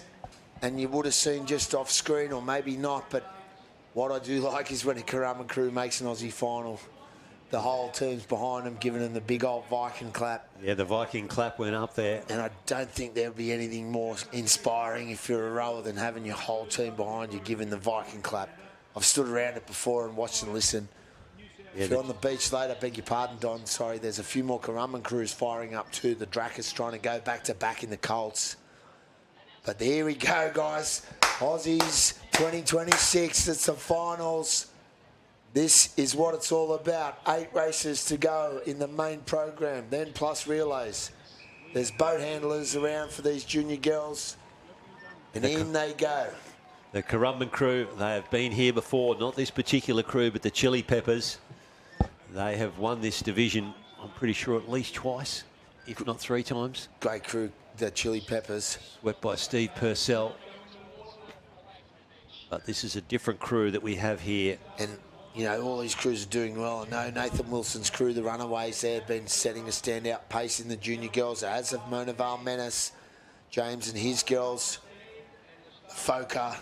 To have 2 girls' crews, this is enormous for their girls and the program for rowing in Avoca for the future.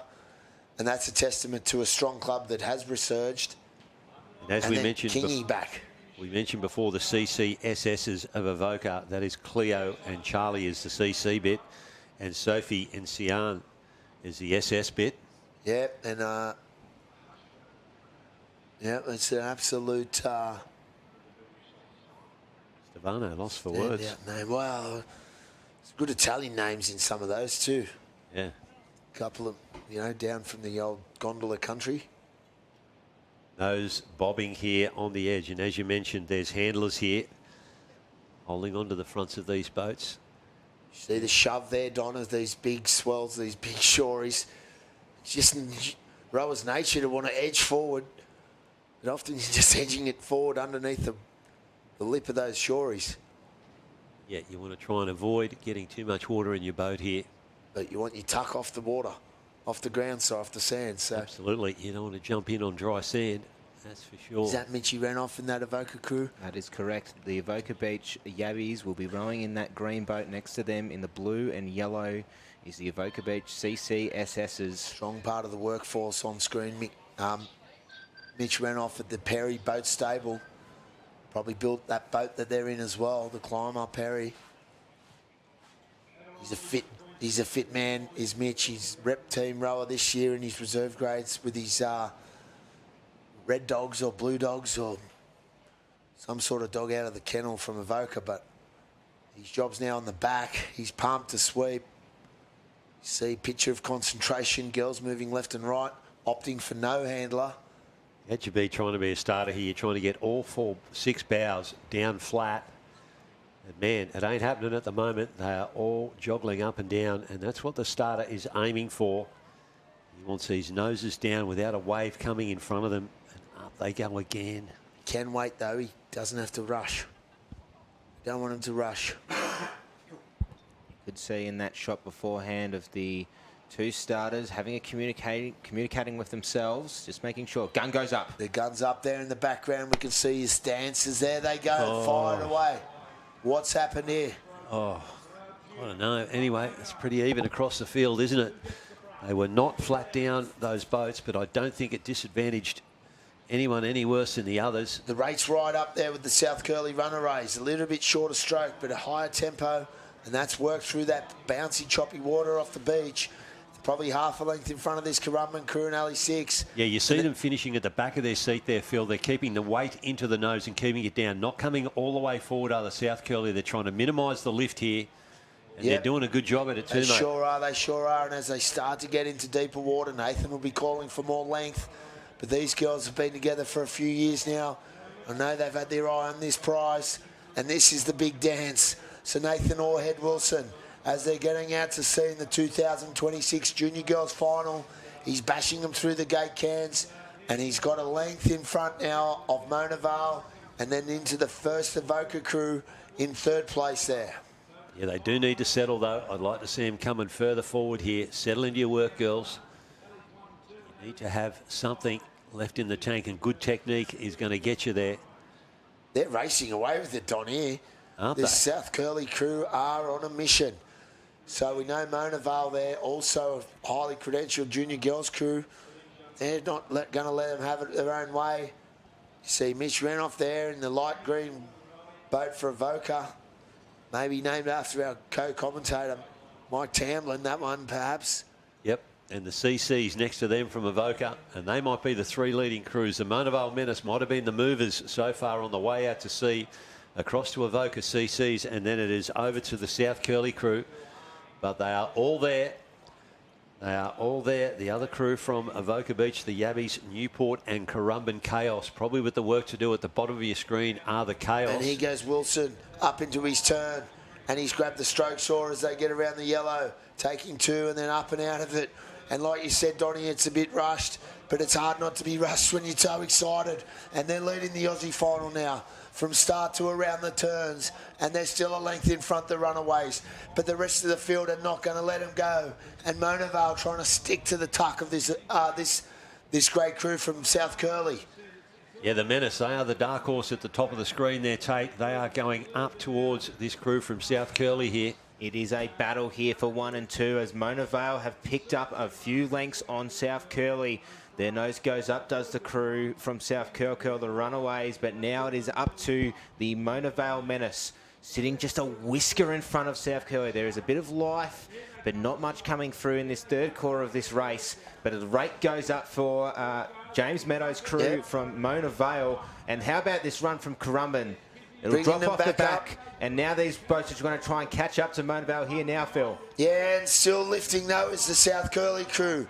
And they've lifted up again, but here goes Mona Vale and James Meadows with the Menace. And they have streaked ahead on that run there in the inset. Now he's just pushed it through his gate can, sneaks it inside that black can now. And they're looking for home. And there's a wave coming from Currumbin. Will he make it inside his gate can? He will. But he wasn't able to catch that wave. And there's the rest of the field. So, South Curly are on it. Wilson holding it. Will he stay on it? He's got to push. Oh, Wilson up and about. Meadows is slewed up in alley 1 for Mona Vale. So it's Newport, and it's South Curly, and it's Avoca. The top 3, and Newport's cut through the middle. Michael King's got the rate up for the girls. Still holding it straight. And it will be Avoca there. That looks like the CCSSs have got their nose to the front there. And Currumbin have come from the clouds as well. They might get a podium finish here. We will wait for it to drop, but we think it is the Avoca Beach CCs, Newport Nightmare, and possibly Currumbin Chaos in the first of our finals. Certainly, the Avoca Beach CCs. Matty Mitchell on the back of that one. Oh, Mona Vale Menace. They like it. Mona Vale Menace up the top of your screen there. They had a beautiful runner outside the gate cans, and they milked it well. Then, unfortunately, they were too far in front, and they might have copped a bit of a wave from behind there, which has pushed them around. You see those experienced sweeps. Matthew Mitchell, Michael King coming through the middle, holding it straight. The blokes just on the outsides. James and Nathan from Mona Vale and South Curly. Wilson had a little sit down. He had to hang on to that one to hold it straight first. He straightened it up, then he slipped and had to sit down, then he had to push it back the other way. So, you see on screen there all the Avoca girls getting around each other. How good. That is a huge party tonight. Yeah, have a look at the camaraderie there. The two Avoca Beach crews. Hugs all round. Congratulations, Avoca, and congratulations on getting 2 under-19 crews into the final. Yeah, and they're giving it away now because they're chanting, and there's Big Mitch Renoff cheering on his other girls' crew. And this is great scenes there. If the camera can pan into that on one of our screens, there it is. Look at this party for Avoca. They're back, baby. They're back. They're no strangers to win an Aussie gold. This club, I don't know when the last time, if ever, they've won a junior girls title. So we're going to cross to the beach, I reckon.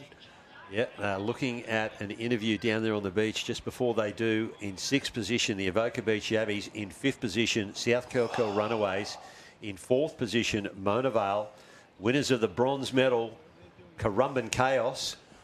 The silver goes to Newport and Avoca Beach with the gold. Tash, take it away. Okay, down here on the beach, we've got our first gold medal for the Sunday, the big dance.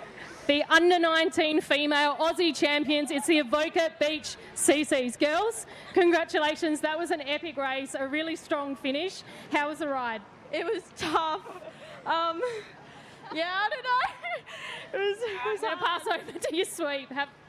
Just very proud of the girls all weekend, rode so well and just pulled it all together in the final.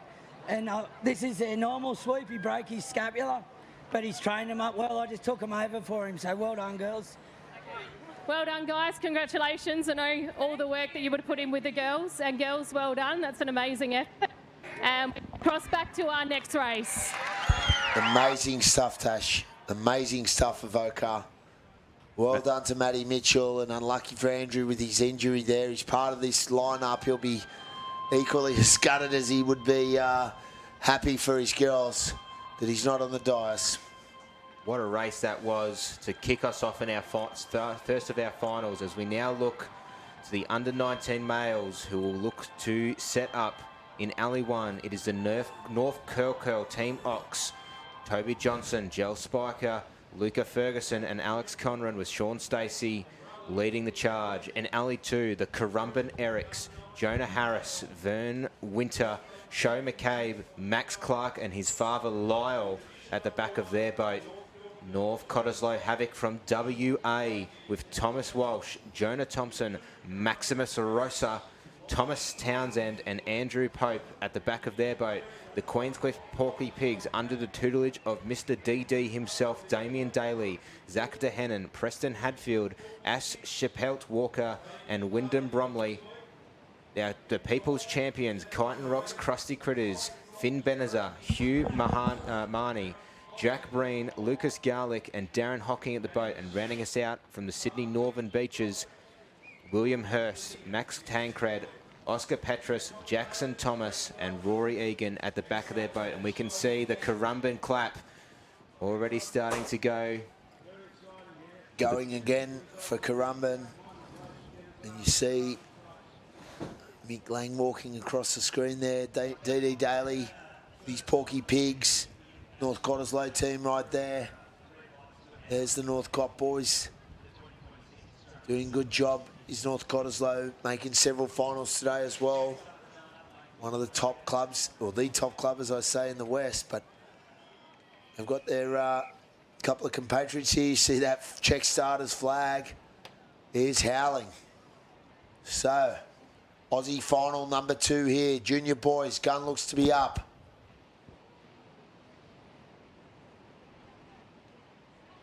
They're all tense here. Anticipation and away. Wow. Top of your screen, North Curl Team Ox, Alley 2, Currumbin Erics, Alley 3, North Cottesloe Havoc, Alley 4, Queenscliff Porky Pigs, Alley 5, Kyneton Rocks Krusty Critters, Alley 6, it's the Palm Beach Prophets. We're on board now with North Curl Ox, Toby, Gel, Luca and Alexander trying to find something or anything just to extend their lead a little bit. Work to do. Currumbin Erics on screen here, Don. Didn't they bounce off the start line then? All of those boats, the bows are going up and down, and it will be the crews that can handle this the best. Ones that have got the bowmen that can reach over and pull the nose down as they approach the back bank here. It looks like they're going to get out without too many incidents here. Just the Palm Beach Prophets just in Alley 6 drifting off the pace, but all 5 other boats look to be in a line going through the gate cans there now. Straight line it is. We don't really have anyone sticking their nose out. Possibly North Cottesloe in Alley 3 might just have a seat on the rest of the crew, but also Kyneton Rocks here. And wouldn't that be a fairy tale for the Kyneton Rocks Club if they can pick up another medal? They've got a Masters medal, the first one for the club ever. And here is a big opportunity here for the South Australians. Hocko at the back of the Kyneton Rocks crew. What a great effort it is from Hocko and his team. He's a likeable chap, and it's huge for this club, and he deserves this hard work. First Aussie boat medal into another Australian final here, junior boys. So things are looking good, and I reckon it is Hocko who's taken half a length off the field, Don. Well, you're seeing something I'm not. It looks like a straight line of about 5 boats for me, with only Palm Beach dropping off here. And the crew there in Alley 4, Queensy. They are going with North Cottesloe. If anything, they might have their nose in front. But, boys, there's nothing in this as they approach the turning cans, Tate. It has been a fantastic row out for the 5 crews on the northern part of the alley. DD's boys will hit the can first, does Damien Daly and the Queenscliff crew. But throw a blanket over. Kyneton Rocks with probably the best turn out of that field there to come out in second place, just over the crew in Alley 3, the North Cottesloe Havoc. But I'm having a look up the top there for the North Curl Team Ox, who've tried to find some little runner, anything to come through. Rate builds up here for Kyneton Rocks here now, Phil. They're lifting it, but like you said, it's the Team Ox at North Curly, and it's the team in Alley 3 3 and 4 doing very well there. Queenscliff Porky Pigs. Sean Stacey sweeping in North Curl Alley 1. He's won Australian gold before with DY and with North Narrabeen, and he's got the son of one of his North Narrabeen boys, Mooka, from his 98 gold medal in the bow of this boat. We just need the drone to catch up to these front leading crews here on a bit of a bad angle so far. Could be Queensy there in the pink boat.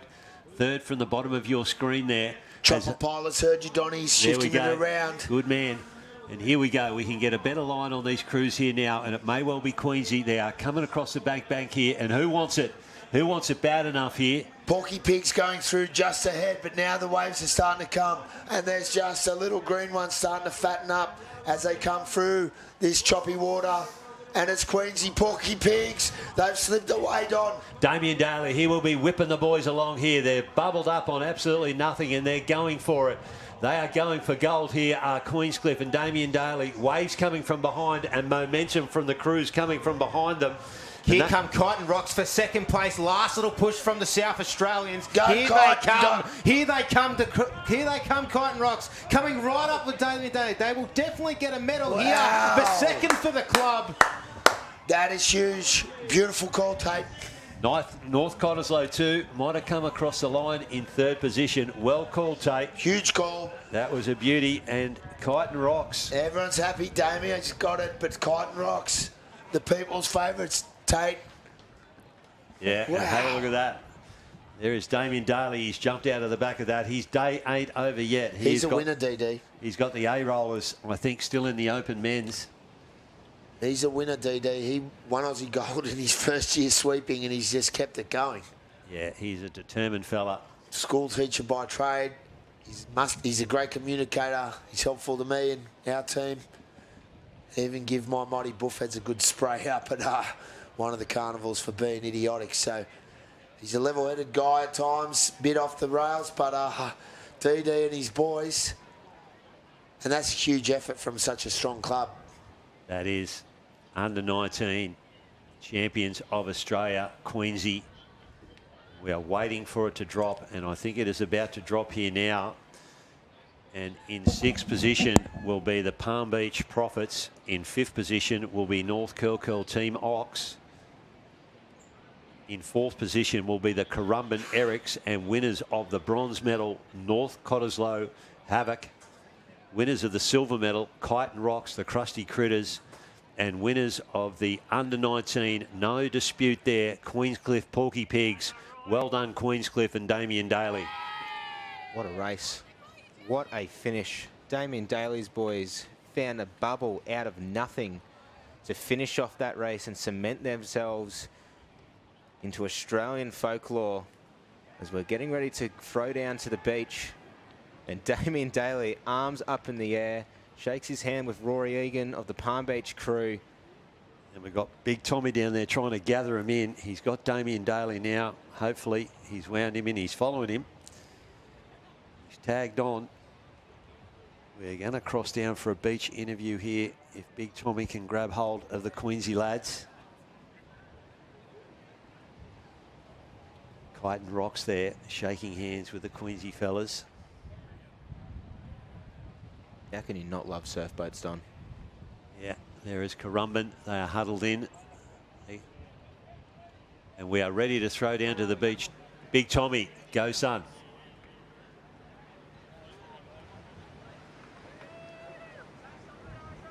All right, so we're down on ground here with Queenscliff Porky Pigs, our under-19 Australian champions for 2026. Mate, coming down that last wave, it was looking tight. How were you feeling? What were you thinking?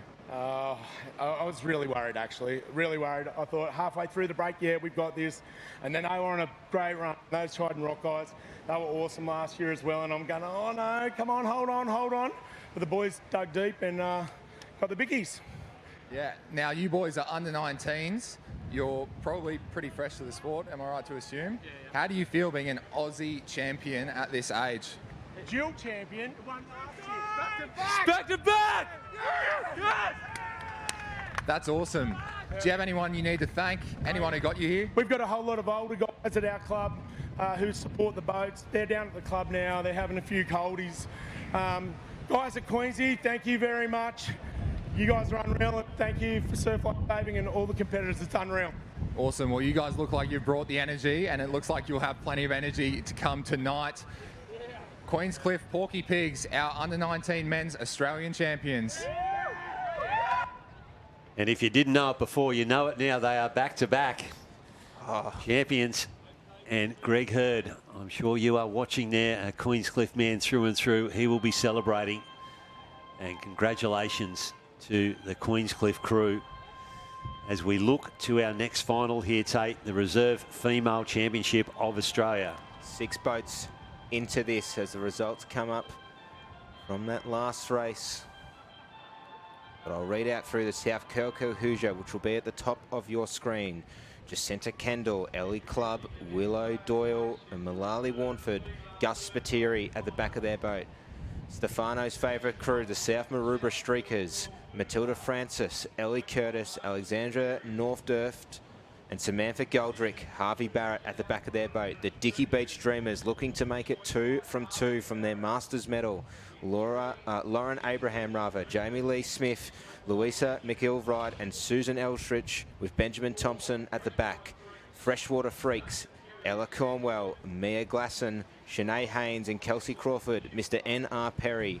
The Queenscliff Ship-Faced, Alex Tyrrell, Sophie Wade, Alex Walding, Nikki Daly, Matthew Sheridan at the back of their boat. And roading us out, it's Brooksy's girls, Michael Brooks with Amy Hafferley, Lauren Hoffman, Amanda Rukuwai Stoneman and Darcy Stone. Well, I've got a shout out to the Freshie team. Cheyenne Hayes, daughter of a Freshie legend, Matt Hayes, who'd be tuning in. Proud of his daughter there, making that reserve grade final with Perry on the back. This is going to be an absolute screamer. This could be an Aussie Open A grade final for women. There's that many good crews in here, so we just don't know which way this is going to go. Speaking about proud parents, Corey Stone would be cheering from the beach. His daughter Darcy is in the Maroochydore Bolts crew. And Queenscliff into another final. They just took out the under-19s and now they are lining up in the reserve female. And I've got to tell you guys, the Dicky Beach Dreamers, I reckon that's a great story. 180 Masters champions. Susie Estrich, wife of Rick Estrich, the sweeper Tullabudgera. 220s champion. No, YSRL 220s. Yeah, that's the one. Filled in for your man Millsy when he needed to. Yep, shout out to Rick. He's a great club man for Tullabudgera, and his wife is in the Dreamers, as mentioned, along with Lauren, Jamie Lee and Louisa. Swept by Ben Thompson. They're on the line, gentlemen. This is a family affair, our sport. Friends and family everywhere, and we're all family and friends as one big buddies community when we come together at the Aussies. And there's Nathan Perry and his Freshwater Freaks. And those cleavers, they just look intimidating, don't they? Look at the size of those things. New South Wales state team in reserve grade, freshwater. And they've got to be close to being favourites here, haven't they? Oh, I don't know. How Don't say that. Past the Hoosier. Rightio. Australian, they've won the reserves. They went up the ways. They got 5th in the Open Women's Final. Then they've dropped back through whatever's happened through the course of this season, a few injuries as well as few sweep position changes, but they're back again, and I can't discount those girls on screen with their fill-in. And I bumped them, they're top girls. They've had a shorter program than normal for their season. They were racing at Queenscliff earlier in the year to try and qualify for the Australian team. Just missed out on that representative honour with DD sweeping them. And they've jumped back to Queensy, and here they are in another final. So, but South Maroobra's rowing well. The Queensy Ship-Faced, they're all experienced rowers with Shero on the back there. They are. And they can do it as well. They've all super fit as far as I can tell. Known the girls for a while. There's your team from Maroochydore on screen. Yeah, Amy, Lauren, Amanda and Darcy Stone. With Megsy on the back. Granddaughter of one of the life members of the ASRL, Bob Stone. And we wish Stoney all the best. He will be tuned in here, I hope. And Karen Brooks, grandmother of Darcy. Huge, huge efforts from all these crews making this Australian final. As we see there, 4 crews from Sydney, 2 from Queensland. And then the 2 Sunny Coast crews. Check Stars are happy. 3 crews from Sydney Northern Branch and Gun goes South up. Maroubra representing Sydney Branch. Here we go, boys. Everyone's getting excited around us now. Gun goes back down. It's a real buzz outside, Donny. Absolutely. We are at the Aussies. We are at finals day at the Aussies, and it is a great atmosphere. Gun is up again. Gun goes away. Top of the field is the South Curl Hoosier in 1, South Maroubra in 2, Dicky Beach in 3, Freshwater in 4, Queensy in 5, and Maroochydore in 6, Tate. Oh, how about this from the ship face? Straight out of the guns is the crew from Queenscliff, looking to go back-to-back in these past 2 races which they've been involved in. A little bit of white, a little bit of green water to contend for the ship face crew of Queenscliff. And Whitewater starts to break. They'll just pop over the top of this. There won't be too much to worry about. Nice little green roller. Right on heads of their tails is the Freshwater Freaks. It's looking like a pretty clean run. There might just be a few more green rollers to come through here. All pretty even there, just bobbing over what was coming out to sea as they're searching for the deeper water now. And it is Queensy, sorry, Don. You're right, looking to get into the deep water here now, and it will be all crews safely through the back bank here now and accelerating away. Have a look at them go. Queenscliff ship face. Matt Sheridan will be pretty happy with the position that he's in there now. You've had a little bit to do with Shero. Shero's a good fella. Been around Shero for a long time in racing, and he's a good guy. Old school fella, tough as.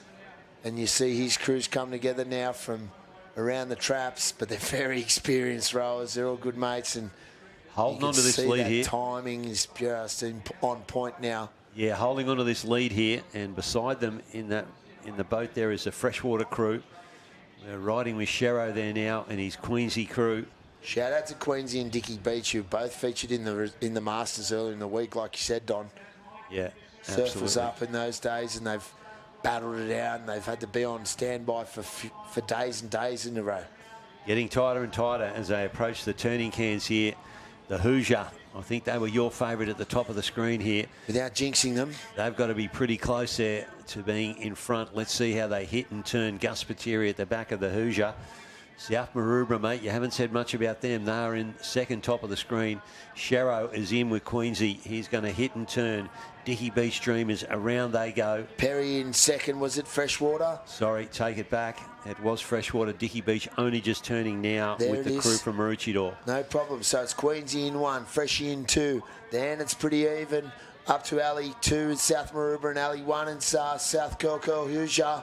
So it's a race in 4 at this stage as they're starting to edge ahead. And it's Queensy just holding that nose in front of the crew from Freshwater.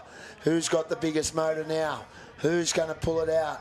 The Aussie final is less than half a race away for one of these gold medalists. How much do they want it, Donny? How much? It is lifting now. Little runners in underneath them, and there is a line of 4 here. And they will be burning in the legs here, and the sweeps will be screaming at them. Give me what you got. There is no replay of this. It is now or never as these crews approach the back bank here, Tate. Yeah, Queenscliff currently leading out to the front. They will hit the gate cans first. There's not much coming from the swell sphere as we have the City of Gotham in this shot here at the moment. Queenscliff just doing a long, powerful stroke just to seek sending that boat all the way down. There might just be a little few runners here. Queenscliff hit the cans first. It's going to be tight in for the finisher on the crews on the northern end of the beach though, Don. Wave coming, and it's going to be late, Phil Stefano. These crews at the back have got an opportunity here, and it is Dicky Beach trying to get over it. They're not going to get there. They are through the gate cans, are the leading crews. Swell coming. South Curly up in 1, trying to hang on to a little bubble, and there's Perry in taking something, as is the Queenscliff crew. Shero, has he held it? Shero, he slipped, and here goes Nathan Perry. Nathan Perry and the Freshwater Freaks up and about, trying to find the line, and Perry's got 40 metres, 30 metres, 20 metres. It's Perry and the Hoosier, Spiteri and Perry, and it's going to be the Freaks, the Freshie Freaks. He's done it, Nathan. Wow. And he clenches the fist, does NR Perry. What a finish. What's going on? What a finish there from Freshwater. They lifted. They absolutely lifted. They well and truly wanted that. Unbelievable finish there from Freshwater. The rate came up. The power went down. and they moved themselves away. They had a nice section of the beach in front of them. And you see South Curly people around Nathan as he's one of their best mates. He's a South Curly bloke. He's won an Aussie gold. I don't know how many our man has won an Aussie gold, Don. Yeah, South Curly. It is a special time for us all here for Pez. Yeah, absolutely. Good man, N.R. Perry. And congratulations to you. As he walks away, hands on hips there. He's going to get a hug from one of his crew. He won't know what day it is. Nah. Bit of adversity too leading up into this event. It didn't go easy for him, but they have been able to get that result, and that'll all be history to NR now. And he's got his Bisley cap on, his lucky Bisley cap there. So I've played my part on that one, Dottie. I have played the part. Oh, you got it in. I've seen that hat, and I know that hat well. And, wow, that's so good for the Freshie Freaks. And huge effort to all those girls' crews. All right. We're waiting for the places officially, Don. I'll let you take them out. Oh. Yeah, results dropping here. And in 6th position, the Maroochydore Bolts. In 5th position, the Dickey Beach Dreamers. And in 4th position, South Maroubra Streakers. And winners of the bronze medal, the Queenscliff Ship-Faced. And then it will be South Curly Hoosier in 2nd, and the Freshwater Freaks. They have won gold medal. And, mate, wow. Can I say I tipped him at the start there, and you said, no, what about the Hoosier? No. You said you like the Hoosier. I was always... Don't. All right, start. I'll let you have that one. Here comes the big fella. Right, let's listen to this. This is so good. Down the Tash.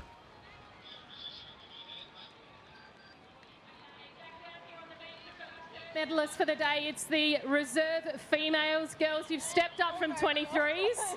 You've just taken out reserve females. Nathan has committed to an all-body wax after getting this medal. Girls, how exciting was that race? Honestly, I actually can't believe it. I think someone needs to pinch me. This is the best day of my life. Nathan, there's a few tears in the eyes. What's going through your head? Oh, nearly 40 years of trying. Yeah, and committing a year ago to do this today. Yeah. Okay. All right, girls, go celebrate. Get your photo with Malcolm. Congratulations, guys. Well done. Well, Perry was short of words there, and I don't think that's going to be the last tears he's going to shed today. He's an emotional guy. And with any luck, you'll watch his son steam into the gold medal position too. That'll be some day for the Perry household. And it's a great day for the Freshie, for the Perry Boat Shed team with Mitch Renoff also making an Aussie final. So hanging around successful people seems to be working. But we have the next reserve grade male final about to hit the line. Tate, can you take us through it from the top? From the top, from the Sunshine Coast, is the Alexandra Headland Makos. Stephen Davies their sweep with Darren Clunes, Caden Carey, Harrison Davies and Benjamin Dixon rounding out that 4. From WA, the Fremantle Burritos, Dane Holman, Michael Cameron at the back of their boat, Brad Cox, Alec Vukovic and Zach Martin. And returning back after finishing off a fantastic win is Mr. N.R. Perry with the Freshwater Prigs of Tristan Canavan, Rory Bartle, Andrew McMinn and Charlie Griffith. Northcliffe Hurricanes with Damien Claypan at the back of their boat, Timothy Munro, Finian Mitchell, Joseph McKeering and Ethan Ferraro. In Alley 5, the Currumbin Sauce Monkeys, William McDowell at the back of their boat, Ben Buxton, Samuel McPhillips, Lachlan Blackmore and Riley Oswald. And the Jan Juck Fennel Hellman will finish us out with Brett Mazuris at the back of their boat, Jack Mulder, Pat Spinazzola, Alexandra Polly and Finn Drips. Well, they've come from everywhere for this reserve grade male final. And a chance for Pez to go back to back. The big fella with his Freshie team. He's going to have to gather himself. He was pretty emotional at the end of that. He's going to have to clear the head. Let's hope it's his day. If I look at that Currumbin Sauce Monkeys crew, swept by Will McDowell, the Kiwi, Ben Buxton, Samuel McPhillips, his old man Ross McPhillips. He's won a couple of Australian medals. Kurrawa and also Tugan. Samuel will be looking to put a gold medal to match his old man. This is a tough division. Lachlan Blackmore in the second bow there, Lockie, and then we go to Riley Oswald, and he comes from a family of surfboat rowers. His mum is a gold medalist in the Open Women. The old man Smokey rode in the 220s in the Spartans. Great by seeing Smokey yesterday in his work year. And his sister Rose as well. She is a first-year rower. And I had to mention Pat Clark as well, the grandfather. No longer with us, Pat, but he was a boatie through and through. And it is great to see Riley Oswald and the Currumbin Sauce Monkeys on the line here, gentlemen. Well, Davies has got his Alexandra Headland team in there. They've been going well.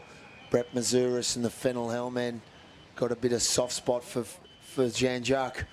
Big fan of Brett Mazuris. Top sweep. And he's done well on screen there in that Jean-Jacques DKG up in alley 6. So that it would have been more Viking claps around that boat in 5.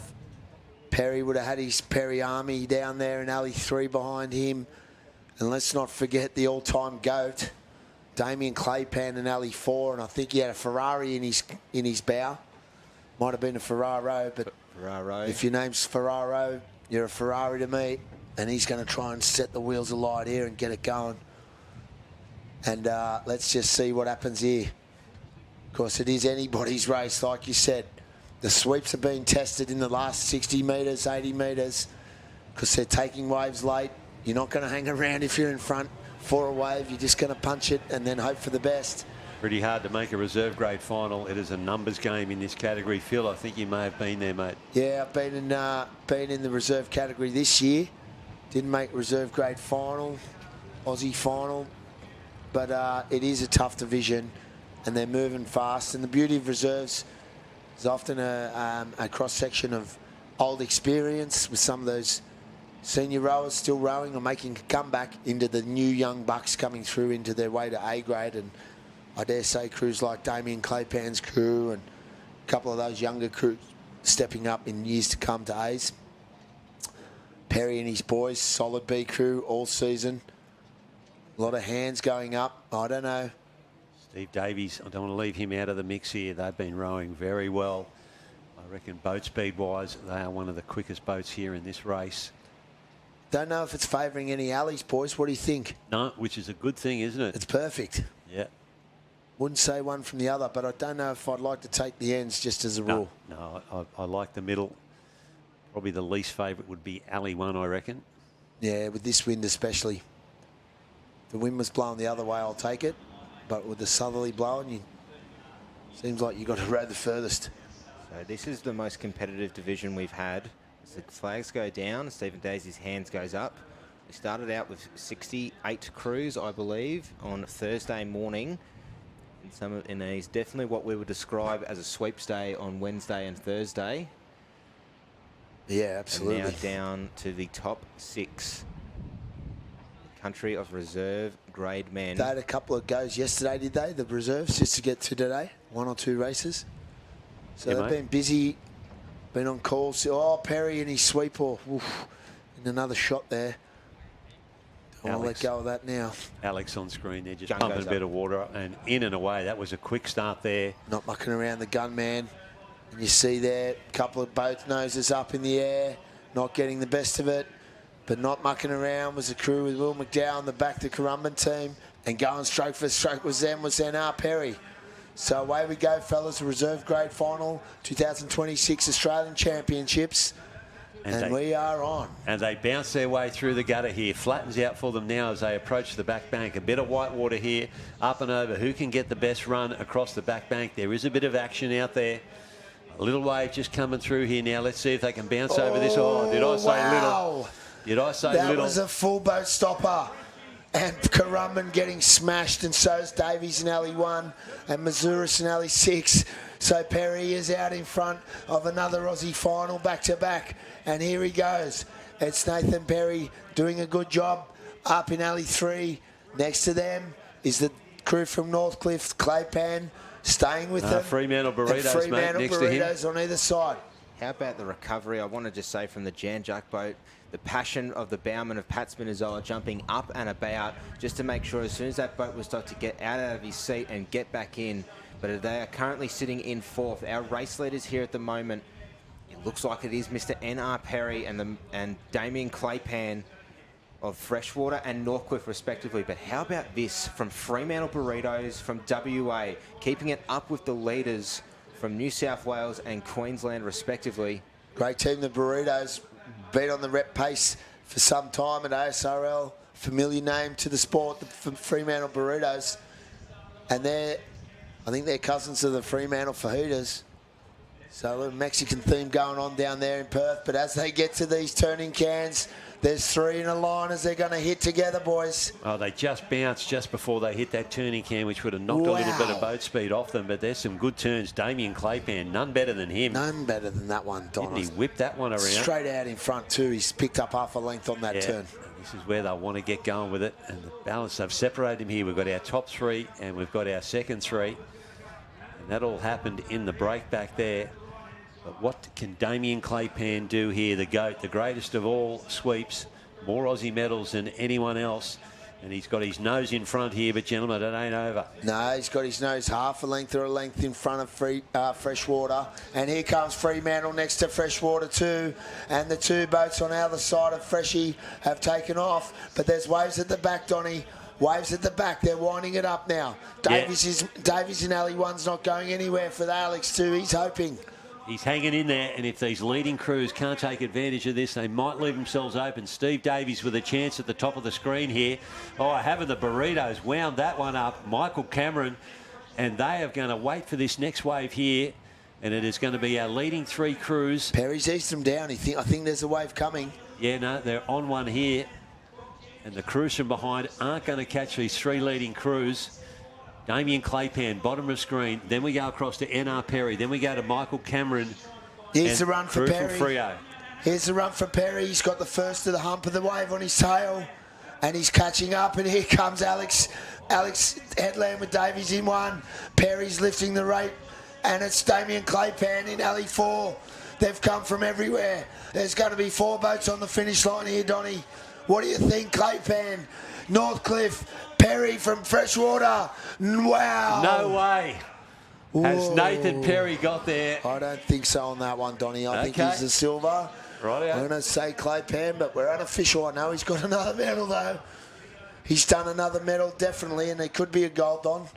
Let's not jinx him just yet. I just thought Claypan had the shoot on the edge there, but great row from Davies in the 1 and great row from Fremantle as well. Yeah, Fremantle, Freshwater, Northcliffe. They are going for the podium. Alex, late finish there. The ones that were out of it were Currumbin Sauce Monkeys and Janjuk.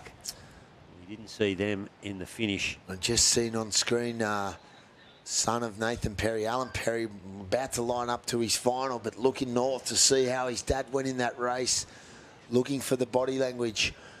And I think, Pez, you can be happy with that, son. You've just made 2 Aussie finals. You medalled in them both. You don't know what colour the second one is so far. Yeah, you should be proud of that. Northcliffe on screen there. No one's giving anything away here just yet. As we wait for the results to drop on live heats. Northcliffe on screen. Damien Claypan, zinc across the nose there. Yes, big Damo. And we wait with anticipation. And we're just wondering now, it hasn't dropped quick. Here we go. They are starting to drop here now. Well, looky that. Looky that. In 6th position will be the Currumbin Sauce Monkeys. In 5th position will be Alexandra Headlands. Wow. In 4th position will be Janjuk. And winners of the bronze medal, the Fremantle Burritos. Winners of the silver medal, Northcliffe Hurricanes, and back-to-back in reserve grade. He's taken out the females. Now he takes out the reserves. What an effort. Freshwater Pigs, N.R. Perry. Congratulations. Tears deluxe. Yeah. Nathan Perry. Yeah. He is not going to believe that. There you go. Now he can smile. Yeah. There he goes. Yeah. Full body wax coming up. Doesn't that waxer have their work cut out?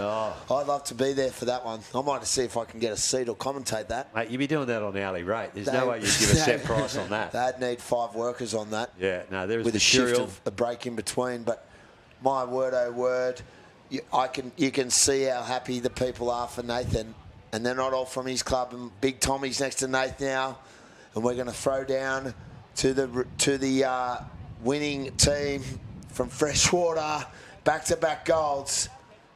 How good.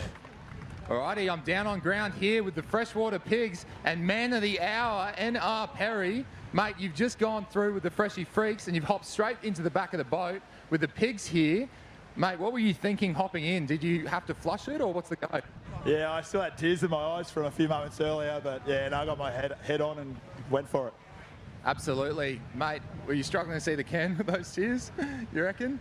Boys, what do you reckon you had over the other crews today going through these conditions? We put in a lot of graft through the season. I'm sure every crew did that. But we're only a small club. We watched the girls do it and get the gold, so that really pressure on. We couldn't let them upstage us, so perhaps it was that got us over the line. Awesome to see, boys. And I was going to ask, when did you think you had it? But I don't know, it was pretty close. Was there anything going through your head, or were you just all go for it? You got to enjoy the pain. One day you'll miss the pain. Just get down the end and fuck. Yeah, mate, just holding on to the end. That's all. Simple stuff. Great to see, boys. So this is our Australian champions for the reserve men's 2026, the Freshwater Pigs. Well done, Nathan Perry. The Freshwater Pigs with the Welsh Dragon there and a little F-bomb. You can be excused for that one. And he said it perfectly, that man. Yeah. You got to love the pain because one day you won't be able to do it. I think there's a tear in our eyes up here, Donnie. That gives you goosebumps, that thing. Love that stuff. That's so good. Got to feel the pain. Got to love the pain. Love the pain. That's what we tell them. If you're not getting hurt, you're not rowing properly either, are you? That's it. Yeah. That's so good. I must admit, I mentioned it to this next group, the Surfers Paradise Sinners. I said girls. it's okay to hurt yourselves here, girls. Yeah. So counting out in Alley 1 of the Under-23 Female Surfboat Final for 2026, Dickie Beach de Huey's, Caitlin Sinclair, Chelsea Gillard, Kaya Thompson and Sarah Schwab with Robert Flubb at the back of their boat. Jan Matthew Sulka will take out the Surfers Paradise Sinners of Georgia Sharp, Rio Henny, Samantha Lee Downey and Molly Dungy.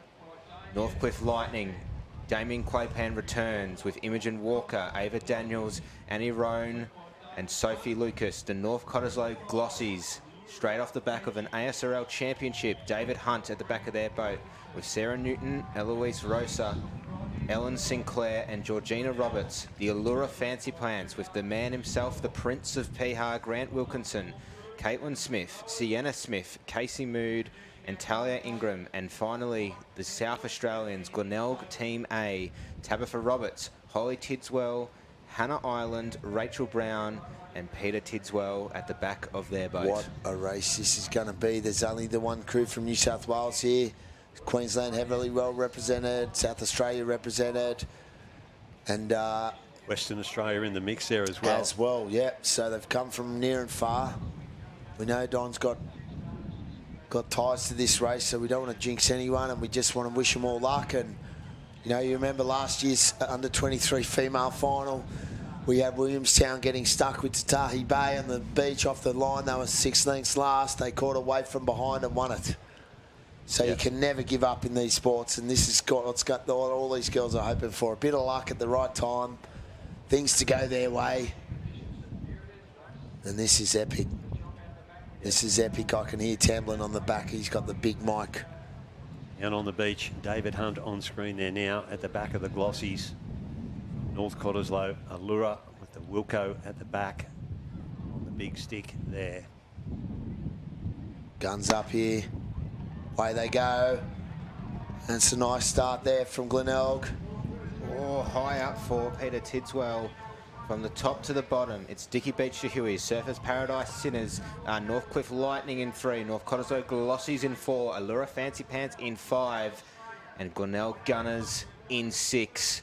And Northcliffe, this is their strength here. They get off the beach super quick. Northcott have gone with them, but it's pretty tight as they head out. Possibly the crew in Alley 1 there, Dickie Beach. Oh no, they're there as well. Maybe Glenelg just not going with the other crews. Waves coming. Yeah, Waves look at it. coming. Oh. Who's going to get the best? Northcliffe stopped him early, so he didn't get belted, but he's lost his boat speed doing so. So it looks like Allura's kept it moving up in 5. And where have we got? Surface Paradise. They're going to jump over this in alley 2, and they are up and over.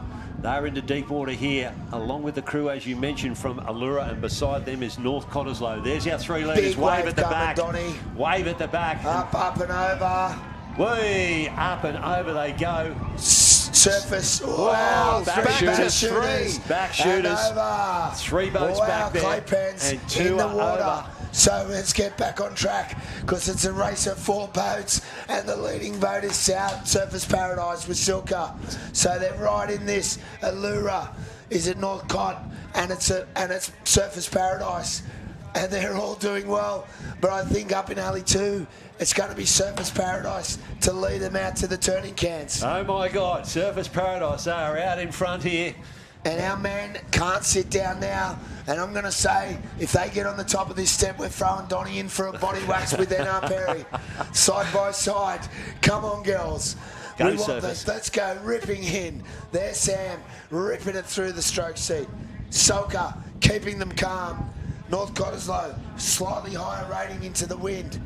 The girls will be spent. There's nothing to save their energy for now. 3 leading crews here. Surface Paradise at the top of your screen. Then we come down to Damien Claypan and Northcliffe. North Cottesloe beside them. And back to the left there, that is the crew of Dickie Beach, who possibly aren't out of this yet. But as they approach the cans, and they're going to better hit onto the tin here shortly, it might be the Surface Paradise Sinners that are going to hit this first. Matty Colker coming in fairly flat here. Doesn't matter, get in and out, Matty. Get it round, son. Let's see that green can. There it is. He's gone the right way round.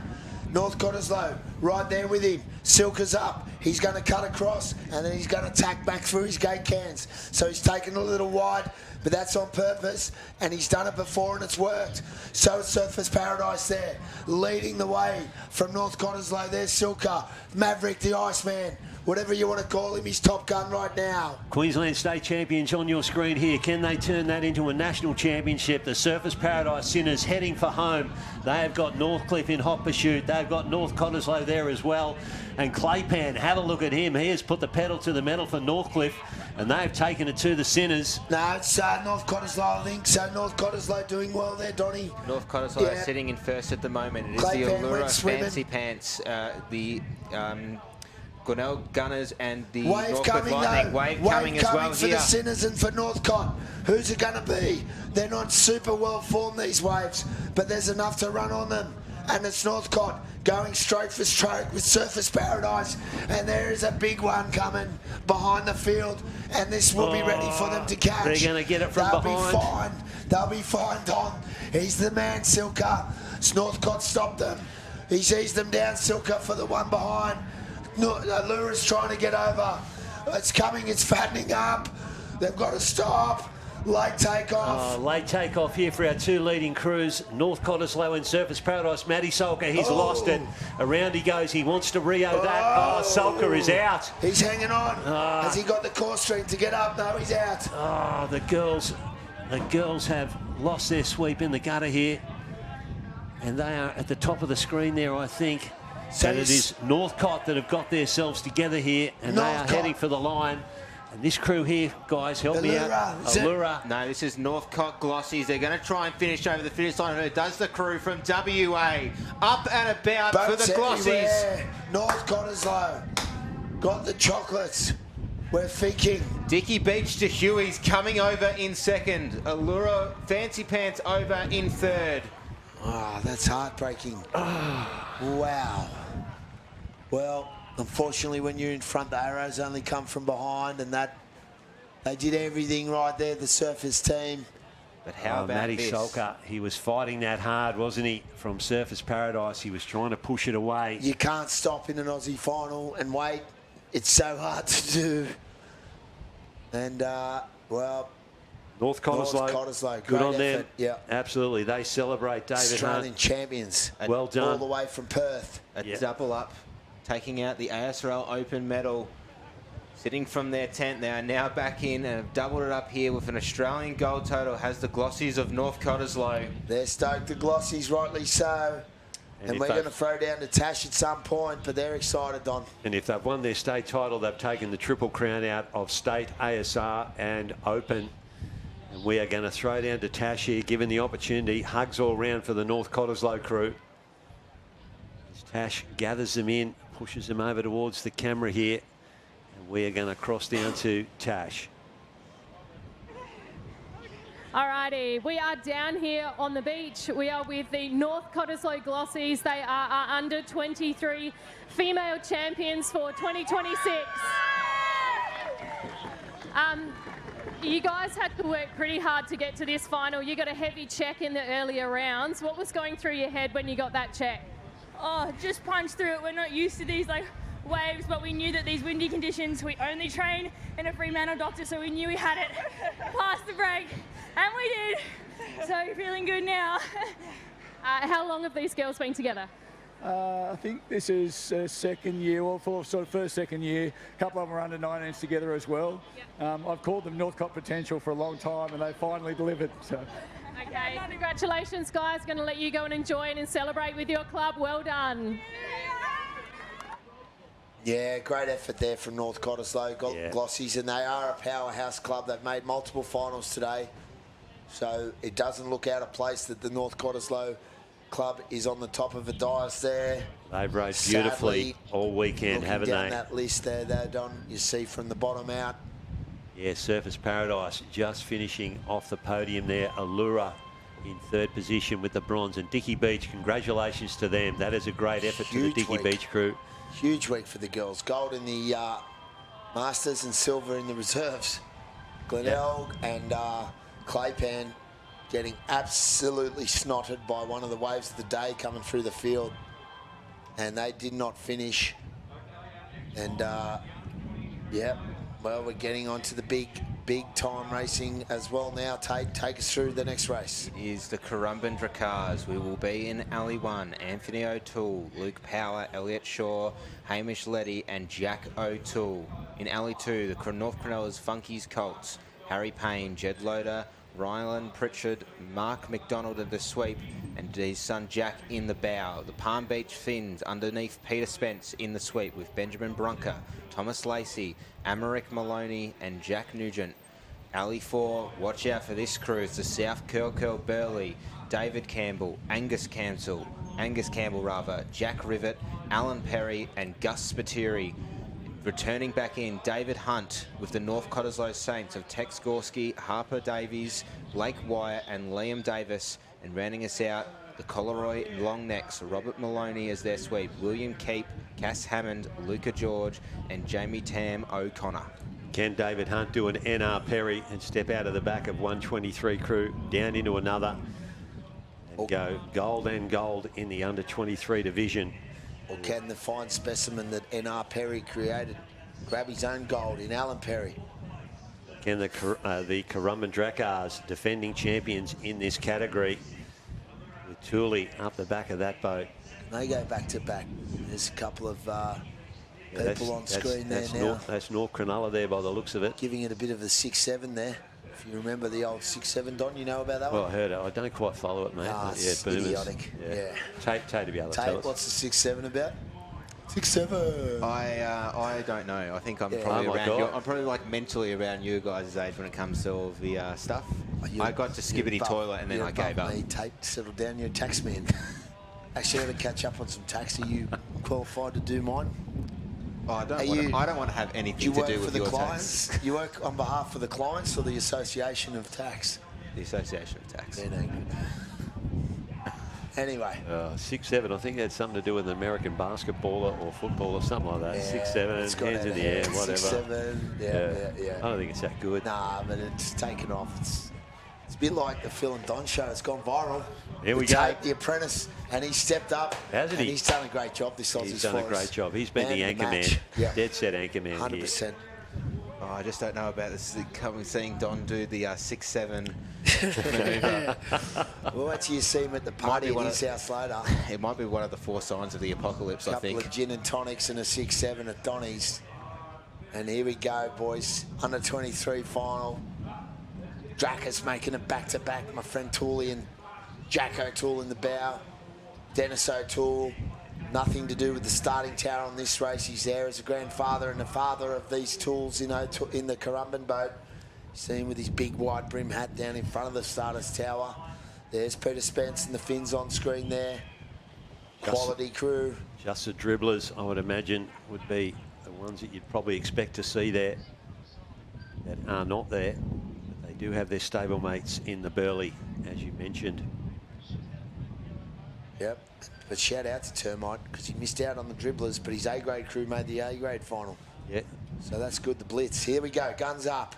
Coleroy Longneck's doing a good job. They've got nothing to lose. I seen one of the boys just before, and he said, we're going to give it everything. We got nothing to lose. Gun returns down. Scott Tannehill and fan belt. Scott brings it up. And away they go. From the top of the screen is the Currumbin Drakars. Alley 2, North Cronulla's Funkies Colts. Alley 3, Palm Beach Finns. On screen at the moment is the South Curl Burlers. Oh, someone went back there. Oh, it is the crew in Alley 2. It is the North Cronulla's Funkies Colts. Out and away. Unfortunately, they've just fallen off the pack. In Alley 4, South Curl Burley. Alley 5, North Cottesloe Saints will have to contend with a bit of white water that's going to just break over their bow safely over. And in Alley 6, it's the Coleroy Longnecks. Wave out the back is coming here, gentlemen. Couple of waves coming, yeah. Yeah, there is a set. They're going to bounce over this and get a green one here. If they can punch through this and get into deep water, they'll be looking good.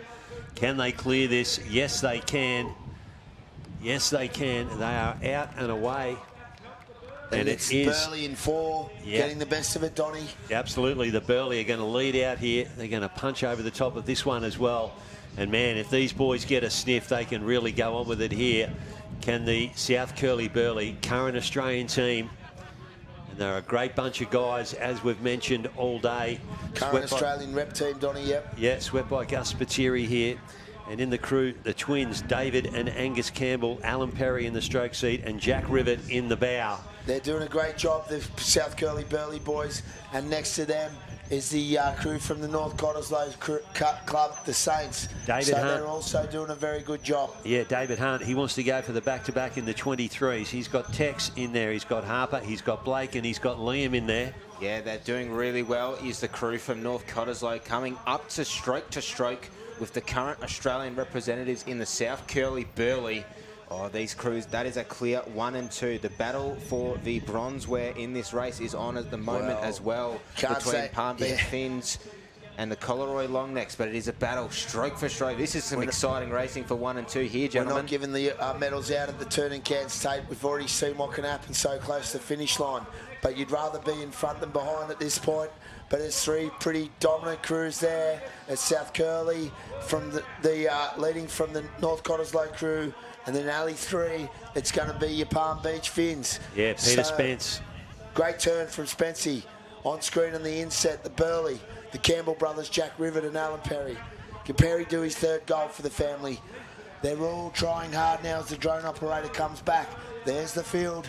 There's the field, and the Burley have found another gear. They mean business, these boys. But the Northcott Saints are also right there, and they believe they can do it. So there's a wave building at the back. There's run coming, Donny. Here goes Northcott. Northcott running the top of that one, but there is a big swell coming at the back here. Let's just see what they can do with this. Can any of the back markers take advantage of this? Burley, they're going to wind it up. Palm Beach, they're in the mix there as well. Northcott out in front at this particular stage. Rating comes up. North Cottesloe, best chance here. If they can drop down this, they've got the gold, but they can't. And now it's all coming through the gate cans, and they're going to be on the same wave. And this is where Selka wishes he stopped, but you can't stop. And they're getting sucked over North Cottesloe. They're going to be sucked over in the bubble tape. North Cottesloe are coming over the line. They're trying to find something, anything. They're going to get their nose over this wave here. Last little push for the crew from WA. David Hunt to go for 1 more medal here. And he's done it, I think, Northcott. They've just kept in that runner, and they've just ran that boat beautifully to the gold medal, and there it is. Back-to-back in the under-23s. He's just taken out the female. Now he's going to take out the male. Congratulations, North Cottesloe and David Hunt. The Burley, they are heading for the silver medal position, and Peter Spence with the Palm Beach Finns over in the bronze medal position. Wow, what a race that was, and fighting out for 4th, 5th and 6th. And mate, you cannot take it away. Cannot take it away from Northcott. They powered home in the second half of the race. They eyeballed the Burley all the way out and back, and then went past them on the runners. And they're no strangers to rowing in windy, choppy conditions. And you've seen they just took a runner that didn't appear to be a big one, but they just milked it ahead, and then they just sucked on the back of that little wave. Yeah, once they got into the gutter there, they didn't pull down it, but boy, they stuck on the back of that wave. They got sucked across the gutter, and it was enough. It was enough to get North Cottesloe, the under-23 female and the under-23 male. Congratulations, as the gold medals will travel to the West in the under-23 divisions. Some sort of party coming up in the West, let me tell you. And it's, what a day for it, boys. What a day. A couple more races to go. This Aussies is definitely not letting us down. It's had everything. It's had everything out here. Great atmosphere at the clubhouse of Tugun. We are loving being here at Tugun. I reckon the Tugun Surf Club might have to put a few more bar staff on than the previous few days, Donny. Mentioned it to the president this morning. Did you? Yeah, I said everything has been a positive, and I don't want to be a Debbie Downer, but the only doubtful thing was lining up for a beer, and he said, mate, we've fixed that. We've had a word with the bar manager, and you won't experience that today, so that's good. That is good, because, you know, we're all here, we're all thirsty. $5 schooners up there in happy hour. What are we doing here? Is anyone listening? Hey, come on down. We're allowed one more. Two years old. They've all headed up to the Tugun Surf Club, Donnie up to the bar. Will have a 4X and Tate will have a spritzer. Yes. Mate, does it get any better? They've probably got us on the big screen up there as well. Well, if they can shout out, maybe get us on screen.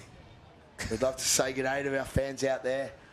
I'm Phil Stavano. I'm here with Donnie Cottrell and Tate Copeland. And this is something else, boys. We're going to throw down to the North Cottesloe team. Aren't they big boys, and aren't they stoked? Alrighty, so we're down here with the under-23 champions, the Northcott Saints. This is a day for back-to-back results, and it's no less for North Cottesloe. Now, we know you're no stranger to golds as a club, but does this feel like a bit of a breakthrough resurgence for you guys? Yeah, we've been working at this one for a while. It's been a whole club effort. The culture in the shed's awesome. It's really good at the moment. And these guys are just a demonstration. The under-19s as well, they got bronze. Just a demonstration where the shed's at the moment. It's really good. Absolutely. Now, you guys have been prowling around the grounds, some of these major carnivals the last few years, and we didn't miss it at any chance, but did you make any adjustments to your race day plans, or did you just trust the process on this one? Nah, look, we got all our training sessions in the afternoons and that for our doctor, and these are our conditions, and we row calm, we row long, we row strong, and we come home with it, yeah. Absolutely. Now, boys, how does it feel after all this time in the boat, all this time at work, sticking together for a few seasons? What's that result feel like? Oh, it's an unbelievable feeling. Just to be a part of something and do all that work to have it pay off is really something special. And to do it with such an amazing group of people, it's an unreal feeling. Yeah. Awesome. Well, we're in a new time zone, gents, and it looks like we'll be up a bit late tonight. I might see you around, hey? Yeah, congratulations. That's the Northcott Saints, our 23 champions. And the girls jump in there. There's a stack of gold right there. Malcolm Trees is in there with the camera, and he's going to capture the moment there. He's going to get the under-23 men's in here now. Wow, what an effort from North Cottesloe. Congratulations as we move on now to our open female. And take it away. So in alley one, the Collaroy Giants, Jessica Layton, Aisha LaRonde, Rhiannon Lee and Kelly Trim, with Mark Anderson at the back of the red boat. The Burleigh Heads Mowbray Park Broadbacks, Emma Tucker, Phoebe Robinson, Lucy Hope, Isabel Drew and Maddie Smith at the back of their boat. Port Kembla Parasites, Morgan Jackson, Shannon Grimsley, Samantha Henry, Renee Patterson and partner Jack Patterson at the back of the boat. Currumbin Cockatoos, Lisa Mosley, Tara Coates, Sasha O'Keefe, Michelle Gaffney and the Chook Matthew Wildman there. Alley 5, the Collaroy Crusaders, Gavin Scott at the back of their boat. Isabella Duncan, Tara Bowler, Claire Reading and Jodie Trim round out that crew. And the Palm Beach Pirates in alley 6, Ingrid Holthier, Lucy Lake, Meg Conlon, Stephanie Spence and Stephen Cox, the 5 in alley 6. There we have it. They are our open women. They are the finalists as the Viking clap goes up on screen there. They've got the Cockatoos. What a crew they are. The Currumbin Cockatoos. Plenty of Aussie gold medals in there. Australian team representatives.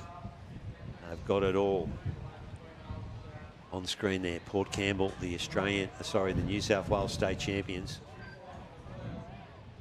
2 Coleroy crews in here. I think we have the Crusaders there. That is... Or do we? I take it back, that may well be the Giants. There is the Matt Smith and the Burley Heads crew there. And we're going to go across to Port Kembla. Matty Smith on screen there. Now into the Currumbin team, and that Viking clap's been clapped out again. Yeah, it has. Yeah, mate, we just witnessed it sore here. Hands. But nothing more proud than doing a Viking clap for a Currumbin Bodie, I reckon. And I reckon those girls were clapping the other teams earlier and vice versa now. So there's Palm Beach on screen. And a wave. Bit of a crooked start there. We didn't see what happened. They just pulled that nose around just as the gun went off. And that has really upset their rhythm, Palm Beach, off the start. So getting away on the high drone shot looks to be Ali 4. Looks to be that Currumbin crew, is it? Yeah, it's the Cockatoos from Currumbin. They're away, and yeah, that gun went up quickly, and the gunfight, there was no time for anyone to set here. You had to be ready and ready to go. As they approach the back bank, it looks like there's some set waves coming through out the back. And Currumbin Cockatoos, along with Port Kembla, are going to be the first to punch into these. They do it pretty well, though. Up and over go the Cockatoos. Oh, big opportunity for the Cockatoos here. Pedal to the metal. This is the gap they wanted. This is what Matty Wildman will be calling for here. That's what you dream of as a sweep, Donny. Yeah. Just a little sniff in a final with your competitors getting checked. And if you know you can win or you think you can win, you know that's the only gap you need. And off they go, Wildman. You see him with his sweep paw, inboard, plenty of inboard there, and he's just leaning on it as the wind hits his tuck, trying to keep that nose straight and balanced for the girls. But they're doing a great job there. So it's Currumbin in Alley 4. Not doing a bad job, though. His Alley 6 is the Palm Beach crew, I reckon. Yeah, that is. They had a shifty start, but they made up for it up in Alley 6. And then all the other 4 boats in the line, and a shout out to the Coleroy Club with 2 crews in this race. Yeah, 2 open women's. What a great effort from Coleroy there. They've rode well all weekend, and here they are in the open women's final here. Currumbin Cockatoos holding on for grim death as Palm Beach comes at them down there in Alley 6. And boy, this wind has definitely picked up. We've got the camera on the other side of the field here now, which works for us. We're not looking into the glare of the sun here now, which is good. But boy, what an effort from Palm Beach on the top of the screen there. They've been the real movers in this one, Tate. Yeah, it's been really good out of the Palm Beach Pirates crew. They're sitting in second. They are doing everything they can to try and catch up to the Currumbin Cockatoos, sitting in 4th and sitting in lane 4. They've done a good job, Tate, because they were a couple of lengths ahead, the Currumbin crew, and Palm Beach now just half a length off them. And there's Burley and there's Coleroy. So there's Port Kembla and the other Coleroy crew. So there's not much splitting this field. And as we've seen, you only have to be within striking distance to get the wave, and you want to be at the right wave at the right time through the gate cans. So this race is far from done, fellas. This is an absolute stonker of an open women's final. Game on here. Currumbin Cockatoos holding on to the lead there, but they've got Burley and the Black Boat coming at them, along with Coleroy, along with Palm Beach, and along with Port Kembla. The second of the Coleroy crews just dropping off the back of the pack here now. Waves will play a part of this. The shape of the gutter will play a part of this. It's Good a run lift. for Palm Beach up the top. Good Palm lift. Beach lifting there, Donny. Look at it. Yeah. Up and over. No. Yeah, good lift there, but they're going to drop off the back of this, and they have to dig for the heavy stroke there. What has happened? Yeah, they've kept it going there, Palm Beach. And they're approaching the gate cans and the wave area. And what have we got coming up behind these ones, Tate? Yeah, so Coleroy Giants with a nice little push as they were heading towards the gate cans just to sit in front. There's a nice little wave of a bit of a bowline driving through the back. Currumbin Cockatoos are on it, but no one has got it. Has got the Coleroy Giants. Their nose is down. Over. Mark Anderson and his crew are currently leading in the front at the moment. The Australian rep team. That is them. They are the wave in front. Barring incident, this should be them. Yeah. And the girls, great bunch of girls they are too. They are the current Australian team. They are tapping it along. They're rowing away from it. There's no mucking around. They don't want to sit on that one. They want to row this puppy home. And this is a standout win for these girls. They're going to row it across the line. And that is well deserved for the Collaroy team. The new Australian Open female champions. On for the minors here. Burley, they are in the silver medal position here, but they've got the second of the Collaroy crews coming at them here as well. Holy what a finish. wow. What a finish for the minors. Well, I'd have to say up this end it looked Burley for a place, but after that, Don, Tate, I'm not sure what you guys think. No idea. But we are looking at the Collaroy Giants, and the girls are going to run up the other end to greet their other crew. But it's the Collaroy Giants, Jessica, Alicia, Rhiannon and Kelly. Great bunch of girls, brought straight into the culture of the Australian team, they did. And they were absolutely fantastic, along with their sweep, Mark Anderson. And they're waving to the drone. They knew the drone just hovering above them. Technology plays a huge part in this sport. These athletes are well aware where the cameras are these days, Donnie, and this is their time in the sun. Wave in front. What a season it's been. How good. Wave in front. Big hugs all round for the Collaroy Giants, your Open Women's champions. Shout out to Mark Anderson. He's in line for being one of the future nicest guys on the beach. Yeah, yep. Because he is a gentleman. He absolutely and is. a journeyman of the sport. He's been around it a long time. His wife, Julie, very involved as well, rowing family. And it looks like Maddie's picked up a medal. I dare say he can't nod off from where I sat, but I'm not giving out the medals myself. Yeah, we'll wait for it to drop.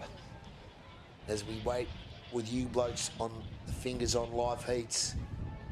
This day just keeps on giving. I reckon it's going Aussie to take a little while to figure out the minors here. No doubt about our winners, the Collaroy Giants. Huge effort from the Giants.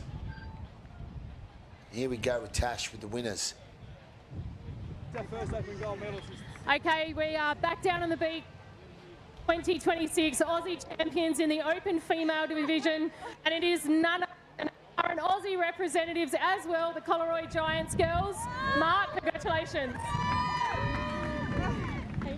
How was that race? It was on, it was off. Like, how did it feel? Oh, I mean, it feels amazing now. To be honest, we pulled alley one. We've had it all day. It's been hurting today, and we knew that if we got off our start and we mowed it out, we didn't get off our start. But I tell you what, that wave popped up exactly where it needed to pop up, and we ran it. Ando held us straight. We just went. Ando, what was going through your head when that wave popped up? I was just telling the girls, dig in, dig in, dig in, and I felt it going, just said, come on, not today. That's all this one. Girls have been great all year. They've been with us for a couple of years, and just couldn't be happier, couldn't be prouder with a bunch of girls like this. So they're awesome. All right, congratulations. I'm going to let you get your... Oh, hang on. Come around this side. Can I just say hello to my beautiful family at home, my two kids, Lena and Felix, and my husband, Andy. Thank you for letting me live my dreams. Well done.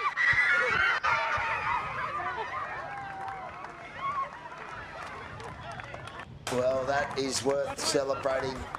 We were clapping up here in the box, and the Collaroy team, rightly so, ecstatic with that. Two girls' crews in the final. That's what it's all about, isn't it? Are we still waiting for the rest of these places to drop? We are, mate, and I reckon it will take a little while to figure this out. They would have gone up to the video line technology. Yep. And there's inches in it. There is inches, literally inches in this. We won't have a guess at it, but here we go.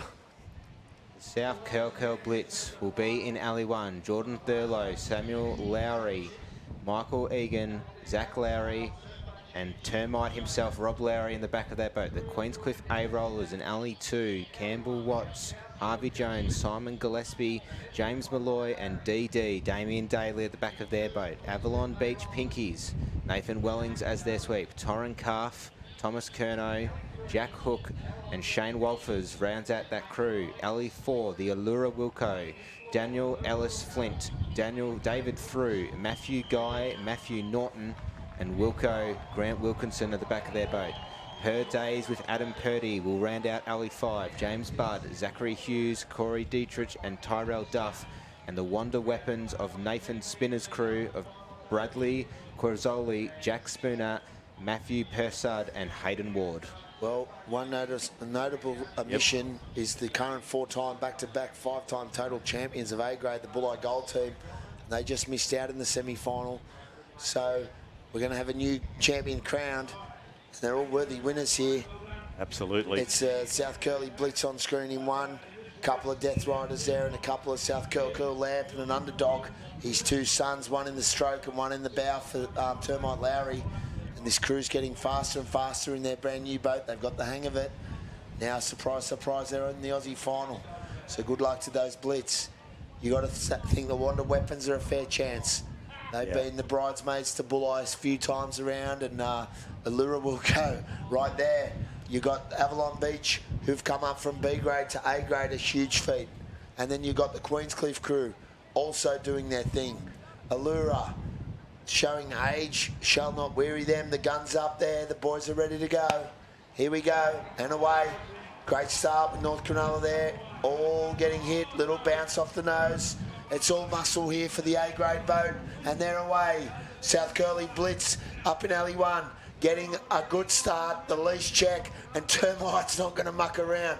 He's just going to whip him, and what he's seen in the last race, he won't be disappointed seeing Coleroy get the chocolates on that one, because he's in the same alley, and it's South Curl going stroke for stroke with Queensy, Avalon, Allura, there's nothing in it. Half a length to North Cronulla and then to Wanda, sorry. This could sort them out here. Green one coming here. They need to punch through this. Who's going to get over this the best? Oh, South Curly. Oh, no. Kaboom. Oh, backwards no. they go. Queenscliff. Oh, Avalon. Wanda. Wow. Allura. Well, you were right, Donna, how sorted the field out. Yeah. Could and see it coming. Termite back on the beach. So we're back on the action now. And it's Avalon Beach. And it's Wanda right there with Allura. So... And they've stepped it up, haven't they? Avalon Beach up out of reserve grade into opens, and have a look at that. They are in an A-grade final tonight. They're going to be that close to leading, and it's not funny. Wonder Weapons, as you mentioned, at the top of the screen. Is this a changing of the guard? We will certainly have a different Aussie champion, the first time in 4 years that we've seen a final without Bulleye in it and without Bulleye winning it. And it is Wanda at the top of the screen. Avalon, Allura still in the mix here, boys. Well, Avalon Beach might be on the verge of history. I don't know my history that well, Don. I don't go back. But going from B grade to A grade and maybe doing the double at this stage, it would be some mean feat. Stepping up a division. There was whispers out in their B grade career they were meant to be in this grade, and here they are proving why. So they're doing a great job, Wellings and his boys. And they've got a length ahead. We'll get a better picture of the cans. No, they're in front. They're going to hit the tins here. He's a left-handed sweep too. He's going to whip it around pretty quick smart here. And bang, in and around they go. Avalon Beach, massive opportunity here for them to take out an A grade. And we've got to go back to a few years before we can remember Avalon winning an open men's. And they are leading this here. Allura in pursuit along with the Wanda Weapons. Great rowing here from Avalon. Wellings, left-handed sweep. One of the only lefties in this race. If not the only lefty in this race. So he's driving these Avalon boys home. And there's a little bubble starting to form underneath him. It's underneath Wanda now. And Wanda's come back up to Avalon. But it's Avalon Beach leading from Wanda. And there's Allura right there too with Wilco. Not far from them's North Cronulla. And a bit of work to do is Queenscliff. And just out of it now is the South Curly team. But it's back to Avalon, Donny. Yeah, it's Avalon to Wanda to Allura. They are holding them off here. Holding them off. Waves, big runner at the back there to Queensy. What's that going to do to the crews in front? Opportunity now. Allura in the mix. Wanda in the mix. Avalon Beach in the mix. And it is Wanda, top of the screen. They have put the pedal to the metal, and they're going to go down the front of that one. Yes, they are. Yes, they are. Wanda over the top of that. And down they come. The Wanda Weapons, as mentioned, they have been the bridesmaids of Bulleye for a number of years on the state and national scene, and they lead into the gutter here. Can they keep going? Wilco, Avalon, Queensy, on for the Miners. Wilco's lost it, and it's Wanda streaking ahead, and it's Avalon and Queensy for second and third. But the Wanda Weapons, guys, they're going to be your new Australian A-grade champions, and they well deserve it. Wanda first. And I dare say, is it Avalon across the line? No, Wow. Queensy, I reckon Queensy just got there, Wanda but Avalon just slewed it on the very edge. Nathan Spinner from Wanda, they have been the bridesmaids for several years now. They have been waiting patiently. That's the one they wanted, the Wanda boys. Oh, That is the one have a look they at the big wanted. fella there. Have a look at the motor on that bloke. That crew's been together since I was sweeping my junior crew, and that's 10 years ago. Yeah, they were one of the really good 23 crews, jumped up into A grade. It took them a little while to find their feet, and they have finally reached the pinnacle of our sport here, Tate. Yeah, it's fantastic to see all the boys, as soon as they crossed the finish line, it just became a ghost boat. They all jumped out, their arms outstretched in celebration. They don't know there. where to go. I think after, well, Don could tell us, after you win an A-grade boat, Don, you just delirious, I'd imagine. You just euphoric. You just lost for words. You see Spinner there. Yeah. He'll be hugging everyone. Yeah. And they're happy for those boys.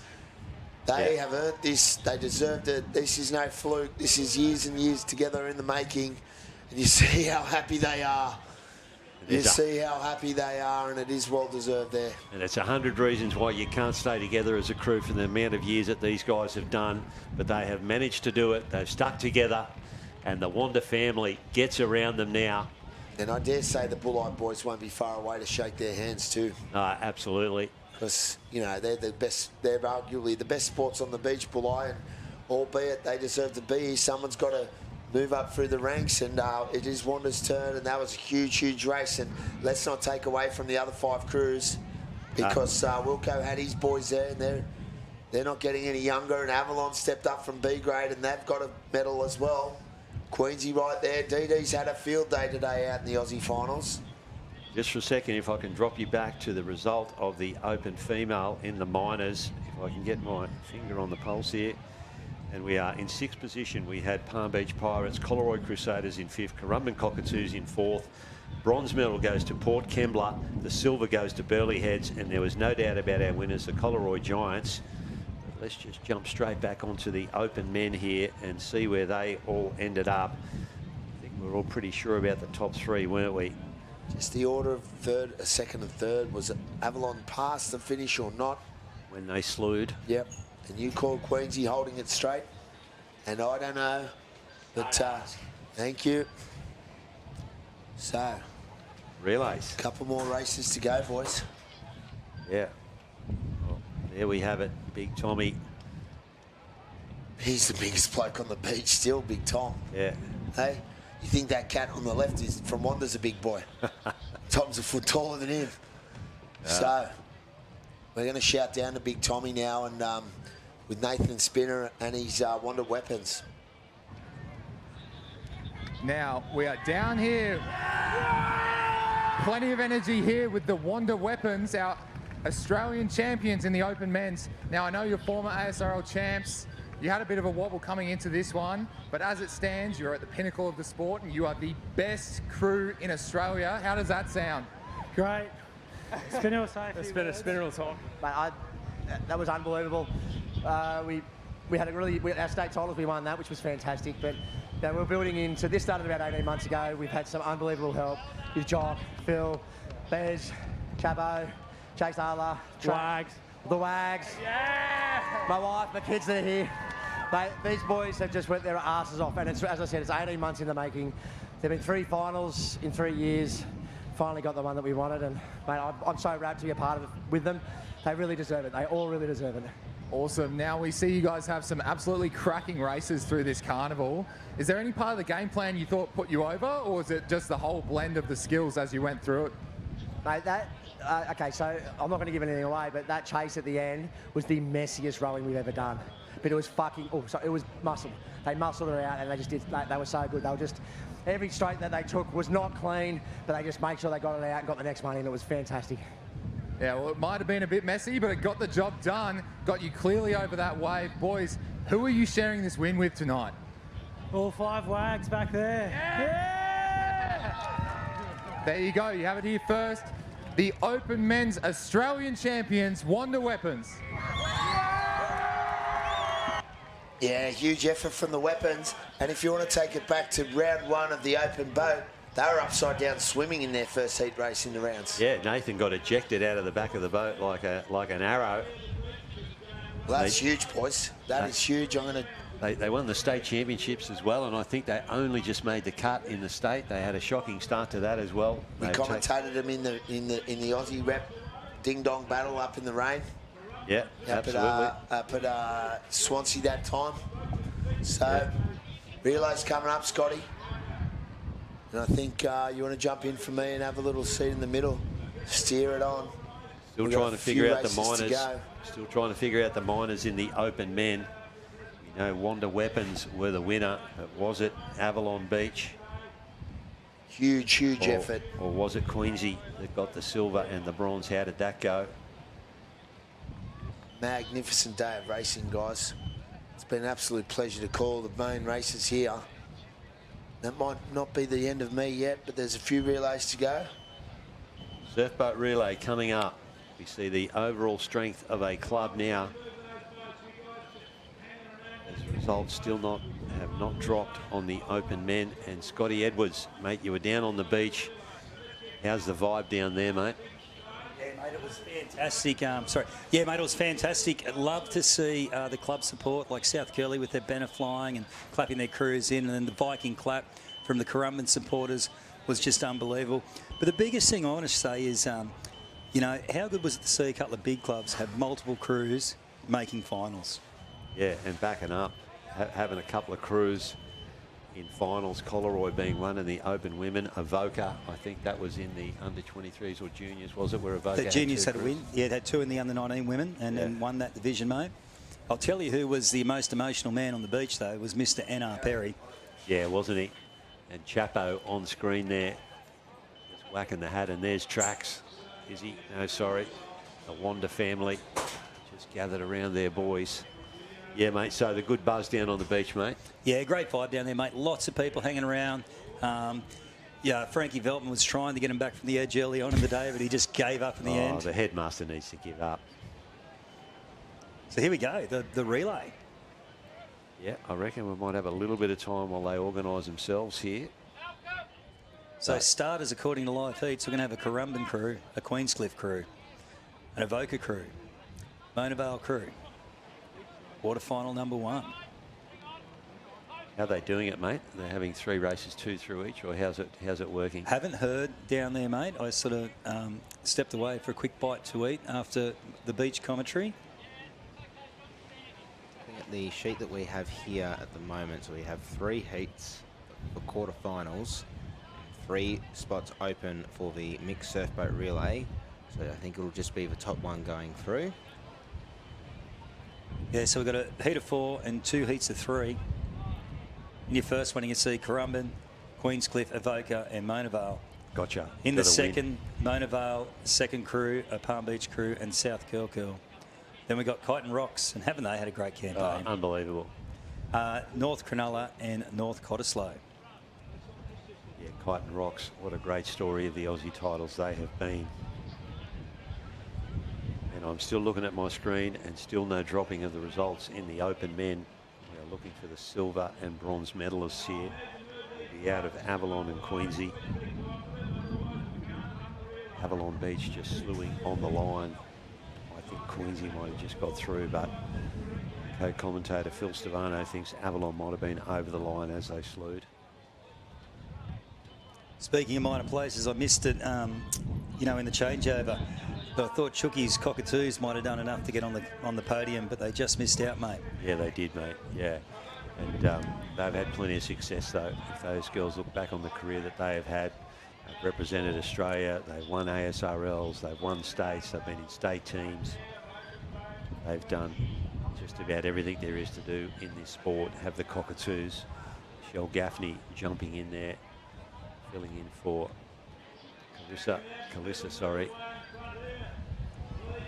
Having a bub. I'm sure you guys have spoken about it, but that's a great effort for Matty Smith and what he's trying to do there at Burleigh, mate, to get a little silver medal at the end of the season, just as a bit of a reward for all the hard work he's put into that club and making their boat section very, very strong again at Burleigh Heads. Yeah, we're just questioning whether that is Matty's first medal as a boat sweep in national event at the Aussies.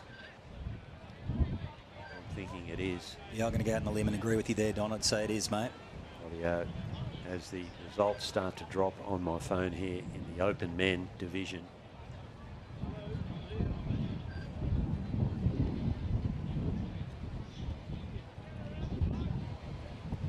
Not sure about that. Doesn't quite look right to me. Yeah, I don't think it's complete yet. They're still sending it through, mate. Still thinking about it.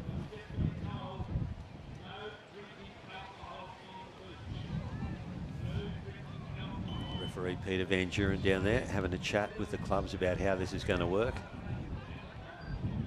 I don't believe that there's been a change, but for the boat relays, you need to have 3 crews going in and out. One has to be an under-19. You have to have a female crew in there. Am I remembering that correctly, Scotty? Yep, that is correct, mate. One little thing, I mean, I've never been in a club strong enough to have a relay crew, so unfortunately, I think we did once at Crescent Head at State. But can you have an under-9 female crew and then row your reserve men and reserve women? Open men and reserve men, Donnie? All good questions, and I'm going to say yes. I will say about this particular event, the first Aussies that I did, which was over at Scarborough in 2023, rowing for Lawn, it was in our relay team was our under-19 girls, the under-23 girls, and myself and the under-23 boys. And let me tell you, I think that was probably one of the best sort of parts of racing that I've been a part of, having sort of more junior crews coming up, having a crack. Yeah, the relays are great. They really build a club, really pull you close together.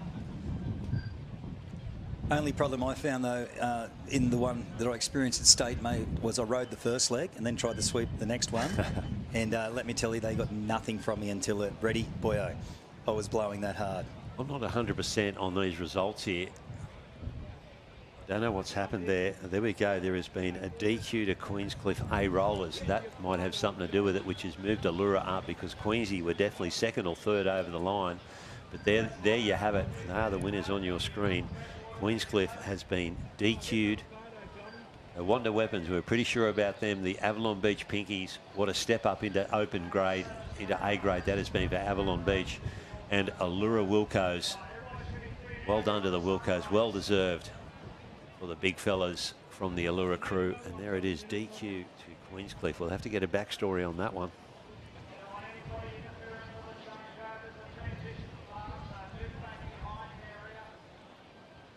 Okay, crew's just getting sorted now. See some action here, surfboat fans. I'm sure there was plenty of action with Stefano before. Yeah, mate, there certainly was. Yeah, he was jumping around in the chair, the knee wobbles, but his foot goes up and down. He touches the microphone, oh my God. Certainly energy personified is our mate Phil Stefano. Sure is. And boys, I'm just going to duck out for a second. Get in and see the Surfer Sinners, see how they're feeling. No worries, Don. We'll keep plugging away here until we're ready to go. Has been, actually the finals have been done for the age grades, now 8 main divisions. Not discounting the next 4 races that we will have, the 3 quarterfinal heats, and then straight into the open mixed surfboat relay final. Just a few shout outs here from the live heats. From the live chats here. Lindy Lewis, why don't they have the Kite and Rocks cap graphics that'll be due to the graphics we pull come straight from live heats. So it's just a setup at that end, I assume. And then you've also said, well done, Krusty Critters. And that was probably my favourite minor medal I've seen today. Khan the Wild Weapons says, lock IEQ 2677, and he would be very happy now. Nathan Rolf Perry, what a legend from Dan Stocks, 2906. Oh, the Radman himself, Conrad. Mate, call the crews by their clubs, not their sweeps. We try, mate, we try. We just get excited in the moment and just try to add a little bit of variety to the call as well. Go the long necks. Let's go DD and the Queensy boys. Go Port Kembla. Yes, they snuck onto the podium there. Chaos 26. And congrats Port Kembla ladies from Damien Fleming, 29.56. Been great racing today, Tate. That's been, I think, just perfect surf out there today. Something for the sweeps, something for the rowers. I must say, sitting on the beach commentary, that wind's really blowing up out there, really affecting the boats trip to sea. Probably seen the allure of Fancy Pants by the time they negotiated the break. They got blown a long way off the can, had to work pretty hard to get back to their alley 6 cam. Yeah, definitely seeing it up here as well from the booth. There's a few white caps protruding to and from. There's both. Mona Vale start to get up and about. This will be the first of the 2 Mona Vale crews, or the first of the 2 Mona Vale relay teams. My back will be in alley 4. We'll have Currumbin, Queenscliff and Avoca Beach as well. Queenscliff boys on screen.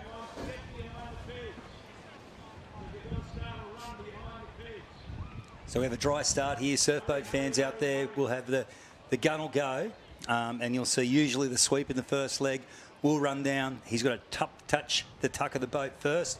Crew jumps in, and the way they go around the course and then back again. Usually the bow person will jump out, depending on how you do it. They'll run up and have to physically tag like your good old-fashioned schoolyard relay. For the next leg to come down, same thing.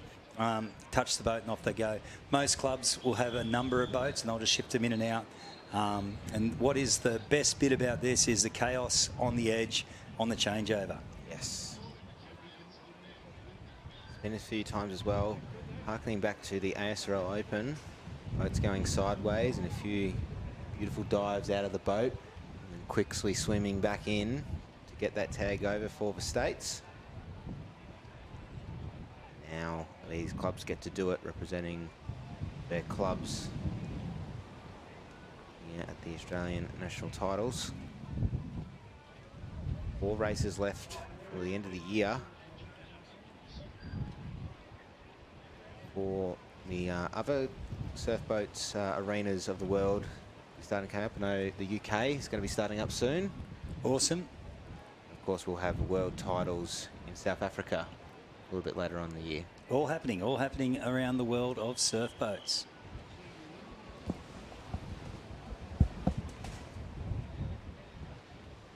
Crews off to start here. As we see, we have 4 boats lined up here at the moment as we are looking from north to south, from the bottom up. Gun goes up, so it will be a dry start, and off and away they go. They don't have to worry about the starter doesn't have to worry about starting all the boats at the same time. It's all about just jumping in. And it looks like Currumbin and Avoca Beach are out and away. Currumbin stroke getting the run over Shook Wildman there. The under-19 boys crew. Queenscliff team going out. Team A. But it is Avoca Beach's Team A currently out in the lead at the moment. We'll just have to double check if they're only going up to the gate cans or turning around just for a shortened course of the race. 3 legs here. This crew's going over the top, still having to deal with this navigating sandbank here. Goes up, does Avoca Beach, sitting in first at the moment. A little bit of a stop for the Currumbin crew in alley 1. Another contender for White Wave goes over. And, oh, heavy jump there for Avoca Beach. Oh, and a back roll as well for Queenscliff. They're coming all the way back, is their first leg. The boat has rolled over. And out and away they go. Currumbin sitting in first. Yep, it's going to be... Oh, they're going to go all the way out to the turning can. Sometimes we see that they shorten the course up, but Avoca Beach are currently leading the pack, and who has not come in, it's Mr. Tom Barrett. Yeah, fresh off the beach. I've been excited to see these relays in action, and I want a bit of a better view. What a gorgeous setup we've got here. Look at these waves coming through. Goodness gracious, bit of trouble here for what looks like...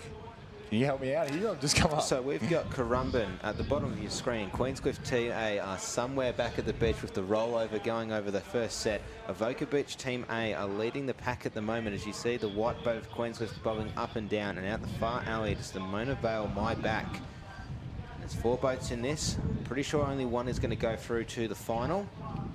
But Avoca Beach, their first leg is just starting to turn around. Start to angle in. Looks like it's Maddie Mitchell at the back of their boat at the moment. Most likely looking like maybe their under-23s crew. The round Rolex that we see on a few clubs, none so more than yours up in Maroochydore, Mr. Barrett. It's a large angle in. So 3 legs into this. These crews are out on their first one. We're still waiting to see if Queenscliff are going to come back into it, but it is Avoca going around in one, Tom. So it's important to remember here, obviously, there are different divisions competing through these. And so it's not necessarily one division against each other. So it may seem unfair, but that's the race plan you have to decide upon, whether you want, say, an open men's against an open women's or one of your junior crews. So it's not over till it's over, and you definitely have to make up as much room as you can, catch every wave, take every opportunity. At the moment, Avoca Beach, their first leg in the inset at the moment. Just trying to find a little something, anything, but the wind has started to pick up a lot since earlier this morning. The last 4 races of the day.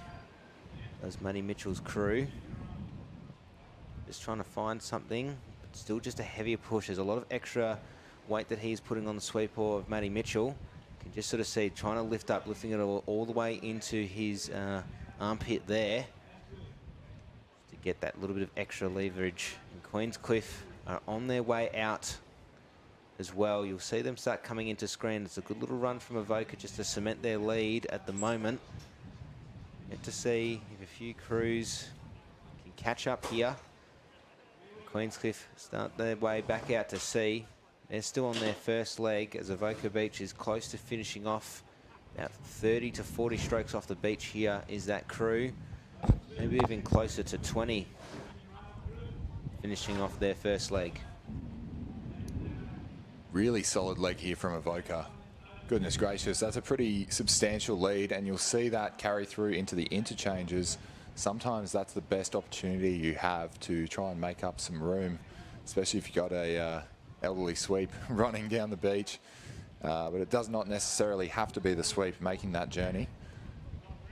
And off we go. We've got our Bowie out from Avoca. That's pretty good pace considering he's just rode a full race. That's a great effort, Tommy. Tag the next leg here. They'll go down to the boat, and Matty's had to go from one boat to the other, so he's doing a few hot laps across the beach as well. Who's this coming up the beach here? That'll be Currumbin. Goes around side, and their bowman is off and away to the races. And there goes the jockey, Will McDowell. Look at him go. Look at the turnover on that. Currumbin is known for their beach sprints as well. I wonder if he's taken some pointers. Got to do what you got to do, does the jockey from New Zealand, Will McDowell. But left the screen there, boys. It's Avoca Beach with a big commanding lead in this first relay quarterfinal. It looks here like they've gone to their junior men's now, and we have our Cockatoos, if I've got that right. Actually, it might be the Hunters if that's McDowell in the back. Going through here, that's their open women's crew from Currumbin. So, should be pretty interesting, and a massive smash up front for Avoca. That's not what they needed right now. Hitting Currumbin now. They handle that pretty well, and Avoca copying it again. Can Currumbin get through this wave, or is it going to snot him, Tommy? Oh, it's got him good. Lock on, and away we go, ladies and gentlemen. Have a look at that. You can see Avoca's still catching some whitewash out near the cans. Really good, as well as Mona Vale, who's just sitting in 3rd position at the moment. They've got the work to do, but we saw Matty Mitchell moving between boat to boat.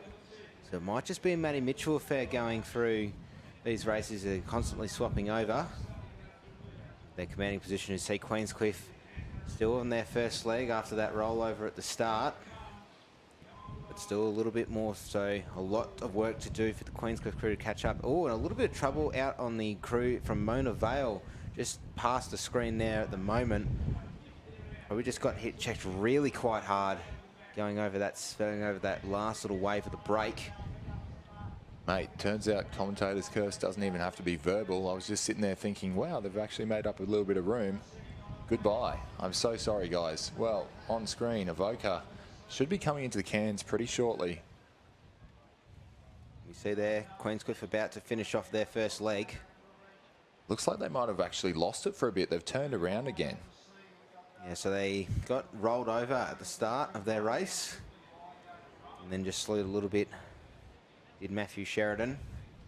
On your split screen here, you'll see on the left yours at home, ladies and gentlemen, Avoca Beach in around on the blue 10.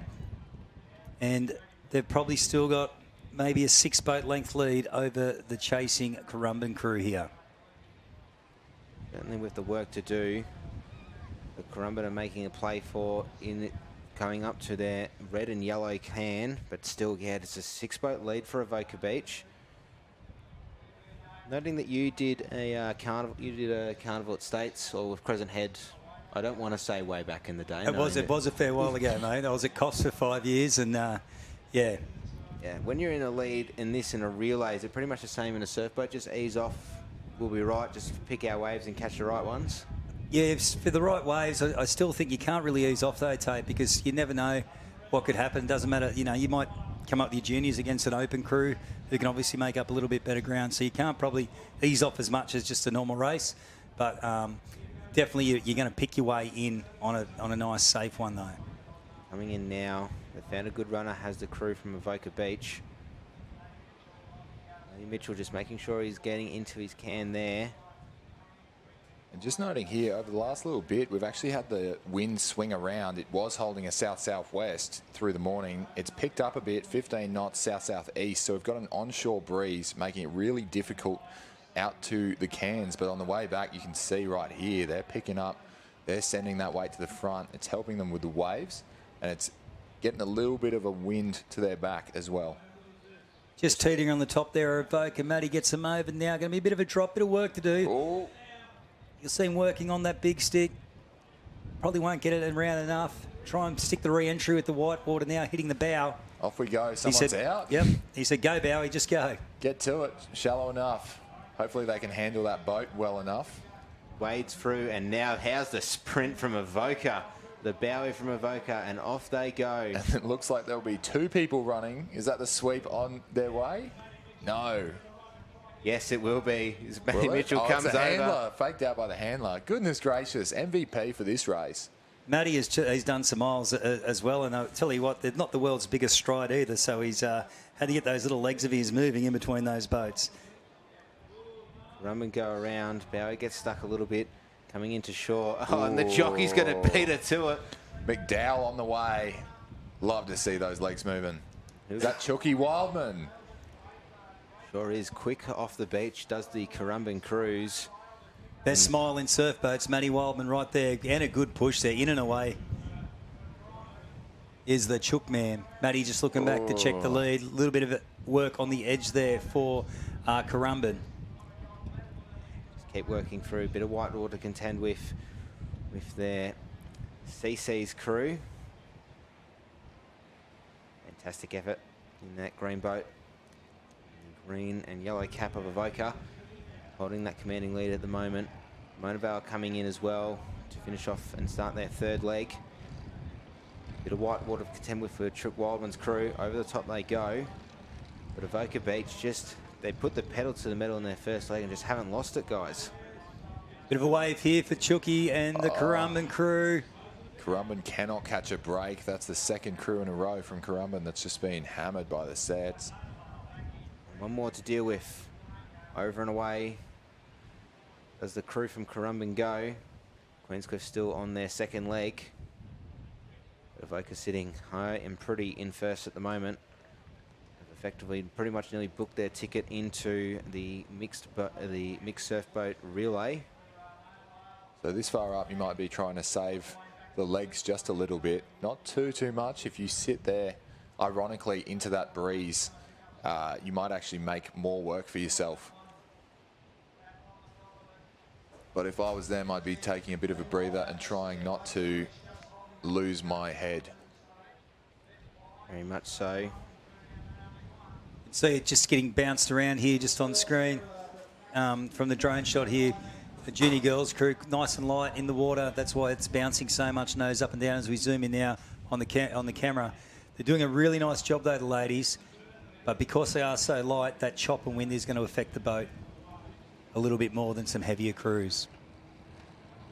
Especially that wind, as you said, Tom, has started to swing around the other direction. So it's different conditions to what these crews were used to, even probably more so than the finals races we just had since about 1:30 this morning, 1:30 this afternoon rather.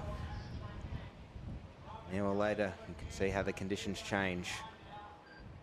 Boat just moving around, and it's going to be a hard push away for Matty Mitchell, get him outside. I reckon he's probably got a good lay of the land doing that one. Oh, Right, have a look here. Currumbin, goodness. That's a great leg from Currumbin. Great stuff from Currumbin there. Right up into the pack of it here does the Beach Vikings. Oh, it's a nice little run for Chook Wildman. If he can just stay a hold on to it for a little bit while longer, we can definitely see on that end of the beach there are some heavier sets rolling through, as we've seen all day today. It's still just quite heavy. They've come up right up to the pack of Avoca Beach. So this is the strategy and sort of the tactic you have to pick here, Tom, that you were talking about which crew you want to go up, and it's you as well, Scotty. With that race plan there, you can see Avoca Beach is down to their last leg with their women's crew, and I think this might be either the open men's or the under-23 for Currumbin, so they have made up some serious ground here. Yeah, it does look like the very familiar body set of Jack Ryan, so I'm happy to say that is the Currumbin Barbarians at the bottom. Oh, wave here at top of screen though for Avoca.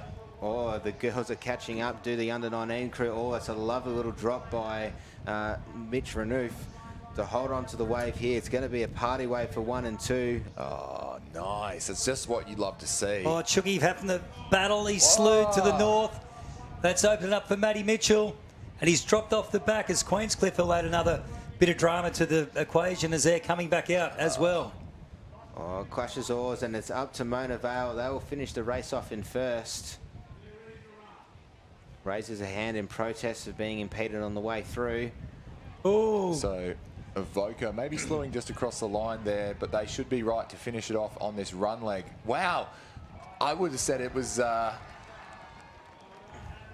great run to finish off the race. It's a bit unimportant there to really sprint it, but I love to see the energy from him. We've just got that leftover energy. That's 1 and 2. Runs in for second. No doubt as to the result there, and I believe we're taking the top 2 through. There seems to be a broken equipment failure for the 2-seat. Queenscliff. They just coast it back in. Now, Queensy in a number of finals here, so they might have put quite a bit of energy into those last few races. Oh! Nasty little hit there on the edge for the Queenscliff crew. Nice bit of skill there. So everyone's staying high side. We had one actually kneeboarding on the way in on the high side. Oh, it's a sweep oar. Sweep oar's broken. Wow, okay. I think they might just say that might be them done. Usually we see you're not allowed to physically hand the sweep oar over or any type of equipment. It's more of a throw down. It's like, oh, look, we found a piece of equipment just randomly on the ground. So nice wave here to finish off for Mona Vale. Very, very good from Mona Vale. A nice little trail to finish off their season for the My Back team. Now, just to make sure everyone was paying attention, that is Queensy throwing in the towel on their second leg. I believe they had a third to go, but they've decided with such a disadvantage and some broken kit, that's them for the day. Last little drop for the wave to go as the boys get back down on their seats. Nice little extra lean back just to make sure to get their oars. Not quite enough. But some good timing there getting their oars back. Well, bit of a washout and a crab for good measure. Well, if you're going to do a crab, you might as well be doing it at the... Spectacularly. Yes. Big spectacular crab. Yeah, if you're going to do it, make the highlights real. Or lowlights. And off the bowman goes to finish off the race for Mona Vale. Leisurely jog. I'm sure the legs will be burning after a few races. Okay, coming up in our second surfboat relay quarterfinal, we have Mona Vale, I'll just put my glasses on for this one, folks. My face, I wasn't sure it was face or fierce here. We've got Palm Beach Green and South Curly Empire. Empire? I mean, it makes sense. There's a lot of South Curly crews getting around the Cairns in this campaign. Quite a few finals appearances. And I'm just doing the counts on my fingers and toes here as to how many sweeps they've got. Oh, they've got stacks, mate. They've got stacks of them there. The shame of it is, after many years of a strong rivalry, they're actually really great people, as it turns out. Which is, well, it was good to find out, I suppose. There is a certain social aspect to this whole boaties fraternity. Yeah, the big family of surf boats, I call it, Tom. Most 99% of the people in it are great people. And then usually that other 1% just get white line fever when they're competing, but as soon as they're off the beach, they're really great people as well. Alrighty, so Maynavale having a second roll of the dice here with a second crew or relay crew team. Palmy should be strong and South Curly should be strong. This will be anyone's race here. Yeah, 2 or 3 very strong clubs. Maynavale just, you know, starting well into their rebuild phase. They didn't have a lot there a couple of seasons ago. But Kai Cooper and James Meadows doing a great job. They've got the great Bryce Munro back helping out again on the big stick and got some good crews. We see South Curly. Is that it? Getting ready on the edge. For just half a second, I thought they'd mixed the crews, men's and women's, but I think that must be a handler. Yep. From one of the crews, I'm assuming will be racing later. It looks like Abigail Wilson, to me, Nathan's daughter, just helping hold the boat. Good on her. And they get around each other here. You've got a few of these crews, or rather clubs, I should say. South Curly, Palmy, Currumbin, well known for a number of crews. And you'll see they all have different pre-race rituals, especially towards finals time. You'll get a big Currumbin Barbarians clap, which I have to say they've probably taken straight from Canberra. From Canberra, yep.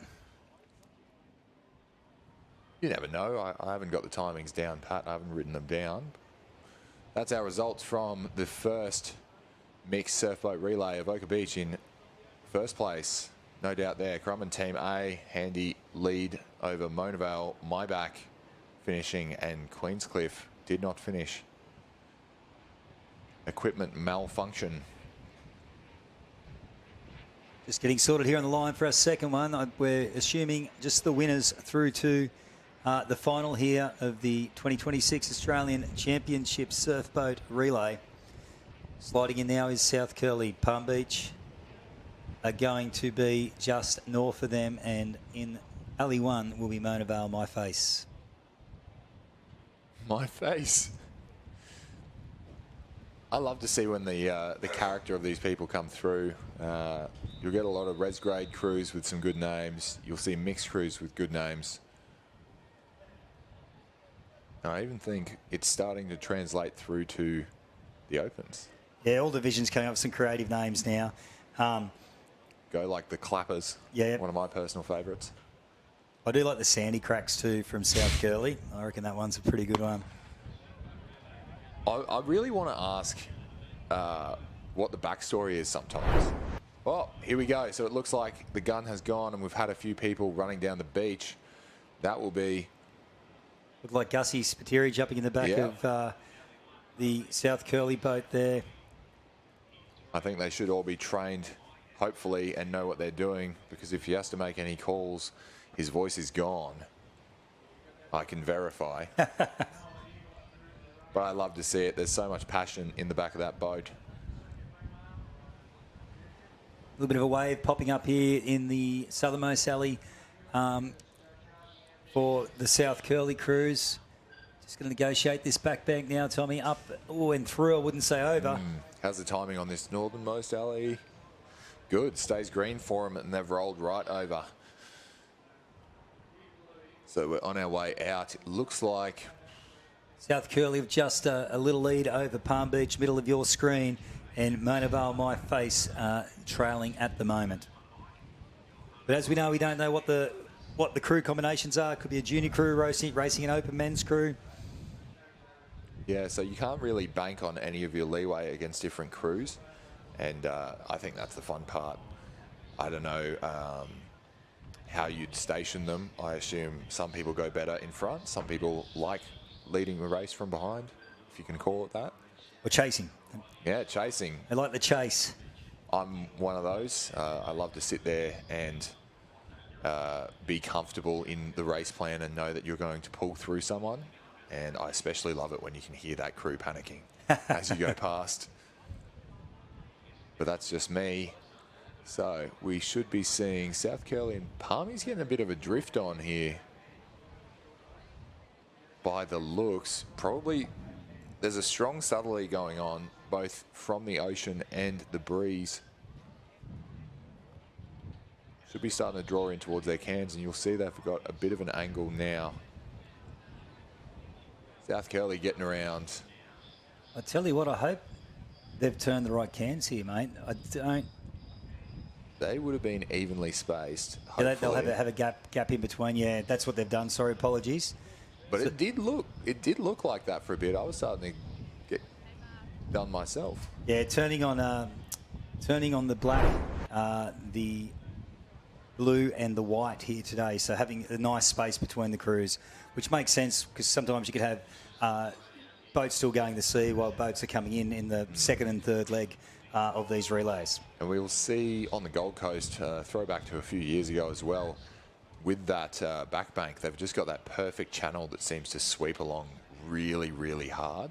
And so if you get a rollover, they're just going to get dragged any which way in the arena, which can be absolute hazards on the way in. And speaking of hazards, it looks like South Curly have had to make an adjustment.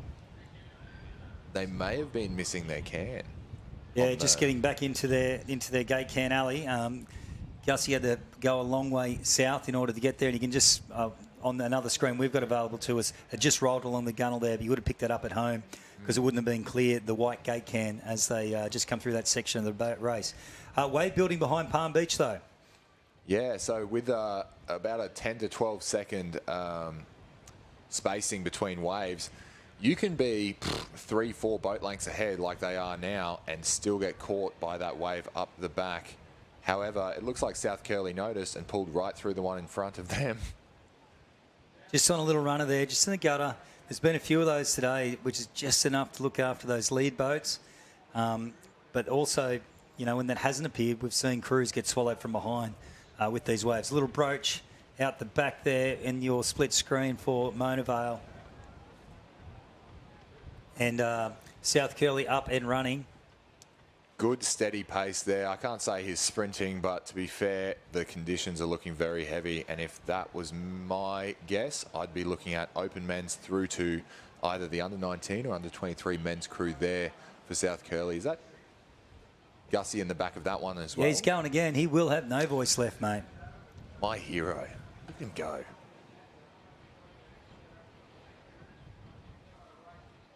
So Palmy in it away also.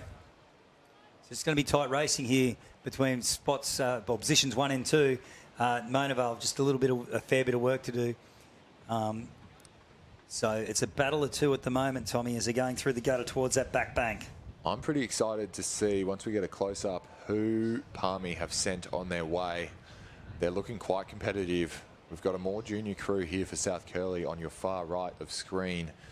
And the advantages that come with those gentlemen is the fact that they'll usually be a bit lighter. They will pull right up and over and bounce over the waves that you would see a heavier crew like the open men's get caught in. I think it actually might be comparable crews here. Those look like juniors as well. Colts, fillies or foals. Still plenty of action out in that back bank, but you can really see the white caps of the chop coming up, so it's making a lot more bouncier course. And as Tommy was saying too, with the lighter crews, when they get past the break, while the lightness helps them negotiate the actual break, they will bounce around a lot more in the chop. I just find it hard to keep that nose down and get run on the boats. It's almost like a dead boat every catch. They're really going to get that boat moving again. That's right. So if you have a look at the bow here, you'll see they just keep getting that bow spray, and every time that happens, that is a small check on your pace. You're trying to get out to speed. That's Mona Vale on screen there with their women's crew. Another one, bang. Oh, that's not what you want to see. We're not trying to break that drop with our tailbone. Yeah, probably just went a little bit early. You can go a little bit early. Yeah. You've only got to catch it, 2 inches from the water to save your bottom. If you go too early, you just get that lever down. It still hurts probably just as much as an air swing. I'm a fan of dropping the inside foot, but as I was told, you won't understand what we're talking about until you get it, which is a pretty hard knock. South Curly here going into the cans. If I had to remember correctly, that's probably the Runaways. Yeah, it looks like a junior girls crew, I think, is it, mate? It's just hard to tell from this far shot. I think that might be the gents, the young gents there. Yeah, Runaways definitely the girls' crew. That's the girls' crew, so dribblers. Mate, there's that many South Curlies that can't keep Sorry. up. Yes. My apologies, guys. I should have just stuck with whatever they were called in the first instance for the whole team. The Empire. The Empire. There you go. I know for sure they're from South Curly at the very least. Palmy here making a good surge, and I reckon there's a tentative lead, but not by much. They're on about the same wave, and they're both having to tack against that surf to try and get inside their cans, and then from there, it's anyone's go. So there you go. You've seen a change of angle. Maybe that was actually a bit of a crab there. I thought the sweeper decided he's safe and to go with the run of the ocean. Once they get around this, you'll expect a pretty sharp turn. Just both crews coming through there. There you go. Gate cans now, looking for a little bit of help just to try and take them back to shore. Looks like a bit of a line building behind both crews here. Not a big wave, but might be just enough to push them over this gutter and to the beach for their third leg of this relay. Now, I don't want to start talking about algebra or anything like that. However, typically we'd have a wet finish in our surf boat racing, which means you're free to go anywhere you please. But for every metre you're heading with the run of the wave, you may be disadvantaging yourself in the run if you're off your flags. Definitely see there. So there's a lot of movement of the hands going for the Mona Vale, saying this is, or Palm Beach rather, this is where you need to be. As Palmy Green come in, so Bauman starts to have a look around, trying to figure out where his line is. As you can see, the full green caps, and he's got to do a wide turn there. They've swung pretty far to the north. He's got a decent distance to make.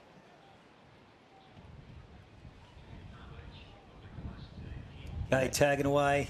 Look at Coxie go across the ground there. Palm Beach Masters Beach Sprint champion. Hits the boat. In and away. South Curly in and away now too.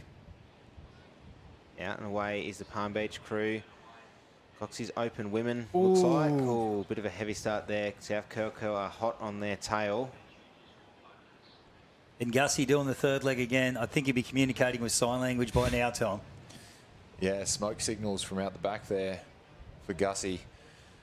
Sounds a bit like a whistle, to be honest, once he's going. I genuinely was confused listening to him go past us on a wave one time. And that's kind of what he needed. Threw me right out of my rhythm. Going over the seas. He's our two leaders at the moment. Palm Beach and South Curl. Mona Vale, My Face, falling a little bit behind the pack. There's a battle here between two of the clubs from the Sydney Northern Beaches. Mona Vale also from the Northern Beaches branch. Falling a little bit further behind with one more leg to go, Scott. Yeah, no, well and truly at the sea now. Looks like a really nice arm wrestle between these crews. Probably South Curly perhaps just sneaking away as you see the Palm Beach crew there just bouncing a little bit. But now they've got some good water. Always say in these conditions, it's like a bit of an arm wrestle. When you get your good patch of water, you've got to make the most of it. And you'll see one crew surge forward while the other one just bounces up and down a little bit. Well, that's right. Half this sport is about taking your opportunities when they come. I've known many a sweep to send it down the line from well behind, catch a wave and catch up or overtake someone. There's a few dial-a-wave specialists out there. I don't know what kind of agreement they've made with whatever form of deity, but they've collected an absurd amount of wave dust. Mona Vale, we're just getting into the boat there now as we go back to our 2 lead crews with South Curly Empire top of screen and Palm Beach Green in the middle of your screen. Coming into the white tin now is Mona Vale. Good effort from the top of screen. Coming into white tin is South Curly Empire. I'll go around in 1, 2 strokes and 3 strokes. And away they go. Palm Beach following right up on their trail here at the moment, Scott. But work to do and a few little rollers coming through. This is probably one of the harder races you have to do, especially if you're the bowman after finishing off a race and then having to run up the beach. That's it. And a little bit of life there, mate. Just come under the Palm Beach boat and they just surge forward a little bit, but still holding just a slight lead now is Gus here with the South Curly Empire. Yeah, good effort from South Curly over Palm Beach Green. But it is stroke for stroke. They found a bit of life underneath their boat. Has the crew from South Curly. And a good extension of their lead here. A little bit more to go. Extending their lead and a bit of a runner for Coxie's crew from Palm Beach, who are out there at the moment. But it's still a boat length to a boat length and a half. And trying to get just a little bit of extra lift, Scott. Yeah, and you just see Gussie again have to run a long way south just to ensure that he comes back through his gate cans before he can square up and go straight into the beach. Coxie doing the same, so just running that little bit of a swell on the angle just to ensure he finishes inside his gate and does not get DQ'd for missing that. And he straightens up now, and you'll see the boat move a little bit quicker because he's running pretty well with the wind and the swell here. Palm Beach trying to get down a little one, Tate. Oh, they're going to might be able to get it to and catch up right to the South Curly Empire. One last little push for these 2 crews to get over the line, so it will be a sprint finish between South Curly and Palm Beach. One last little push there. Oh, Spencer's got to go around. He's managed to hold Coxie it and there. keep it straight. Does Coxie, rather.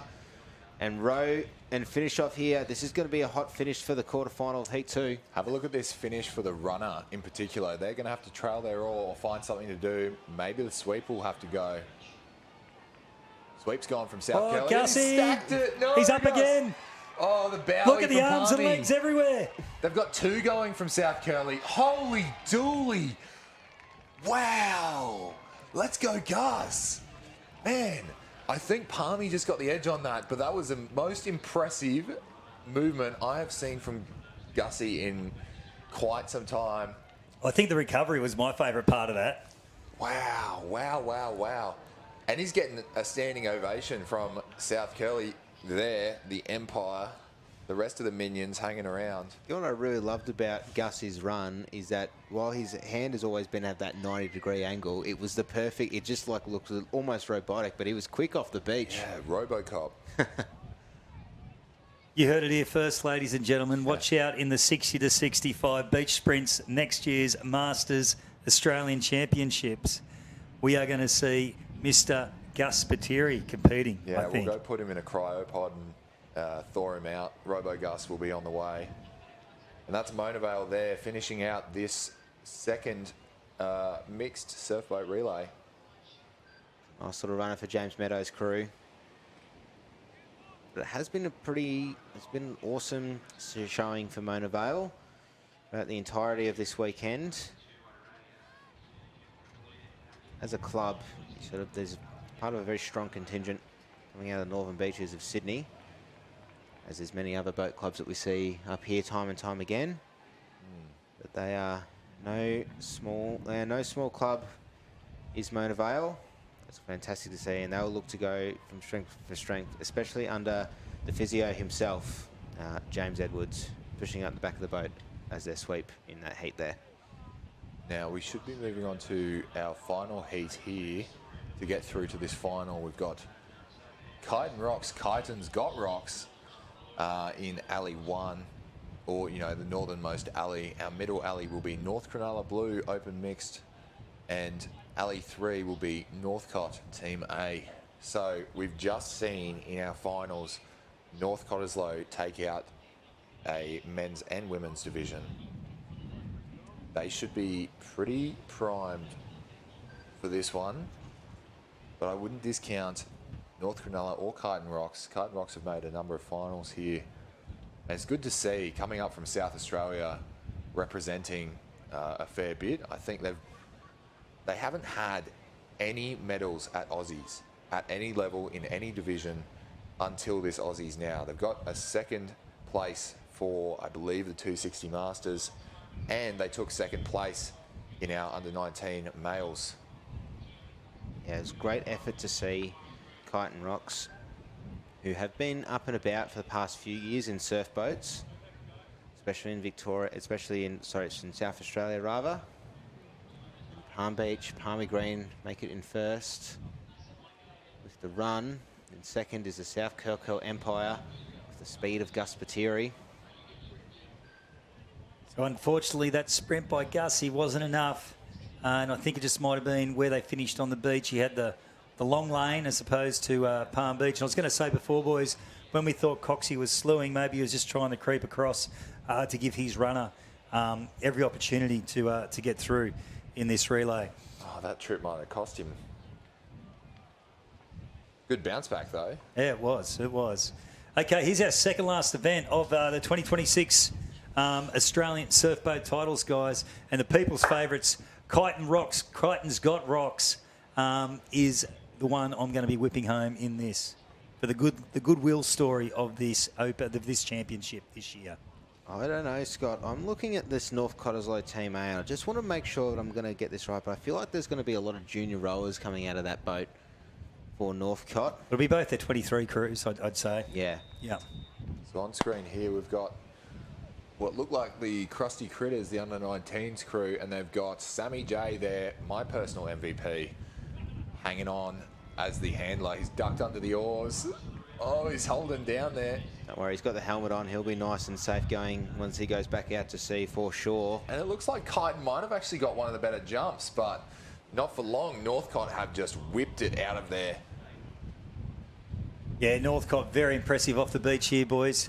One thing I will say, I was going to say before, one thing you won't see, I don't think, is Hocko spreading for the line. Yeah, respectfully. That's okay. There wouldn't be much left in his legs. He's had some trips around the Cairns this weekend as well. They just get checked there a little bit on the back bank, and we'll cop another one up and over. Oh, boys, got a bit messy there, a bit of miscommunication in the timing. But Northcott showing us that they're having a very good day out here at Tugun Beach. A great effort from them is Kyten Rocks, but currently out leading in the middle is the crew in Alley 3. It is North Cottesloe. Out and away the crew from the team from WA. Have a look at those numbers, looking at those names. There is a lot of younger members in that crew. They would be so used to their version, the Frio Doctor, so an onshore breeze is not particularly troubling for them, and they're used to this kind of conditions. Perth 2023 was quite similar at one point. So off they go, cutting straight through those waves, unbothered. Really good from North Cottesloe, leading the pack in the as well as Kyten Rocks, trying to just catch up to the crew that's sitting in the middle. North Cronulla Blue. Looked like there was their under-19 girls running out first. Going on the frame of the rower who was setting up while they were moving the boat around. Yeah, this is now probably some of the hardest rowing you'll have to do. I'll be curious to see if Sammy J is going to get in the back of the boat of the Kyten Rocks boys. I'd be pretty keen to see it as well. I reckon he's got a turn of speed on him, just by the looks anyway. But right now, the emphasis is on closing that gap out to sea, because as soon as Northcott turn that can, they will have the sails up, and that will be a serious advantage. Good turn on the North Cottesloe crew in the white boat with the blue trim. Just trying to angle it right correctly here, try and get back in line. I like to see the fact he's run south for a little bit, Tate. You know, we watched Gussie in the last race with South Curly actually have to, when he got back in close to gate cans, go hard south to ensure he went through his gate cans. So he's done that from the start. So once he thinks he's made up enough space to give him leeway, he'll square that boat up and make the most of every run he possibly can. Yeah, especially, there's a lot of extra effort you have to do as a right-handed sweep. Is looking like it's probably David Pope, or Andrew Pope rather, at the end of the North Cottesloe boat. Just sort of, it's easier to turn it left than it is to turn it right. On board here of Northcott. They're looking quite relaxed now in this lead, but you can see him really working against this wind and swell. Gate can in pitcher now. You see him try and work back. He's probably only going to just get inside it. Sorry, it's been a bit of a week of it. And oh. Just. Just. That is as close as you ever want to go to a gate can. Uh-oh. Slews around in the braking zone. That may do them a favour. They had a bit of a lead built up. Kite and Rock's making a move here as well. North Cronulla also on their way, so Northcott need to rectify this quickly. Looks like they actually have. There's something under them. I'd suggest the gate can actually probably hit his sweep ball then with the angle, or on that string line was enough to pull him around with that wind blowing on it. Yeah, just that little bit of extra resistance you're not quite used to from the back of the boat for the Northcott first leg team. And he's got them sat there, so they should be ready to... Someone's going to get ready to jump out as the drop begins for Northcott. Bowman trails, legs out, and away he goes. Nice waddle, and out and away he's going to finish off their first leg for North Cottesloe. Tagged. Off we go. Good pace from our sweep here into the back of the Northcott girls. That will be the Shimmer, I believe. Was it? Just Glossy, sorry, there you go. Just the bow a little bit slow to get in there, but it doesn't matter as much when you've got a lead like this for the North Cottesloe. Hocko just coming in. Bowie will ship his oar across, get out now. He's sending the second bow as well, just for a second chance, just in case. And here he comes, Sammy J. Sammy J. That... Is it I don't know. No, hair's not long enough. Off we go. So they've got to go into the Glenelg boat, giving a hand out. Oh, good jump. So that'll be the 23 boys. Sammy J will be sitting in second bow there in the number 2 seat. North Cronulla running through on screen to finish off their first leg and go into the second. And they're not so far off the mark here, North Cronulla. So it's not signed and sealed yet. But we cannot find... Wow, there is a substantial lead here for Northcott. They've done really well in that leg. I'll throw this one to the Brains Trust. I have a suspicion it's probably faster overall to pull pretty far wide to the south right off the can without having to make minor corrections often. no, definitely. If it was for me sweeping, I just want to go south first, because you're not going to get as effective runs out in the deeper water. You want to be able to run those runs when they start to hit that shallower water as straight as possible. And we know how that back bank's been dumping down on this lower tide. You can't really, just try and trim across because it's dumping quite hard. You just got to hold it straight. So you really want to set up. You run through your gate cans, by about halfway between the turning cans and the gate cans, Tommy. Yeah, the wind's really picked up as well. Sort of in one of our insets where we've got right on with the North Cronulla crew, or North Cottesloe crew rather. The wind, as soon as this boat's going up and down, you can see the water just moving directly up until Gotham City, to the north end of the beach. Yeah, it's a very powerful wind. Not too much troubling for the North Cottesloe sweep there. Doing really quite well, sitting in a commanding position in first. Yeah, if you can just see as well on the Glenelg boat, if you zoom in, there's just a lot of extra water movement just being pushed into the north, so it is very, very windy out there. We're a little bit more protected. It is still, looking at Tommy's wind app. This is peak wind of the day, mind you. It will get no higher than this, 18 knots from a southeasterly direction. That's about 36, bit under, probably 32 k's an hour, with gusts up to 20 knots. Certainly not what you want. On board here with Northcliffe on the right of your screen at home, making their way home now, and you can just see them running across those little chops and swells just to line that up to thread the needle through the gate cans. And Kyneton coming into screen here are sitting in second place. Just remember, our winning relay teams are going through to the final, which will be the next event and the last event of the 2026 Australian Surfboat Championships. Northcott with the commanding lead all the way out there in Alley 3 as we are on riding with them here at the moment. Kyneton Rocks as well, rowing in the green boat of Glenelg. Bit more boat sharing as we've seen time and time again throughout this weekend. But Northcott We are riding with them, and they are in charge here at the moment. Now they've got a pretty good lead, but they are checking around to find Kite and Rocks is on them. Hot on their tail. Yeah, they're just trying to rate up here, and it's very, very difficult. Is the Kite and Rocks crew just to try and find something, anything to just go over the line. But it is going to be Northcott hit the cans first. They're currently sitting in the wave zone. They'll try and find just a little bit of a bubble that they can pull on. They've just managed to find it there. Sweep calls it easy for Northcott, just trying to hold it. A little bit of movement, just making sure they don't want to be sitting, just rowing a little bit in front of it. Not getting caught up the back does Northcott. Yeah, and of course you'd much rather be in the front of the wave, if that makes sense, just before you start getting sucked up. They've actually pulled through another one here. If they can drop down it, they're teetering. Nah, nose is all the way up. They're close enough to the beach that it won't matter. The bow woman will look to, springs her all around and goes. Ooh, who's going to beat to the rocks here? Sweep first bow.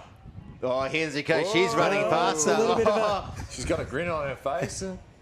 Gassed out by your sweep. That's a penalty. To be fair, he's only stood there for the whole race. She's had to work pretty hard, Tommy. So Kyneton's on the move here. They've sent 2 up. That's probably Sammy J. That's probably Sammy J's running around. Great stuff from Sammy J. Oh, Northcott have gone sideways a little bit. Might have opened it up for Kite and Rocks.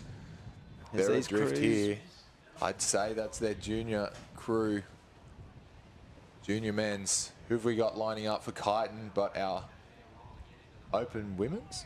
That'll be or they just fetched that boat. Yeah, that'll be the misfits going out for Kite and Rocks. Got to deal with a double wave. Of big white waters there to get through. Oh, Hocko just has a bit of trouble building up his stand again. He'll go out once more. Off we go, ladies. Hit that rhythm.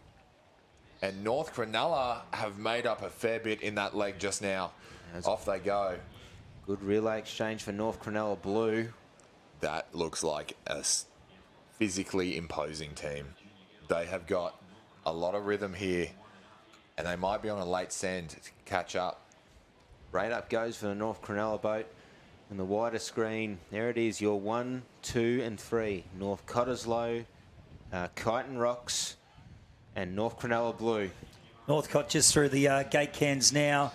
So they're going to have, I'm going to call it probably a 10-boat length lead. And it looks like their Colts, I would say, are in that boat, or could be their junior boys. Having a look on... Look at North Cronulla coming though, Tommy. You called it. Oh, it's a nail biter here. There's a set coming through. If you were Kyneton, you're wishing they get cleaned up. But off they go. Speaking of empires, you'd be playing March of the Empire here. Oh, look at this. Chewed down into the wind. As we hear from Donny Cottrell calling from the beach, North Cronulla have started to lap over Kite and Rocks. A fantastic send and right up high on the beach. This isn't a race for nothing, gentlemen, but it is currently North Cottesloe leading the charge. Maybe a late play for North Cronulla, but it's still a 10-boat lead, but it might have just cut down to maybe an 8, or probably definitely 10, maybe 9, maybe 8-boat lead for North Cottesloe, so they can't lose it in this last half of this relay here. I tell you what, this North Cronulla crew has been a very, very impressive row. Yeah. Single leg, probably the most mobility we've seen, and they're only about a quarter of the way into the race, mind you. I really want to see if they can hold it, but they'll have an easier go of it on the way back in. Northcott will be sitting way to the front of this wave, just trying to lift up the aft and get a bit of that tailwind. There's a lot of life building under the boat of North Cottesloe. They'll get a nice little runner. Nose goes up, but they've milked it really well as they've started that angle in south, as we've seen, Scotty. Yeah, like we said before, you want to run south before you square up. Ooh, a bit of a bad turn there just on the left of your screen by North Cronulla, which is unfortunate for the amount of work they've done. Barring a, you know, an absolute screamer from out the back, I'd just like to say that Northcott have booked themselves into another final here, boys. And if I was that Northcott crew, or especially the sweep, you're just trying to keep them cool, calm and collected. Being wound in like that is not a fun spot to be, especially if you can see them, just like that stroke pair will be. So you're trying to keep your eyes in your boat and focus on your water. Any crab now would be pretty dire. Oh, it's going to be very tight into. I think they might just be safe there, Scott, looking at the angle of the Northcott boat as they're going past the white and black can. Yep, safely Blades hitting there, mate. A whole all-length buffer there before the gate cam. So the little one coming behind them now. North Cronulla will be praying that they slew on this, but I think it's just going to be a little one, and I think you're going to see Northcott are going to book themselves a spot in the surfboat relay final. Oh, no. Oh. Commentator's curse, Tommy. No way. The boys are doing well. They're getting around. That's a well-drilled crew. Off we go again. Hit this wave. They've just cut the distance. They're about a wave behind. North Cronulla putting weight up the front. Northcott's hitting the channel. There'll be dead water here for them, but they've got a decent lead. But coming up hot on their tail. They'll cross the finish line first. Probably could hear a bit of the Jaws music from Perday's crew of North Cronulla. So dry finish, barring any trips. Here we go. The sweep just does it. No, go. Nice and easy. Back up to your boys. Oh, he's chuffed. Up and about is the bowman of the Northcott crew, third leg. Finishes it off. Perday's will be seeing this one out, taking it nice and easy, and we should have Kite and Rocks rounding out this last heat. Back in, hopefully try and get a bit more of the inset out. Okay, surfboat fans, we're just finishing up this last leg. Hocko coming in now with the Kite and Rocks, the people's favourite of this campaign, getting their first ever Australian medals. Well done to you guys. But you're going to see Avoca Beach, Palm Beach and North Cottesloe in the surfboat relay final to round out what's been a magnificent 5 days of racing, guys. It has, and I feel confident. And I feel confident saying that it has been fantastic to bring this to the masses. The team at Big Voice Media have put on a power of work as the Kite and Rocks are just trying to finish off the last little run there. Big cheers. It's always great for the surfboat relay. You get to see a bit more of your crew, a bit more of your club camaraderie. There is culture abounding throughout this beach in particular. There's plenty of great people, and even as we finish up in the water in this next race, there should be plenty of revelry to go through, plenty of good people to meet, and some of the most important events are yet to come, I reckon. Even if we're done in the water, I'd say this is not the last boat race for the weekend. Absolutely not. Hey, boys, might be to help out Tommy Warmold at home. Could we get an official update on the Queenscliff Open Mail DQ? I'm not quite sure. We're still yet to figure out. They got DQ'd in their final. Didn't look like that there was any. There didn't look like there was any trouble. They went around the can pretty easily. Not sure if there's potential, unless they've just missed a gate can coming on the way home. Yeah, that can be tricky if they've missed a gate can. If they've gone around the turning cans. I was actually on the beach for this one, so I missed that out the back. But yeah, and we're sort of back at beach here, bringing this to you from our little box.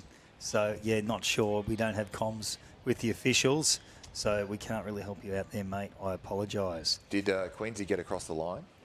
Well, they ended up, looked like from the screen, they came through in second.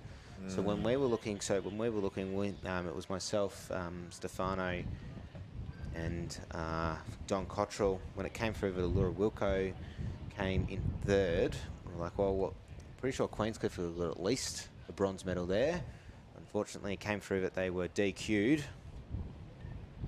Results from that last rate come up. It is the crew, is the team rather from WA, North Cottesloe, getting over the line over North Cronulla Blue and the People's Champions. A very successful Aussies for them. From the club down on the eastern coast of South Australia, and Kite and Rocks. These crews are starting to get ready, boats moving off the beach. There you go. I might actually have to leave you, gents. I've got places to be. I've got this interview mic here. I might go see you guys on the beach. No worries, Tommy. Thanks for the call, mate. It's been a pleasant weekend, guys. Super chuffed to have been involved with everyone. And before I go, if you have any socials, we'd love to see them. Make sure you're tagging SLSA, SLSQ, ASRL or ASRLQ, and we will usually repost, but I just like to go through them anyway, or hashtag Aussies 2026. Thanks, guys. Cheers, Tommy. Thank you very much, Tommy. What a weekend it has been.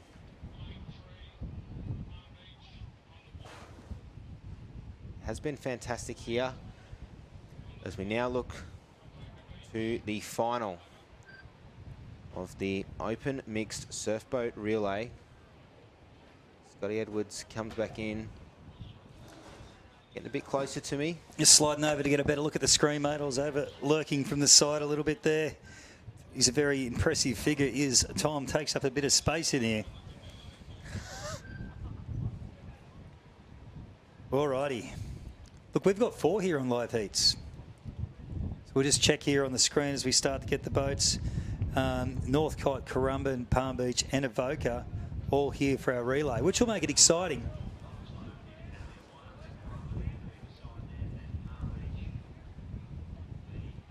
Just posing for a photo with the great man himself. He's all about the socials, is he, Tom Barrett? But yeah, sorry, just going through. So it was the Avoca Beach Team A and Currumbin getting through from the first heat. So 2 crews missing out in each of the races. Getting the luck of the draw did Currumbin. But it will be Palmy Green, Currumbin Team A, Avoca Beach Team A, and North Cottesloe Team A. Okay, here we go. Final Australian medals for the surf boats on offer right now, Tate. This will be exciting. I am excited. I'm pumped up. It's been a great weekend, mate. Lots of happy people. Also a few shattered dreams.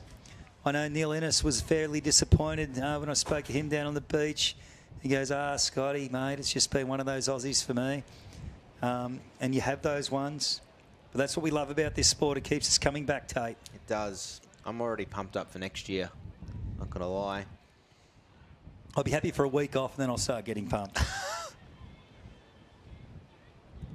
Usually takes that week off. And then you just go, yeah, I want to get back in a boat again.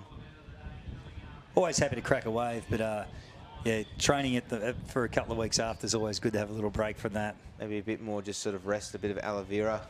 Those a little bit more paisley. The first crew to go out, Palm Beach, Team A. Just waiting for the call from the referees, which will be the whistle, the last whistle of the year, for the crews to go out to sea. No need to worry about the starters. Well, this will be one of the easiest races they have to do. It's just gun up and go. Yep, they can decide themselves when they actually get into the boat, when they get to the boat. Mate, just want to shout out again to Tugum. What a fantastic host the Tugum Club has been. Work party has been sensational. I just ducked out before to powder my nose, mate, and ducked upstairs, and it is going off up on the veranda watching these relays and the finals. Look like there was a great atmosphere up there also. Yeah, it's always great coming up. Obviously, you know, you're from New South Wales, I'm from Victoria. It's always great coming up to the Gold Coast and coming up to these events. But it cannot be done without the power of the host club in Tugun. Their work party has been phenomenal all weekend. With the move down to Balinga at the start of the week. Now up here on the local beach in Tugun. I'm sure that all our water events and our beach events down at North Kira as well had the same feelings for the North Kira group. Has been great. Yeah, great venue here, mate. It's been just like we've had everything surf-wise. Like it was massive for the Masters. Hung around a bit. Yesterday it was quite small. And it's bounced up again today. You know, it's just been a real spectacle. Almost a bit sad to see sort of the less tense on the beach as we conclude our racing. And the gun goes away. Runners coming down to the boat. See from the drone. Looks like it was second from the top, quickest to the boat. That was Currumbin. And now there is some bounces here for all crews off the edge here, Tate, in the last final of the 2026 Australian Surf Boat Champions. Here they come from the top of screen. North Cottesloe just got a little bit stuffed off the back there in Alley 2, Currumbin Team A. Alley 3 with the best of the runs is the Palm Beach Palmy Green. And Alley 4, the Avoca Beach Team A going out in this first leg. And it is these powerhouse clubs, a green sea for Palm Beach, Currumbin and Avoca, with North Cottesloe dropping a little bit behind the back. Yeah, look, a few bumps here for these two crews. Bottom of your screen at home. Going to be a big one here for Palmy to climb over. Avoca will go through it. Won't stop them too much. But on second from the top, Currumbin got a hard check, as did Northcott, to really slow them down. Right, this is going to be, they've just finished the quarter of the race, has our race leaders at the moment, the Palm Beach Palmy Green. I believe that is Coxie at the back of the boat with his open men. No, I think that I could be wrong. Yeah, no, it is Coxie. Sorry, just sort of might have been Pebbles there with the sluggos on, but definitely Coxie. Yeah, certainly. But yeah, now it's wind started to pick up. It was peaking in the last race and it started to drop down a little bit, but it is not by much. And have a look at Northcott. They're trying to row themselves back into the race here. They probably got checked. They got checked really hard at the start, but they're still. They've managed to pick up, trying to pick up an extra place on Currumbin. Just a full send from the boys here as Palm Beach sort of begin their angle in now. Yeah, that's been a tremendous row by Northcott to get themselves back in the hunt here, mate. We've got Palm Beach, your clear leaders though at the moment.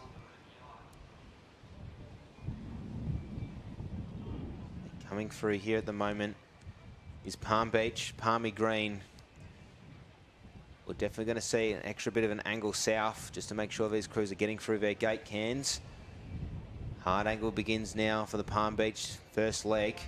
Going around in 1 stroke, 2 strokes, and out in 3 is the Palm Beach crew. But following closely behind them is the team, Avoca Beach Team A, which is up on the top of your screen at the moment. Followed closely by Currumbin, and yeah, Northcott with a fantastic run, and that wind is just really pushing. You can see on the bottom of the screen of the Northcott boat. Yeah, really making it hard for the turn there. And just a shout out to Hurdy listening in from home. He said that Hocko had an open heart surgery last year, so no chance he'll be running, but he'll be quite happy with his efforts here this weekend. They've had a great time, have the Kite and Rocks guys. But back to the race here, Tate. No doubt about your leaders here. Palm Beach, Stephen Cox on board, calling his crew home. Life under Northcott. Life under Avoca there, top of screen. Currumbin now having a little dart, a little run. Yeah, it's a great row from North Cottesloe and Currumbin, just battling out for the minor place as a part of this first leg, but we can see a lot from having. There's a little life under Coxie's crew from Palm Beach. A nice little runner here. They'll make it all the way up to the gate cans with this. Oh, there's another nice little runner building under Currumbin, but there's just a wind. That wind is just extra picking up and just making it really hard for these crews to row back into shore, Scotty. Yeah, making it tough, mate, for these crews here. Wave building at the back here, just gone past the IRB, top of your screen. It's going to come under the tuck of Avoca now. Can they do something with it? Currumbin running the top of it, but Palm Beach have a little wave in the gutter here to go. Both crews are off, are they? Yeah, Currumbin are just trying to follow the run of it here, but they are off it. There was a late trail, I think, from Avoca Beach. They stopped rowing, just let it go. But it is Palm Beach in the inset on screen at the moment. It's a good row from those boys just to try and finish it off. And how about this? A little bit of extra push now from North Cottesloe, who had a hard check start, and they'll be trying to get through and finish off strongly here. But there is a wave building out the back for these 3 crews. Palm Beach runner is off and up the beach, but throw a blanket over places 2, 3 and 4. Rory Egan can move still, mate. He wouldn't be out of place in, say, the Newport Breakers Rugby Club, probably an inside centre running like that. That was a good run from Rory Egan here as the boys get out and away here. They might lose that. And how about the run from the bowman of Avoca Beach? Oh, he's getting a bit wobbly leg there, starting to stagger, but that was a great run, mate. And here comes the stroke. Looks like of the wolf pack. Goes in. Oh, nice jump start there. Boys in and away. Matty Mitchell back into the boat. He's jumped in there a few times today. He has. Picked himself up a gold medal in the under-19s female. Oh, big Whitewater's hitting crews here. Currumbin, Northcott copping it. Northcott copped it, and I just got to see the last little bit of the run of the jockey from New Zealand, Will McDowell. Quick off the beach did he go. And they're currently now sitting in second place, in line with Avoca Beach, who had a really good transition as well. But it is currently Palm Beach, Palmy Green's race to lose here. The Wolfpack in the second leg on screen here for Avoca Beach. Oh, a bit of Whitewater to contend with for Currumbin. They'll go over the top, no problem. Another There'll be one more Tate. coming through. It's going to be a bit more nasty. He'll fill them up a little bit. Give Northcott a chance to come back in the third. But Palm Beach still leading the way here in the second leg of the Surfboat Relay Final. And they also, the crew from Avoca Beach just got checked a little bit as well, much to the pleasure of Palm Beach, who are out in front here at the moment. A commanding lead, as we have seen in these three heats beforehand. If you can get off to a good start and you can do those transitions well, you can build those leads across these three legs, Scott. Yeah, mate, it's always easy to lead from the front. And but we've got some good racing going on here, mate. Really Avoca is. Beach look like they're moving quite well. Currumbin, after that big check, starting to make a little bit of a dent back up in there. You'll see the turning cans come in the shot here in a minute. Rory Egan steering that Palm Beach crew very well into this wind. Very calm is he, Rory Egan, which is exactly what you want when the legs have been burning racing all day. As we've seen these Palm Beach, angle starts to begin. Even his crew looks really nice and settled there, mate. Holding into that nose, trying to get as much run as you can out of the boat in these conditions. Northcott bouncing there, copping a few. But Rory in now on the blue tin. Good. Rory turns, and out they go. Does the Palm Beach Palmy Green. Heading south, which is what I've been suggesting sweeps do out of the turns in these conditions. Avoca Beach will go in now. We've separated out the cans, giving themselves an extra lane, it looks like. Yeah, so we're turning on the traditional tins 1, 3, 5 and 7, or red and yellow, green, blue and white would be what they're turning on. Tell you what, third place is very tight. They're just going both in around together, are Northcott and Currumbin. Avoca Beach have had a nice exit from their cans. They may have made a little bit of ground on Palm Beach, Tate. That is a very good row from the second leg crew of Avoca Beach, up in alley 4. But how about this? It's a commanding lead from Palm Beach and speaks to the fact that they've got so much depth at their club as one of the premier clubs on Sydney's Northern Beaches. Roy's just got to give a little bit more extra push, make sure he's in his gate cans correctly. But Avoca Beach have rode really, really quite well. They've probably just cut down the length from about 7 boat lengths to about 4, I would say, looking at this angle. But not much life building under them. But Currumbin's trying to make a bit of a play. A little bit of a roller coming through the north area, but it is pretty flat looking, Scott. Yeah, not much there at the moment. A little bit of a puddle just maybe under Palmy, helping him out a little bit. Looks to be a line coming behind Avoca as they go through their gate can now. But coming up, we have 1 leg to go in this, and we're going to get medals out of this. 1 crew to miss out, 3 to join the podium. But it looks like it's Palm Beach. Oh, there's a bit of a slew on the wave for Avoca Beach. Matthew Mitchell will have to just quickly turn it around again to get back in line. So after all that good work, they've probably just lost another boat length there on the Palm Beach team. But yeah, that's first place. That's second place here at the moment. It's going to be a battle for third as the final transition goes over. Bauman jumps out. Good lead from Palm Beach. Sprints up to the finish line. And who will be coming in? Oh, it's Spency. No, sorry. No, Coxie. Coxie's back in with his open girls. Taps the back of the boat. Girls are in and away. It's their gold medal to lose at the moment, Tate. Yeah, it's a great run. Avoca Beach begin their last transition. Under 19 girls out and away. The CCSSs in and away they go. Already Good got start. themselves a gold medal today, mate. Can they get another bit of silverware? And unfortunately, oh, this is going to be very tight for third here between North Cottesloe and Currumbin. A good speed does from Currumbin here. And here comes Chook Wildman. No. It is Lyle Clark. We were corrected earlier on the live stream, and apologies for that. But they are very similar stature and wear exactly the same get-up on the big stick, and apologies for that. Lyle still moving nice across the water there. Oh, no. Oh, push back does the Palm Beach crew. Up and now for North Cottesloe. If they can get their act together, and they've managed to find their rhythm back again, has the crew from WA. Oh, and snotted again, Currumbin. Oh, no, for Currumbin. Work to do.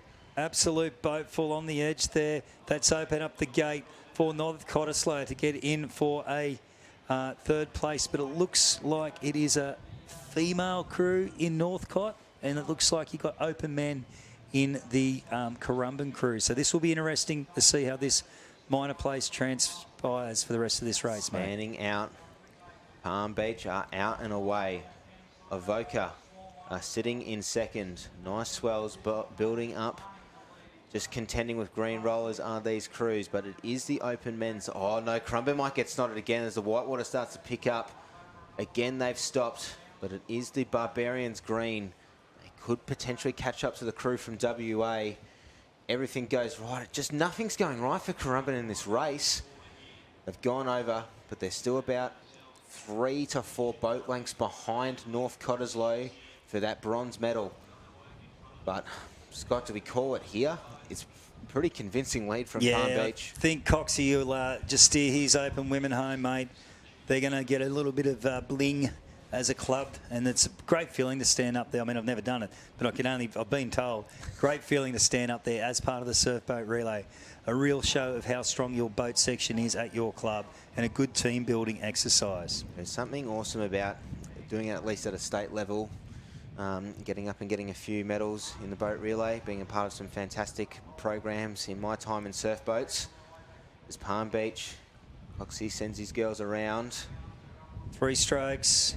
Let's go the stroke tour. Let's get back into it now. See that wind still blowing him around there. Just extra leverage needed on the sweep ball just to make sure that they're hitting the cans. Oh, that boat's moving quite errantly to and from. It's going to be a lot of effort trying to make sure that they're going through with the blue can on their right. Going in now is Avoca Beach, turning on that white tin. But this is going to be a great battle home, mate, between Alleys 1 and 2, Currumbin and Northcott for the bronze medal. Yes. Tell you what, they're not that far behind Avoca Beach either. Remember, that is their junior girls crew.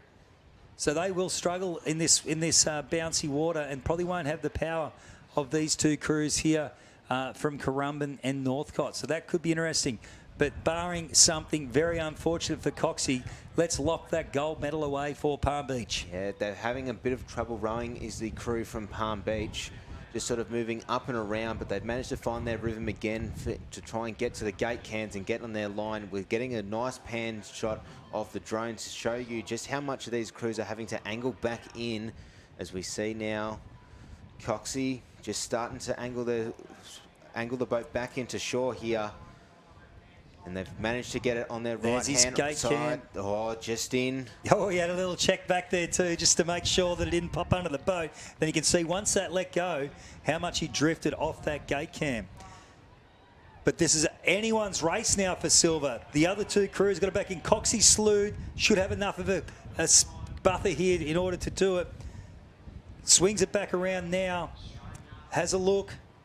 We'll try and get on this little one. Won't really want that other one right up his aft as he comes into shore here, mate. No, it's a good race, but now it is going to be a battle for silver, and Currumbin have rowed themselves back in. They're going to be on the same wave. I think all 3 trailing boats, if we could just pan back or go to the drone, we'll be on the trailing wave. Here they go, surf boat fans. All 3 boats for the minor places. Here they come. Last race of the year. Coxie still bouncing.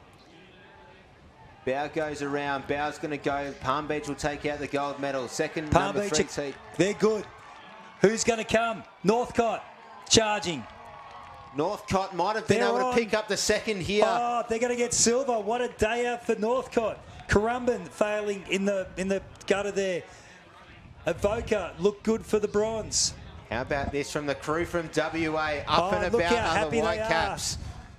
Here goes the little girl from Avoca Beach. Can run too. Look at her go. And they'll get a bronze. And they are stoked with that, are the Avoca Beach. Oh, Lyle's missing a rower from the Currumbin Open men's crew.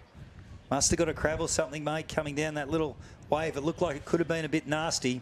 But there you have it. That's it. from the 2026 Australian Surfboat Championships. We've seen some great finals today. Love to see all the winners. And we've finished it off with the surfboat relay. It's been reprogrammed about 6 times this weekend. It's just great to have it run. Massive shout out to SLSA for putting this on. Gold Coast Council, the Tugun Surf Club, and a big shout out to all our officials who help make this event effective and safe. And Tate, mate, it's been a pleasure calling this with you again. Hope you people at home have enjoyed. I hope so too. It's been fantastic. Big cheers. That concludes the 25-26 surfboat season here as part of the events that we have at Surf Life Saving Australia. On behalf of all the commentary team as well, it's been an absolute pleasure bringing this to you, the masses, the people at home, to the people on the beach watching and reviewing their races. Yeah, we're waiting for that. I've just been told from behind. Tom will do an interview on the beach. This is a really nice sight here. We got Mrs. Spence there hugging Pete and their children. Great to see. The girls are stoked. Congratulations to the Palm Beach Club. We might just do a final sign-off, Tate, after Tommy's interview. But surfboat fans out there, thanks for tuning in.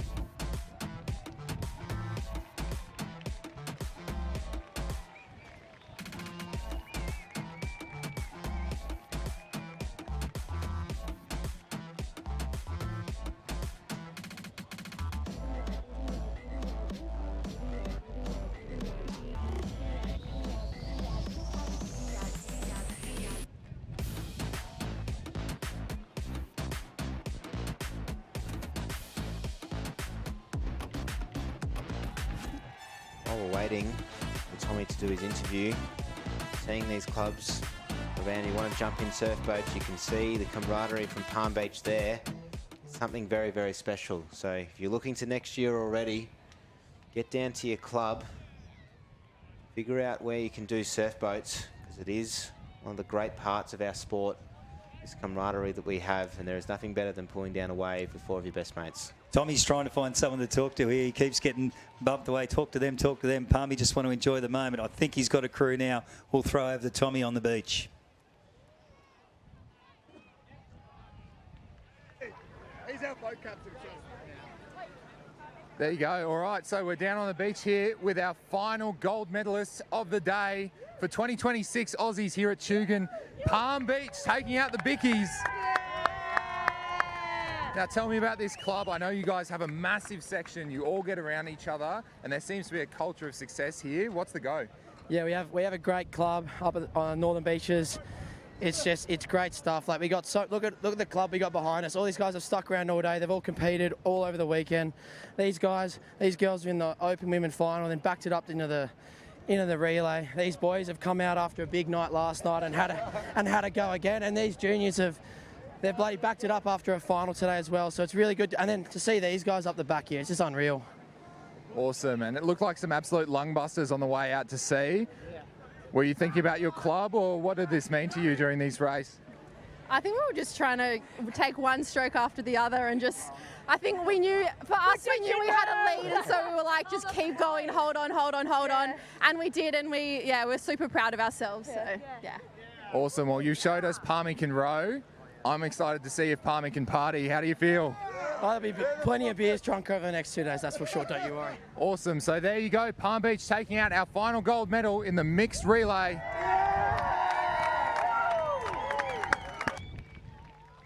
And there you have it, mate. That is it, Tate. We're done here for 2026. A few broken hearts, but lots of happy tears. Big shout out to my mate N.R. Perry for finally getting the monkey off his back and getting not just 1, but 2 golds in the space of about 15 minutes. Well done to the Wonder Weapons. Well done to everybody else who's done well this weekend. Hope you've enjoyed it, surfboat fans. We've had a ball. Hope to see you guys next year.